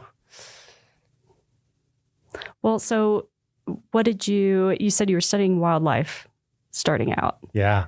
Did you ever envision yourself being in fire? Like what were you kind of working toward before you got the offer of like, hey, you can come indoors and learn how to like, deal with fire. Just working towards, a career as a wildlife biologist or a fisheries biologist. I studied both, and I grew up loving it and, loving the outdoors and whatnot. I'm a kid from suburban Long Island, New York, like 20 miles outside the city. And that was my big escape, was going to the woods. And, even if that was running around catching garter snakes under garbage on the side of some parkway on Long Island, which is honestly how you start in wildlife management. Wow, beautiful, you're yes. a little suburban Long Island kid, there's not a lot of open wild spaces or places to get away from the crowds.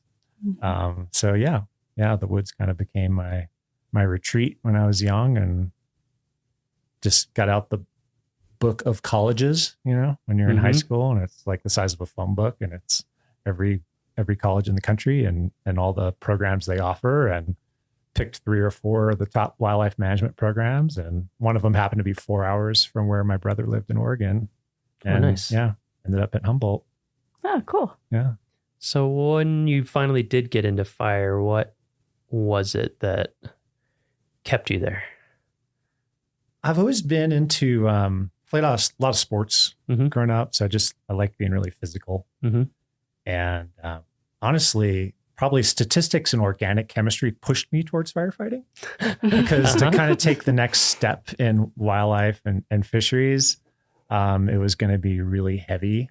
And, you kind of get to that point in your education where it's like, I don't know if I'm ready to take the next step. I think organic chemistry is that line for quite a few people. Yeah, it kind of weeds people out, huh? Yeah. So just working on a team and being outside, and it was just a good fit. Mm-hmm. It was like I was kind of made to do it. I just felt right. it. Yeah, it just felt right. It was just right off the bat. It was a good fit. I just fell right into it. And you're lucky if that happens to you. Yes. Whatever I agree. you are, whatever you're doing. Yeah. Yeah, I feel the same way. I'm like, how did I get to where I am today? And I feel lucky. I don't think I would have planned it. Like you're saying, sometimes these things just happen. Yeah, I had some apprehension, in the beginning, and just talking to other folks who'd done it previously. And they're like, no, it's great. It's like camping for dollars. Like we're going to go camp for weeks, and we're going to work hard all day, and then we're going to go sleep in a tent, and we're going to get up and do it again. I was like, that sounds great. So what was I'm guessing, I don't know yet, but I'm guessing a theme in these podcasts that will come up is the career progression can be interesting. So like, what are the steps to go from that, where you're like actively out camping, fighting fire, to where someday you're spending most, if not all your time in an office and dealing with budgets and hiring in the big picture. Like, what did that look like for you timeline wise? Yeah, that's kind of one of the hazards of the job is someday someone's going to hand you a radio to talk on. That's the first hazard of the job, right? They kind of leave you alone for a few years because it's dangerous to let you be in charge of anything. And then at some point they're like, oh, like you seem pretty squared away. And they hand you a radio, and that's a big fork in the road. Is you're going to let me talk on the radio while I'm on a fire and actually, help coordinate what's going on. And I've held a lot of positions along the way. We get to go a lot of different places in this job, which is also what attracted me to it. I think I've been to fires in 18 different states. Oh, wow. At this point. And I'm not done yet. Right. I got a lot left in me, but was one of those states more memorable than the others? Does one stick out to you? They are so unique. I know it sounds cliche, but I mean, literally I've spent 3 weeks camped 3 feet from the Yukon River in interior Alaska, helping manage a long duration fire up there, and I've done a lot of prescribed fire down in Big Cypress, down in South Florida. So literally this job has taken me from one corner of the country to the other. And a lot of places in between. And you just get to, granted, you're working really long hours while you're there, but you get to see a lot of interesting things, you're off the beaten path a lot. Yeah. So you just have a lot of shared experiences, and must be interesting too, to get to be pretty intimately familiar with so many different types of forest as well. And the way fire behaves so differently in these different places. And and you have to be a student of it because I bet it'll kill you if you're not paying attention. So you are very eager to learn when you go to a new place, how does it move right through this stuff? Does it move by jumping from tree to tree, or is it mostly ground fire? Are there interesting local factors? Does it burn? Some places it burns really hot and downhill at night. Didn't see that coming, right? So you gotta make sure you're being a student and finding the people that understand how fire moves on that particular landscape. And, helps keep us all safe and meet the objective, whatever that is. Yeah. So let's jump ahead to now. Okay. So do you have a typical day in your job? A lot of what drew me to this is that it's not a lot of typical. I guess should focus on the summer, because like you mentioned, the winter, when you're in a year-round position and you live at 6,300 feet in a national park, we get a lot of opportunity for winter and typically don't have fires. And in the off season, it is a lot of just planning and for next season and hiring and communicating with our partners and cooperators and just kind of getting on the same page for the next season. But once we kind of throw the switch and the temporary employees come on in the spring and we kind of ramp up and just sort of get into the mode, so to speak. A typical day, we start off with a briefing with everyone on the team, and we get together for about 20 minutes and we go through a safety conversation and a weather conversation, situation, whatever's going on, fires in the park, fires around the park, fires we may find ourselves on later that day. Just whatever's going on, go through a plan for the day. And then we just sort of fledge everyone to their assignments. And typically we'll go 5 different directions on any given day. And we'll be engaged with fuels reduction projects, in some of the urban interface areas around the park. We'll be out monitoring the fuel moisture and different types of fuels that we're curious about in the park. That's a big part of the program, just being prepared for what might come, and how wet or dry the fuels are is a big part of that. So we'll be out doing that, maybe helping our neighbors with some incidents that they're managing. So there's just really, every day is different. Yeah. And especially once we get around to May or so, and then through October, you just really never know what you're getting into. Right. So it's a good career field for someone who likes to keep moving and have surprises thrown at them. There's a lot of moving. Yeah. There's a lot of moving parts. You have to be really... you're out in the field a lot in the summer?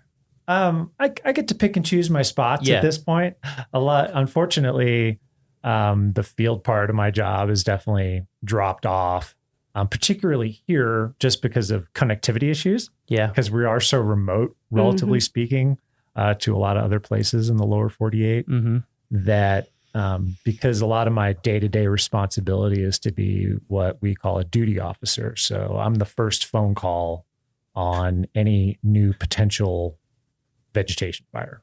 So it gets, however that report comes in from a visitor or from an employee, it'll get routed to our dispatch center. And then they call me as the duty officer and say, here's what we might have. What do you want to do about it? So you need to be reachable. I need to be reachable at all times. Yeah. And if people can't find me, I'm not doing my job. So it does kind of keep me around headquarters a lot. But of course, I do enjoy getting out on fires. Yeah. Yeah. So what, in your current job, what do you think is the most important skill? For my position, I think the ability to triage a lot of emerging problems and to pretty quickly sift through what's important and what's noise and what can wait and what, you know, you're pretty much in a, when things are rocking and rolling, there's a constant state of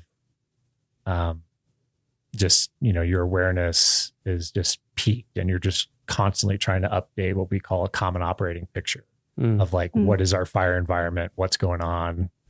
And what the biggest threats are, right? It's all about risk management. I mean, fire management is risk management. So risk to people, first and foremost, risk to infrastructure, you know, buildings, and then everything after that. So yeah, just the ability to maintain the correct flight altitude. And, you know, all of us start out as just ground pounders, right? Swinging a tool, swinging a 5-pound tool 10,000 times a day is how you first prove that you can do this. Right. And then you go from there to where you're virtually never swinging a 5-pound tool anymore. Yeah. So sometimes when, you know, when really things start rocking and rolling, some folks will revert to what they're most comfortable with, right? Which is the first thing you ever learn. And they want to kind of get in the weeds and just being able to maintain that 30,000 foot flight altitude as a fire management officer or a duty officer, that's pretty critical. Well, and that skill to like bring in like all that different types of information and then be able to make decisions, that probably comes with a lot of experience that you've had over the years. So if you were to like, you know, what advice, like what types of experience should people be seeking out if they want to, you know, get to your type of position one day? Variety, just really seek variety, and particularly prescribed fires. So controlled burns, another way we describe those. Being involved with that is a great way to just see a lot of fire on the landscape and watch it and not necessarily have to just be responding to it, to take those opportunities to see how it moves and understand the physics of it. Just really pays dividends down the line. So it's just experiential learning, all of it. I mean, there's a big on-the-job training component. We have a huge continuing education component to all of this, where as you progress along, we're sending you to like more or less 1 week long classes. We have a lot of like 32 to 40 hour classes we'll send you to, but those just sort of complement that field experience. So it's just go full send, like just get as much fire under your belt as you possibly can is the best way to be good at my job. And so that's why I oscillated between the two different agencies, because, you know, the Forest Service, that's the big green machine, right? So I mean, I think half the U.S. Forest Service budget is fire management. Wow. So they're highly invested in it. And that's where the majority of the resources in America are, you know, they're in the green trucks with the different logo. And so coming up in the Park Service was great, but I also realized I'm not seeing enough fire on Park Service land to get as good as I need to get at this to have the job I want to have someday. So I knew I wanted a job like I have now, but to get there, I had to leave the agency, you know, go to a different federal agency, and ended up running a hotshot crew for close to a decade. which is a great way to see a lot of fire. Yeah. So that was just all by design. That Yeah. was like, well, I think I've done what I can. In the Park Service. There just wasn't as many opportunities to move up or move laterally. We just don't have as big a program. And it's like, I'm going to go fight fire with the Forest Service for about a decade, and then I'll come back and I'll feel a lot more confident what I'm doing. So you did want to end up back at the Park Service? Absolutely. Ultimately? Yeah. Why that over, like you said, Forest Service is the big agency that's handling all this stuff. What about the Park Service made you want to end up here? I just love the mission, really. And I mean, it's the greatest, last, best places. Right? I mean, the Park Service units are, particularly for me, loving the mountains. I mean, being in the Northern Rockies, it's just outrageous. And this region in particular, I've spent time in the Pacific West and the Pacific Northwest, and I love those systems as well. But I mean, the Rockies are just outrageous. So for me, you can't beat it. So Yeah. Was that kind of same sentiment what drew you to Yellowstone, or was there some sort of draw to Yellowstone for you in particular? I'd spent about 5 years of my life in Alaska. So one of my early Park Service positions, actually my first permanent appointment, I was the first helicopter manager hired at Denali. In the year 2000, we had the National Fire Plan came out. So we'd had kind of a succession of really intense fire seasons in America. And the result of that was a thing called the 2000 National Fire Plan. And a big part of that was a big injection of funding into fire management in America. So, a lot of life's timing, right?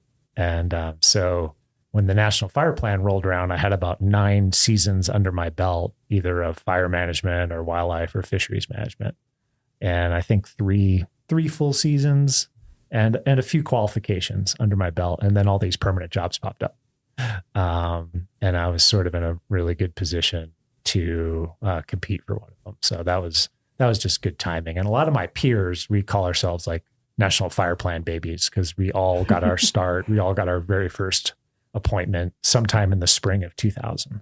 I mean, I think, a couple things you said I think are good for people to keep in mind in terms of thinking about wanting to work for federal agencies in general and the Park Service specifically. Is like, there is timing, there is luck, there is when these things come along, and also having the 30,000 foot view of your own career, like you were saying, is like, maybe I need to leave for a while to get these other experiences. Because I think sometimes people think, I'll just be able to follow this exact path that I want and get the jobs I want. And I feel like that so rarely happens with anyone that I know in the Park Service, whether they leave for a completely different field sometimes or switch agencies or whatever. It's like, this is where I would like to be, but I need to get this experience here or this there, or thinking about the career ladders and the way things can go.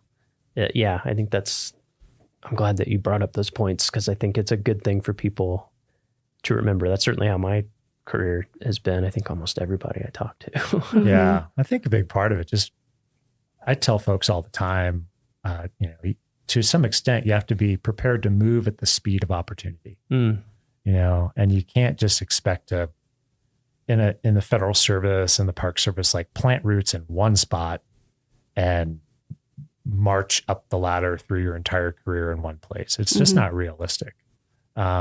Possible at a massive unit like we work at, right? Because we do have a tremendous organizational chart here and a lot of really deep programs and a lot of career ladder potential. That's pretty unique. It is. In the service, though. Yeah, it's pretty rare. Yeah, you can go to a lot of parks and there might be, the chief ranger and 2 seasonal law enforcement. Yep.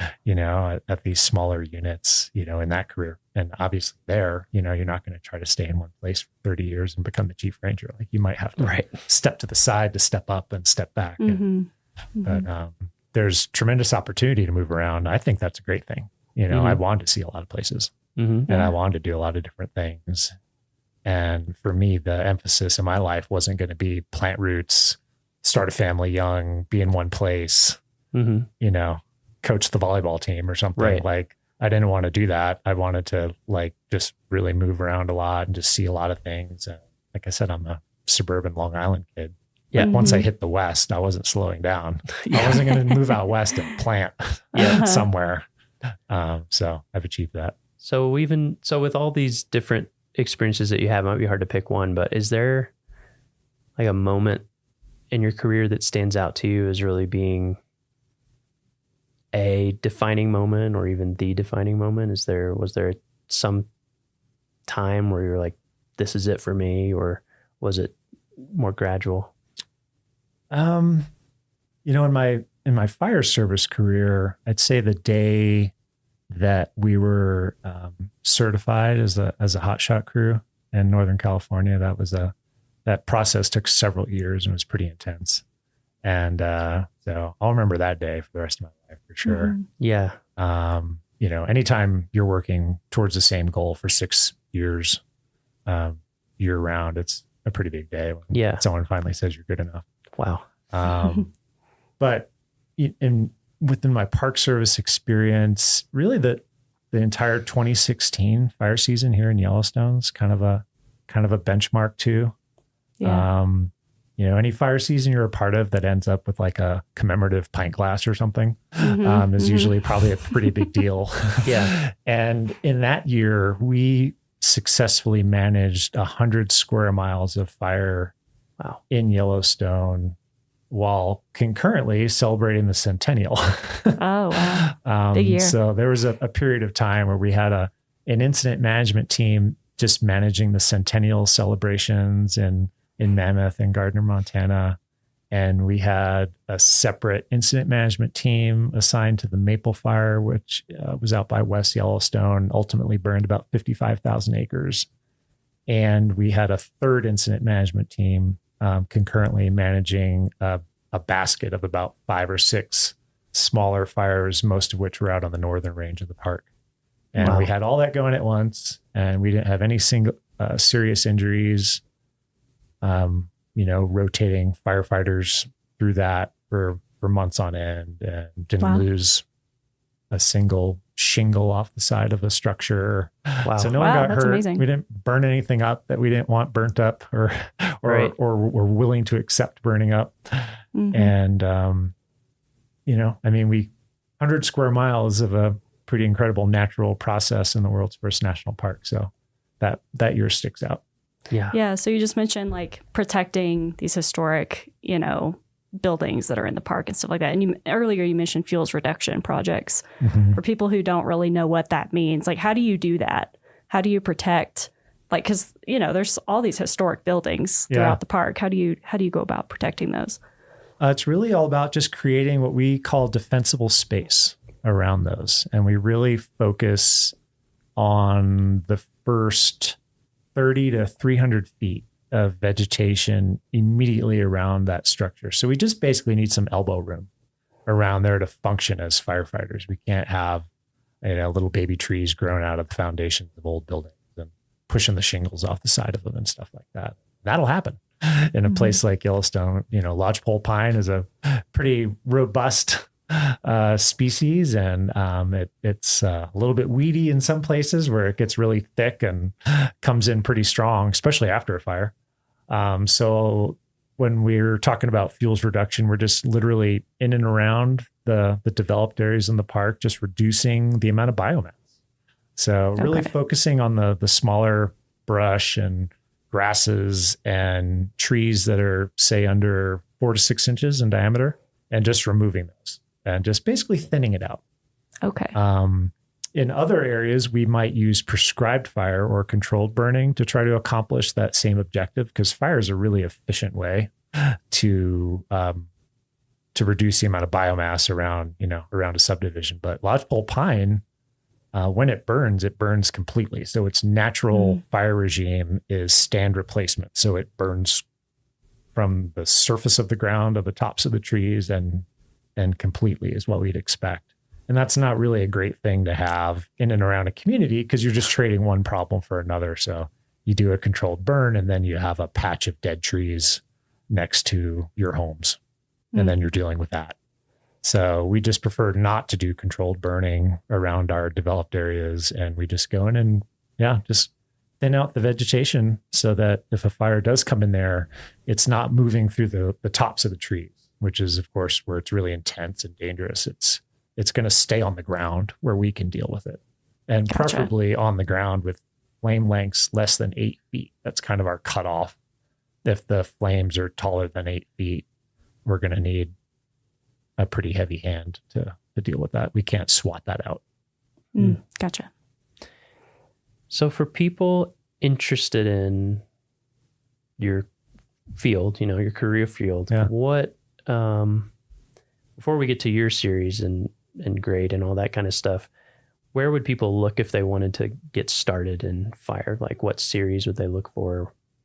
We're actually going through a really big transition right now in how we're classified as firefighters. We were forestry technicians for the first few decades of this profession.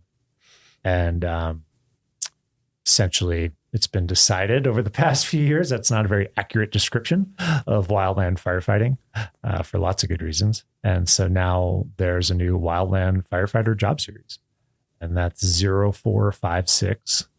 And it's designed to be a hire to retire job series. So we're going to be recruiting and advertising positions in that from now on, literally from the GS3 to the GS15 level. Wow. So that's really cool. Yeah. And previous to that, we were hiring entry level positions as 0462 forestry technicians. And then I'm currently in an 0401, which is a biologist, ecologist job series. And that's all transitioning. So going forward, it'll be 0456 from GS3 to GS15. Wow. So that simplifies it a lot for people interested in looking. It does. Yeah. Yeah. They can focus in on that series and find something that aligns with whatever experience they have. Yep. And get in the door. Yeah. And getting in the door is not that complicated. We don't have super high educational requirements, basically a high school diploma and a great attitude and an aptitude to learn new things. A commitment to physical fitness. Like, let's go. Yeah. And that's it. Like we can start there. Right. And we're going to teach you the rest. So it's pretty cool. I think. Cool. Yeah. Yeah.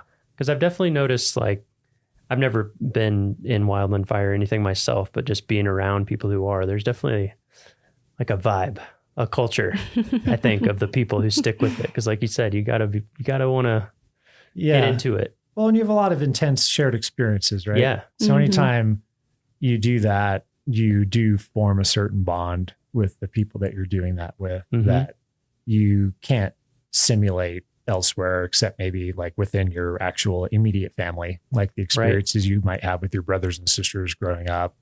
And there's, so many stories I can't tell anybody because they won't even understand. Sure. And that's a powerful thing. And it could be lonely at times because there's, you got to like find your old hotshot friends to like talk about, some fire you're on, because you would just spend all your time trying to explain it to other people. Yeah. So yeah, it's kind of a unique job in that regard. But you meet a lot of great people and it's not easy. It's not an easy job to do. Right. So if you're around people that are doing it and sticking with it and making it past, there's kind of this imaginary line at year 3 where you're sort of in or out, right? You're either like, this is what we're doing because the commitment level is so high, or maybe this isn't for me and I don't like sleeping on the ground and not being completely convinced like when the next meal is going to show up out here, or just being out in that environment. Yeah. So when you're around people that have made that commitment and made those sacrifices, it's a pretty special. So yeah. We have really good stories if you can get us to tell them. Maybe someday. About to say I could keep I wish we could talk for like 3 hours. Yeah. And so along those lines, like if somebody's looking for this job in a national park, not every national park has these jobs, right? Or do they? I'm not familiar. Not every unit. Certainly the larger mid-size to larger parks. So for example, in our region, we have 14 park level fire programs, and those programs either manage one or a group of parks. So, when you talk about a Yellowstone or Mesa Verde or Bandelier, Rocky Mountain, Dinosaur, Zion, all those units have a program, and pretty robust, So sometimes when you get into like a much smaller unit, like we manage fire for the Little Bighorn. So Little Bighorn Battlefield National Monument, about 4 hours east of where we're sitting. Mm-hmm. And we provide fire management services for them, but they don't have any firefighters per se, or any equipment. So it's just sort of an administrative responsibility. And so, we manage their fires through agreements and relationships. So the Crow Agency has agreed to come over, put out any fires if we get any out. But most mid-size national parks are going to have especially out west, will have their own program. So cool. There's a ton of opportunity, investment. The bipartisan infrastructure law I call it National Fire Plan 2.0. It's essentially the next huge influx of investment in wildland firefighting in America. The Park Service is benefiting greatly from that. So all those programs are kind of on the uptick. It's a great time to get your foot in the door and start a career or advance in your career in fire. Awesome. Yeah. Well, like I said, I wish we could talk for like 3 hours. I want to just ask you about fire ecology and behavior and what it's like to like get to know it's just like a fascinating process to me. It's like a chemical reaction happening that has its own life and scale, and like you said, behaves so differently. But we do have to wrap it up. So do you have a favorite story or memory from your time in Yellowstone or another national park, but just something that I've been reflecting on that recently, and I couldn't come up with the one thing. And maybe that's because at this point in my career, in my life, I've learned to appreciate like small things, Mm-hmm. And I mean, obviously we live in a place where we're just kind of surrounded by wonderment, and people have a hard time even relating sometimes to the things we try to describe that happen in our backyard. But for example, literally in my backyard the other day, I went out to chop some wood for our stove and was just enjoying the weekend. And I kind of had a quiet moment, and I stood there and a wolf howled. And it sounded like it was, maybe a mile behind the house. And I thought, it's like noon. That's not typically when I hear wolves howl. Sometimes they come around at night, and I'll hear them when I'm letting the dog out, for the last time in the evening or something. And so I sat there real quiet, and it howled again. And I probably have 100, little stories like that. We're just surrounded by it all the time here. And it's there all the time if you're listening for it, and if you're open to it. And we're just surrounded by wonderment here. So if you got your eyes and your ears open, it's always there. Go enjoy it. I think that's the perfect way to wrap up. Thanks for coming and talking to us today. Oh, you're welcome. Fascinating. Let's do it again. Yeah, I would like to. Cool. Thank you. Thank you. You're welcome. Well, that's it for this week's episode of What We Do. Thanks again to our guest, John Cataldo. If you like what we do, rate and review the show wherever you listen. Every positive review helps new listeners find the show. If you have questions or want to learn more about a particular job, contact us using the form at go.nps.gov/whatwedopodcast. Thanks.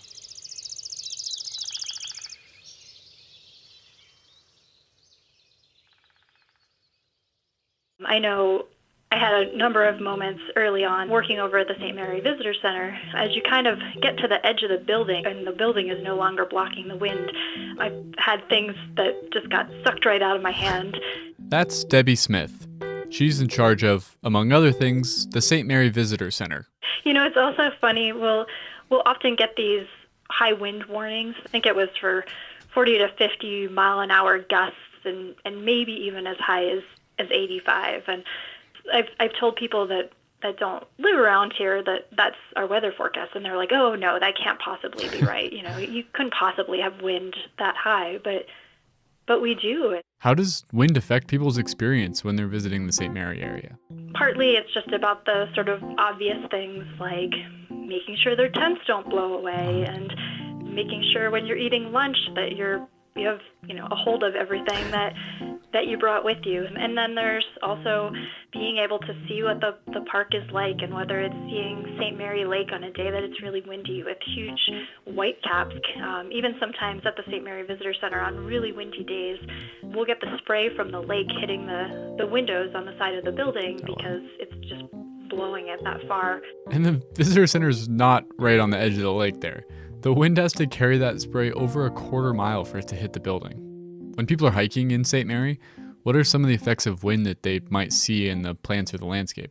One would be flagging on trees. When you see trees that basically all the branches on the windward side are broken off or they're kind of deformed, so that side that's facing the direction from which the wind is blowing, and then it resembles a flag because all of the branches are just on the other side. Besides the practical side of not letting things blow away, do you think you've learned anything from the wind there? I think a lot of it is just learning about this place. And I mean, there's, the obvious challenges that it presents to people like you were mentioning, but I think also the wind is something that makes the east side of the park really beautiful, and it makes it this diverse place and dynamic and harsh and wonderful all at the same time.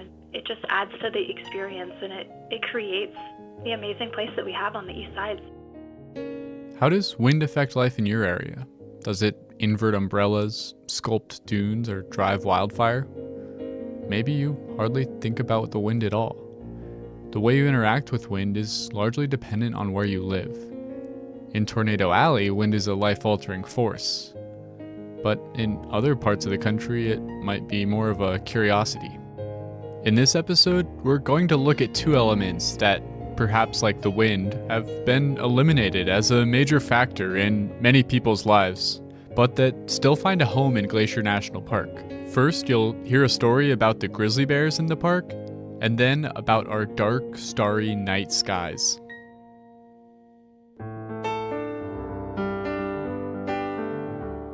Welcome to Headwaters, a Glacier National Park podcast, brought to you by the Glacier National Park Conservancy and produced on the traditional lands of many Native American tribes, including the Blackfeet, Kootenai, Salish, and Kalispel people.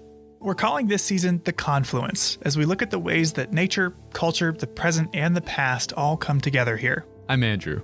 I'm Michael. And we're both rangers here. In this episode, we'll be in the St. Mary Valley.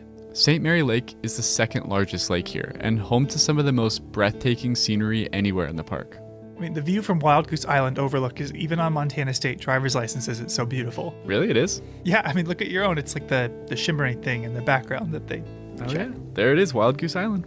So we're headed to St. Mary because it is a great place to look for experiences that, over time, have grown harder and harder to find anywhere else. Yeah, Glacier is in many ways the last best place for experiences that the rest of the world may once have taken for granted, but have since faded away. Today, we're going to focus on two of those experiences. One that it helps to get up early for, and one that it helps to stay up late. Yes, something for the early birds and the night owls. Now, one thing that makes Glacier special is that we are home to an abundant and diverse range of wildlife. We have 71 species of mammal, 276 different birds, 6 amphibians, and even 3 reptiles live here. And I'm curious what your experience has been, Andrew, but as an interpretive ranger, it seemed like half of the questions I got from visitors were logistical, like where should I hike, is this campground open, etc. And the other half was about wildlife. Do you have moose here? Yes. Where can I see a mountain goat? That sort of thing. Definitely. You could make someone's whole trip by just pointing a spotting scope at a herd of bighorn sheep. But that excitement for wildlife encounters can go both ways, because some people are thrilled at the prospect, but others are actually scared. Glacier's home to predators like mountain lions and wolves, but the critters most people think about when they're here are bears. We have a lot of bears here. Both black and grizzly bears. as of 2018, the population of grizzly bears for the whole northern continental divide ecosystem, of which Glacier is a small part, was estimated to be about 1,050 individuals. Of these, about 250 to 300 would live in Glacier. Wow. Some bears are going to spend part of their lives in the park, part of their lives outside of the park. And the black bear population in Glacier was thought to be about 600. I've heard that that's more grizzly bears per acre than anywhere else in the lower 48. But how do we even know that? This place is huge. It's like finding 1,000 needles in a million-acre haystack. Yeah, it was actually a pretty big undertaking to get those numbers. I actually talked to Tabitha Graves, the scientist who was involved with a lot of this research. Hi, I'm Tabitha Graves. I am with USGS. I'm a research ecologist. Not only is it a massive area to survey, you have to figure out how to distinguish individual bears so you don't just keep counting the same ones. And I know with birds, in these sort of situations, biologists will catch them and mark them with a leg band, some other animals with ear tags. Yeah, but capturing and marking hundreds of grizzly bears would be super expensive and time-consuming. Sounds very dangerous and would probably seriously disturb the animals. So the scientists used some really cool technological advances to measure the bear population in a different way. Back in 1998, my predecessor in my job, Kate Kendall, started doing research using genetics of bears. She put out strands of barbed wire around some trees in the woods with some stinky lure in the center of it, and found out that grizzly bears would go in to smell that. When they did that, when they walked over or under the barbed wire, a few strands of hair would be pulled out. And in that hair, there's DNA in the hair follicle, and from that you can identify individual bears. With the DNA captured in a hair trap, you could tell how many distinct individuals were around. This initial experiment proved the concept, and then they did a much bigger study in 2004. Before we got a population estimate, it was the first population estimate that had good confidence intervals and was fairly precise. That was 765 animals was the point estimate in 2004. From there, they took the survey even wider, and I cannot overstate how big of a project it is. They were monitoring a ton of hair traps across the whole northern continental divide ecosystem. Michael, do you want to take a guess at how many rub sites they were monitoring for bear hair? Well, I imagine they tried to put them all over the park in the different regions. I'm going to say maybe like 500. We had, across the whole ecosystem, there are around 4,000 rub objects per year. 4,000? Yeah. Holy crap, that's a lot. Yeah, and Tabitha told me that this genetic data is useful for a lot more than just those population surveys. That's the cool thing about having genetic data is that you can not only identify individual bears, but you can actually see who's related to who. For instance, they found that one male grizzly bear that had 101 descendants. So that included his offspring, his grand cubs, and his great-grand cubs. So how's the population doing now? It actually seems like it's still growing, even in Glacier National Park, which Tabitha said is good news. Well, we were actually surprised that the population was still growing in Glacier Park because the protections have been so strong here for so long. We thought it was possible that it would just be completely stable. Because bears have larger home ranges, it could be that changes that are going on the Blackfeet Reservation or the Whitefish Range are also influencing the number of bears here. Wow, that's amazing. But it makes it all the more frustrating that I haven't seen any in the park this summer. I saw one really early in the spring, but once summer started, I just haven't been able to find them. Have you been out looking for them? Yeah, I've driven all over. I did a ton of biking and day hiking. I've gone backpacking collectively for nearly 20 days so far, and no bears. Wow, that's pretty bad luck. So as a last-ditch effort, I thought I'd go to St. Mary. Along St. Mary Lake is a stretch of open meadows called Two Dog Flats, a place where in the past I've seen bears before. Yeah, me too. It's great habitat. And a common piece of wisdom is that if you want to see wildlife, it helps to get up early. So this morning I left the house around 5. Really early. Let's get this over with. That's especially true in the summer when it gets hot in the middle of the day. Wildlife like bears are going to be more active around dusk and dawn. Exactly. So with that in mind, I drove over to St. Mary from the west entrance, a nearly 2-hour drive to make it there before sunrise. Before sunrise? Yep. You don't have the reputation of being No, I'm not very much of a morning person. There it is. But this was serious business. I can't have gone the whole summer without seeing a bear. Seriously. And that's a promising sign. I just drove through some bear poop. So I parked on a roadside pull-off, got out my binoculars, and scanned the horizon. And binoculars will definitely help. At a distance, it's pretty hard to tell the difference between black and grizzly bears. So there's 8 species of bears in the world, and brown bears, grizzly bears, Kodiak bears are all the same species. Grizzly bears and black bears are different species, and some of the differences between them are grizzly bears are more oriented towards digging. Black bears climb trees more. One of the most common misconceptions is that black bears are all black and that grizzly bears are all brown. The truth is we have brown black bears, black grizzly bears, and they're examples of both species that are cinnamon or blonde here in the park. So don't rely on the fur. Look for physical characteristics. Tabitha mentioned that grizzly bears like to dig. That means they have huge shoulder muscles that give them a really pronounced hump on their back. Black bears, on the other hand, spend a lot of time climbing trees, which gives them really strong hindquarter muscles and gives them a nice big rump. And there are other little things to look for too. Grizzly bears have longer claws, black bears have a straighter snout. But to use any of this information, you have to find a bear in the first place, which was something after an hour I had not managed to do.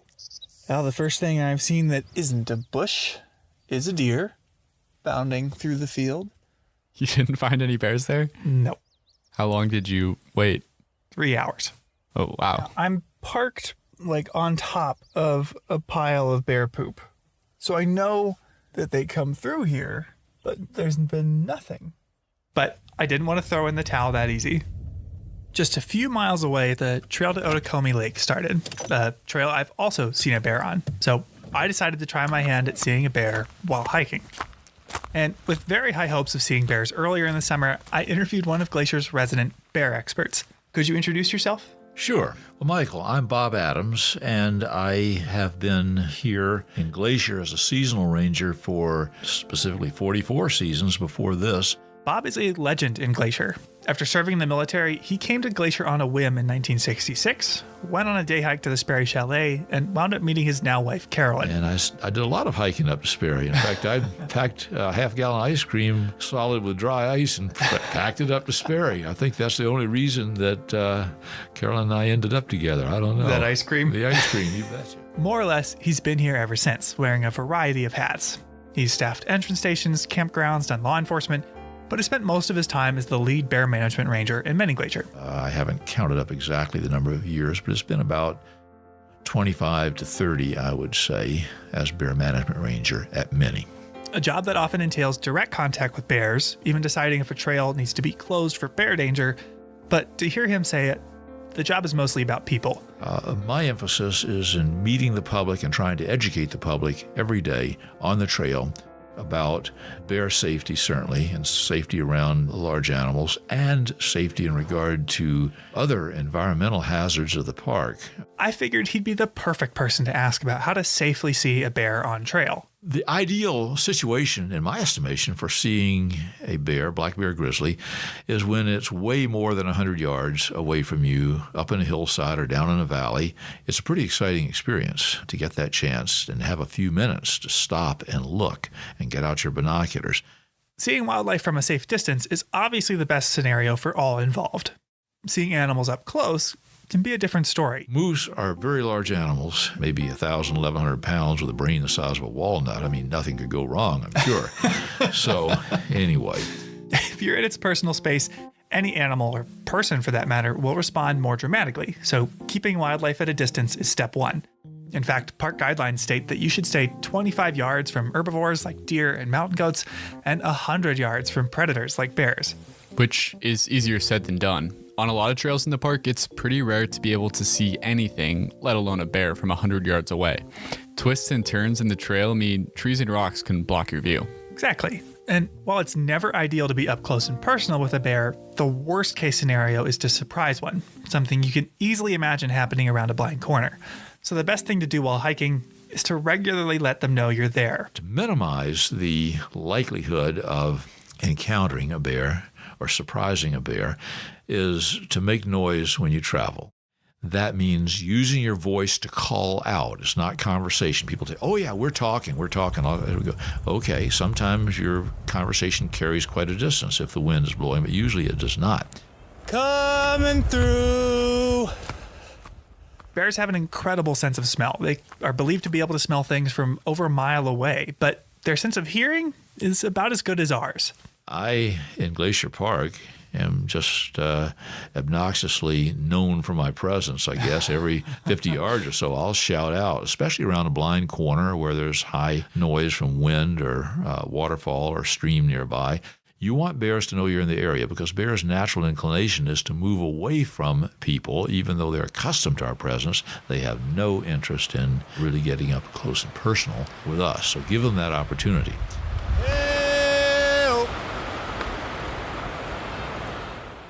So making noise is a must, even if it feels a little silly sometimes.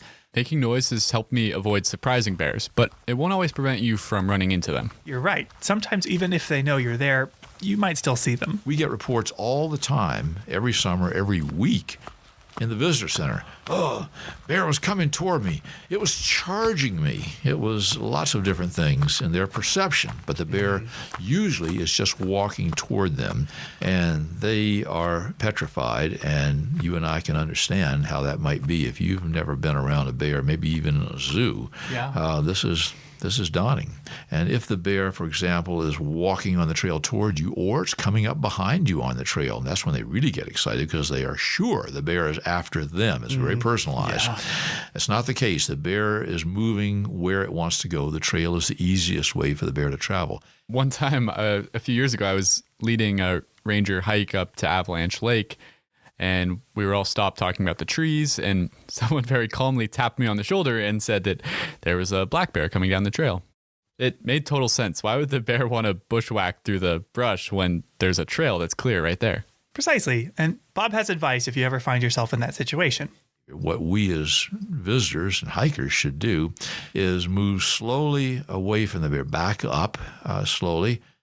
And if you find a spot on the trail that's safe for you to get off on the downhill side of the trail, not over a cliff, but where you can walk down 5 or 10 yards and just stand still, the bear is going to walk past you. That's what the bear is going to do. It may turn and look at you. You may feel more comfortable, and it's perfectly okay to get out your bear spray and have it in your hand, but do not plan to discharge it at the bear. That's just going to stir things up. There's no need to do that. That's how it's happened in my experience.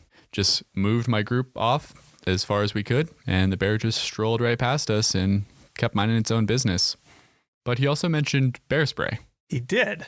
Bear spray is the #1 recommended deterrent for diffusing or preventing bear encounters. Easier to use and shown to be even more effective than firearms. But what is it?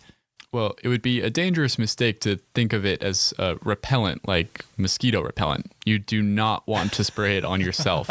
What it is a high volume, high concentration, high pressure can of what's essentially pepper spray. And having been on the wrong end of an accidental discharge, it is not fun to deal with personally. This stuff is very effective if used properly. Emphasis on if you use it properly. Because most people do not take the time to learn a couple of things about bear spray. One is when one should use it and how. So if you're visiting the park, you should get bear spray, but you should also head to a visitor center to learn how to discharge it. Yeah, during the summer, we would lead twice daily bear spray demonstrations at the Apgar Visitor Center, using a can of inert spray that doesn't have the pepper in it to show people the ropes. There are some basics like knowing you've got 5 to 7 seconds worth of spray in there and knowing where to aim. You just have to aim it correctly. You want to aim it down so that it hits the ground in front of the bear that's moving toward you, so it rolls up into the bear's face. You don't want to aim it straight at the bear's face because it comes out in a cone-shaped pattern. Half of that bear spray will go over the top of the bear's head. You don't want that.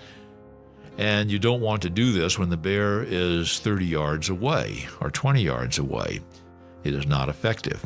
Armed with that knowledge, you can prepare for an instance when it would be needed. If you surprise a bear, which is the most likely scenario for getting hurt by a bear, especially a sow with cubs, coming around a blind corner, and you have not been making noise or whatever, it didn't work.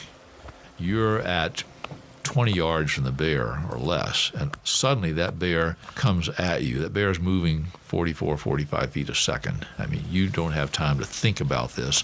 While you are aiming at the bear's chest and at its paws, you're going to discharge that spray. You can give it a short burst as soon as you get that out of your pack. Give it a half second or so if the bear is at 20 yards. Within a very short time, it's going to be on you. Discharge the whole thing in its face. I mean, just hold it down. With a face full of bear spray, that bear is going to scamper off in search of a quiet place to wait out its new whole head hangover. In a little while, they'll be just fine, and you'll be long gone. The stuff just works. You have to have that bear spray somewhere where you have actually gone through the physical motions of putting your hand on that spray and ripping the Velcro. You should be able to get that out in 1 to 2 seconds. It can be done, but you need to practice that. I have never once needed to use my bear spray, but even still, I had Bob's advice in the back of my head on the way to Otokomi Lake. Making plenty of noise, being observant, and keeping my bear spray handy. But I still hadn't seen any wildlife. That is, until I rounded the corner, got to the lake itself, where all of a sudden, just 20 feet from me, a fish jumped and splashed in the creek. Oh, come on. Kind of scared me, what? You knew what you were implying had happened. Okay, believe me, I was disappointed too. I ate lunch there for 30 minutes, eventually started down to the car with my proverbial tail between my legs. I didn't see any wildlife on the hike out either. Only a few other hikers going the other way. Well, don't beat yourself up too much. Yeah, well, something else Bob had said was reverberating in my head the whole hike out. No matter how badly I wanted to see a bear, most people are going to walk up any given trail at Mini Glacier or elsewhere in the park, and they're not going to see a bear, either a black bear or a grizzly bear. They just aren't. Just because they're more common here than elsewhere doesn't mean you're going to see one. And even if more times than not you don't see one, you always have to be prepared in case you do. Because normally, you see them when you least expect to. I see people stopped.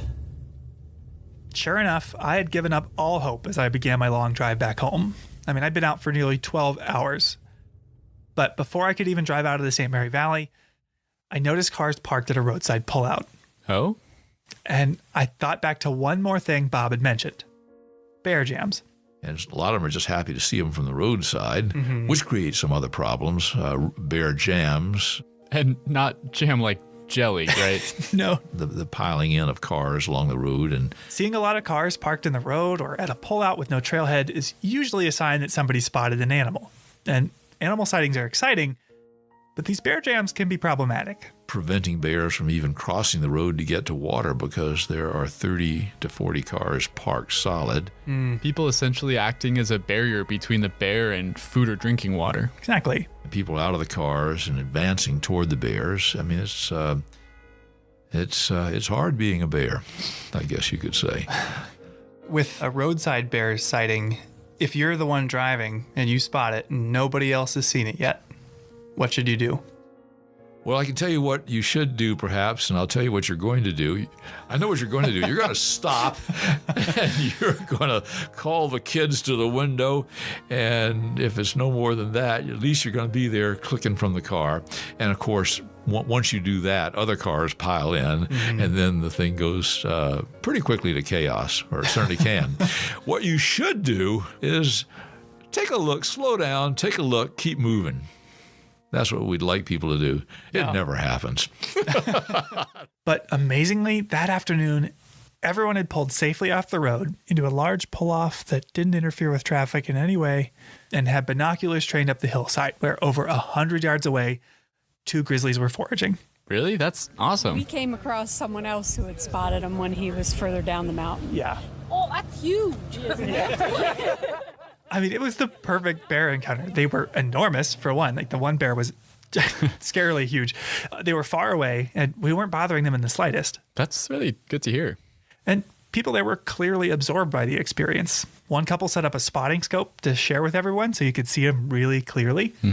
And many were seeing a grizzly bear for the first time. I was looking, I thought it was going to be dark. Me too. Well, the back is dark. When he turns the front is light. Yeah. But But as fun as it is to make sure I didn't add to the parking problem, after I got a good look and talked to the few people, I got back in my car and I kept driving. Now, I spent all day trying to find a grizzly, and I was mesmerized when I did, along with everyone else at that roadside pull-off. But as we hinted at earlier, seeing a grizzly bear hasn't always been that rare of an experience. Most people know that the range of the grizzly was vastly larger. I think it stretched back almost to the Mississippi River if you go back 300 years or so. Through 200 years of hunting and poaching, the grizzly population of the lower 48 was reduced by as much as 99% compared to 1800 levels. Today, thanks to conservation efforts like the Endangered Species Act and even protected lands like Glacier, they're no longer on the brink of extinction, but they are still far less common than they once were. And as exciting as it is to find one today, bears aren't just here for us to see. This isn't a zoo. They play a really vital role in the ecosystem. Here's Tabitha Graves again. They have effects on lots of different parts of the ecosystem. Because they dig for roots a lot, particularly in the spring and the fall, they're actually digging up the soil, and that's actually a kind of nutrient cycling. They might eat huckleberries, for instance, in one place, and then because they can move such large distances, being large animals, they are really important for seed dispersal. They regulate prey populations, break down logs. Really, the list goes on and on. Their role in this ecosystem is enormous. The fact that we not only have them here today, but that thousands, millions of us each year can share this place with them speaks to the strides we've made in bear management, which, as Bob put it, used to be, well, different. Oh, bear management has changed quite a bit. Oh, will you indulge me in a little story here? Go right ahead. A story from Bob's first season as an employee in 1967. We road patrol rangers would cruise through the campground in the evening because they invariably had bear problems because there were no bear-proof cans, garbage cans. They just had regular 50-gallon galvanized cans, and people left their gear, their stoves, their food, their ice chest out. So bears could get into these things and learned that they had food in them. You can find out where the bear is because you hear people shouting and banging on their pots and pans. Hey, bear, hey, hey, hey, bang, bang, bang, bang. So we know where the bear is, so we cruise up. And we had a really fun tool in those days. Crazy, we could have died using this, but we had a shaved-off wooden baseball bat behind the back seat. We'd jump out with a baseball bat and shout at the bear and run up and whack it in the butt. I'm not kidding you. With a baseball bat, a black bear, when it's sitting there at the table, going through somebody's ice chest. Yeah. And wail on it, and that bear would take off like a rocket and go up the nearest tree. And we'd say, okay, job done, we're moving on. Guess what? 15 minutes later, bear's down working the campground again. Now, that was bear management in 67. Holy cow. Yeah. No way. That's crazy. I lost it. But this technique of bear management is dangerous for more than just the ranger carrying the bat. Visitors were injured or killed by bears that started to see us as a source of food, and more bears had to be euthanized too for this behavior. Understandably, things are different now. We've definitely changed quite a bit. Bob covered a lot of ways that we can alter our behavior in bear country, but how can we affect bear behavior? Yeah, well, thanks to the research of Tabitha and a lot of other scientists, we understand bears a lot better today than we did during Bob's story 50 years ago. Yeah, we did a study that we called Nature versus Nurture. And it used that same genetic data that we discussed earlier. We were trying to understand how grizzly bears become habituated. What we did is we looked to see whether their mothers also had a history of conflict and whether their fathers also had a history of conflict. We found that offspring who got into trouble were more likely to have mothers that got into trouble. And this is consistent with what we know about bear life history. Young bears stay with their mothers for a couple years. So there's an opportunity for them to learn how to get into trouble, basically, or how to learn those associations of humans and food in their early years. Okay, so let me get this straight. Cubs with habituated fathers who get into food, etc., they don't become habituated, but the cubs that have habituated moms do? Exactly. And what this means is that since a bear's father doesn't raise it, its only contribution is genes, the behavior isn't inherited. Okay, so cubs must be taught this behavior by their moms. Yeah, exactly. So Tabitha told me that this realization emphasized how important it is for visitors here to properly secure their food. Yeah, our research really highlights the need to prevent food conditioning from happening in the first place, because there could be kind of these longer term effects that could be passed down from mother to offspring. So it's really important to put your food away, make sure that you're storing all of your attractants safely at night inside of a hard-shelled vehicle or in a bear box, in some place that keeps the foods and attractants away from bears. Wow, talk about the butterfly effect. I knew it could affect our bears today, but if it gets in the hands of or the paws of a female bear, she's going to teach it to her cubs, and they'll teach it to their cubs, and so on. So it's really important that we always secure our food and trash. It can affect generations of bears. So as we've learned this information over time, the park's bear management policies have evolved. Given the same situation this summer, you probably wouldn't use a shaved off baseball bat. No, we wouldn't use the baseball bat. Absolutely not. Sawn-off baseball bats have given way to a variety of safer and more effective tools that rangers can use to teach bears to keep their distance from us. There's cracker rounds, beanbags, rubber bullets, and also infrastructure set up to know how and when to close trails or campgrounds to prevent encounters in the first place. But like Tabitha mentioned, the most important tool that has kept our wildlife as wild as can be in a place with 3 million visitors a year is food storage. All foods, all things that are associated with foods kept away at all times except mealtime. That's the mantra. And the result of all of this is that today in Glacier, you just don't see grizzlies in a dumpster. You don't see bears in the campground running off with bratwursts or breakfast pastries. You see them up on a hillside, foraging for huckleberries, chasing ground squirrels, sliding down snow. And that difference is important. Oh, that's huge. So the next time you come visit, read up on our food storage regulations, buy, carry, and learn how to use bear spray, and embarrass your friends and family by making noise on trail. Good morning! Because you might not see a bear. Heck, you probably won't see any. But what if you do? After all, where's the fun in a guarantee? After the break, our final story.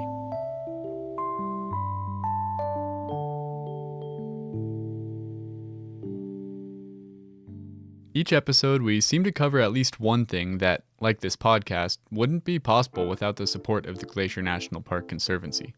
With the help of some friends over there, we got the number of Executive Director Doug Mitchell and decided to call him up out of the blue to ask about these projects. For this episode, we wanted to ask about their support of astronomy programs.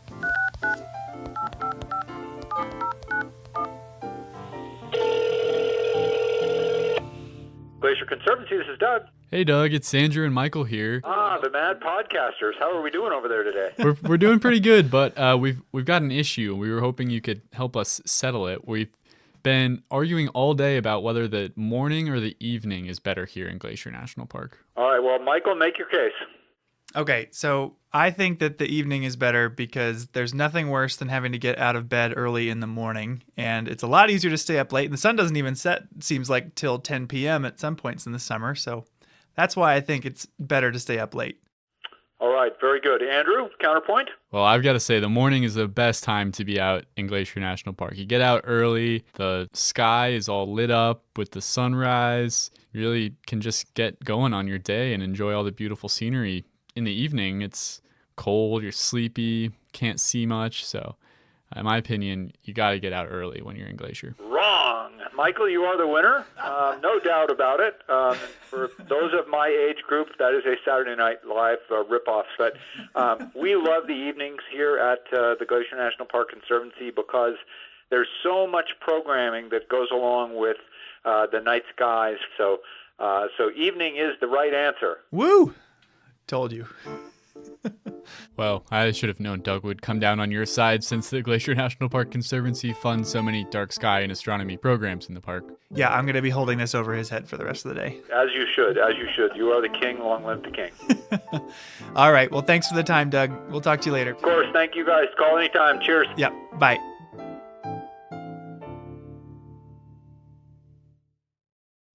And we're back. One of the things I think is so unique about this place is that people have a chance to interact with wild animals that are in their natural habitats. It's an experience that would have been really common for our ancestors, but to most modern people, it's just really not part of life anymore. That's interesting to think about. For thousands of years now, knowing how to interact with large carnivores that could kill you would have been an essential skill. But at some point, it just stopped being part of most people's lives. Yeah, it's so interesting to think about these situations that were part of what it was to be a human for hundreds and hundreds of generations. So long that knowing how to respond to them is literally inscribed in our DNA. One of the amazing things about national parks, in my opinion, is that they connect us to universal ideas of what it means to be human. Visiting a place like Glacier National Park allows you to see and feel the same things that millions of other people have seen and felt here over thousands of years. I think another example of what you're talking about is looking at the night sky and the Milky Way. For millennia, the Milky Way was just what the night sky looked like. Humans that looked up at the night sky saw the stars and planets and galaxies. In fact, when our nation chose its flag, stars were used because no matter where you lived in the United States, the night sky was a universal experience. But since then, for most people, that experience has faded away. So I think you should check that out. Well, I have been wanting to go stargazing since the night skies are so well preserved here, but I'm not sure I can really get myself to stay up late enough. I mean, it's worth it. The park has an observatory even now, so there's more you can see. You won't regret the missed sleep. All right, I'll do it.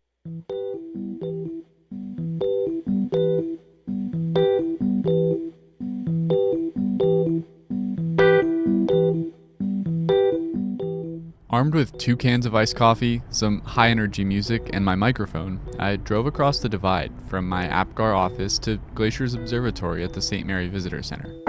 There, I met Lee Rademacher, the ranger who spearheads Glacier's astronomy program. Hey, Lee, good to see you. As he started up the observatory and aimed the telescope, I asked him some questions about Glacier's night sky program. First of all, what do we mean by dark skies? Dark skies are more than just a night sky. Dark skies are really about a sky that lacks light pollution. It's stray light that shines up into the sky that creates a sky glow, and they are getting rarer and rarer. Okay, so light pollution is extra light that is making the stars less and less visible? Yeah, that's right. And having dark skies is actually pretty important. So in the biologic realm, basically every single organism that lives on the surface of this planet has evolved with a day-night cycle. Our internal workings rely on that day-night cycle to reset the clock. And it's not just, things with eyes. Plants are also impacted by light pollution or by a lack of dark skies. All right, that makes sense. Plants and animals are used to dark nights. If light pollution makes the night brighter, it can throw things off. Yeah, but there are cultural impacts too. Culturally, dark skies are really important. Throughout time, societies around the world have relied on the skies to help tell stories, to help know when animal migrations are going to occur, know when seasons are coming. The skies really help them kind of predict the world around them. For Lee, the dark skies are one of the best parts of working in Glacier National Park. To me, dark skies are an opportunity to discover. It's an opportunity for things like mystery and awe. And sharing that sense of discovery with visitors is really rewarding. It's really kind of fun because a lot of people that come to the park have never had the opportunity to experience truly dark skies. They often are in a sense of disbelief about what they're actually seeing. And on more than one occasion, people have thought that we were tricking them when we were showing them Saturn through a telescope. They're just kind of blown away and in true disbelief. That's a really fun experience for me to be part of. Glacier National Park has made a massive effort to expand the opportunities for visitors to experience dark skies here, all of which culminated in Glacier, with Waterton Lakes National Park in Canada, being designated the world's first transboundary dark sky park. The process of becoming an international dark sky park was pretty extensive. The park started by hosting night sky interpretive programs. Then, a lighting inventory was conducted, looking for lights all around the park that unnecessarily shine up into the night sky. These lights were then replaced with less polluting and more efficient lights. And we were able to do that with the help of the Glacier National Park Conservancy. In the midst of this process, the building we find ourselves in right now, the Dusty Star Observatory, was constructed. We're inside a sky shed, PodMax, 12-foot dome observatory. So it's that kind of classic observatory shape that you've seen in pictures. And in the center of the building is a big steel pier, and sitting on top of the pier is the telescope mount. This mount controls where the telescope points. As a dark sky park, Glacier has a lot of astronomy programs for people to attend, mostly in the months of July and August at the Apgar and St. Mary Visitor Centers. And we have astronomers set up that can help people experience the night sky using telescopes, binoculars, and other, even just kind of, sitting out on a lawn chair and looking up and having an astronomer point different objects out to you that you might see with your naked eye. As we talked, the skies darkened, and by about 11:30, the Milky Way emerged, and stars began to carpet the entire sky above us. It was time for the fun part.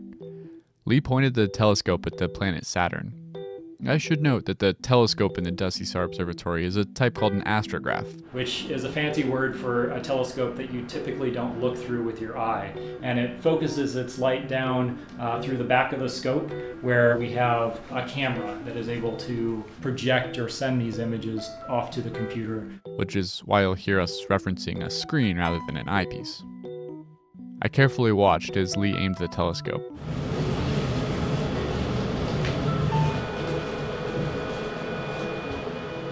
So right now, Saturn has popped up on the screen, and right now it just looks like a really bright white oblong shape. I'll see if I can fine-tune it a little bit to make those rings come out. In no time, the planet came into focus. So cool though, like you can very distinctly see the rings. While Saturn was super cool, I was really hoping I could convince Lee to show me the comet Neowise, which was at its most visible the night I was out there. That particular comet only comes by about every 6,800 years. So it's really no exaggeration to say that seeing it in this telescope would be a once-in-a-lifetime opportunity. After a few minutes of adjustments, Lee got the comet squarely in the telescope sights, and it didn't disappoint. So now we've got the nucleus of the comet on the left side of the screen and the tail stretching out to the right. Oh my god, yeah, that's really impressive. He talked me through what I was seeing here. So the Neowise is a fairly green hue and actually has a greenish ion trail. Every comet has two tails as it approaches the sun. One is the tail kind of made up of the dust and gas that's kind of blasted off of the core of the comet. And then a second one is an ion tail that's formed from the interaction between the comet and the solar wind. And so the ion tail is kind of this greenish blue, and then the comet itself is more of a kind of a greenish emerald almost color. Wow, I'm so jealous. I told you it was worth staying up late. Did you get a picture? We did. Here, check it out. Oh, wow. You could really see the tail and everything. We should put that on the park's website for listeners to see. That's a great idea. We can get it up there. By now, as we looked at the comet, it was getting really late. The excitement of seeing the comet had given me a rush of energy, but I knew it wouldn't last forever, and Lee had to work early the next morning. I think it may be time to call it a night on this fairly successful image. I have a 7 o'clock shift tomorrow. Yeah, I gotta drive back to You can enjoy the stars on any clear night in Glacier, even if you're not able to make it to an astronomy program. All you really need is a clear view of the sky. Lee recommends bringing some warm clothes, maybe a lawn chair, and a pair of binoculars can help too. And he said that if you can't make it to an event, with a smartphone you can download an app and point it at the sky and learn a little bit more about what there is up there. If you decide to check out the stars while you're here, and you definitely should, it was well worth staying up for, it's important to think about leaving no trace. With stargazing, Lee reminded me that Leave No Trace Principle 7, be considerate of other visitors, means taking an effort not to shine bright lights where people are stargazing. If we take these simple steps to leave no trace, we can make sure that there's continued opportunities here to be part of this ancient human tradition of viewing the night sky. Today, when you look up at the night sky, you're not just seeing the stars. I think you're really connecting to that shared humanity and that shared culture. Sounds like you had a great night. I'm really thinking now about all the ways that people and our lighting clashes with the natural dark skies and how it hasn't always been that way. So I called Darnell Rides at the door, and Amskapi Pekuni, our Blackfeet tribal member that I met in another episode, to learn more, and she pointed out the observatory's name. Dusty Star is actually a Blackfeet term for a comet. Those are comets. We call them dusty stars. It's just kakatoos. The concept of a dusty star might have been especially relevant this year with the comet Neowise. My coworker Andrew got the chance to go look at that in the St. Mary Observatory. Oh, how awesome. Oh yeah, that makes total sense after seeing it. Comets are like just dusty stars. Yeah, and Darnell told me that the Blackfeet language is a very visual one. You know, it's interesting to think about. The last time the comet Neowise passed by Earth, some 6,000 years ago, Blackfeet people were probably looking at it up in the sky and calling it by that same word. The things we talked about today, seeing grizzly bears and the Milky Way, are just a few of the countless unique experiences you could have here. Yeah, you can also find here some of the last alpine glaciers in the contiguous U.S., endemic plants that occur nowhere else in the world, and opportunities for solitude and quiet that are becoming increasingly rare. I mean, heck, if you could prove there's a better place on Earth to pick huckleberries, I'll eat my shoe. These are opportunities for people to connect with the natural world that may disappear forever if we're not careful. So it's our collective job now to make sure the types of experiences we talked about today, like seeing a bear or viewing the stars in the night sky, are possible for people for another 6,000 years. I think that if we can learn to come together as a community, we can do it, but it's going to be a big job. Yeah, but I think we're up to it.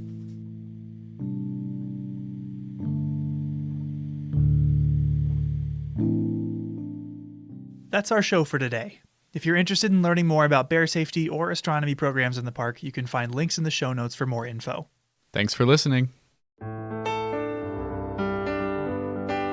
Headwaters is a production of Glacier National Park, with support from the Glacier National Park Conservancy. The show was written and recorded on traditional native lands.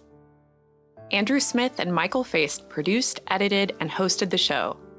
Ben Cosgrove wrote and performed our music. Alex Stilson provided tech support. Quinn Feller designed our art. Renata Harrison researched the show. And narrated the credits. Lacey Kowalski was always there for us. And Daniel Lombardi and Bill Hayden were the executive directors.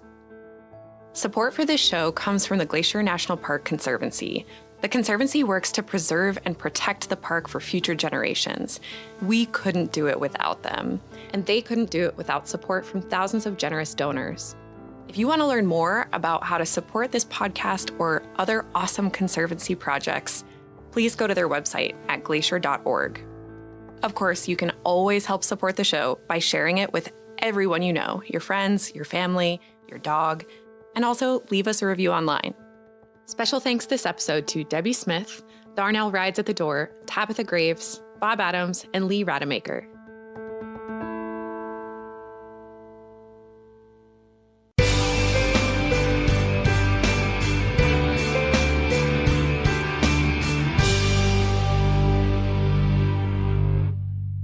With a mountainous backdrop and St. Mary Lake just a short walk away, this stop on the Going to the Sun Road offers breathtaking scenery as well as many services and activities.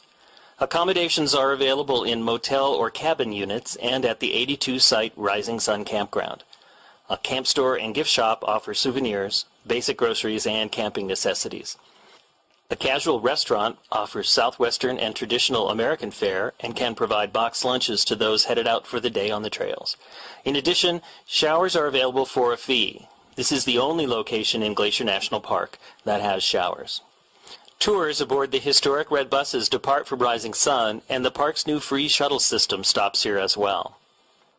The trailhead to Otokomi Lake is located near the camp store, and this interesting 10-mile round trip starts in the wooded St. Mary Valley, climbs past small waterfalls, creeks, and wildflowers before opening to the Rose Basin and Otokomi Lake, surrounded by impressive mountain scenery. Please remember that anywhere in Glacier National Park is bear country. Never hike alone, and be sure to make noise on the trails. Talking, singing, and clapping your hands occasionally are all good ways to alert bears to your presence and provide them with time to move out of the way. Be sure to read all the information on bears you were provided at the park entrances before you attempt any trail in the park. Across the Going to the Sun Road, a short walk leads to the shore of St. Mary Lake, where majestic peaks surround the cold, clear water. Glacier Park Boat Company offers tours of St. Mary Lake several times daily and provides a view that most visitors miss. Waterfalls, Sexton Glacier, and Wild Goose Island are all highlights of a trip on the lake. Rangers lead hikes to St. Mary Falls in conjunction with some tours, or you can combine a boat tour up the lake with a hike to Bering, St. Mary, and Virginia Falls and catch the free shuttle from the St. Mary Falls or Sunrift Gorge shuttle stops back to Rising Sun. From the lake's surface, mountains with names like Matotapa, Little Chief, and Dusty Star all speak to the rich influence of Native American culture in the area, and it's easy to see why Native Americans referred to this as the walled-in lake when you see the mountains from the perspective of the lake's surface. Okay, Andrew, it's summertime as we're recording this. Oh. But I want to rewind the clock to mid-May of this year. Think cool air or drizzling rain, spring. Okay, I'm with you. This May, I volunteered with the Harlequin Duck Project, and we were trying to capture ducks on Upper McDonald Creek. And as we talked about in the Goat Hunt episode, you catch them by stringing a net all the way across the creek and trying to catch them as they fly down.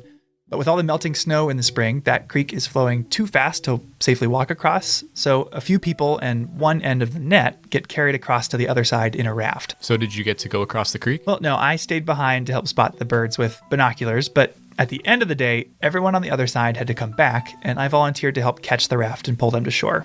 The raft, really conveniently, has a handle on the bow that helps you grab it. And I leaned over to grab it, totally missed, and fell face first in McDonald Creek. Ouch. Yeah, I was totally soaked. Well, it's pretty cold in the spring. Did you have a change of clothes? Well, yes and no. It was very cold, but I didn't have any spare clothes. But the volunteer paddling the raft that I failed to catch had a spare pair of long johns, and despite my insistence that I'd be warm enough, made me go change into them. So you had warm legs and a bruised ego, but isn't this episode about many glaciers? Okay, let me finish. That volunteer's name is Gerard, and I'd met him before because he drives a school bus for some of the local students I've led on field trips, but through the Harlequin Project, I got to know him a little better, and a few weeks later, I had the chance to get him in the studio. Yeah, my name is Gerard Bird. I'm born and raised about 9 miles from Glacier National Park in a little town of Martin City. He's the sort of wonderful person that seems to know everyone and can do anything. What were you doing just before this interview? We were helping band songbirds, trapping and banding. I think he volunteers with every single wildlife research project in the park. We started about 12, maybe 13 years ago, helping out with the Wolverine Project, got involved, and we put in roughly 175 backcountry miles. Did you make him come into the studio just to return his long johns? No, he's got wonderful taste in long underwear, but that's not why I wanted to talk to him. I wanted to talk to him about a trip he did with the Glacier Institute in 1986. Glacier Institute was founded in 1983, started working in 84. I came on board in 85. I'm a school bus contractor. They were looking for someone to transport students around the park, specifically up over Logan Pass. Wait, so what is the Glacier Institute? The Glacier Institute is one of the park's 3 official partners. They offer hands-on, field-based learning opportunities for both kids and adults all throughout Northwest Montana, and they do a lot of work here in Glacier. There was grizzly classes, flower classes, and then some geology classes, which included glaciology as well. And this one particular class, we were hiking into Grinnell Glacier, and it was a geology class, but one of the founders had wanted us to go and meet this gentleman that was given, I can't remember where he was from now, but anyway, he was giving a speech on Grinnell Glacier. And so the guy's name was Bob Anderson, and he was a geologist with the California Institute of Technology. And he wasn't just giving a talk on Grinnell Glacier, he was giving a talk in Grinnell Glacier. He had an access point that we were able to enter underneath this glacier. Into an ice cave. It was about maybe 3 foot high, and it kind of went back maybe 20 some feet. And the times I've spent in other park units like Mammoth Cave National Park, one of the biggest takeaways was just how dark it got. Like, what was the lighting? Oh, straight up. I mean, it's no different than a regular cave. If there were human bodies blocking that entrance, it would be no different than being in an underground cave. As I looked around, there was probably 20 of us crowded into this small space, and there was a flash photographer taking tons of photos. Leaned over and I said, Lex, how come this is so obnoxious? He goes, Gerard, National Geographic's in here doing a photo op here under this glacier. National Geographic was there? Yeah, they published a 20-page article not long afterwards, which really reads like an introduction to Glacier, where it is, what it's all about, a harrowing search and rescue tale. And here's the one photo they used from the ice cave. Wow, this is crazy. So this is under Grinnell Glacier? Yeah, the photo, it's really dark. This guy's wearing bright yellow pants, sitting on the ice. And yeah, it's in Grinnell Glacier. I've been to Grinnell Glacier a handful of times, and this looks nothing like anything I've seen up there. It's like a totally different world. Yeah, and it's hard to tell in the photo. I asked him what the weather was like outside, and he said it was sunny, but doesn't look at all like that. It just looks dark. Cold. Gerard described these little threads of ice that would dangle from the ceiling of the glacier, and if you looked at it too long, either your breath or your headlamp would even melt them. So it was a really powerful experience for him. Well, the funny thing is I had visited with my wife when I came out, and I said, oh my gosh, honey, you got to come in and look at this. I said, this was incredible. I was so moved. Well, raising 5 kids and whatnot, it just was about 3 years later, and we decided that we could go back in, and we hiked in, come to this rock face, this is where the glacier was. And I kept looking at the rock face thinking, oh God, maybe I'm on a whole different, but I did recognize the area where we entered, and the glacier had melted back about 200 plus feet. I was absolutely astounded. 3 years. That's when I really became aware of man's impact on our beautiful planet. Yeah. So if that's how much it changed in just 3 years, what has he noticed in the last 30 years since then? Yeah, that was something I was really interested in, but he surprised me. When's the last time you went back to Grinnell Glacier? Oh, it was back then, probably 89. Really? 80s, yep. Haven't been back since? Yeah, I haven't been back to there since. I've done a lot of different areas in the park since, but not been back there since 89. Wow, 30 years. I can't imagine what he'd say if he got to see it now. I know. We have got to get Gerard to Grinnell Glacier this summer.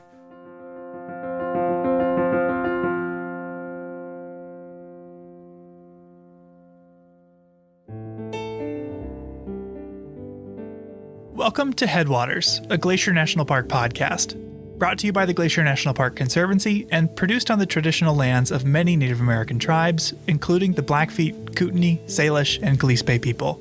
We're calling this season The Confluence, as we look at the ways that nature, culture, the present, and the past all come together here. I'm Michael. I'm Andrew. And we're both rangers here. And today we're going to be taking you on a journey to the Many Glacier Valley. Nestled in the northeast corner of the park, Many Glacier is one of its most spectacular destinations. I know every time my family's come to visit, we've made a point of taking Highway 89 on the east side of the park just to get there.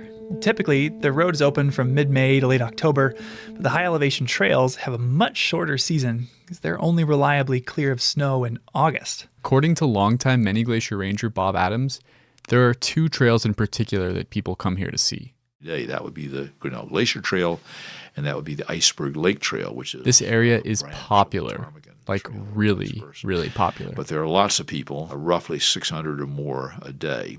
That 600 is on each trail. So this isn't the place for solitude? Not exactly. And to make it even more extreme, Bob sometimes has to close one of those trails for bear activity.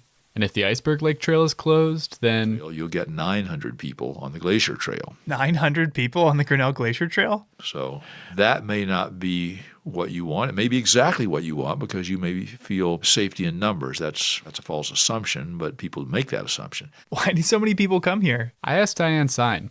She's a ranger, and she spent more than 40 summers in Many Glacier. It not only has the actual glaciers that are still hanging in there, just barely. Then we also have the historic hotel. We have, in my opinion, the best hiking trails in the park. So if you just wanted one location that sums up all that's excellent about Glacier National Park, it's Many Glacier. And yes, this is a commercial for Many Glacier. And she's not totally joking about the commercial thing. The marketing of Many Glacier and of the Glacier National Park region as a whole is a really important part of the park's history. What do you mean by that? Well, in the early days of Glacier National Park, a lot of the infrastructure was built by the Great Northern Railway. And the railway executives wanted this place to look like the Swiss Alps. Yeah, there's definitely Swiss architecture noticeable, not just at the Many Glacier Hotel, but the Lake McDonald Lodge too. But why Swiss? That's actually a pretty interesting story. To learn more about it, I decided to join Diane Sine, the ranger you heard a minute ago, on a tour of the Many Glacier Hotel. Well, I'm jealous. Luckily for you and our listeners, these tours are offered during the summer at the Many Glacier Hotel and Lake McDonald Lodge. You can find the schedule in your ranger-led activities guide, which you'll receive at the park entrance station.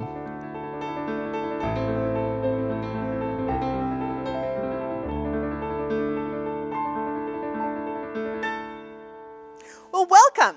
My name's Diane Sine. I'm a seasonal ranger here with the National Park Service. I have done this for a whole lot of summers. This is our daily walking tour of the historic Many Glacier Hotel. So before I start, She told us about how she first fell in love with Many Glacier as a child on a family camping trip, and all through college worked here in the summers as a singing waitress. Wait, she was a singing waitress? Yeah, as she tells it, in that era, all the employees at the Many Glacier Hotel were hired to staff the regular hotel positions because they all had music or drama backgrounds. And as a little girl, just starting out as a cellist, I thought, that's what I want to do. Why do they do that? well, in those days, the Many Glacier Hotel was a bit beat up and weathered. So, to attract guests, the manager decided to use music. Well, why have I never heard Diane sing at the hotel? Well, she's not a singing waitress anymore. After those summers singing and waiting tables, something changed deep inside of her. After having worked here for 4 years for the hotel, my life was warped. I was hooked on this place, and I figured out how to become a park ranger. And once Many Glacier wormed its way into her life, it never left. Along the way, I met my husband, who was another ranger here. We got married at Lake Josephine, had our wedding reception here at the dining room of the Many Glacier Hotel. My stepdaughter met her husband here as well, and the tradition has continued. So, Many Glacier. But this is all a bit of a digression because although this place is important to Diane, the Many Glacier Hotel is considered to have national significance. It has value to the American story as a place that ties us to the past, not only the past with visitor experiences, but the past with the early development and advertising of national parks. Diane told us about the construction of the building in the winter of 1914. When temperatures hit 40 below. Okay, we've both been here in the winter, and 40 below is cold. It's very cold. As Diane described it, the workers the Great Northern hired were hardy Scandinavian descendants, and they could withstand hardy winters. And the story is... The finished hotel was pretty impressive. Paint a picture for me. Well, as you approach the hotel, a friendly bellhop, clad in Alp-style lederhosen, opens the front door and offers refuge from the harsh winds of the valley in the warmth of the lobby. Wait, okay, lederhosen? We'll get back to that in a minute. Okay. Once you're inside, the lobby is vast and echoey with a hodgepodge of different styles. A massive copper fireplace anchors one end, while the other opens up to an elegant spiral staircase. Naturally, your gaze will be drawn up as your eyes trace the giant Douglas fir beams towards the ceiling. And dangling from that ceiling is an impressive array of Japanese-style paper lanterns. Okay, so I'm standing in a Wild West Montanan Swiss chalet with Japanese paper lanterns? Now you're catching on, that's right. But even though there's a lot going on, the thing that really pulled me in was those giant Douglas fir beams. And according to Diane, this was their intended effect. The idea behind the design of both this Many Glacier Hotel and the Glacier Park Lodge at East Glacier, they were originally referred to as big tree lodges. The idea is that you can be down here in the lobby and you can actually feel like you're in the forest with the trees rising above you. That makes a lot of sense having stood in them, but you still have not addressed the lederhosen thing. Okay. Well, part of it is actually an accident of history. In 1914, as construction was just about to begin for the Many Glacier Hotel, World War I cut off Americans from some of their favorite European vacation destinations. The Great Northern saw in this an opportunity to put the American West on vacationers' radar, and they started to market this area as a replacement for the Swiss Alps. Okay, but people go on vacation to Spain or to Germany. Why Switzerland? Well, as Diane tells it, Louis Hill, who at the time was the president of the Great Northern Railway, just really liked Swiss architecture. He had a home outside St. Paul where his family would go for winter getaways and ice skating parties, and that home was designed as a Swiss chalet. But he also had a winter home at Pebble Beach, California. In fact, his home became part of the golf course there. The design for his Pebble Beach home was also Swiss architecture. So the guy just had a thing for Swiss chalets. How'd the Great Northern get word out about the area? They decided to do this big advertising campaign called See America First. See America First. Huh. And the idea there was to try to convince Americans that vacationing in the national parks was the patriotic thing to do. They also gave artists free trips out here. And as you can imagine, once those artists saw this place, they took the idea of See America First and just ran with it. One of these artists was the writer Mary Roberts Rinehart. She was a very well-known writer of the time. She went on to write a couple of books about her experiences in Glacier Park. She said, "I have traveled a great deal of Europe. The Alps have never held this lure for me. Perhaps it is because these mountains are my own in my own country." So that was her idea. Be a patriotic American, see America first, come to the Switzerland of North America, come to the Many Glacier Hotel.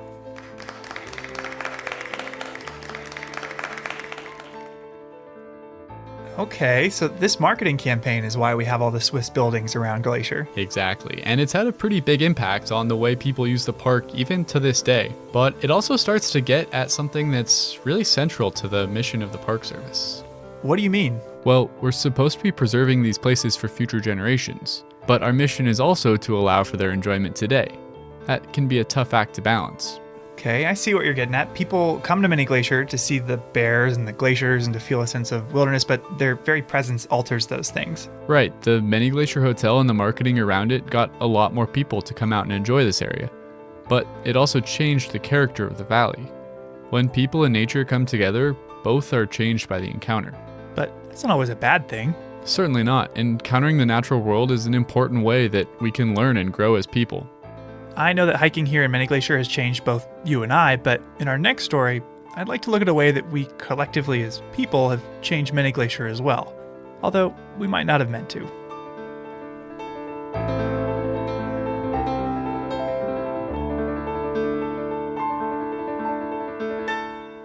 So, you know how we've been talking about doing a hike in Many Glacier?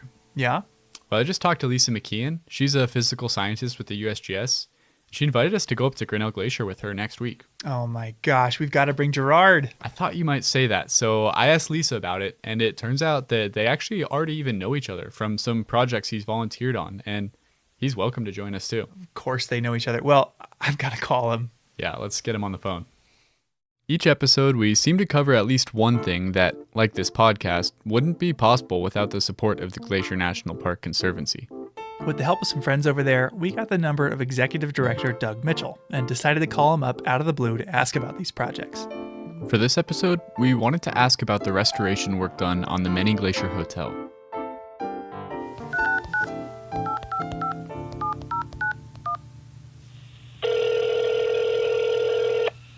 Glacier Conservancy, Doug Mitchell speaking. How can I help you? Hey Doug, it's Andrew and Michael. How you doing? Hey guys, great to hear from you today. Likewise. We wanted to call because for this episode, I had the chance to go on a tour of the Many Glacier Hotel with Diane Sign, and she pointed out a staircase to me that she mentioned you might have had something to do with. The famous double helix staircase. To be able to bring that back here in the 21st century is really a treasure, and those people who haven't seen it ought to definitely get out there and take a look.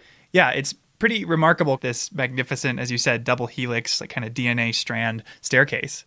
Yeah, you know, we joked a little bit around here that they need a T-shirt for the lodge that says history, it's in our DNA. And history really and historic renovation is in our DNA here at the Glacier Conservancy as well. And that is a property at Many Glacier that had fallen in disrepair. And actually some had talked about tearing it down.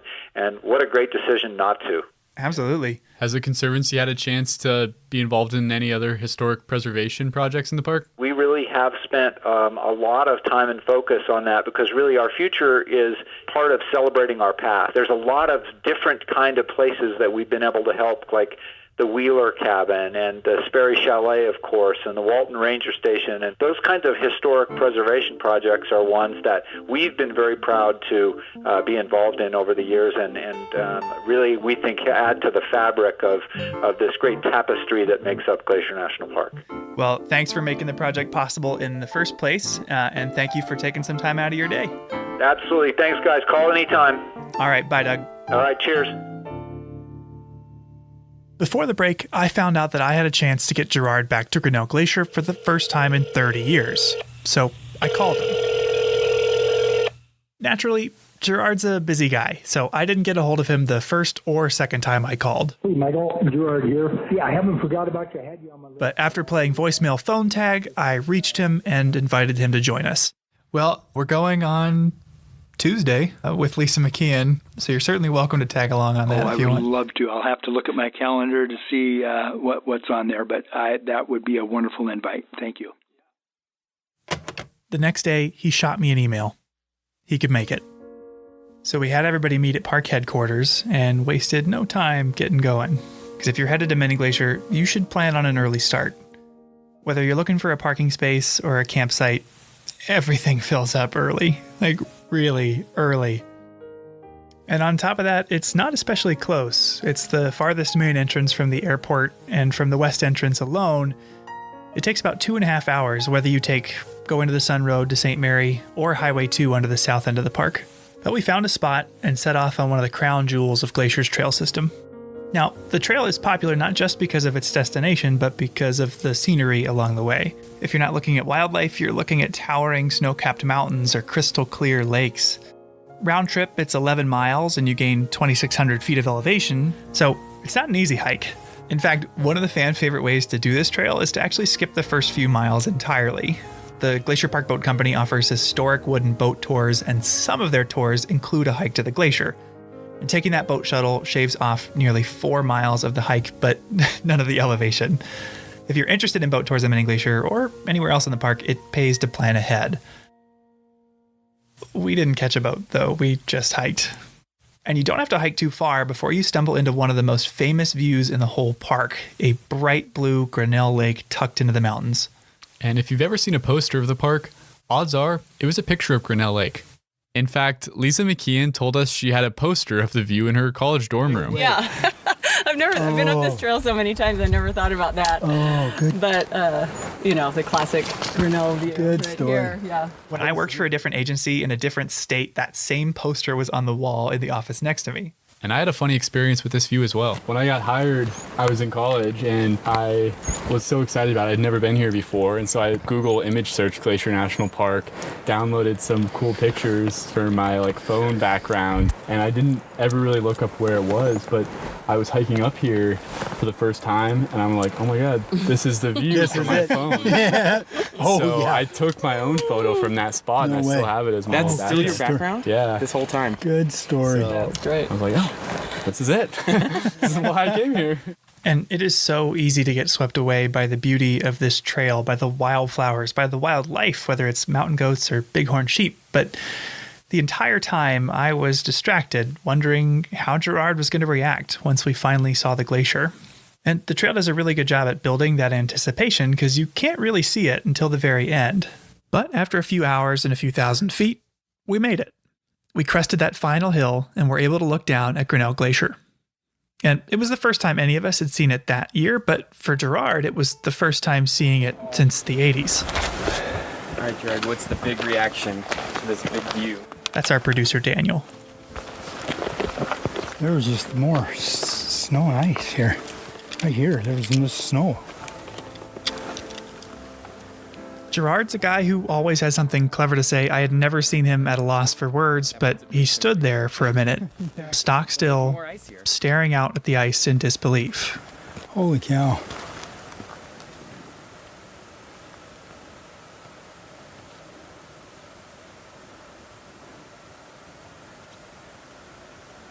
Wow. I felt pretty fortunate to be there in that moment with Gerard. It left him totally speechless. And experiences like his are as powerful as they are rare. In the grand scheme of things, Most people are lucky to see a place like Grinnell Glacier once in a lifetime, let alone have the chance to revisit it. I mean, growing up in Ohio, I could have driven in any direction for several days and never seen anything quite like it. And that's where Lisa's work comes in. Lisa McKeon is a physical scientist with the USGS, or United States Geological Survey. And over the course of her career, she's taken experiences like Gerard's and made them a lot more accessible. No, I agree. I mean, we've got, area change data, we've got some volume estimates, we've got mass balance, we have a lot of quantitative data looking at change. Most people can't relate to that, and they can look at a pair of images and go, wow, something's happening there. Yeah. The USGS's Repeat Photography Project is an effort to visualize glacial change not with graphs or charts, but with pictures. By retaking historic photos of glaciers throughout the park, you can see the change that's happened in the intervening years with your own eyes. And Lisa's been involved since it got started in 1997. I got swept up into doing repeat photography right at the very beginning. Jerry DeSanto had brought in this repeat pair early in the spring and showed Dan, and we had decided, let's do some of this. Let's document glaciers in the park with photography. And then later that summer, Vice President Al Gore decided to come out and have a little event here at the glacier. And he was talking about climate change. Like right then at 1997, the media came out and we had taken a few repeat photos and they couldn't get enough of them. It was some of the first really visual evidence that people could relate to with this idea of climate change. It struck a chord like as soon as you started. Because they're so easy to... Yeah, they answer themselves. Yeah. You don't really need any text, nothing. It's just... And it's not... A picture really is worth 1,000 words.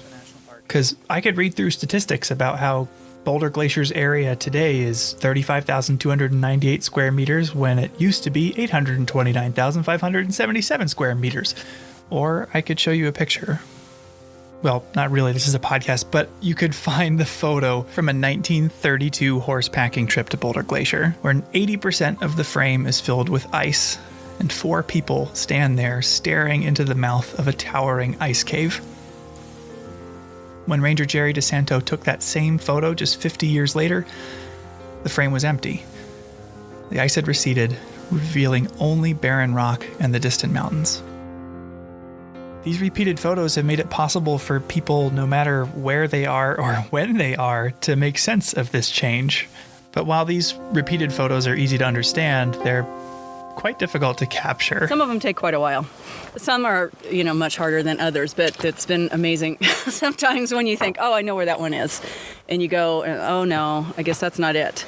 Oh, it's up here. So then you climb up. Oh, wait, no. It was down quite a bit. And it can go up and down, up and down. We've gotten better at it for sure. They don't physically mark any of the sites, so they rely purely on perspective to initially find the right spot.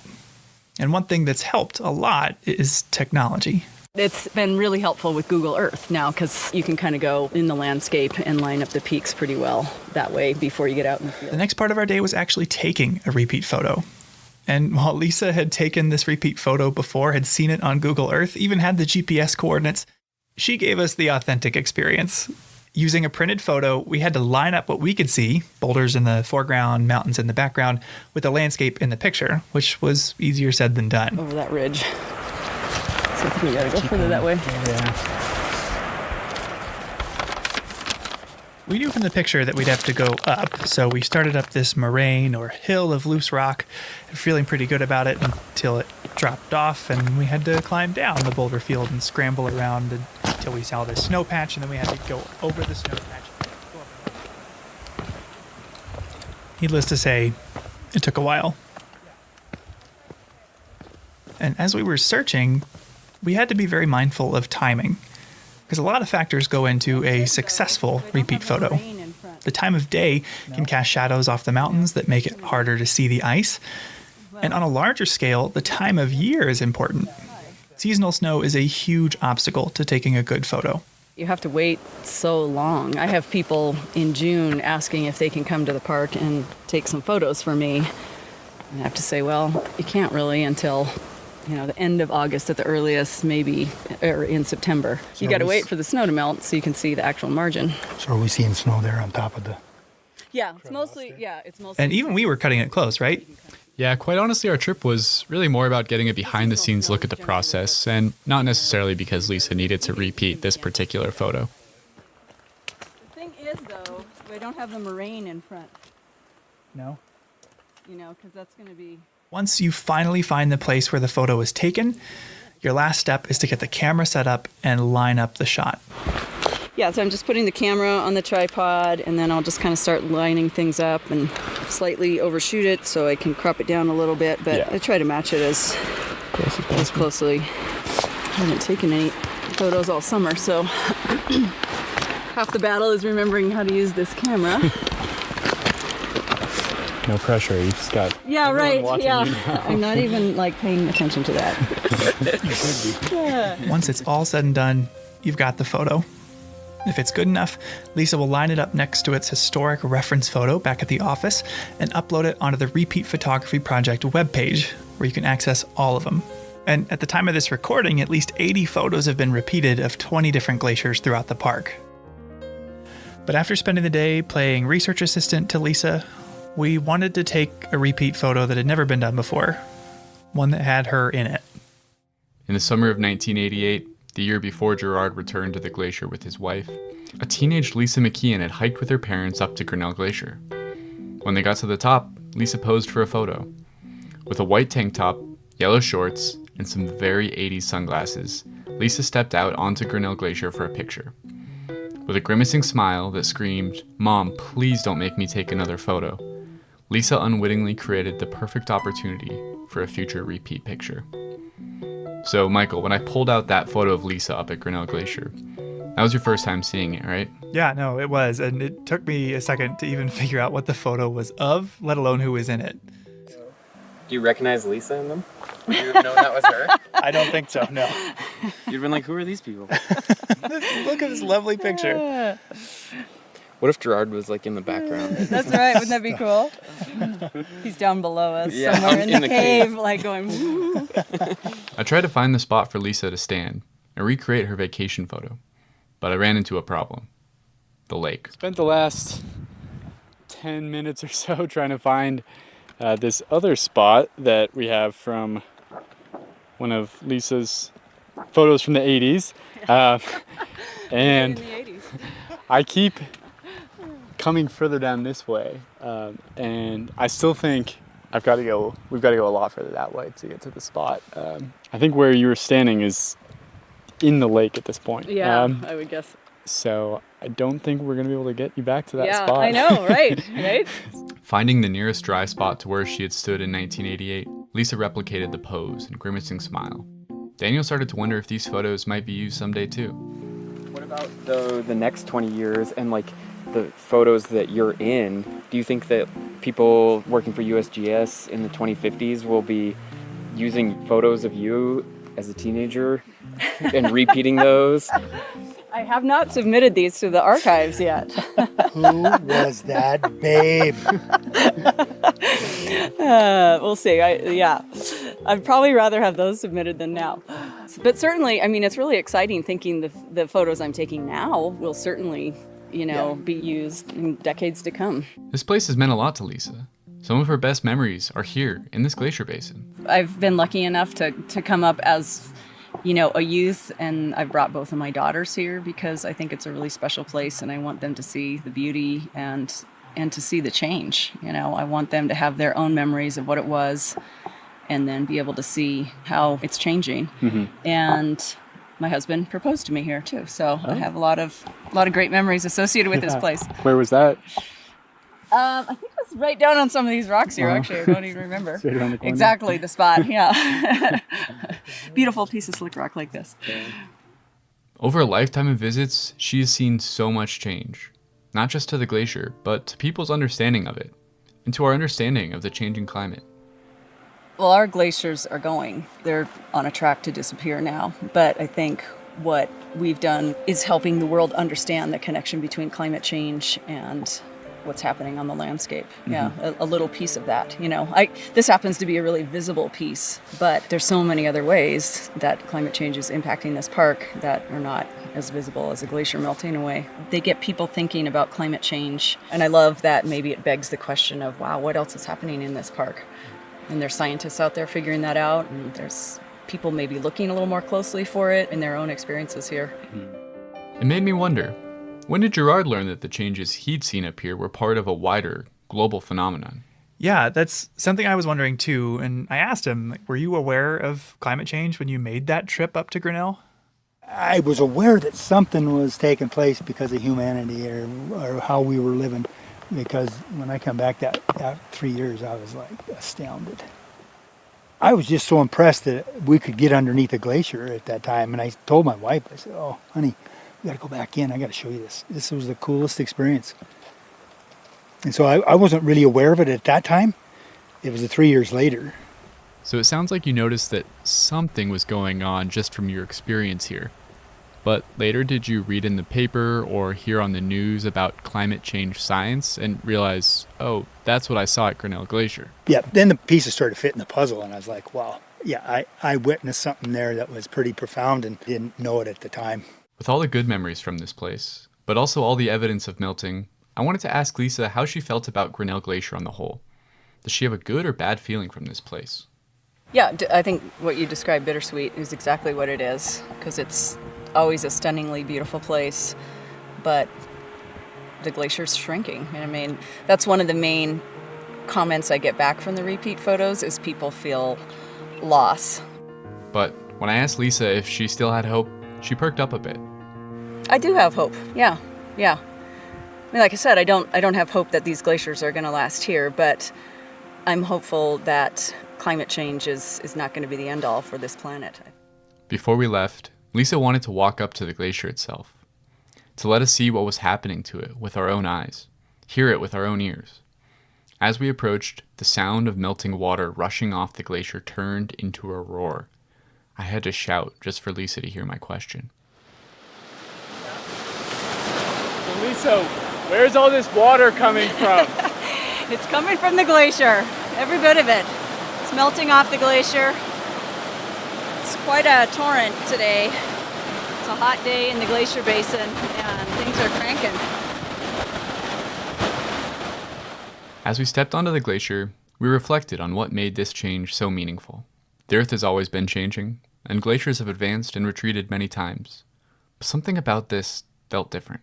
Yeah, I guess the fact that these changes that maybe historically happened on like geologic timescales are now happening on human timescales makes it really dramatic. Yeah. Very poignant. Yeah. Yeah. And I think that's where the repeat photography comes into play. That's very visual. You can see that. You don't need to be one political party or the other, old or young. You can see that in the blink of an eye right there. I think for me, I feel part of this change. There's something major going on. That's climate change. And, ice melts when it gets warm. And we're part of that equation. I'm part of this.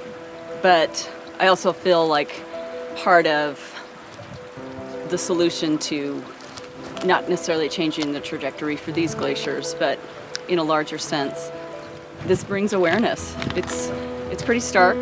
It's raw. Well, it's such a quick change in geological time. And there was change in the past, but it was thousands of years. I mean, what I've witnessed in just my little lifetime here is incredible. Your grandkids, your great-grandkids won't see this. It's brought an awareness to me for just being present. This is all we have. Tomorrow's not here, yesterday's gone. This is all we have. We're just fortunate to be able to witness the last part of Grinnell Glacier.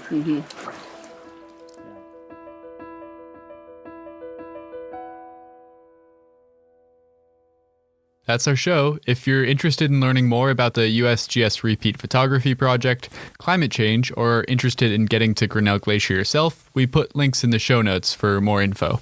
Thanks for listening. Headwaters is a production of Glacier National Park, with support from the Glacier National Park Conservancy. The show was written and recorded on traditional native lands.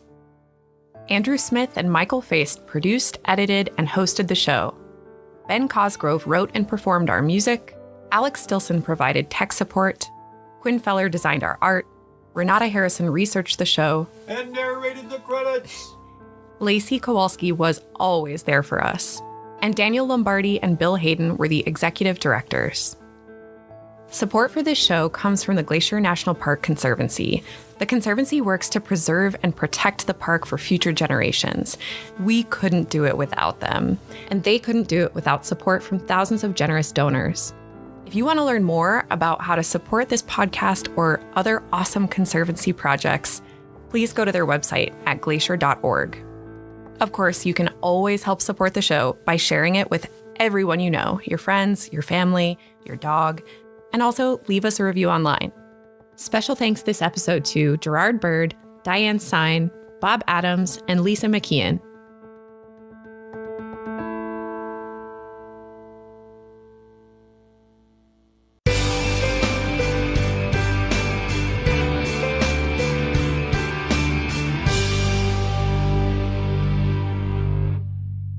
The East Side Tunnel was one of the most difficult challenges on the entire Going to the Sun Road.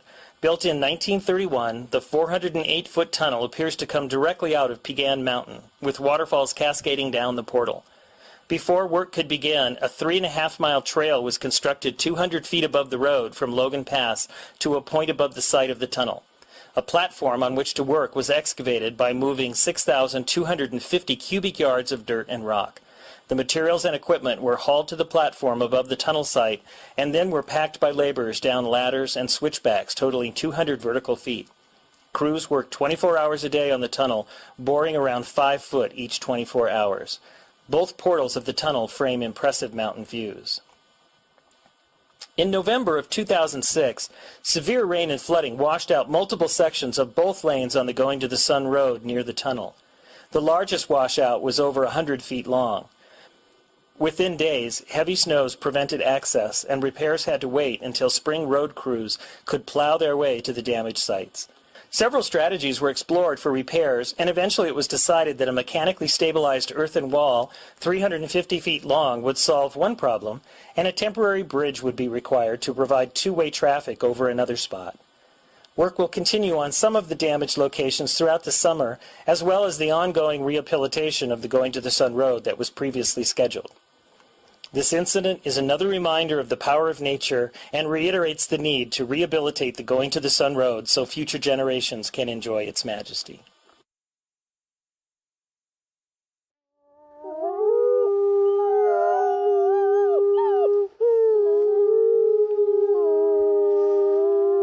From Yellowstone National Park, this is what we do.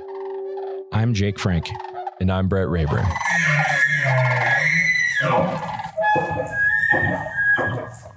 Hi, Brett. Hey, how's it going?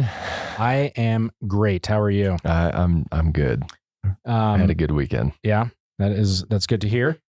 Hey, how are your pipes in your house doing? You like that transition? Have you flushed your toilet today?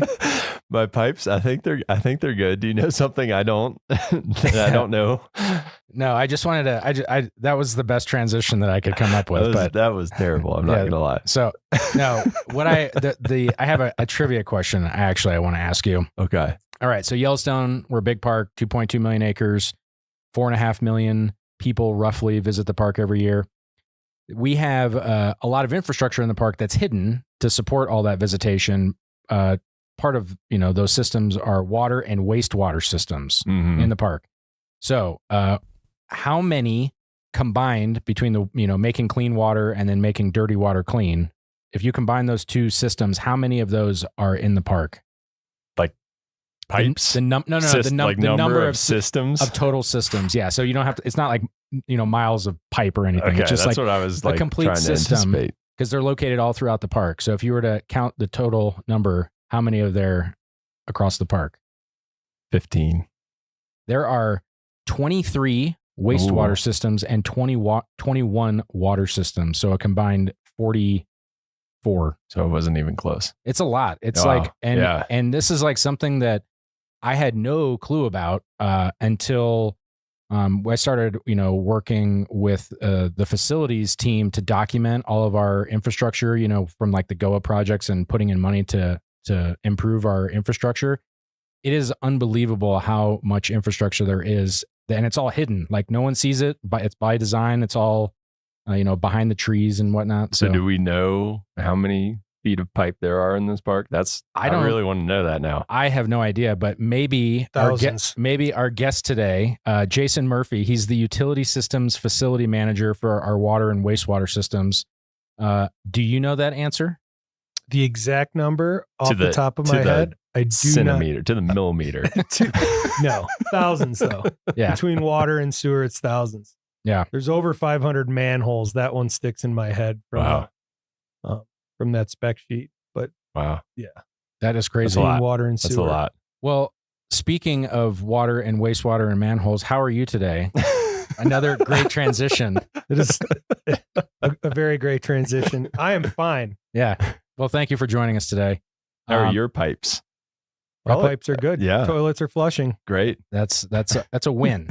So, why don't we just kind of dive in? How did you get into the Park Service? Did you start in the Park Service, or did you even before then? Just how'd you get here? My first Park Service job, I applied as a summer seasonal in 2001, and I was picked up as a wage grade 3 garbage truck operator, and not the driver, but I rode the garbage truck. We had ride-along garbage trucks in Canyon then. We had about 300 of those swinging bear cans, and I rode the garbage truck for that summer, picking up garbage in Canyon. That seems like a fun job. It was a very fun job. So like on the outside, like you're the one hanging on the outside. That is cool. Mm-hmm. That's like the one that all the little kids want to be when they grow up. Correct. Yeah. Yeah. We've taken that away now. They have mechanical arms that do that, but it was a very fun job. They always got to ruin all the fun stuff. Yeah. So can't hang on the back of a truck driving around town. Yeah. Anymore. There's somebody probably got seriously injured, and then So, how did you find that job? How did you hear about, how did you even know to apply? Friends at University of Montana who came down here and worked for YCR as seasonals. Okay. And they were like, you should apply for these jobs. And so are you from the area, or did you go to school here, or? We were living in Missoula at the time. I grew up in Buffalo, New York, but we had moved out in 98 to Missoula, and just met some folks that, had been coming down and working seasonally for the Park Service. And the housing was a very big draw at that point, that you could get a job that came with housing. Yeah. So in Yellowstone. Yeah, that's pretty cool. Mm-hmm. Yeah. Yeah. So, between hanging off the back of a garbage truck and your current position, there's probably a few jobs in between those two things. There's a few jobs in between. Yep. What, you want to walk us through that? Well, my father was in the utility stuff, so I kind of grew up with some of that, at least in the collections and distribution side of things. So I'd known about it. And then in between that summer season and kind of, still as a seasonal, working for, doing the ski school thing in the winter and then coming back. It was, even back then, it was recruitment and retention for water and wastewater operators was tough. People came and went pretty regularly, even going all the way back into the late 90s. So I kind of saw that there was a way to get in there then. I did then do a little stint for the Department of Defense in Germany, working for the Army for a few years in early 2002 through 2004 or 5 when we came back. And I've been here ever since then. And it was kind of that on the job training. You could get and do some correspondence courses, grab some certifications, and then get in the door that way. And that was pretty much the easiest way to get a permanent job in Yellowstone. Yeah. So we've done a handful of these interviews now, and the consistent thing is like, I think John Cataldo said, move at the speed of opportunity, is that it's just kind of being in a place and being willing to learn some new thing and then take advantage of it. So I didn't leave. Yeah. Yes, that is another way. It's just plant your roots. So, okay, so in your current job, so as the utility systems facility manager, do you have a typical day and or a time of year, or like what does your job look like? Well, let's be honest. There hasn't been any quite typical day since June 2023. What happened then? There was a flood. Oh, there was a big flood. Yeah. Yeah. So been pretty wrapped up in that project, getting the wastewater plant up and running here in Mammoth, which it's been up and running since July of. Yeah. So did I get the date mixed up? Was that 22? 22. Yeah. So yeah. for folks that don't know, we had a big flood in June of 22 that washed away one of our roads. And in that road was a wastewater line that would take our sewage from Mammoth out to the town of Gardner where it was processed. And then when that line severed, we basically had to build a temporary wastewater facility in Mammoth. We resurrected a facility that was last used probably in the late 60s, within a matter of 48 hours after we lost the main line down to Gardner. It was like a zombie facility. Yeah. Came back from the dead. Mm-hmm. Got a lot of chainsaws Spooky. and weed whackers out, and thanks to YCC and a bunch of other folks and fire crews for getting some stuff cleaned up, and we were able to utilize some existing infrastructure actually to great success for a while, to keep the community of Mammoth here. And then over the course of that year, I got those dates mixed up. So June 2022 to July 2023, build a biologically processing wastewater treatment facility here in Mammoth. It's been that crazy wasn't on your radar either. It was just like, oh, by the way, I know you have this to do, but this is a new thing that you have to do starting now. Yeah. And, living in Lower Mammoth, looking down and seeing that thing go up and just how fast, there's always speed bumps in the road, but I mean, with the government building things like building a wastewater facility in like less than a year isn't a typical timeline. No. Yeah. So I'm guessing that's been your primary thing to take care of is here in being on site. There's a few other folks like Molly, our park civil engineer, who's very critical in getting that up and running. We got great support from Denver Service Center and then the contractors and stuff that stepped up to get it all going. So with, all of the things that you're mentioning, is there like a skill set that you have that you found that has like kind of allowed you to be the most successful in your position? I feel like I'm pretty adaptable, flexible, kind of got to roll with the punches. And you need to be creative and use what you have around you. Like I said, there's some folks here who have been here for a while. So when the flood happened, we reached out to a few people that have been here for a while, and they were like, if you do this, and you got to have a good network of people to get all that information across and then implement. So being able to strategize quickly and then implement that plan. And that's kind of the general thing with utilities is stuff's going to happen and you're going to need to figure it out kind of on the fly. And you don't always have those parts on the shelf or even whatever it is. If it's a water main break or something like that, you've got to really be able to react quickly, but yet systematically and approach to keep everyone safe and to get the job done. Yeah, it's one of those things too that's like everyone's looking at you, waiting for you to figure it out too, because they're like just holding their pee over there, waiting to use the toilets again. Like, yep. It's a high stress. I think situation. The park had a great team response too from the whole flood that I don't think anyone was holding it too much. I had my wag bags ready. Yeah, right. You bust out the groover. We're going on a raft trip. But no, that's pretty much it. And then generally work a lot with outside partners, EPA, rural water associations for both Montana and Wyoming, Wyoming DEQ. This position here, and with Molly and the civil engineer for the park, we work a lot with Denver Service Center, and it is kind of that kind of position where you're balancing between the regulatory agencies. Wyoming is the only state in the nation that did not take primacy over drinking water, so we get the fun of we work with EPA for drinking water Region 8, and then Wyoming DEQ for wastewater.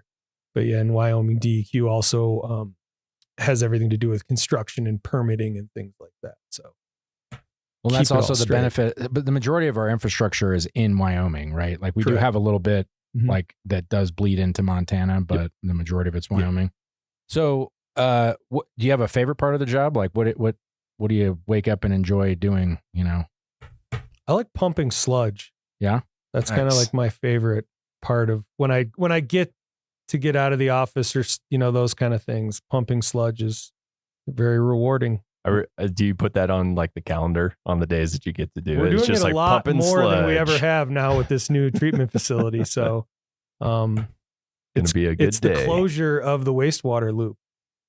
So where does the sludge go? right now, it's going to the compost facility at the landfill in Logan. Okay. And they'll use it. They use it in the landfill. They mix it with wood chips, and most of the municipal wastewater treatment facilities in the area, Livingston, Bozeman, even Three Forks, and some of the other ones, they all use the compost facility too. So they use it in the as they layer things in, and when they close cells and in between intermediate stuff in the cells, they put that layer of that material. They mix it with wood chips and other things like that. So if pumping sludge is your favorite part of the job, what is your least favorite part of the job? That's a loaded question. What are some of the challenges that you face in your job? That's a better way to ask. Yeah. I think right now recruitment and retention is definitely a challenge. Finding certified operators nationwide is a challenge. I think through that whatever happened a couple of years ago, we don't want to talk about the pandemic, but yeah, we did lose a lot of that knowledge base and some of those older operators, and we're struggling as a profession nationwide from coast to coast. Well, and you mentioned it even in your, when you were at Canyon doing garbage, that you noticed that it was hard to recruit and retain people back then. Is that just like, does anybody have an idea as to why that is? Is that just like the hazards of the profession, or is it like, yeah, and I think, it seemed kind of clear back then that, people with families, being someone who's experienced that, staying in the interior of the park and that remote duty station is difficult. No pun intended. No pun. Yeah. DOODI. That's just a struggle, even when we had children, and that was kind of my exodus from the interior after being out there for 8-9 years was, you want to be home, and that makes it difficult. Can you kind of go into why? Like, what are some of those difficult things that you have to school? Yeah. I mean, what does that look like, getting your kids to school? We didn't. Or homeschooling. Yeah, that was not an option. Yeah. I could see like kindergarten, we could do blocks and, music and all the fun stuff. But no. Teach me trigonometry. My wife worked for the park for years, for 20 years, homeschooled. Yeah. So we decided not to do that. She was here in Mammoth at the time. And I was able to come into Mammoth and work out of the plumbing shop for about 10 years doing some HVAC stuff and just all kind of project work and things like that before this position came up. So now that you're, in your facility manager position, and I'm guessing you supervise a handful of people, with all those challenges and trying to recruit and retain people, I mean, why do you stay here? What keeps you with the National Park Service? Well, I've always loved being here. That I feel like that's, as far as recruitment goes, when you're looking for people who want to be here, you want wherever they are, whatever job it is. If you're in, Michigan or Florida or North Carolina, I would think anybody who you're recruiting for any job, you want the person to want to be where they're at least at that time. So I've always wanted to be here. I was in love with the park. Be honest, I was in love with the skiing in the park for a long, long time. I still am, but you just don't have that kind of time. I was going to say, that anymore. sounds past tense. Well, life, adulting, kids, there's adulting. So yeah. And just the idea of, and I always thought this, it might sound a little cliche, but you get to do some of that mission statement stuff, the stewardship model. Take Canyon Wastewater Treatment Plant, for example. It's the only treatment plant in the park that discharges directly into the Yellowstone River. So I always thought, even going back to 20 years ago, that you had a part of that kind of responsibility and stewardship. And plus you're doing a little bit of science. There's some science to it. And I just thought that was the best part of working in the park. And you can only, I was never going to be in REYP or anything like that. So it was just, for me, it was part of that. You could see that in the mission. Yeah.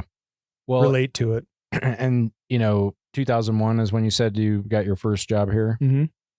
Is there, between then and now, has there been some point in your career that you kind of identified as like a turning point or a defining moment that you're just like really stands out to you? I think there's a lot, and not to talk, the flood was definitely one last 2 summers ago now. I think a defining moment was, getting that first permanent job, because that was a roller coaster.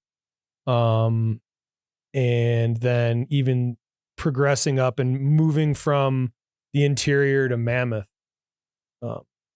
That was a big deal. And that, because that's like the whole, everything other than work, it is improved by being up here, not the logistics of with your kids and, things like that. Yeah. That was when the skiing stopped. Yeah. So I guess in some ways improved and in some ways, fun, right? Yeah. Yeah, I do get that. And that's a cutting edge. It cuts both ways. Like, it's super fun to be in the interior in the winter. You have access to all this stuff, but then on the flip side of the coin, you got to get on the snowmobile and drive to the store. So I think it's important though that we make sure that people know that the interior life in the winter is not, it's manageable. You know, if you don't make a grocery list now, if you come and you work in the interior, you might want to start working on your grocery list. You can't forget eggs. You can't forget. There's just a little bit, there's another level of logistics, and organization that goes to it. But I loved it. And that was a hard part of moving. Yeah. I kind of felt like I was abandoning something that, I really wanted. I always wanted, even when we were in Germany working, I was always like, oh, okay, this is great. Yeah. Europe, we're traveling. Eating schnitzel. Yeah. We get to go to Croatia on our day and on our trips or wherever it was. But I was always like, all right. And then the supervisor at the time, he would call my mom. Be like, is he coming back? No, he's not coming back yet. And so when we decided to pull the plug, it was just a phone call. It was like, okay, I'm ready. Come back. And they welcomed us back here with open arms and a lot of mosquito bites. Mary went down to the south entrance. There's not a lot of mosquitoes in Germany. That was the one. Yeah. Not a lot of bugs in general, probably. So, we're mentioning like recruitment, retention, finding the right kind of person. So say that there are people listening right now that are interested in this type of career. If they were to try to find this job on USA Jobs, what are they looking for? Like, is there a job series for like that you're hiring for, or typically that, we're hiring for its utility systems repairer and operator. I believe the series is 4742. Okay. And we do hire, we have some higher graded positions that are open right now that would come with, being more certified at the beginning, but more and more we're opening positions that are entry level positions. We hope to do, in this recruitment push, we hope to do some other things. I don't want to, say things and never be able to implement them. So yeah, this is recorded. So then right, it's like, no, you said you would do this. Say-do gap is huge in this one. Yeah. But I think we want to get creative and work and talking to Wyoming Rural Water last Friday, and just reach out and try to come together with other organizations that are having the same problem and try to just pull together and work through this. Cause this is a nationwide kind of thing for us. In this field.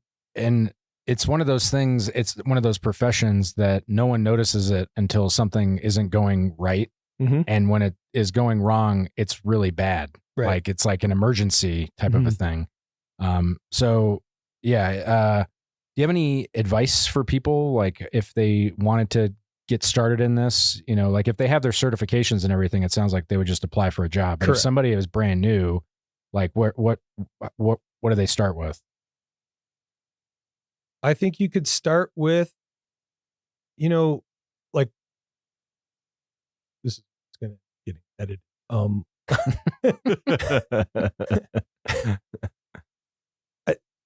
Even that quick Googling, like Water Environmental Federation or American Water Works Association, starting with that, I feel like a lot of things just start with that basic research, and then reach out. Every community has people that do this. Everyone has wastewater. Everyone has water and wastewater, you know, and I'm sure you've noticed somewhere driving around your town, you've seen somebody in a truck, Department of Public Works truck. Yellowstone is has municipal features. We operate, we plow roads, we make water, we do wastewater. I would encourage people to start there. Go to a water and wastewater district board meeting, meet people, get in that way with your local folks. There's a lot of people right now nationwide trying to start intern programs or apprenticeship programs or things like that. I would be really surprised if your local high school biology teacher or doesn't have or knows some way to get a hold of somebody in your community that knows the water and wastewater guy or gal. Yeah. And going on a tour, like I went on a tour of a wastewater treatment plant, and it was like fascinating. Like I didn't really know what I was getting into, but it was like, I want to know more about how this actually, do you have like a really nutshell presentation of how that process works? Yeah, it all depends on fascinating. On the treatment facility, right? Or whatever, if it's for wastewater, if it's a biological or a mechanical treatment facility, water, what the source is it groundwater, is it surface water, those kind of things. So pick one, and like, it sounds like we have all the flavors in Yellowstone. That's kind of an interesting. Yeah. So if you were to say, it.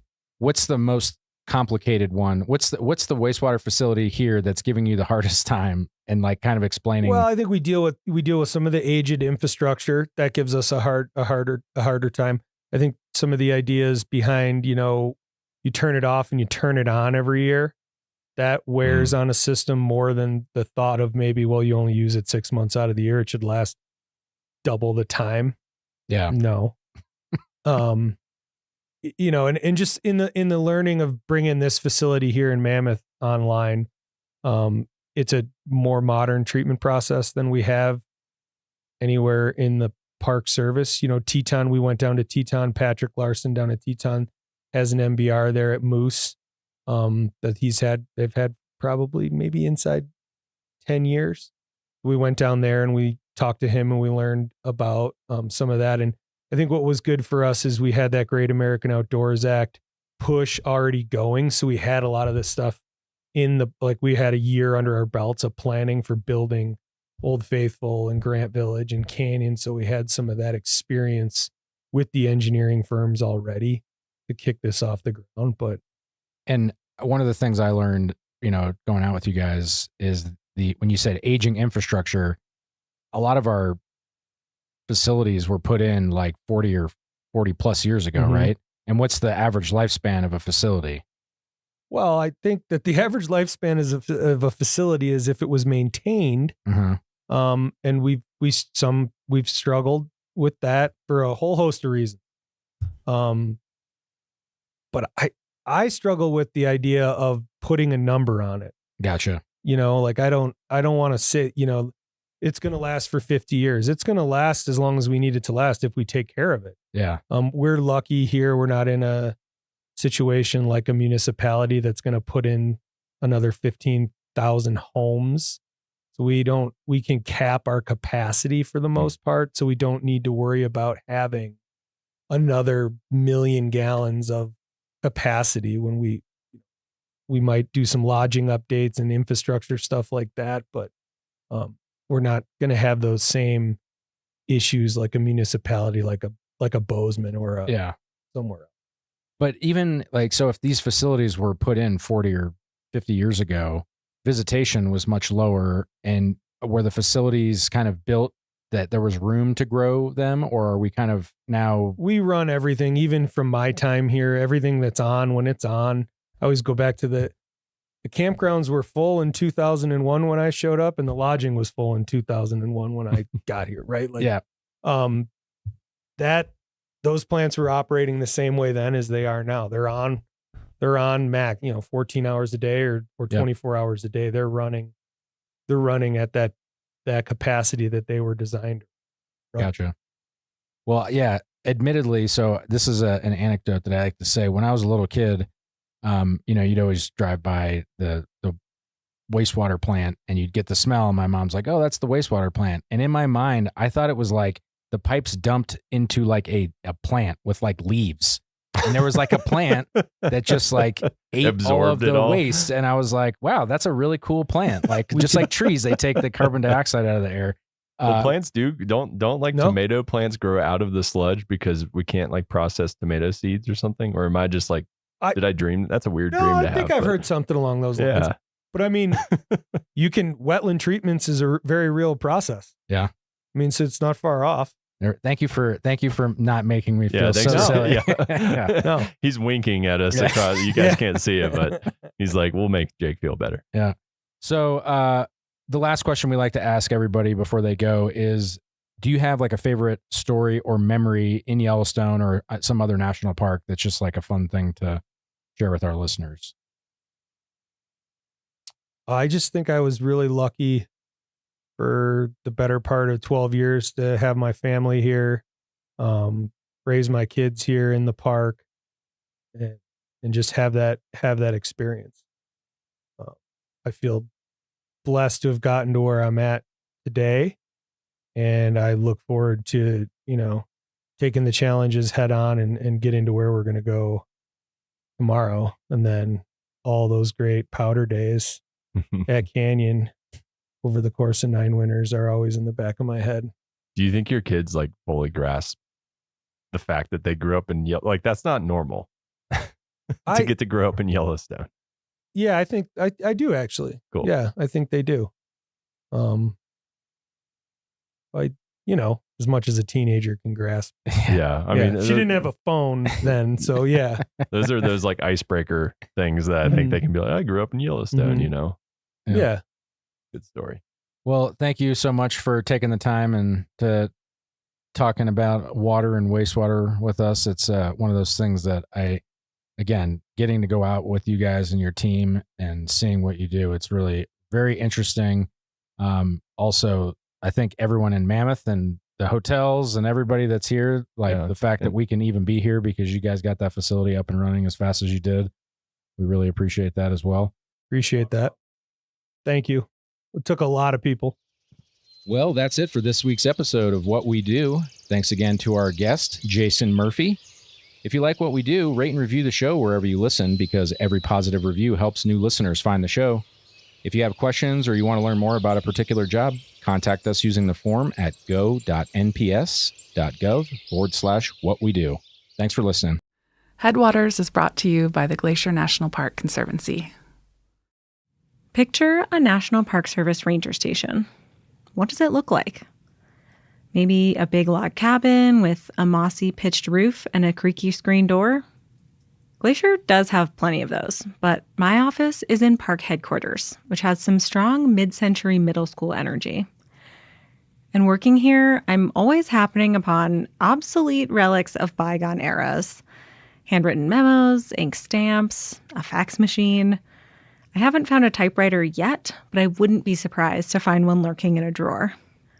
Only a few decades ago, people in this building used those things all the time. But like a lot of people, many rangers' jobs have changed pretty dramatically in the last 40 years. Mine definitely has. But in this episode, we're spending a day with a ranger whose office, equipment, and duties haven't changed much at all in 40 or even 100 years. Can you drag this dead goat out of the waterfall? That's a weird one. The marmot's living in the toilet again. Meet wilderness ranger Laura Funk. She has long, sandy blonde braids and bright blue eyes. She wears the park uniform with a little mud on her boots, and she loves to laugh at the absurdities of life in the backcountry. I immediately want to be her friend. My laundry is a bucket with a metal plunger that people call an Alaska Maytag. And I think it gets the clothes cleaner, but I don't think people necessarily think my clothes are clean. Alongside her colleagues, General and Tank, both horses, and Ellen the mule, Laura helps steward and patrol the Belly River Valley of the park. Yeah, if someone were to say, like, picture a historic ranger station, an iconic valley, it's Belly River. One of her favorite things about the Belly is that there are no roads. So unlike the rest of Glacier's ranger stations, you can't drive here. The Belly River Ranger Station is located 6 miles into Glacier's wilderness. You either have to hike in or ride a pony. I interviewed Laura in the ranger station, but also while she lugged gear around and rode a horse, who occasionally took an interest in my microphone. Would you like to be interviewed, General? Hello, hello. He went for it. Is he gonna eat it? Just sniffing. We have 2 rangers, myself and Allison, the commissioned ranger. There's a trail crew, which varies in size, 2 to 4.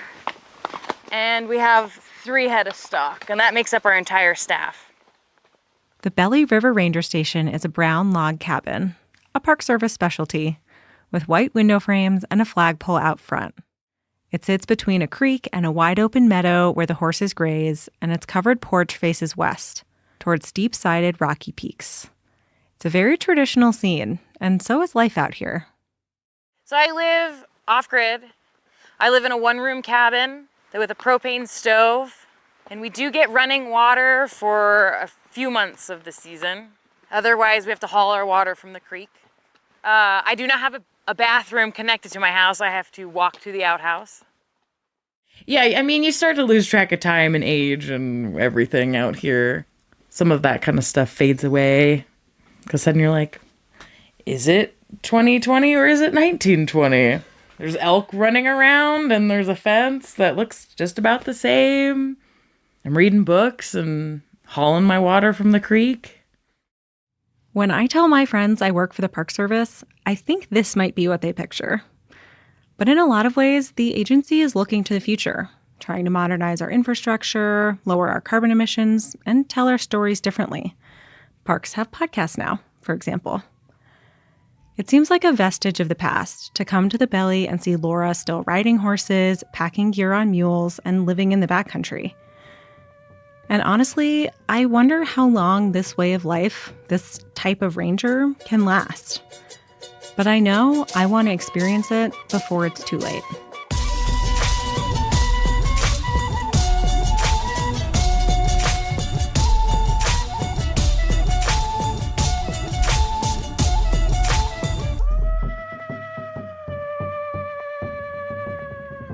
I'm Perry, and you're listening to Headwaters, a show about how Glacier National Park is connected to everything else.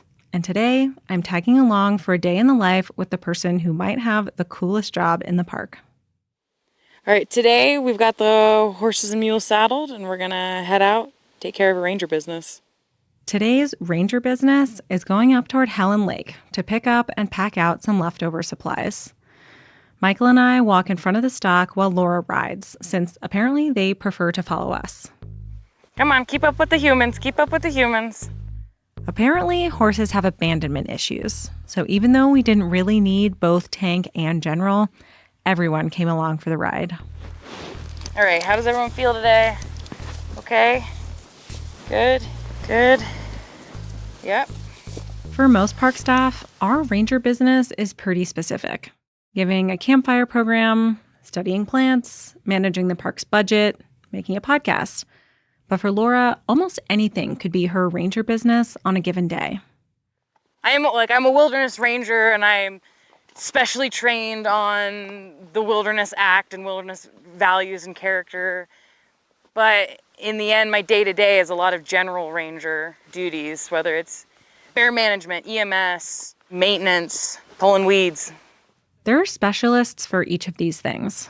Bear biologists, search and rescue, trail crew, invasive plant crew. But Laura and other rangers like her pitch in to keep things going day to day. Well, it takes a whole team to manage Glacier, right? That's why we have the experts. And so I'll call them in if we have something major. I can fix a toilet, but if the whole outhouse goes down, I gotta call trail crew.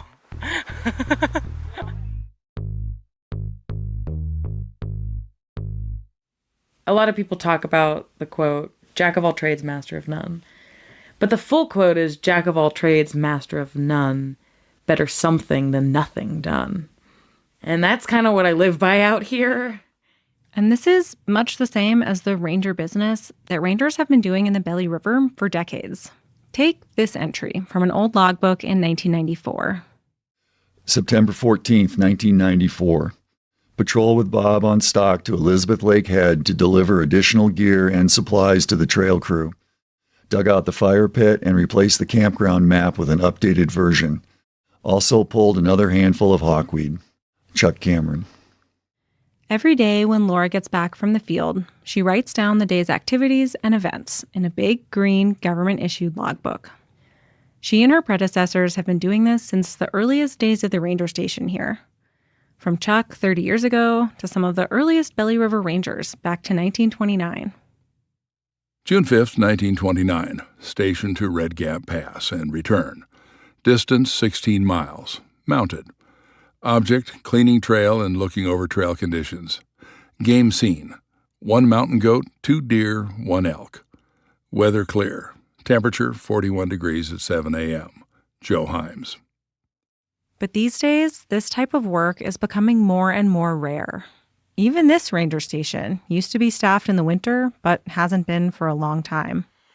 Spots like mine that are remote I think there's less and less these days.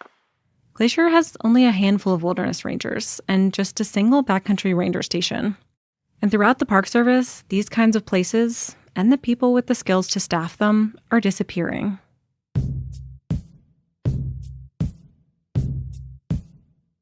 In addition to all the odd jobs Laura does, a huge part of her job is talking to park visitors, most of whom are on multi-day backpacking trips. As we hiked up the trail past Dawn Mist Falls, a scenic and loud waterfall, we ran into our first hiker of the day. Hi there, how's it going? Good, how are you? Good, where are you coming from today? Helen. Lake Helen, how was it? Beautiful. Good. I think it's probably the best view out there, maybe. Yeah? A lot of people say it's their favorite. She asks where they've been and where they're going. Cool, do you have a permit I can take a look at? Oh, yeah. Helen, Glenn's, Goat Hunt. Cool. What a great trip. And she'll chat about their trip, making sure they have what they need. Any questions about anything they covered in the permit office? No, I think I'm good. Hopefully the food gets lighter. Yeah, I mean, every pass will be easier. Yes. Yeah, have fun on your trip. Belly River is my favorite place, but Goat Hunt's second, and you're going to both, so. And sometimes they have something more unusual to report. You know, maybe they saw a bear or a wolf or something really interesting that I can then report to the biologists. Or, you know, like I was saying, they often will report whether the food hang pole is damaged or the marmot's living in the toilet again. Most days, though, she patrols, checks the campgrounds, gives the pit toilet a once-over, makes sure food is stored properly, and gives a helping hand where it's needed. So every once in a while I come across a food hang and it's not high enough. Most backcountry campgrounds have a food hang pole, where you toss a rope over and then pull your food up, securing it 10 feet off the ground. Just high enough to keep it away from curious bears. Oh, hi there! How's it going? Yeah, I just lifted your hang because it wasn't the 10 feet. Yeah, sorry about that. That's That okay. was my first bear hang, so. Oh, okay, well. Not the prettiest. It's okay. Just make sure, like, if you notice I had it all the way to the top. Do you actually mind showing me what knots you did? Yeah, I'll show you. Cool. Today, Laura uses her educational ranger charm to teach a camper the best knots for the job. So I use the form of a trucker hitch. Okay. And so then what I do is I come through.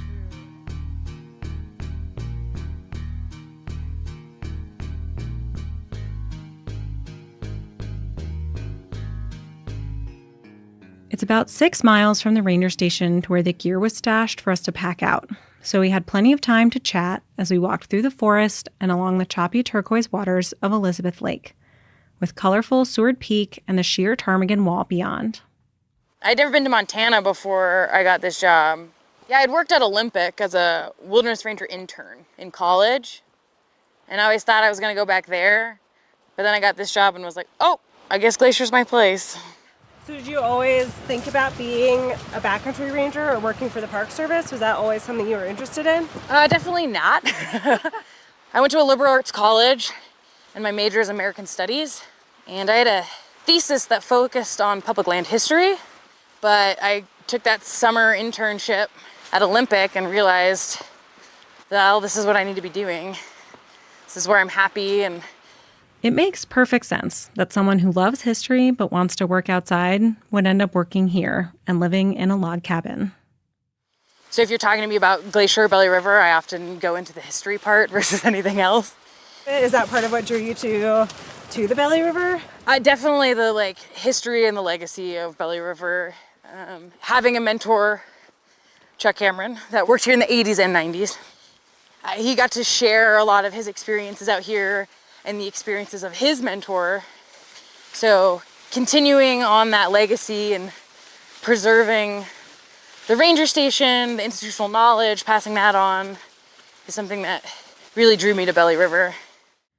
Chuck is one of the voices you've heard reading logbook entries from his time in the Belly River in the 1990s, along with one from Joe Himes in the 1920s. Both were rangers in Glacier for over 40 years. A long line of rangers connected by the tools they use, the horses and mules, and the way of life that makes up this job. It's definitely a connection to the past. We're using similar Decker saddles on the stock. That technology hasn't changed much. Yeah, we're using the same tools. I mean, literally some of the same tools that have been around for a long, long time. And yeah, we're patrolling the same trails.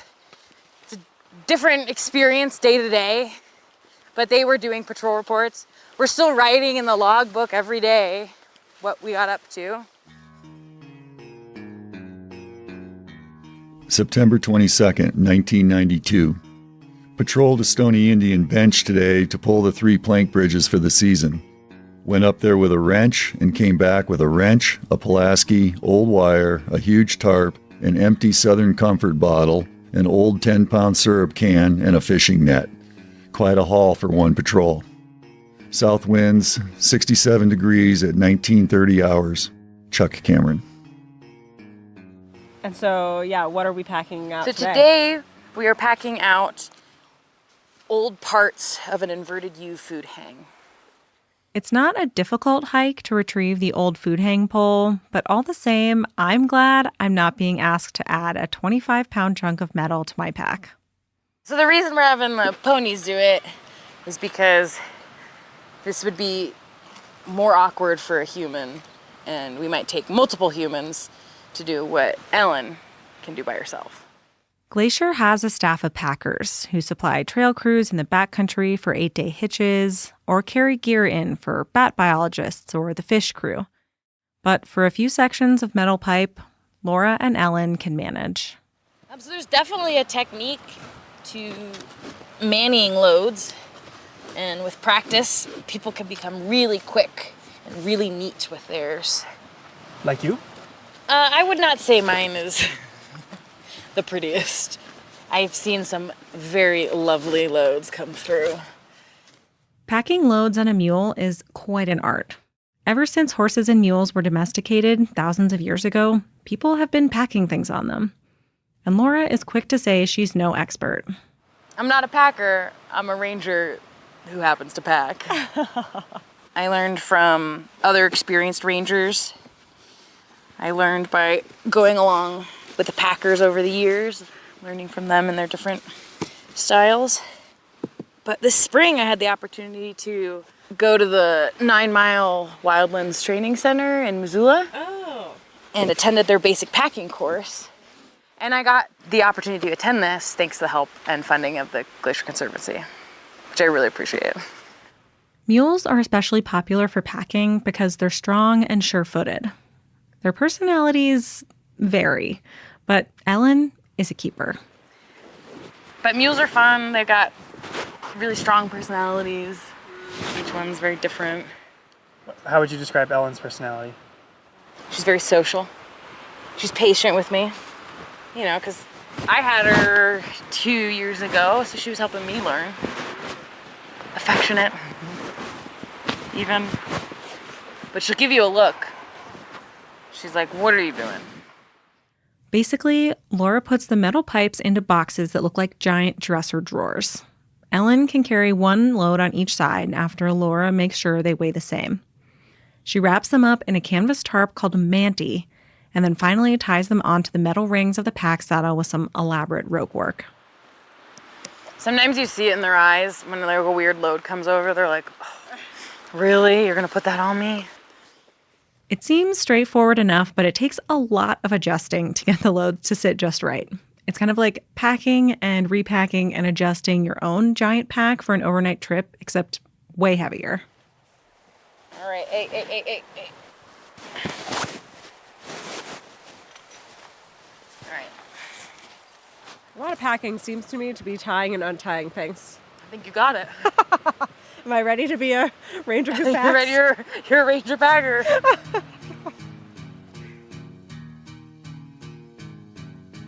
Spending the day with Laura, I feel lucky to see her in action and get a glimpse of what she and her predecessors have been doing here for over 100 years.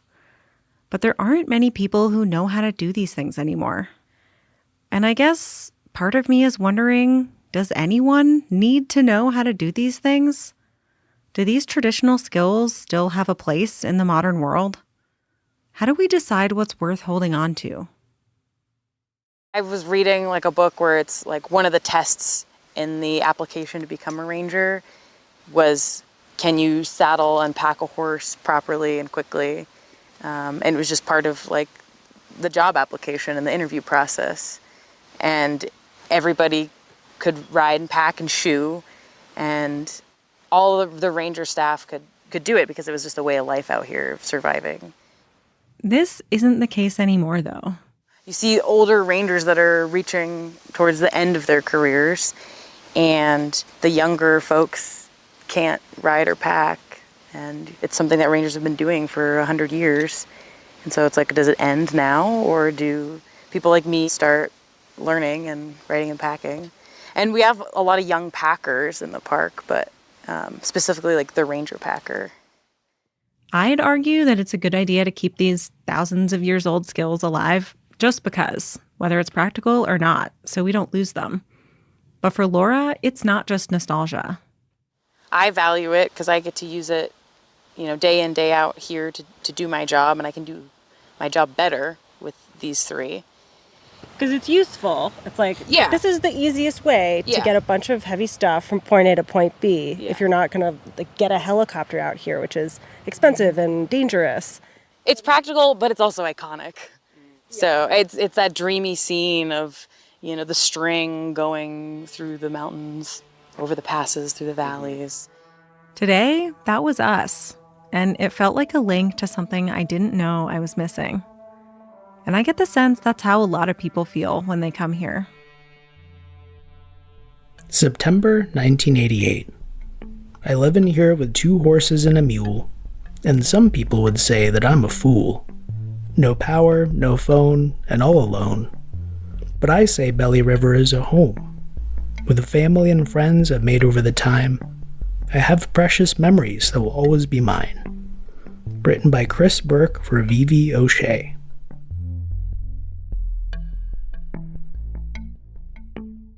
We get back late in the day, and Laura takes care of General, Tank, and Ellen before sending them off to their evening pasture. The peaks turn rosy with alpenglow, the nighthawks call, and Laura gives us a tour of the station, which is a functioning ranger station, of course, but is also basically a museum of Belly River history.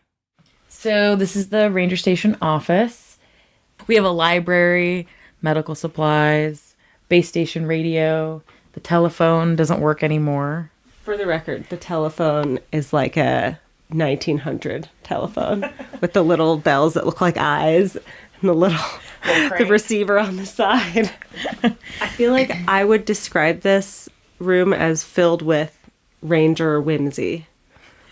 I think that's probably accurate. We have a typewriter that I think was used until the 90s. Maybe we'll get it back in working condition. Some fun drawings of the mules that worked here in the past. A photo of the old Bear Mountain Fire Lookout. And then next to it is Joe Cosley, the first Belly River Ranger. Some homes have a photo of the Pope hanging on the wall in a place of honor. The ranger station has a portrait of Joe Cosley. I do not look to him for my values and ethics based on his actions. But he's an icon for here. Infamous. Joe Cosley, the first Belly River Ranger, was hired under the rationale that to catch poachers, you should hire a poacher. Unfortunately, he never really stopped poaching. But that's a story for another time. We also have the historic Belly River file, which has old newspaper clippings, any stories or interviews that people have done about Belly River. I feel like not every wilderness district is like this. Definitely not. It's easy to romanticize these old traditions and ways of life, but it is hard work. They always ask me, like, this is the dream job, you know, how do I get your job? But they never ask me that question when my head's inside of a pit toilet or I'm covered in just gross mud and it's pouring down rain. And it's not just the physical challenges that can make this lifestyle tough to maintain. There are also logistical challenges to arranging your life in a way that you can do this job. And not everyone can do it. At this point in my life, I don't mind being seasonal. I like the change. I like the work. It's just harder and harder to live in this area on seasonal wages and to find housing available in the winters. Logistically, it becomes more difficult when you're trying to balance multiple jobs, multiple healthcare plans. I've had 5 healthcare plans in 1 calendar year from seasonal work. So I'd like to do this as long as possible, but who knows what the future holds. May 8th, 1990. It's a fine day here in Belly. I'm in for the 1990 season and glad of it. About 40 elk, 4 white-tailed deer, and 4 Canada geese on the way in, snowing the whole way.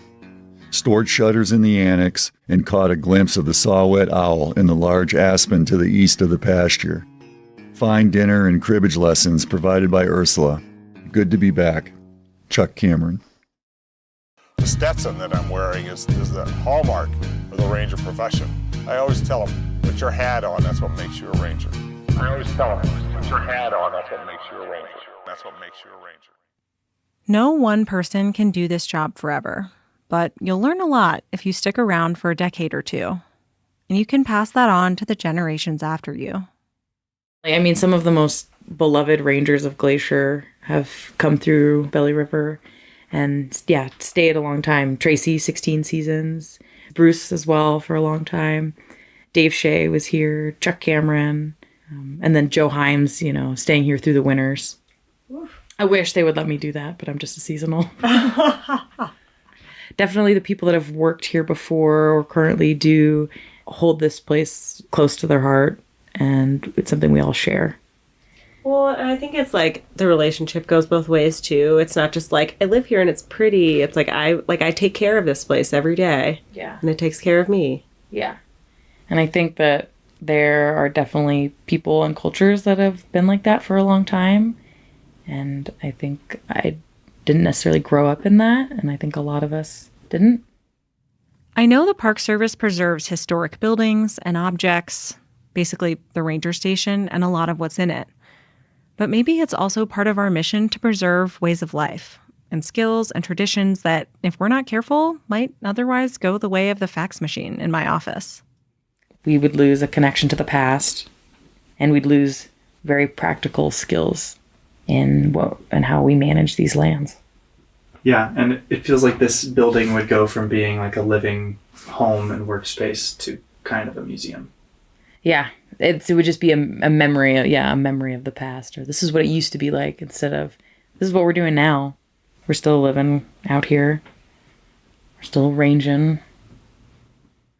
I came to the Belly for a peek back in time, but if Laura has her way, this might be a look forward, too. There will be other Belly River Rangers decades from now, packing mules, looking back at her entries in the logbook, and taking care of ranger business. October 4th, 1989. Final morning in the station. Mopped the floor, final cleaning, covered the generator, shutters on. I guess that's it. It's been a fine season. Please take care of this place, whoever uses it. It is a unique place indeed. Radio 10-7, and I'm gone. South winds and 60 degrees at 1200 hours. Chuck Cameron.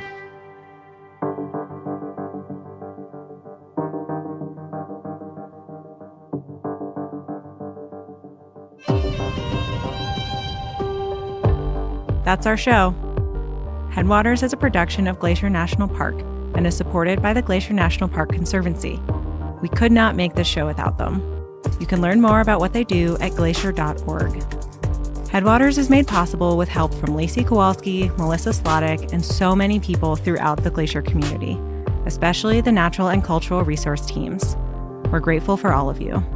Our music this season is by the brilliant Frank Walm. The show's cover art is by our sweet friend Stella Nall. Check out Frank and Stella's work at the links in our show notes.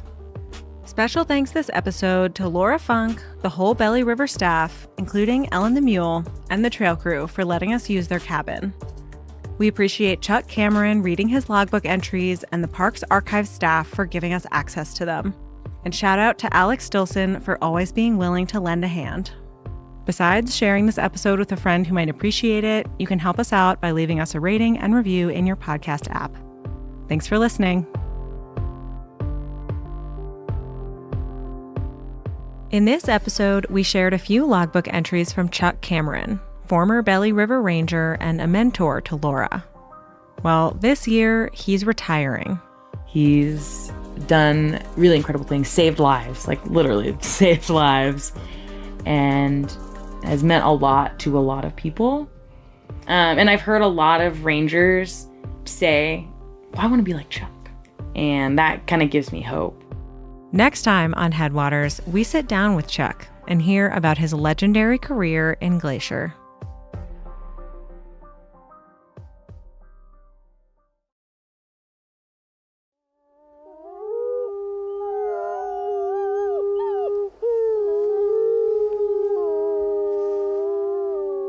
From Yellowstone National Park, this is what we do. I'm Brett Rayburn. And I'm Ashton Hooker. All right, Ashton. First of all, it's great to see you. How's it going? Good to see you too, Brett. I'm good. How are you? Good. I'm awesome. So I have a question for you. Okay. Have you ever hitchhiked before? You know what? I don't think I have, honestly. The way your face went, I thought you were about to tell me an epic hitchhiking story. No, I'm actually surprised I haven't done that though. Well, I did some research in the superintendent's compendium, and hitchhiking is legal within Yellowstone National Park as long as you follow some certain rules. So one of those rules, which is in Section 5, Part 4.31, which I'm sure you read by heart, all the time, says that you can hitchhike as long as a sign isn't bigger than certain dimensions. Oh, wow. Do you know what the max dimensions for your hitchhiking sign would be? Wow, this is a very niche question. I honestly have no idea, but I'm just going to take a random guess. I'm going to say it can't be bigger than like 5 by 5 feet. So 5 feet. That's a really big sign. I was trying to, that's you know, like go a sign little spinner. bigger than I thought. That's huge. It's 2 feet by 2 feet. So you're going to have to trim. That's a more like usual size of sign. Yeah. So next time you're recruiting someone to pick you up for hitchhiking, it just needs to be under that 2 feet by 2 feet. Okay, and you should be good. Interesting. If you want to hold a 5-foot sign, those sign spinners, that might be your go-to. So our next guest probably knows or is a lot more likely than we are to know Section 5, Part 4.3 of the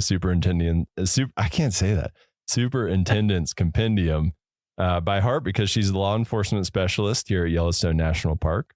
So, Katie Anderson, have you ever cited someone for hitchhiking with a sign? Like if Ashton gave them their 5-foot by 5-foot sign, have you ever cited someone for that? No, but I would have definitely stopped and taled to her if she had a 5x5 sign. I would want her life story. That catch your attention. To know her.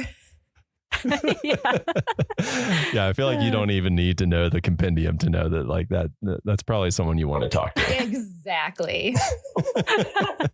Well, there's always a first time for everything. So I'm guessing you see a lot of things, something different every day as a law enforcement specialist. But I want to backtrack a little bit first before we get to your current position and talk about where and when you got your start in the National Park Service. Yeah. So thanks so much for having me. My where and when. So my career with the National Park Service began in 2001 as a GS3 park guide at Assateague Island National Seashore in Maryland, living with those wild ponies, which was pretty much a childhood dream being fulfilled right out of the gate. Yeah, that's pretty awesome. So was it the wild ponies that got you to that job, or how did you hear about the Park Service? Well, so the Park Service goes way back for me. I'll have to go many decades back from that. It pretty much goes back to about the late 1950s when my grandparents jumped on the Ranger 3, which is a vessel that takes visitors from the mainland of Michigan and takes them out to an archipelago of islands in Lake Superior called Isle Royale. And the island, as it's sort of lovingly called by all of us who sort of grew up there or grew up going there, along with my family, were super instrumental in my formative years in instilling a strong conservation ethic and just in turn inherently me knowing that my life work was going to end up being working on preserving wild and public lands like Isle Royale. So did you grow up near Isle Royale then, or just vacation there? Yeah, I grew up in northern Minnesota. And so that was, we always kind of came from that Grand Portage side out to the island. But the island has always been a huge part of my life. That's a big bucket list park for me. I've never been there. It's incredible. Have you been there, Ashton? No, actually, I just visited northern Minnesota last fall, but we were there just after the boat, like the ferries, went out to Isle Royale. So we have to make another trip next time. Yeah. Definitely bucket list. Yeah. Yeah. So you kind of started out with that background of the conservation ethics kind of being instilled in you from a young age. And then you got that job at Assateague. How did you, as soon as you got that job, were you like, this is what I want to do? This is where I belong? Yeah, it is. I mean, I knew it, like growing up, there was no question that this is what I was going to do. The National Park Service. It was just really refining what part of the Park Service I was going to be part of. And so how did you get from playing with wild ponies to where you are now? What are the steps and iterations of jobs and units that you've worked at? Yeah, so that is, there are such interesting journeys for us in the National Park Service, for a lot of us. What's neat about the National Park Service is that you can really experience the entire country on a deep level by working in the national parks, really from coast to coast. And that's pretty much what I did for those first 15 years with the Park Service. Right after I finished my season at Assateague, I made my way into the heart of DC to work for the Wilderness Society. And I was interning for them and really just getting amazing exposure to the Hill and really understanding how important the work of the nonprofit world was, but also how it coincided with the federal government agencies and, decisions being made on the Capitol. And so spent a good chunk of time there, really kind of digging into how do I get on permanently with the National Park Service. After I finished up my DC work, I ended up going up to Acadia National Park in Maine and spent a fall up there counting raptors. That was another big part of my life growing up in northern Minnesota. We had big flight migration routes. And so was an intern up there, a volunteer up there as well, just really kind of starting to build my resume and figure out how I could get my foot in the door full time. As I learned about the different types of rangering, sort of the longer I got in, I made my way to the Apostle Islands National Lakeshore, another archipelago of islands in northern Wisconsin. I used to live in Bayfield. Yes, and exactly. So the Apostles well. And I dipped my toes in interpretation and lived out on Stockton Island. And it was an amazing experience. And from there, I put myself through a seasonal academy, which was kind of the norm in how to get permanent in the law enforcement ranks. And so put myself through that academy because I really wanted to be running more of like the adrenaline junkie calls that were kind of coming with rangering. And I really wanted to get in on some of the craziness. And so then I spent the next 5 years of my career seasonally at Rocky Mountain National Park as a seasonal law enforcement ranger, doing the front country side of things and then also the backcountry work. I was able to jump in on the search and rescue operations, really got my first experience working fatalities and working the family liaison roles.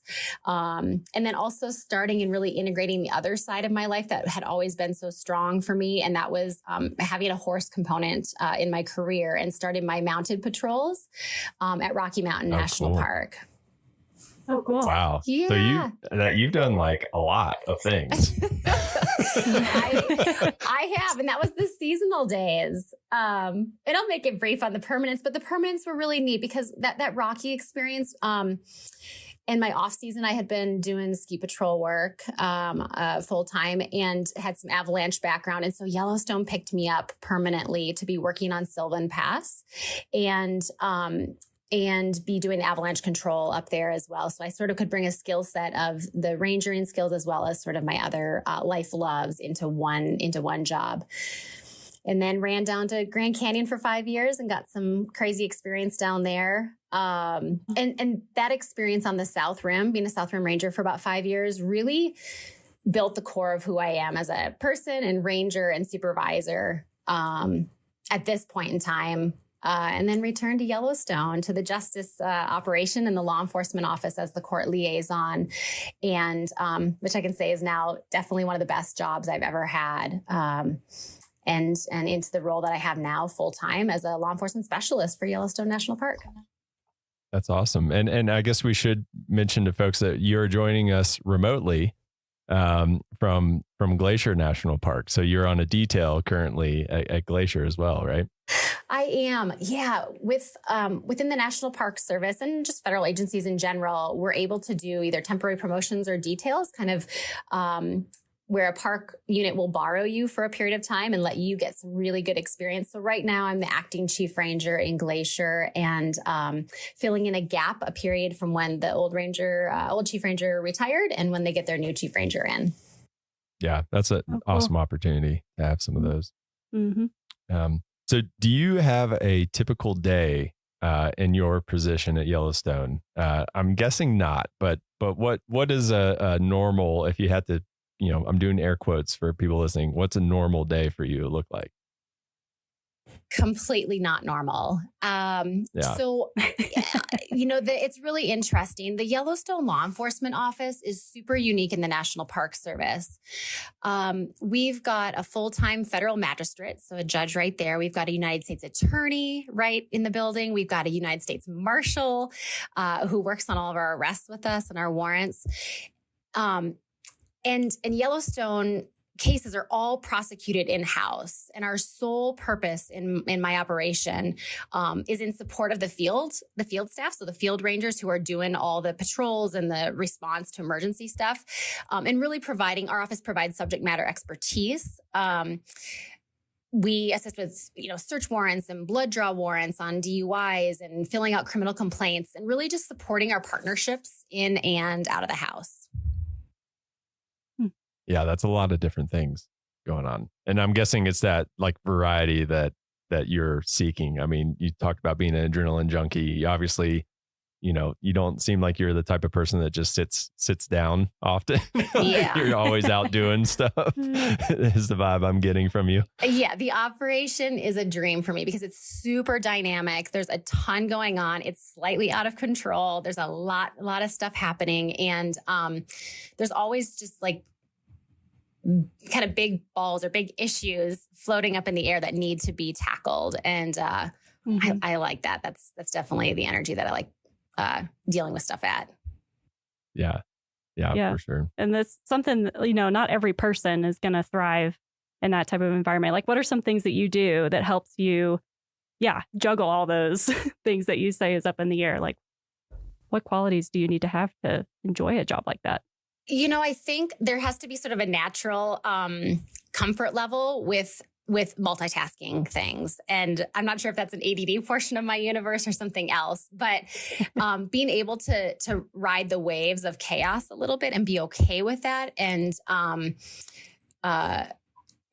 take a left-hand turn when you were supposed to take a right-hand turn that day, like that is absolutely critical.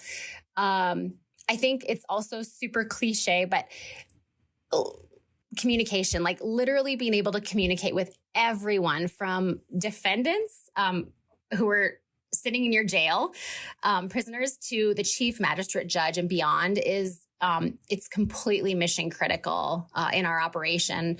I'm sure 90+% of my day and my job as a law enforcement specialist is just building trust and bridges with the field and all of our partners through just so much. Like, you cannot over communicate in this job. Sure. Yeah. That makes a lot. I mean, and like communication can make the difference between like de-escalating somebody and escalating somebody. I mean, that can make a huge difference in what your day ends up being like. Absolutely. So is that your favorite part of the job, that variety, that you just never know what's going to happen doing a lot of different things, or is there something else? That is a huge part of what makes me love my job. I think if I was really going to be pinned down on having to say what my favorite part of my job is sort of in the last decade of my career here, I would say, whether we like it or not, the National Park Service is like a giant family and it needs tending to very similarly. My favorite part of the job, I think, is probably having really meaningful connections with my team and my peers, and those many levels above me. And being at a point in my career right now that I'm given some creative liberty to create the type of work environment that fosters those connections. I think it's so interesting because I think that adrenaline junkie is like your younger years, and the older you get, it's just life is short, and the relationships that you have at work, which is where we spend most of our time, and at home are just so critically important. Yeah, and that's been that's come up a few times in our conversations with people, especially those that have like lived in the interior of the park or like remote areas. It's like that community is so important because that's who you have. Yes. And so you do a lot with those people. You work with them, and you have them over to dinner and all those things. And I think that's part of what is so special about the National Park Service experience that you just don't get in other jobs. Yeah, it's not a lot of work environments where you work with your coworkers and then you also go live in the same neighborhood as them. Yeah. Like they're literally your neighbors. Yeah. So that's a big difference. I know when Jake takes his recycling. Right. I can see what he's been eating for lunch if I wanted to. Perfect. That is a perfect example of how this works. Yeah. So on the flip side of that, what's the toughest part of the job? Similarly, I think I went the first 2/3 of my career here. I have gone full blown energy. Like I've done things at 1,000% and really kind of gone full send on everything. But it takes a toll. Like this career is not for the faint of heart. We see a lot of the underbelly and the darker sides of society. And to have to deal, and we have to deal with the aftermath of all of that. It is us. We are exclusive jurisdiction here. We don't have other agencies coming in to sort of take the case from us. It lays in our hands. Yellowstone sees up, 2 to 3 million people in a really condensed portion of the year in the summer there annually. And all of those visitors and those of us living in the park bring our issues and problems and addictions with them and with us. And so it's really critical at this stage in my career, and we've seen the aftermath of not sort of dealing with some of that stuff and talking about it, that we actively process the cumulative work stress and the trauma. And thankfully, Yellowstone National Park is at the forefront of supporting their team with the Yellowstone Resiliency Project. And the National Park Service is building out some exceptional peer support, mind-body wellness type programs to support us proactively for a fulfilling career, but more importantly, for our well-being the day we retire and beyond. And so we're still coming out whole. And that has been a huge culture shift that has accelerated, I would say, in the last 3 years. And so the toughest part of my job is like the loss that we see through trauma and, undealt with issues. But also just the light in that is that I've got the opportunity right now with my own career to, hyper focus on those things and be part of shifting a culture nationwide, really. Yeah, that's awesome to hear. I mean, especially, we all take our jobs home with us somewhat, but in your position, especially, I'd imagine that that's like one of those things that's really hard to not take home. And, I mean, that could really eat away at you if you don't take care of yourself when you're home with your family. Mm-hmm. Yeah, absolutely. Yeah. And you mentioned the Yellowstone Resiliency Project. I'm not sure. A lot of people might not know what that is. Do you mind just telling people a little bit about what that entails? Yeah. So the project came about in cooperation with the Yellowstone. I believe with Yellowstone Forever was where that partnership really came about after the Yellowstone flood and after the loss of some coworkers to suicide. And there was just some forward thinkers and support from the superintendent's office and the chiefs to move forward in that partnership to fund mental health resources in Yellowstone. I mean, one of the most amazing parts about living in Yellowstone is its remoteness and its disconnect from the rest of the chaos of the world that's happening around us. But the downside to that is we have a hard time with resources and getting them. And so the Yellowstone Resiliency Project has funded bringing in healthcare providers for counseling and touch bases and just connection. So we're not kind of going through these big life events and sort of suffering on our own. And there's, bigger conversations that are sort of happening on like where next, what next for these programs. But absolutely critical for every division in the park to have this resource to be tapping into and just normalizing the conversations around it. I mean, this is the human experience that we have right now, and nobody is alone in their suffering. We all go through it. And just the pressures of life, create environments that we need to take care of ourselves and one another. I mean, that's just the reality in the Park Service is we have to take care of one another. So this Yellowstone Resiliency Project is brilliant. The folks that are working on it have just done an incredible job implementing it. And we are so lucky to have that team working for us. Yeah, definitely forward thinking. That was the key point I think you brought up there. It's like one of those things that plays dividends. It's you're playing the long game when you're investing in people's mental well-being and So that's awesome. I guess cycling back to kind of your career, it sounds like you've had a lot of moments that you could probably choose as a defining moment. Do you have one defining moment that you would say, kind of defined your NPS career or set you on a trajectory or that you can look back on? I think about it often because I get asked that a lot. Like, what's the best park you've lived in? What's the best position you ever had? And I can honestly say that I am so, like, at the core of my being, I am so incredibly proud of every single job that I've had with the National Park Service over the past 23 years. I'm so proud of myself as a GS3 at Assateague Island. Like, that I ever even like stepped into it and got that job.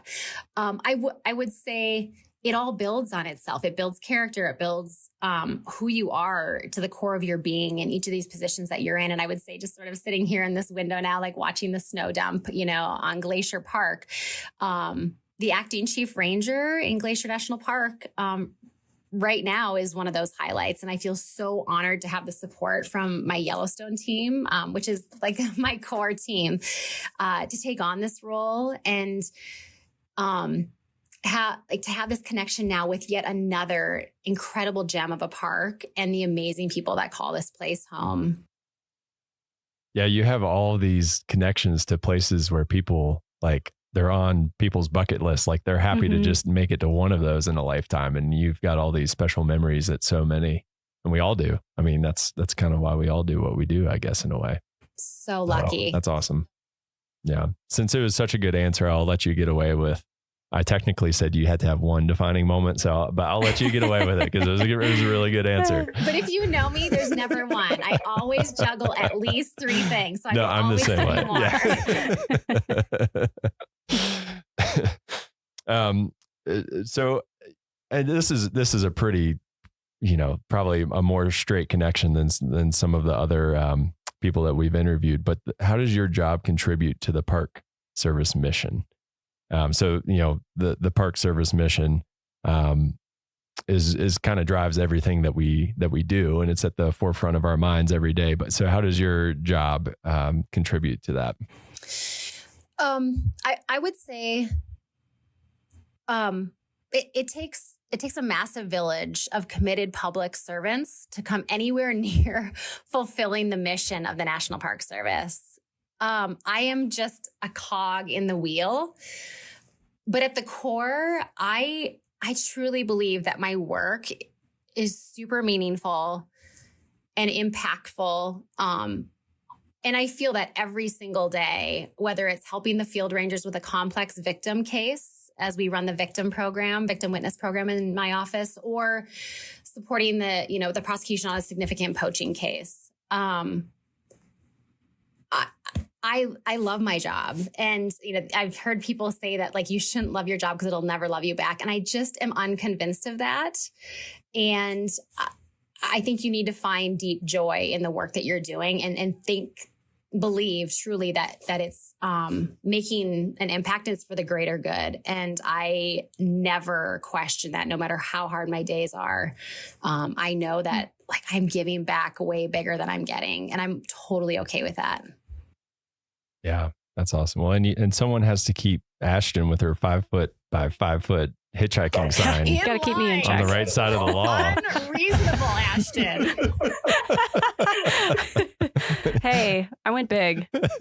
Yeah, Can't keep blame these me for people that. in check over here.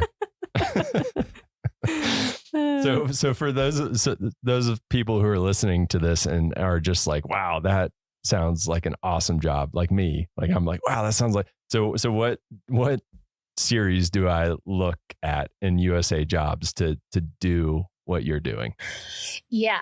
So the series that post on USA Jobs, which is where all of our federal jobs are posted, is 0025. So right now that's the Ranger series. And at some point there may be a shift in that, but right now 0025 Park Ranger Law Enforcement is what folks would be looking at in USA Jobs. And is that the same series for like all the positions kind of working their way up the ladder. Yeah, it is. So to Everything from your field level law enforcement, GS 5, all the way up into your chief ranger positions.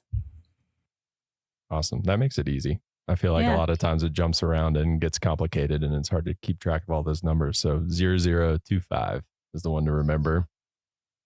And do you need formal training to get that like GS5 position? You do. There's a couple routes now. Kind of the old ways where we would put ourselves through a seasonal academy, a law enforcement academy that's sort of connected with the National Park Service, and then you would apply to seasonal positions like summer positions.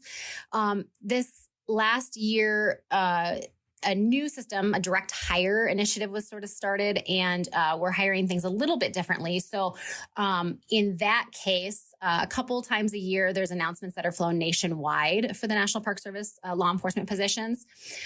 Either way, you'll spend a significant amount of time at the Federal Law Enforcement Training Center in Glencoe, Georgia.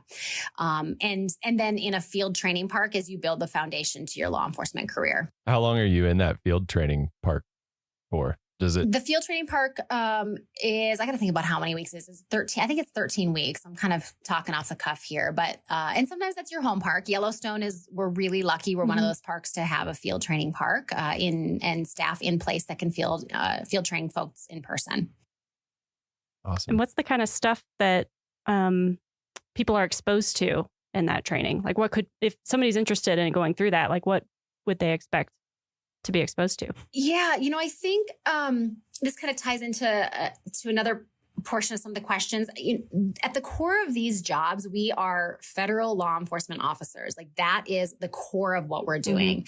And so, for example, FLETC, the Federal Law Enforcement Training Center, they do foundational, like basic law enforcement training. So everything from some people's first day on the firearms range with your pistol and your shotgun and your rifle, to patrol tactics, like how do I literally drive my police car? How do I do high speed pursuits, kind of chases?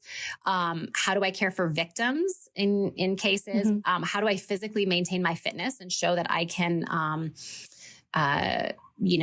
ground fight with somebody that I'm going to need to go hands-on with in my career? How do I handcuff somebody? What are my arrest procedures? So it really takes you through all of the basics of how to be a cop. Yeah. So it's like a good crash course then. Yeah, you make it or you don't. It is a crash course. You have to have the mental space and be really there to want to do it, because it's not all fun and games at all. Sure. For sure. I bet you build some really strong connections with the people that you go through that with, kind of like, boot camp or something. Absolutely. Well, before we let you go, Katie, do you have, we like to ask this of everybody because it's just fun for us, and I come up with more things that I want to do in my summer vacations, but do you have a favorite story or memory? It doesn't have to be from Yellowstone, any National Park Service unit that you visited or worked at. Do you have a favorite story? It's going to come from Yellowstone. And I don't know if it's a specific story. I think what I would say is this kind of speaks to the specialness of living in these places. Living in Yellowstone is like being in a National Geographic episode every day. And I would say it's amplified when you live in the interior, which I've lived in several times, and I don't now. But what I would say is you can almost gauge the rhythms of the year, like the seasons of the year, by the flow of the wildlife and the thoroughfares and the tracks that they are walking. And, just this season right now, as I'm not in Yellowstone, I'm in Glacier and I don't have the bison out my window. I'm starting to wonder if the cow bison right now with their big swollen bellies, if they're starting to make their way towards Mammoth Hot Springs and down to their calving grounds. And that always is like my sure sign that spring is coming. And I just think that's just one of the most incredible parts about living in Yellowstone, is that you can just, it feels very prehistoric to be living there with them and just watching these old rhythms just float by. Like we are truly just there in somebody else's world. And we're just guests. It's amazing. Yeah. Yeah. That's pretty special. Yeah. I love being in a place where it's like like to use, like you said, those connections to like the natural world. Like the bluebirds are like, I heard a bluebird, you know, spring is coming and everyone's just as excited as you are. Yeah. Whereas some places people will be like, what? The what? So that's awesome. Well, thank you so much for joining us and taking the time. I know I speak for all of us, but we thank you all for your service and thank you for keeping us safe. I know I live like literally all of my neighbors are law enforcement rangers, so I just feel like the safest person whenever I'm out and about my home. So thank you all for what you and your team do day in and day out. Yeah. Thanks so much for having me. Thank you. All right, that's it for this week's episode of What We Do. Thanks again to our guest, Katie Anderson. If you like what we do, rate and review the show wherever you listen. Every positive review really helps new listeners find the show, so thanks for doing that. If you have a question or want to learn more about a particular job, contact us using the form at go.nps.gov/whatwedopodcast.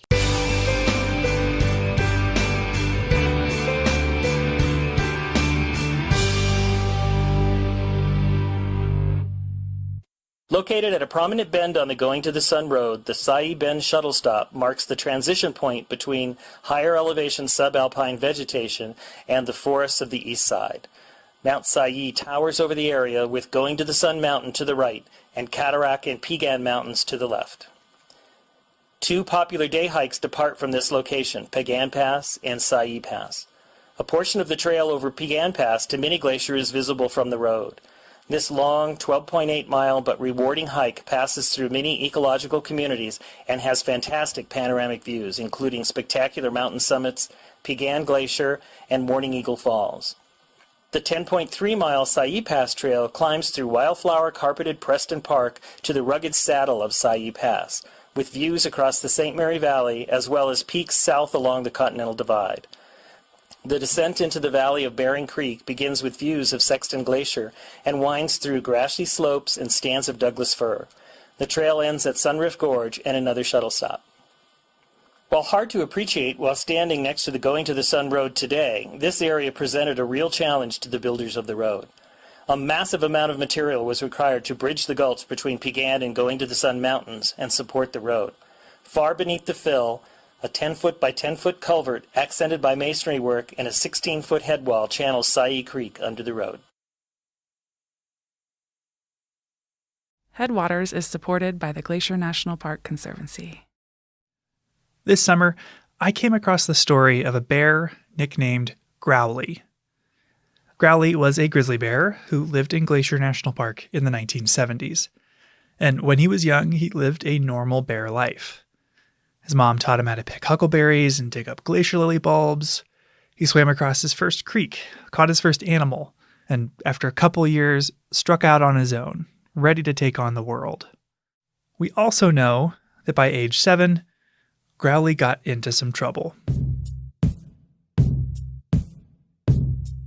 You see, when you're a bear trying to pack on the pounds before winter, you've got to eat. A lot. And if you want to eat, say, 150 calories, you could find and pick 150 huckleberries, or you could eat one Twinkie. Bear management records from 50 years ago are light on the details, so we don't know exactly what Growly did, but we do know he was labeled a, quote, problem bear, a term often used to describe bears who associate people with food. More often than not, problem bears aren't malicious or uniquely ill-tempered. They're smart. They know that they need a lot of calories to survive the winter and happen to live around humans who leave a lot of food lying around. One account stated that Growly wandered through a busy campground searching for food. Another claimed that he followed his nose to an empty cabin, quote, vandalizing it to get food inside. He hadn't hurt anyone, but this habit suggested it was only a matter of time, and park managers decided to remove him. The next time Growly followed his nose, he followed it into a trap. For some bears, this is where the story ends. But for Growly, this was just the beginning. Growly would soon leave Glacier and would go on to change how all of us recreate in bear country and play a part in the creation of bear spray.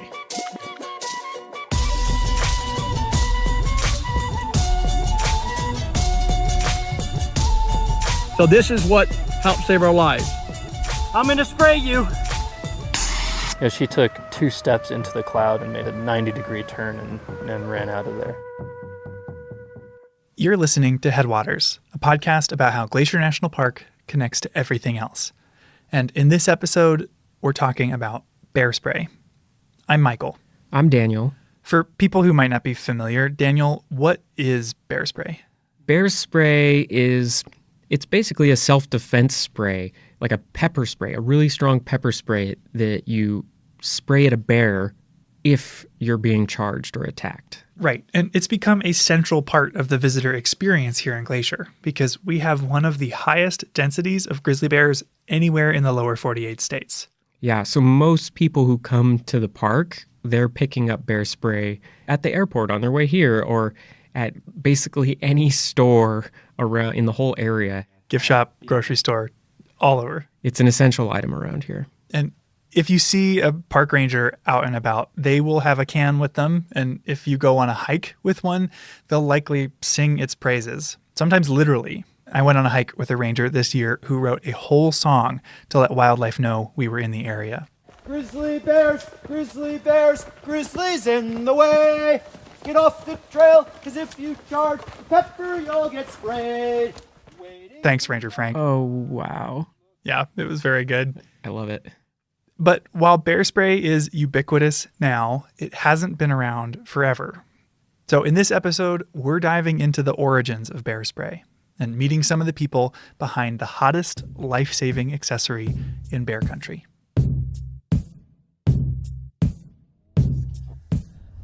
I think it's this red-roofed building.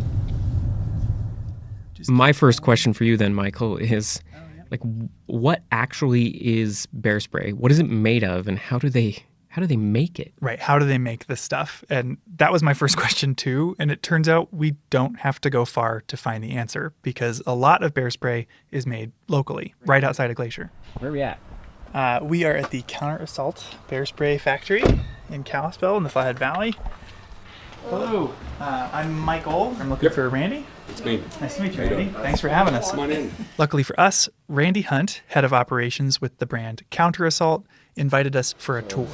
And you manufacture everything right Yes. there in-house? Yeah, everything. So we bring our pepper oil in from, it's brought from the other side of the United States, actually grown in India, and is brought here, and we mix the pepper oil here into different solvents so that it's If you're wondering how to use bear spray, you should check out our St. Mary episode from our first season. There will be a link in the show notes for this episode. But with Randy, I got to learn what goes in the can. And the central ingredient, unsurprisingly, is pepper oil. And you said the pepper oil, you get it from the East Coast or other side of the country, and it's grown in India. That's one thing I didn't really grasp. Was like you're getting it from actual, is it like cayenne peppers or? They're a heat chili.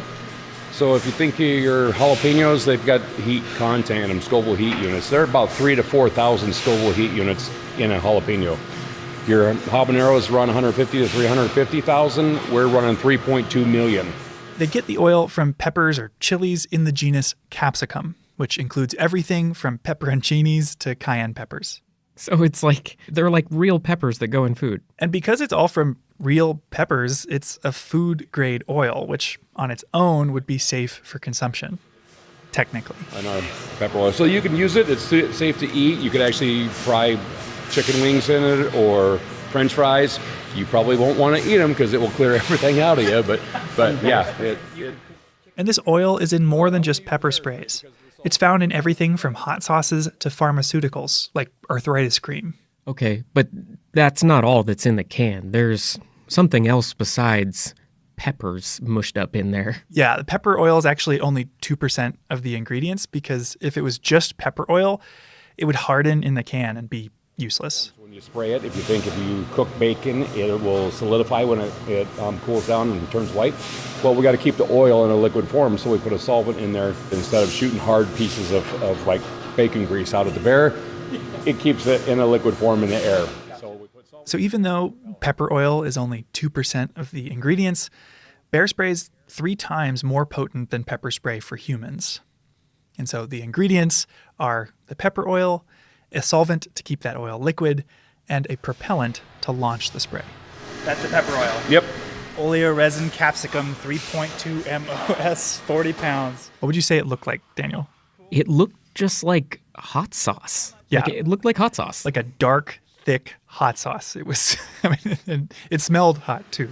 And so how much of this goes into each bottle of can, like the pepper oil? These 2 containers, 10 gallons, will make about 1,000. They were actively filling these cans when we were there. Randy was saying like these 2 10-gallon buckets of the pepper oil concoction will make over 1,500 cans of bear spray. So a little bit goes a long way. Goes a long ways, but it's still not as far as we would like it to go because that's some spendy food grade oil. I bet. So, while there are many brands of bear spray today, Counter Assault holds the distinction of being the first. Opening back in 1986, they helped pioneer this formula of pepper, propellant, and solvent that reputable brands widely use today. you know, across the board, all the bear sprays are using a really hot pepper oil. All of them are going to work, and the biggest thing is people are safe and the bears are safe. And that's what it's been refined down to, is using a product that's not going to hurt people, it's not going to hurt bears. Keeps everybody safe. Bear spray's non-lethality, the fact that bears that get sprayed with this will turn around but ultimately be unharmed, is not only a huge selling point, but it helps explain why bear spray exists at all. Ever since Glacier was established in 1910, grizzly bears were on the decline.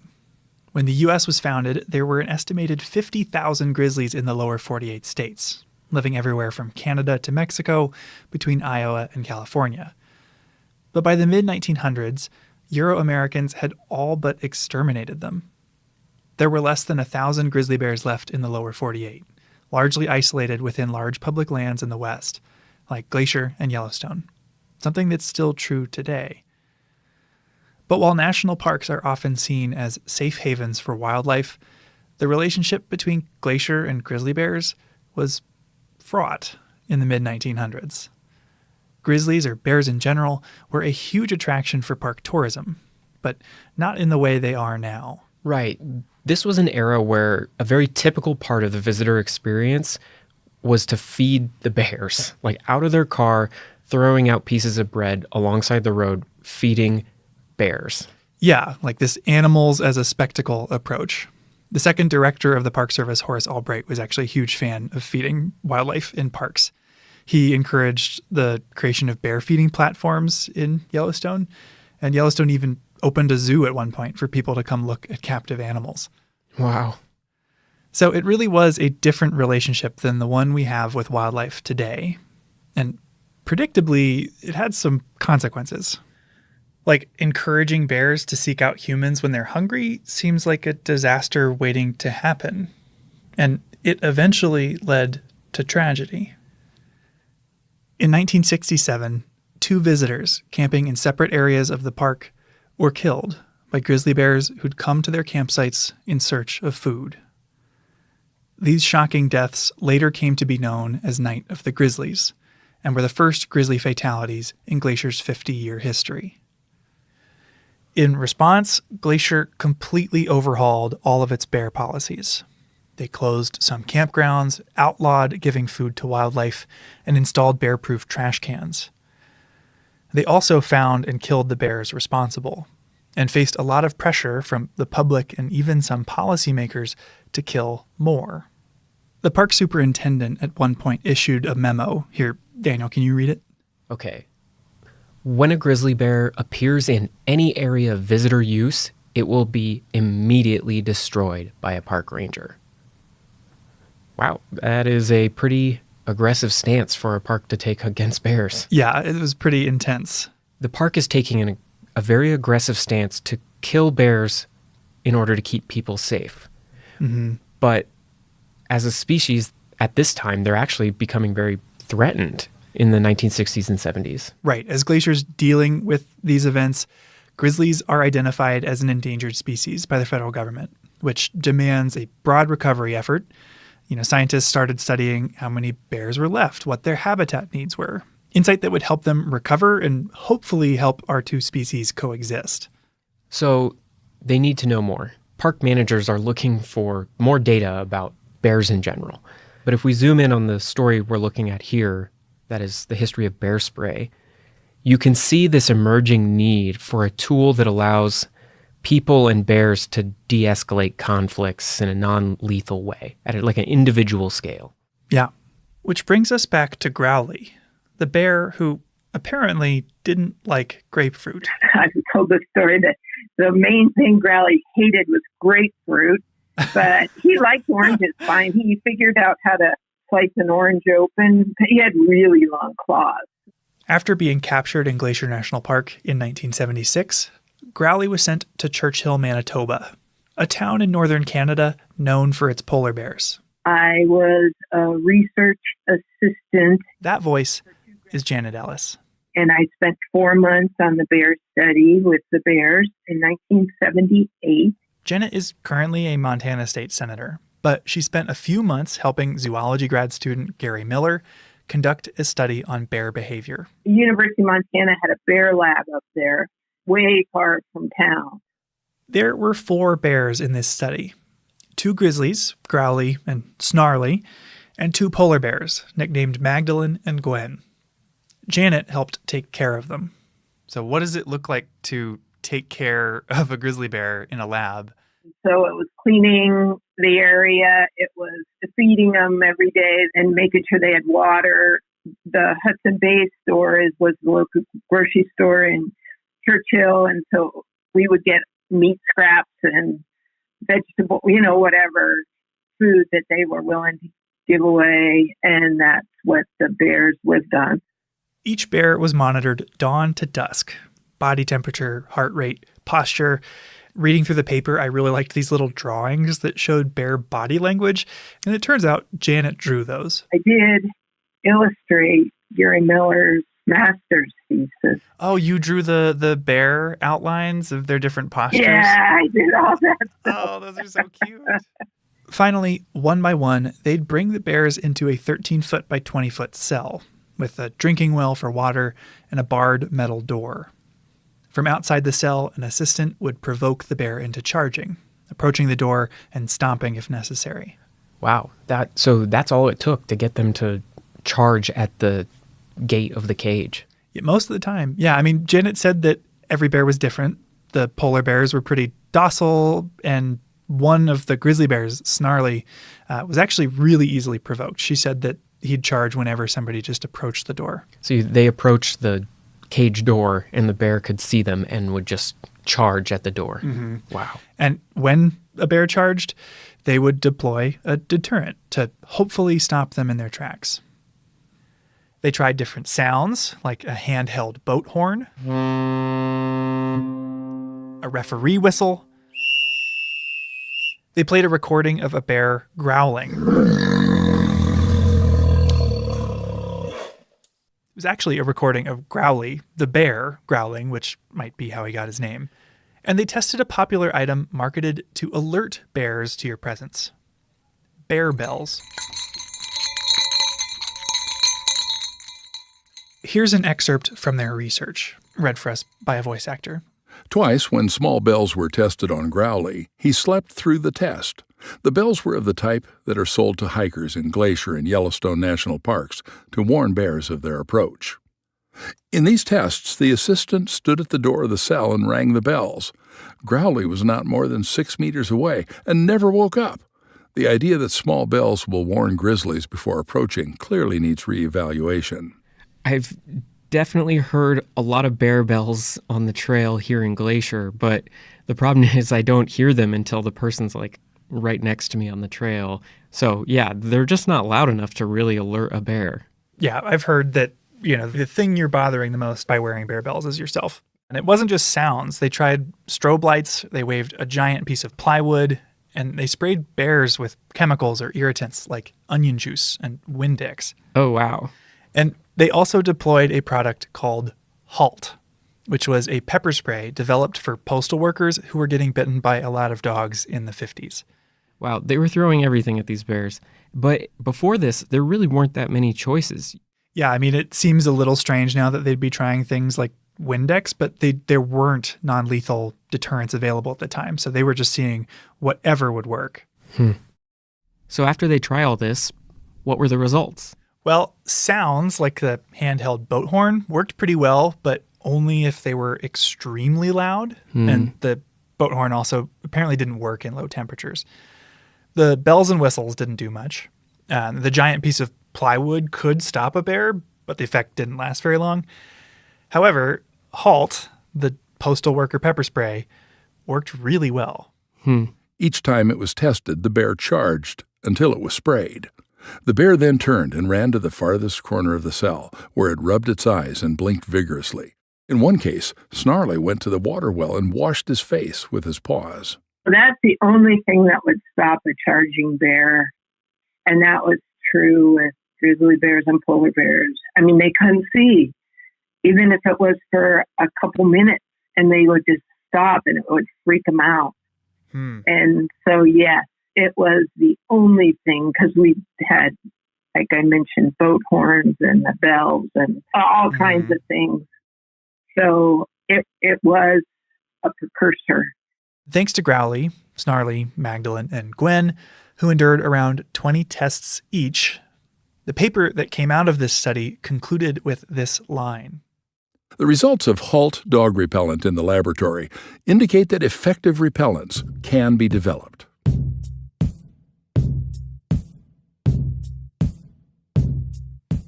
So the study up in Churchill, it showed that this dog pepper spray works pretty well.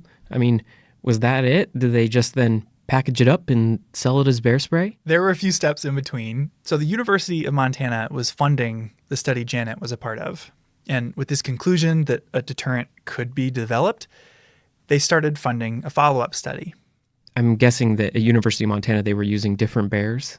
Yeah, this second study had a new set of bears, including one problem bear from Glacier that was labeled in the study as a roadside panhandler. Oh, wow. And these new bears were sent down to Fort Missoula.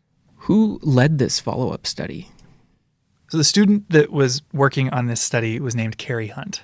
And it's funny, newspaper articles that you read about Carrie go out of their way to highlight that she is 5'1", 115 pounds. And just like the first study in Churchill, is provoking these 500-pound grizzlies into charging in order to test these deterrents. So this had the same premise as the first study? Yeah, very similar. A magazine actually interviewed Carrie about the experience. Hunt stepped to the barred door of the bear's cell. By stomping her feet, she provoked almost all the bears into charging. More than once, concrete dust flew from the hinges as a huge bear rammed the cell door. Even though the situation was controlled and there was no way I could get hurt, it was still frightening. The power and aggression of an angry, charging grizzly is overwhelming. If the bear charged, it received an application of the repellent being tested. A lot of the things they were testing were very similar to that first study. They did sounds, like in this case, rock music. They did Halt, that same dog spray. Everything from tear gas to rock music was tested, but only a commercial dog repellent spray had any significant effect. The spray's active ingredient was capsaicin, a derivative of red peppers. Ironically, the study was actually funded by a competitor to what we now know as bear spray, called Skunker. Guess what Skunker is? I'm guessing it smelled really bad. Yeah, it was a synthetic skunk spray. And turned out Skunker didn't work, and it just kind of made the bears sad. But I'm not surprised. They didn't leave the area. But Halt, once again, did work. The only problem was that's not how people have bear encounters in the wild. Sure. And this tiny can of pepper spray designed for a dog that's biting a postal worker, like, it doesn't shoot far enough. It's not strong enough. And so Carrie highlighted that, this is a really promising thing to follow up on, but it would need some refining. It needs some iterating to turn it into an effective bear deterrent for public use. So now there's two studies that are both showing that some kind of pepper spray is probably going to work pretty well to stop a charging bear. Yeah. But to work in the real world, it needs some modifications. Right. And this result started to trickle out into like local Montanans that either were connected to the university in some way and found its way to a guy named Bill Pounds. After hearing Carey's results, he reached out and offered to help refine it. And eventually, that collaboration turned into Counter-Assault.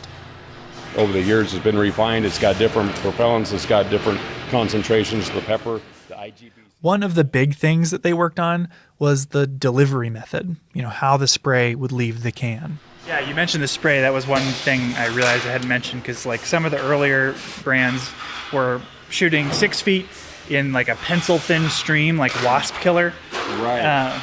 So that stream, you're not going to hit a bear from 30 feet away in the eyes, especially when you're in a panic yourself. I don't care who you are. You're going to be in a panic when a bear is charging that shit. They wanted that shotgun pattern, as it's called, a fog pattern.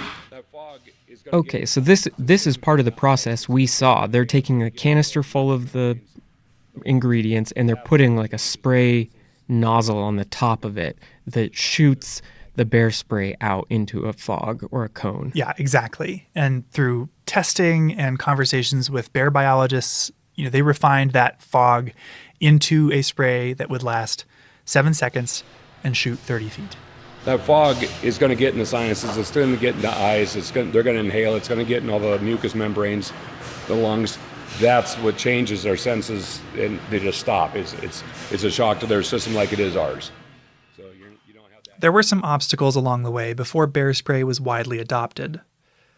There were fraudsters making weak knockoffs, and some serious misunderstandings, like thinking you used it like bug spray, or that it was a spice rub you could buy at the grocery store.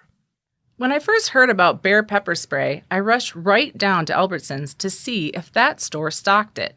But alas, though I looked among the spices, the cooking oils, and even in the meat department, I found no bear pepper spray. That was from a newspaper article back in 1999. So it took a lot of education and messaging to get people to understand and carry bear spray. But what really got people on board was its track record. It was working. He and his family were in the sights of 3 bears recently, managed to get away. This is a newscast from Larry King where he's interviewing a guy who had to use bear spray here in Glacier. Sounds like Jack was lucky. What happened, Jack? What happened to you and the bears? Well, Saturday night, Larry, just Saturday night, my wife and I went to Grinnell Glacier in Glacier National Park. We lived here 20-something years. It's a favorite place to hike. So the story is about this group hiking the Grinnell Glacier Trail when a bear started following them. And after following them for a little while, started running at them. I waited to go about 30 feet and unloaded one blast. He kept coming. My wife stood about 10 feet right in my face. I just went bam, right in his face, and ran away again. Bear spray stopped it in its tracks. So this is what helped save our lives.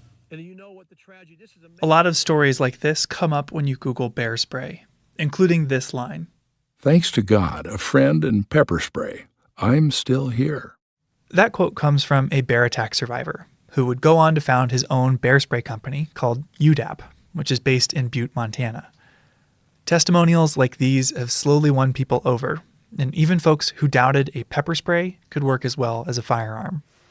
Like I said, I was retired military. I'm a gun guy. It's fine. But these guys are like, well, I need my gun.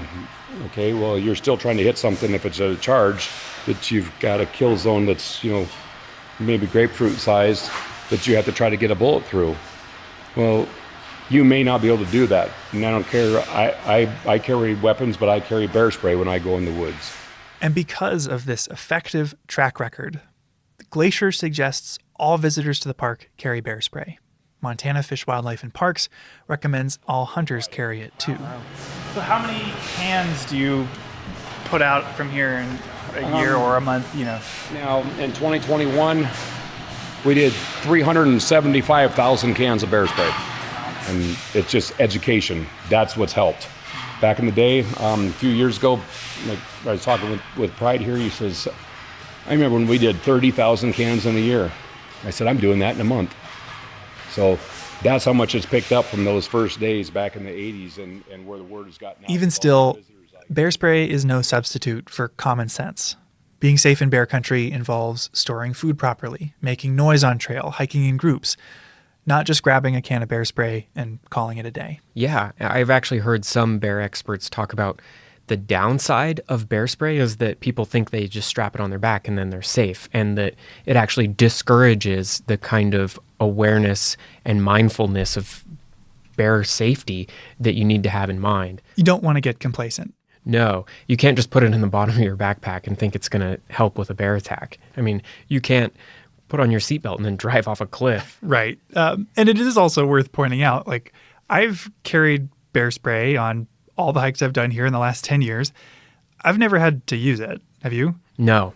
My whole life I've been in bear country and I've never used bear spray. Right. I mean, I've taken it out a few times, but I've never had to spray it. The only times I've actually been around it going off was when people set it off on accident. The adoption of bear spray coincides with a shift in our relationship with bears. A shift from managing bears to managing people. That change, which we're all a part of, makes a huge difference for our wildlife. Compared to the 1960s, there are a lot more bears and humans in Glacier. Around 100 more grizzlies and literally millions more annual visitors. But that hasn't led to an equivalent rise in bear-human conflicts, or problem bears like Growly needing to be removed. Thanks to these tools that help us coexist, more bears get to live out their normal bear lives, even as more and more people like you and me come to visit. I think I just have one question left for you, Michael. Yeah? Whatever happened to Growly? Growly, you could say, was actually the first life that bear spray saved. Here's Janet Ellis again, talking about the end of that first study in Churchill. They were shutting down the bear lab after we left. And so we had 2 grizzly bears. The polar bears were released back into the wild, but the grizzly bears were going to be destroyed. It's not easy to release a food-conditioned bear back into the wild, so it's standard practice in cases like this for the bear to be euthanized. But after taking care of Growly for months, Janet had taken a liking to him. We could play tug-of-war with him where his forearms were gigantic and so couldn't fit through the bars really very far, just a little bit. But he put his hand out of the cage and you could grab his claws and he'd pull and you'd give up because he was going to win. And then she fed Growly, gave him water, got him exercise. Apparently he really liked playing with these giant tires they had lying around. Just pounce on him and he could pick him up in his mouth and shake him like a rag. I mean, he was so strong. So when it seemed like Growly was going to be euthanized, she started writing letters to friends and family. Well, I wrote various relatives to see if they had any ideas. And it was my dad, it was an attorney in Columbus, Ohio, that talked. There was a city councilman, I think, that was in his law firm. And then he knew somebody else who was head of Parks and Recreation. And they knew Jack Hanna. You know, it was that sort of thing. Through her dad's network, Janet reached Jack Hanna, the director of the Columbus Zoo, and coincidentally, the guy you heard Larry King interviewing earlier, because years later, he used bear spray on the Grinnell Glacier Trail. Anyway, they asked Jack, if we can raise enough money to feed Growly for a year, would you take him? And he said yes. So they raised enough money, I know, for him to be fed for a year and then also to pay for the transport down. The only problem was Janet had to take him there herself. Growly wouldn't fit on a plane, and there wasn't even a road out of Churchill. So you have to get on a train. We had a big culvert trap. Have you seen? Well, you know it. Yeah, the giant metal cylinders. But this was for polar bears, so it was really big. And then we rented a 3/4 ton pickup and drove from there. After a 30-hour train ride, Janet loaded Growly's culvert trap, this big metal cylinder, into the bed of a pickup truck and drove another 25 hours to the Columbus Zoo. Apparently, Growly was pretty cooperative. He was in a culvert trap in the back. I could see him when I was driving. He was looking forward, and, that's where the grate was, so he could watch. And he hadn't been outside in 2 years at least. So he was really interested in what was going on. But he didn't really rock the truck. Like anyone on a road trip, Growly needed food and water along the way. Janet could slip him food through the grate, but she had to get help with water. But when you stopped at a gas station, you did need to water him. When I had to water my bear, in the pickup to explain why you needed a hose at a gas station, that's the thing that's most entertaining. But ultimately, Growly was a great road trip companion, and the drive went off without a hitch. So after a few days of travel, Growly was introduced to his new home at the zoo. They had trees and, boulders, and he wanted a day bed. He just rearranged the whole thing, and they had to put wire around the trees so he wouldn't destroy them. Yeah, he had his own opinion on redecorating his new home. I grew up in Columbus and spent a lot of time as a kid at the Columbus Zoo. So there's a real chance Growly was the first bear I ever met. And I might have run into Janet there too. My son, he's 28 now, but he remembers Growly because we would go to every time we went to Columbus, we would go to the Columbus Zoo. Grizzly bears are formidable neighbors, not to be taken lightly. And in the 20th century, their future was uncertain. Some Americans argued they should be destroyed entirely, that our two species could not coexist. But tools like bear spray have proven that wrong. Today, we have access to an easy and effective tool to diffuse bear encounters that doesn't harm the bear.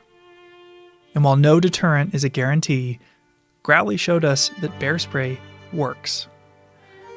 Seeing him at the zoo, I didn't know about the cabins he vandalized, or the summer he spent in Canada enduring boat horns, onion juice, and pepper spray.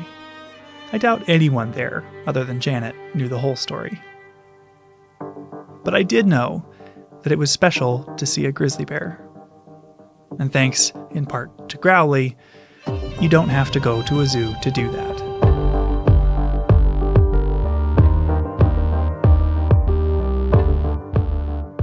That's our show. Headwaters is a production of Glacier National Park and is supported by the Glacier National Park Conservancy. We could not make this show without them. You can learn more about what they do at glacier.org. Headwaters is made possible with help from Lacey Kowalski, Melissa Slottick, and so many people throughout the Glacier community, especially the natural and cultural resource teams. We're grateful for all of you.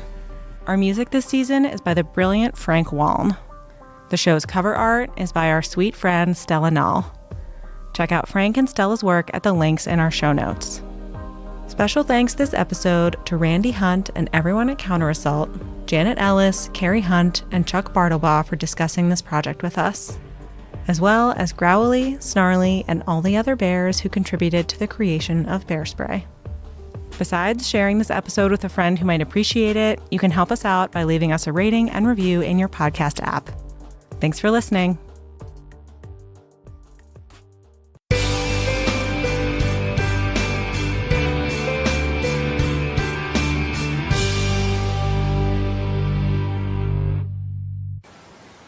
The observation platform at McDonald Creek Overlook allows visitors to get an up-close look at this beautiful and powerful force of nature.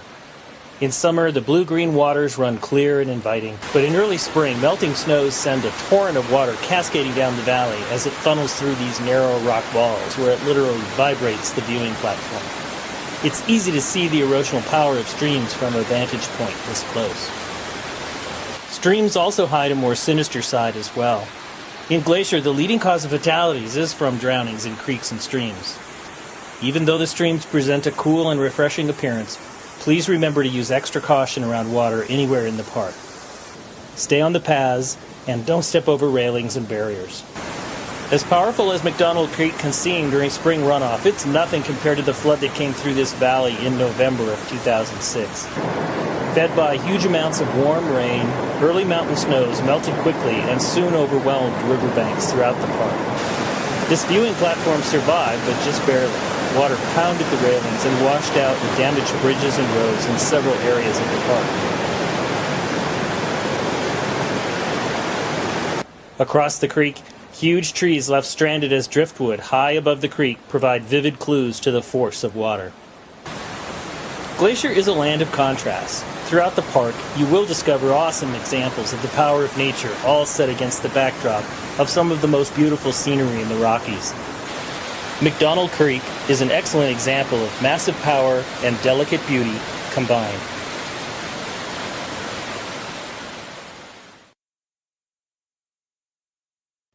Hello, Rocky Mountain National Podcast listeners. We join you yet again for another great episode. A couple quick announcements before we begin. First, we have got a big pavement preservation project. So that means people are going around in the park and working on our pavement to keep it in good shape now and in the future. That's going on in the park and is going to be creating delays and closures over the next couple of weeks.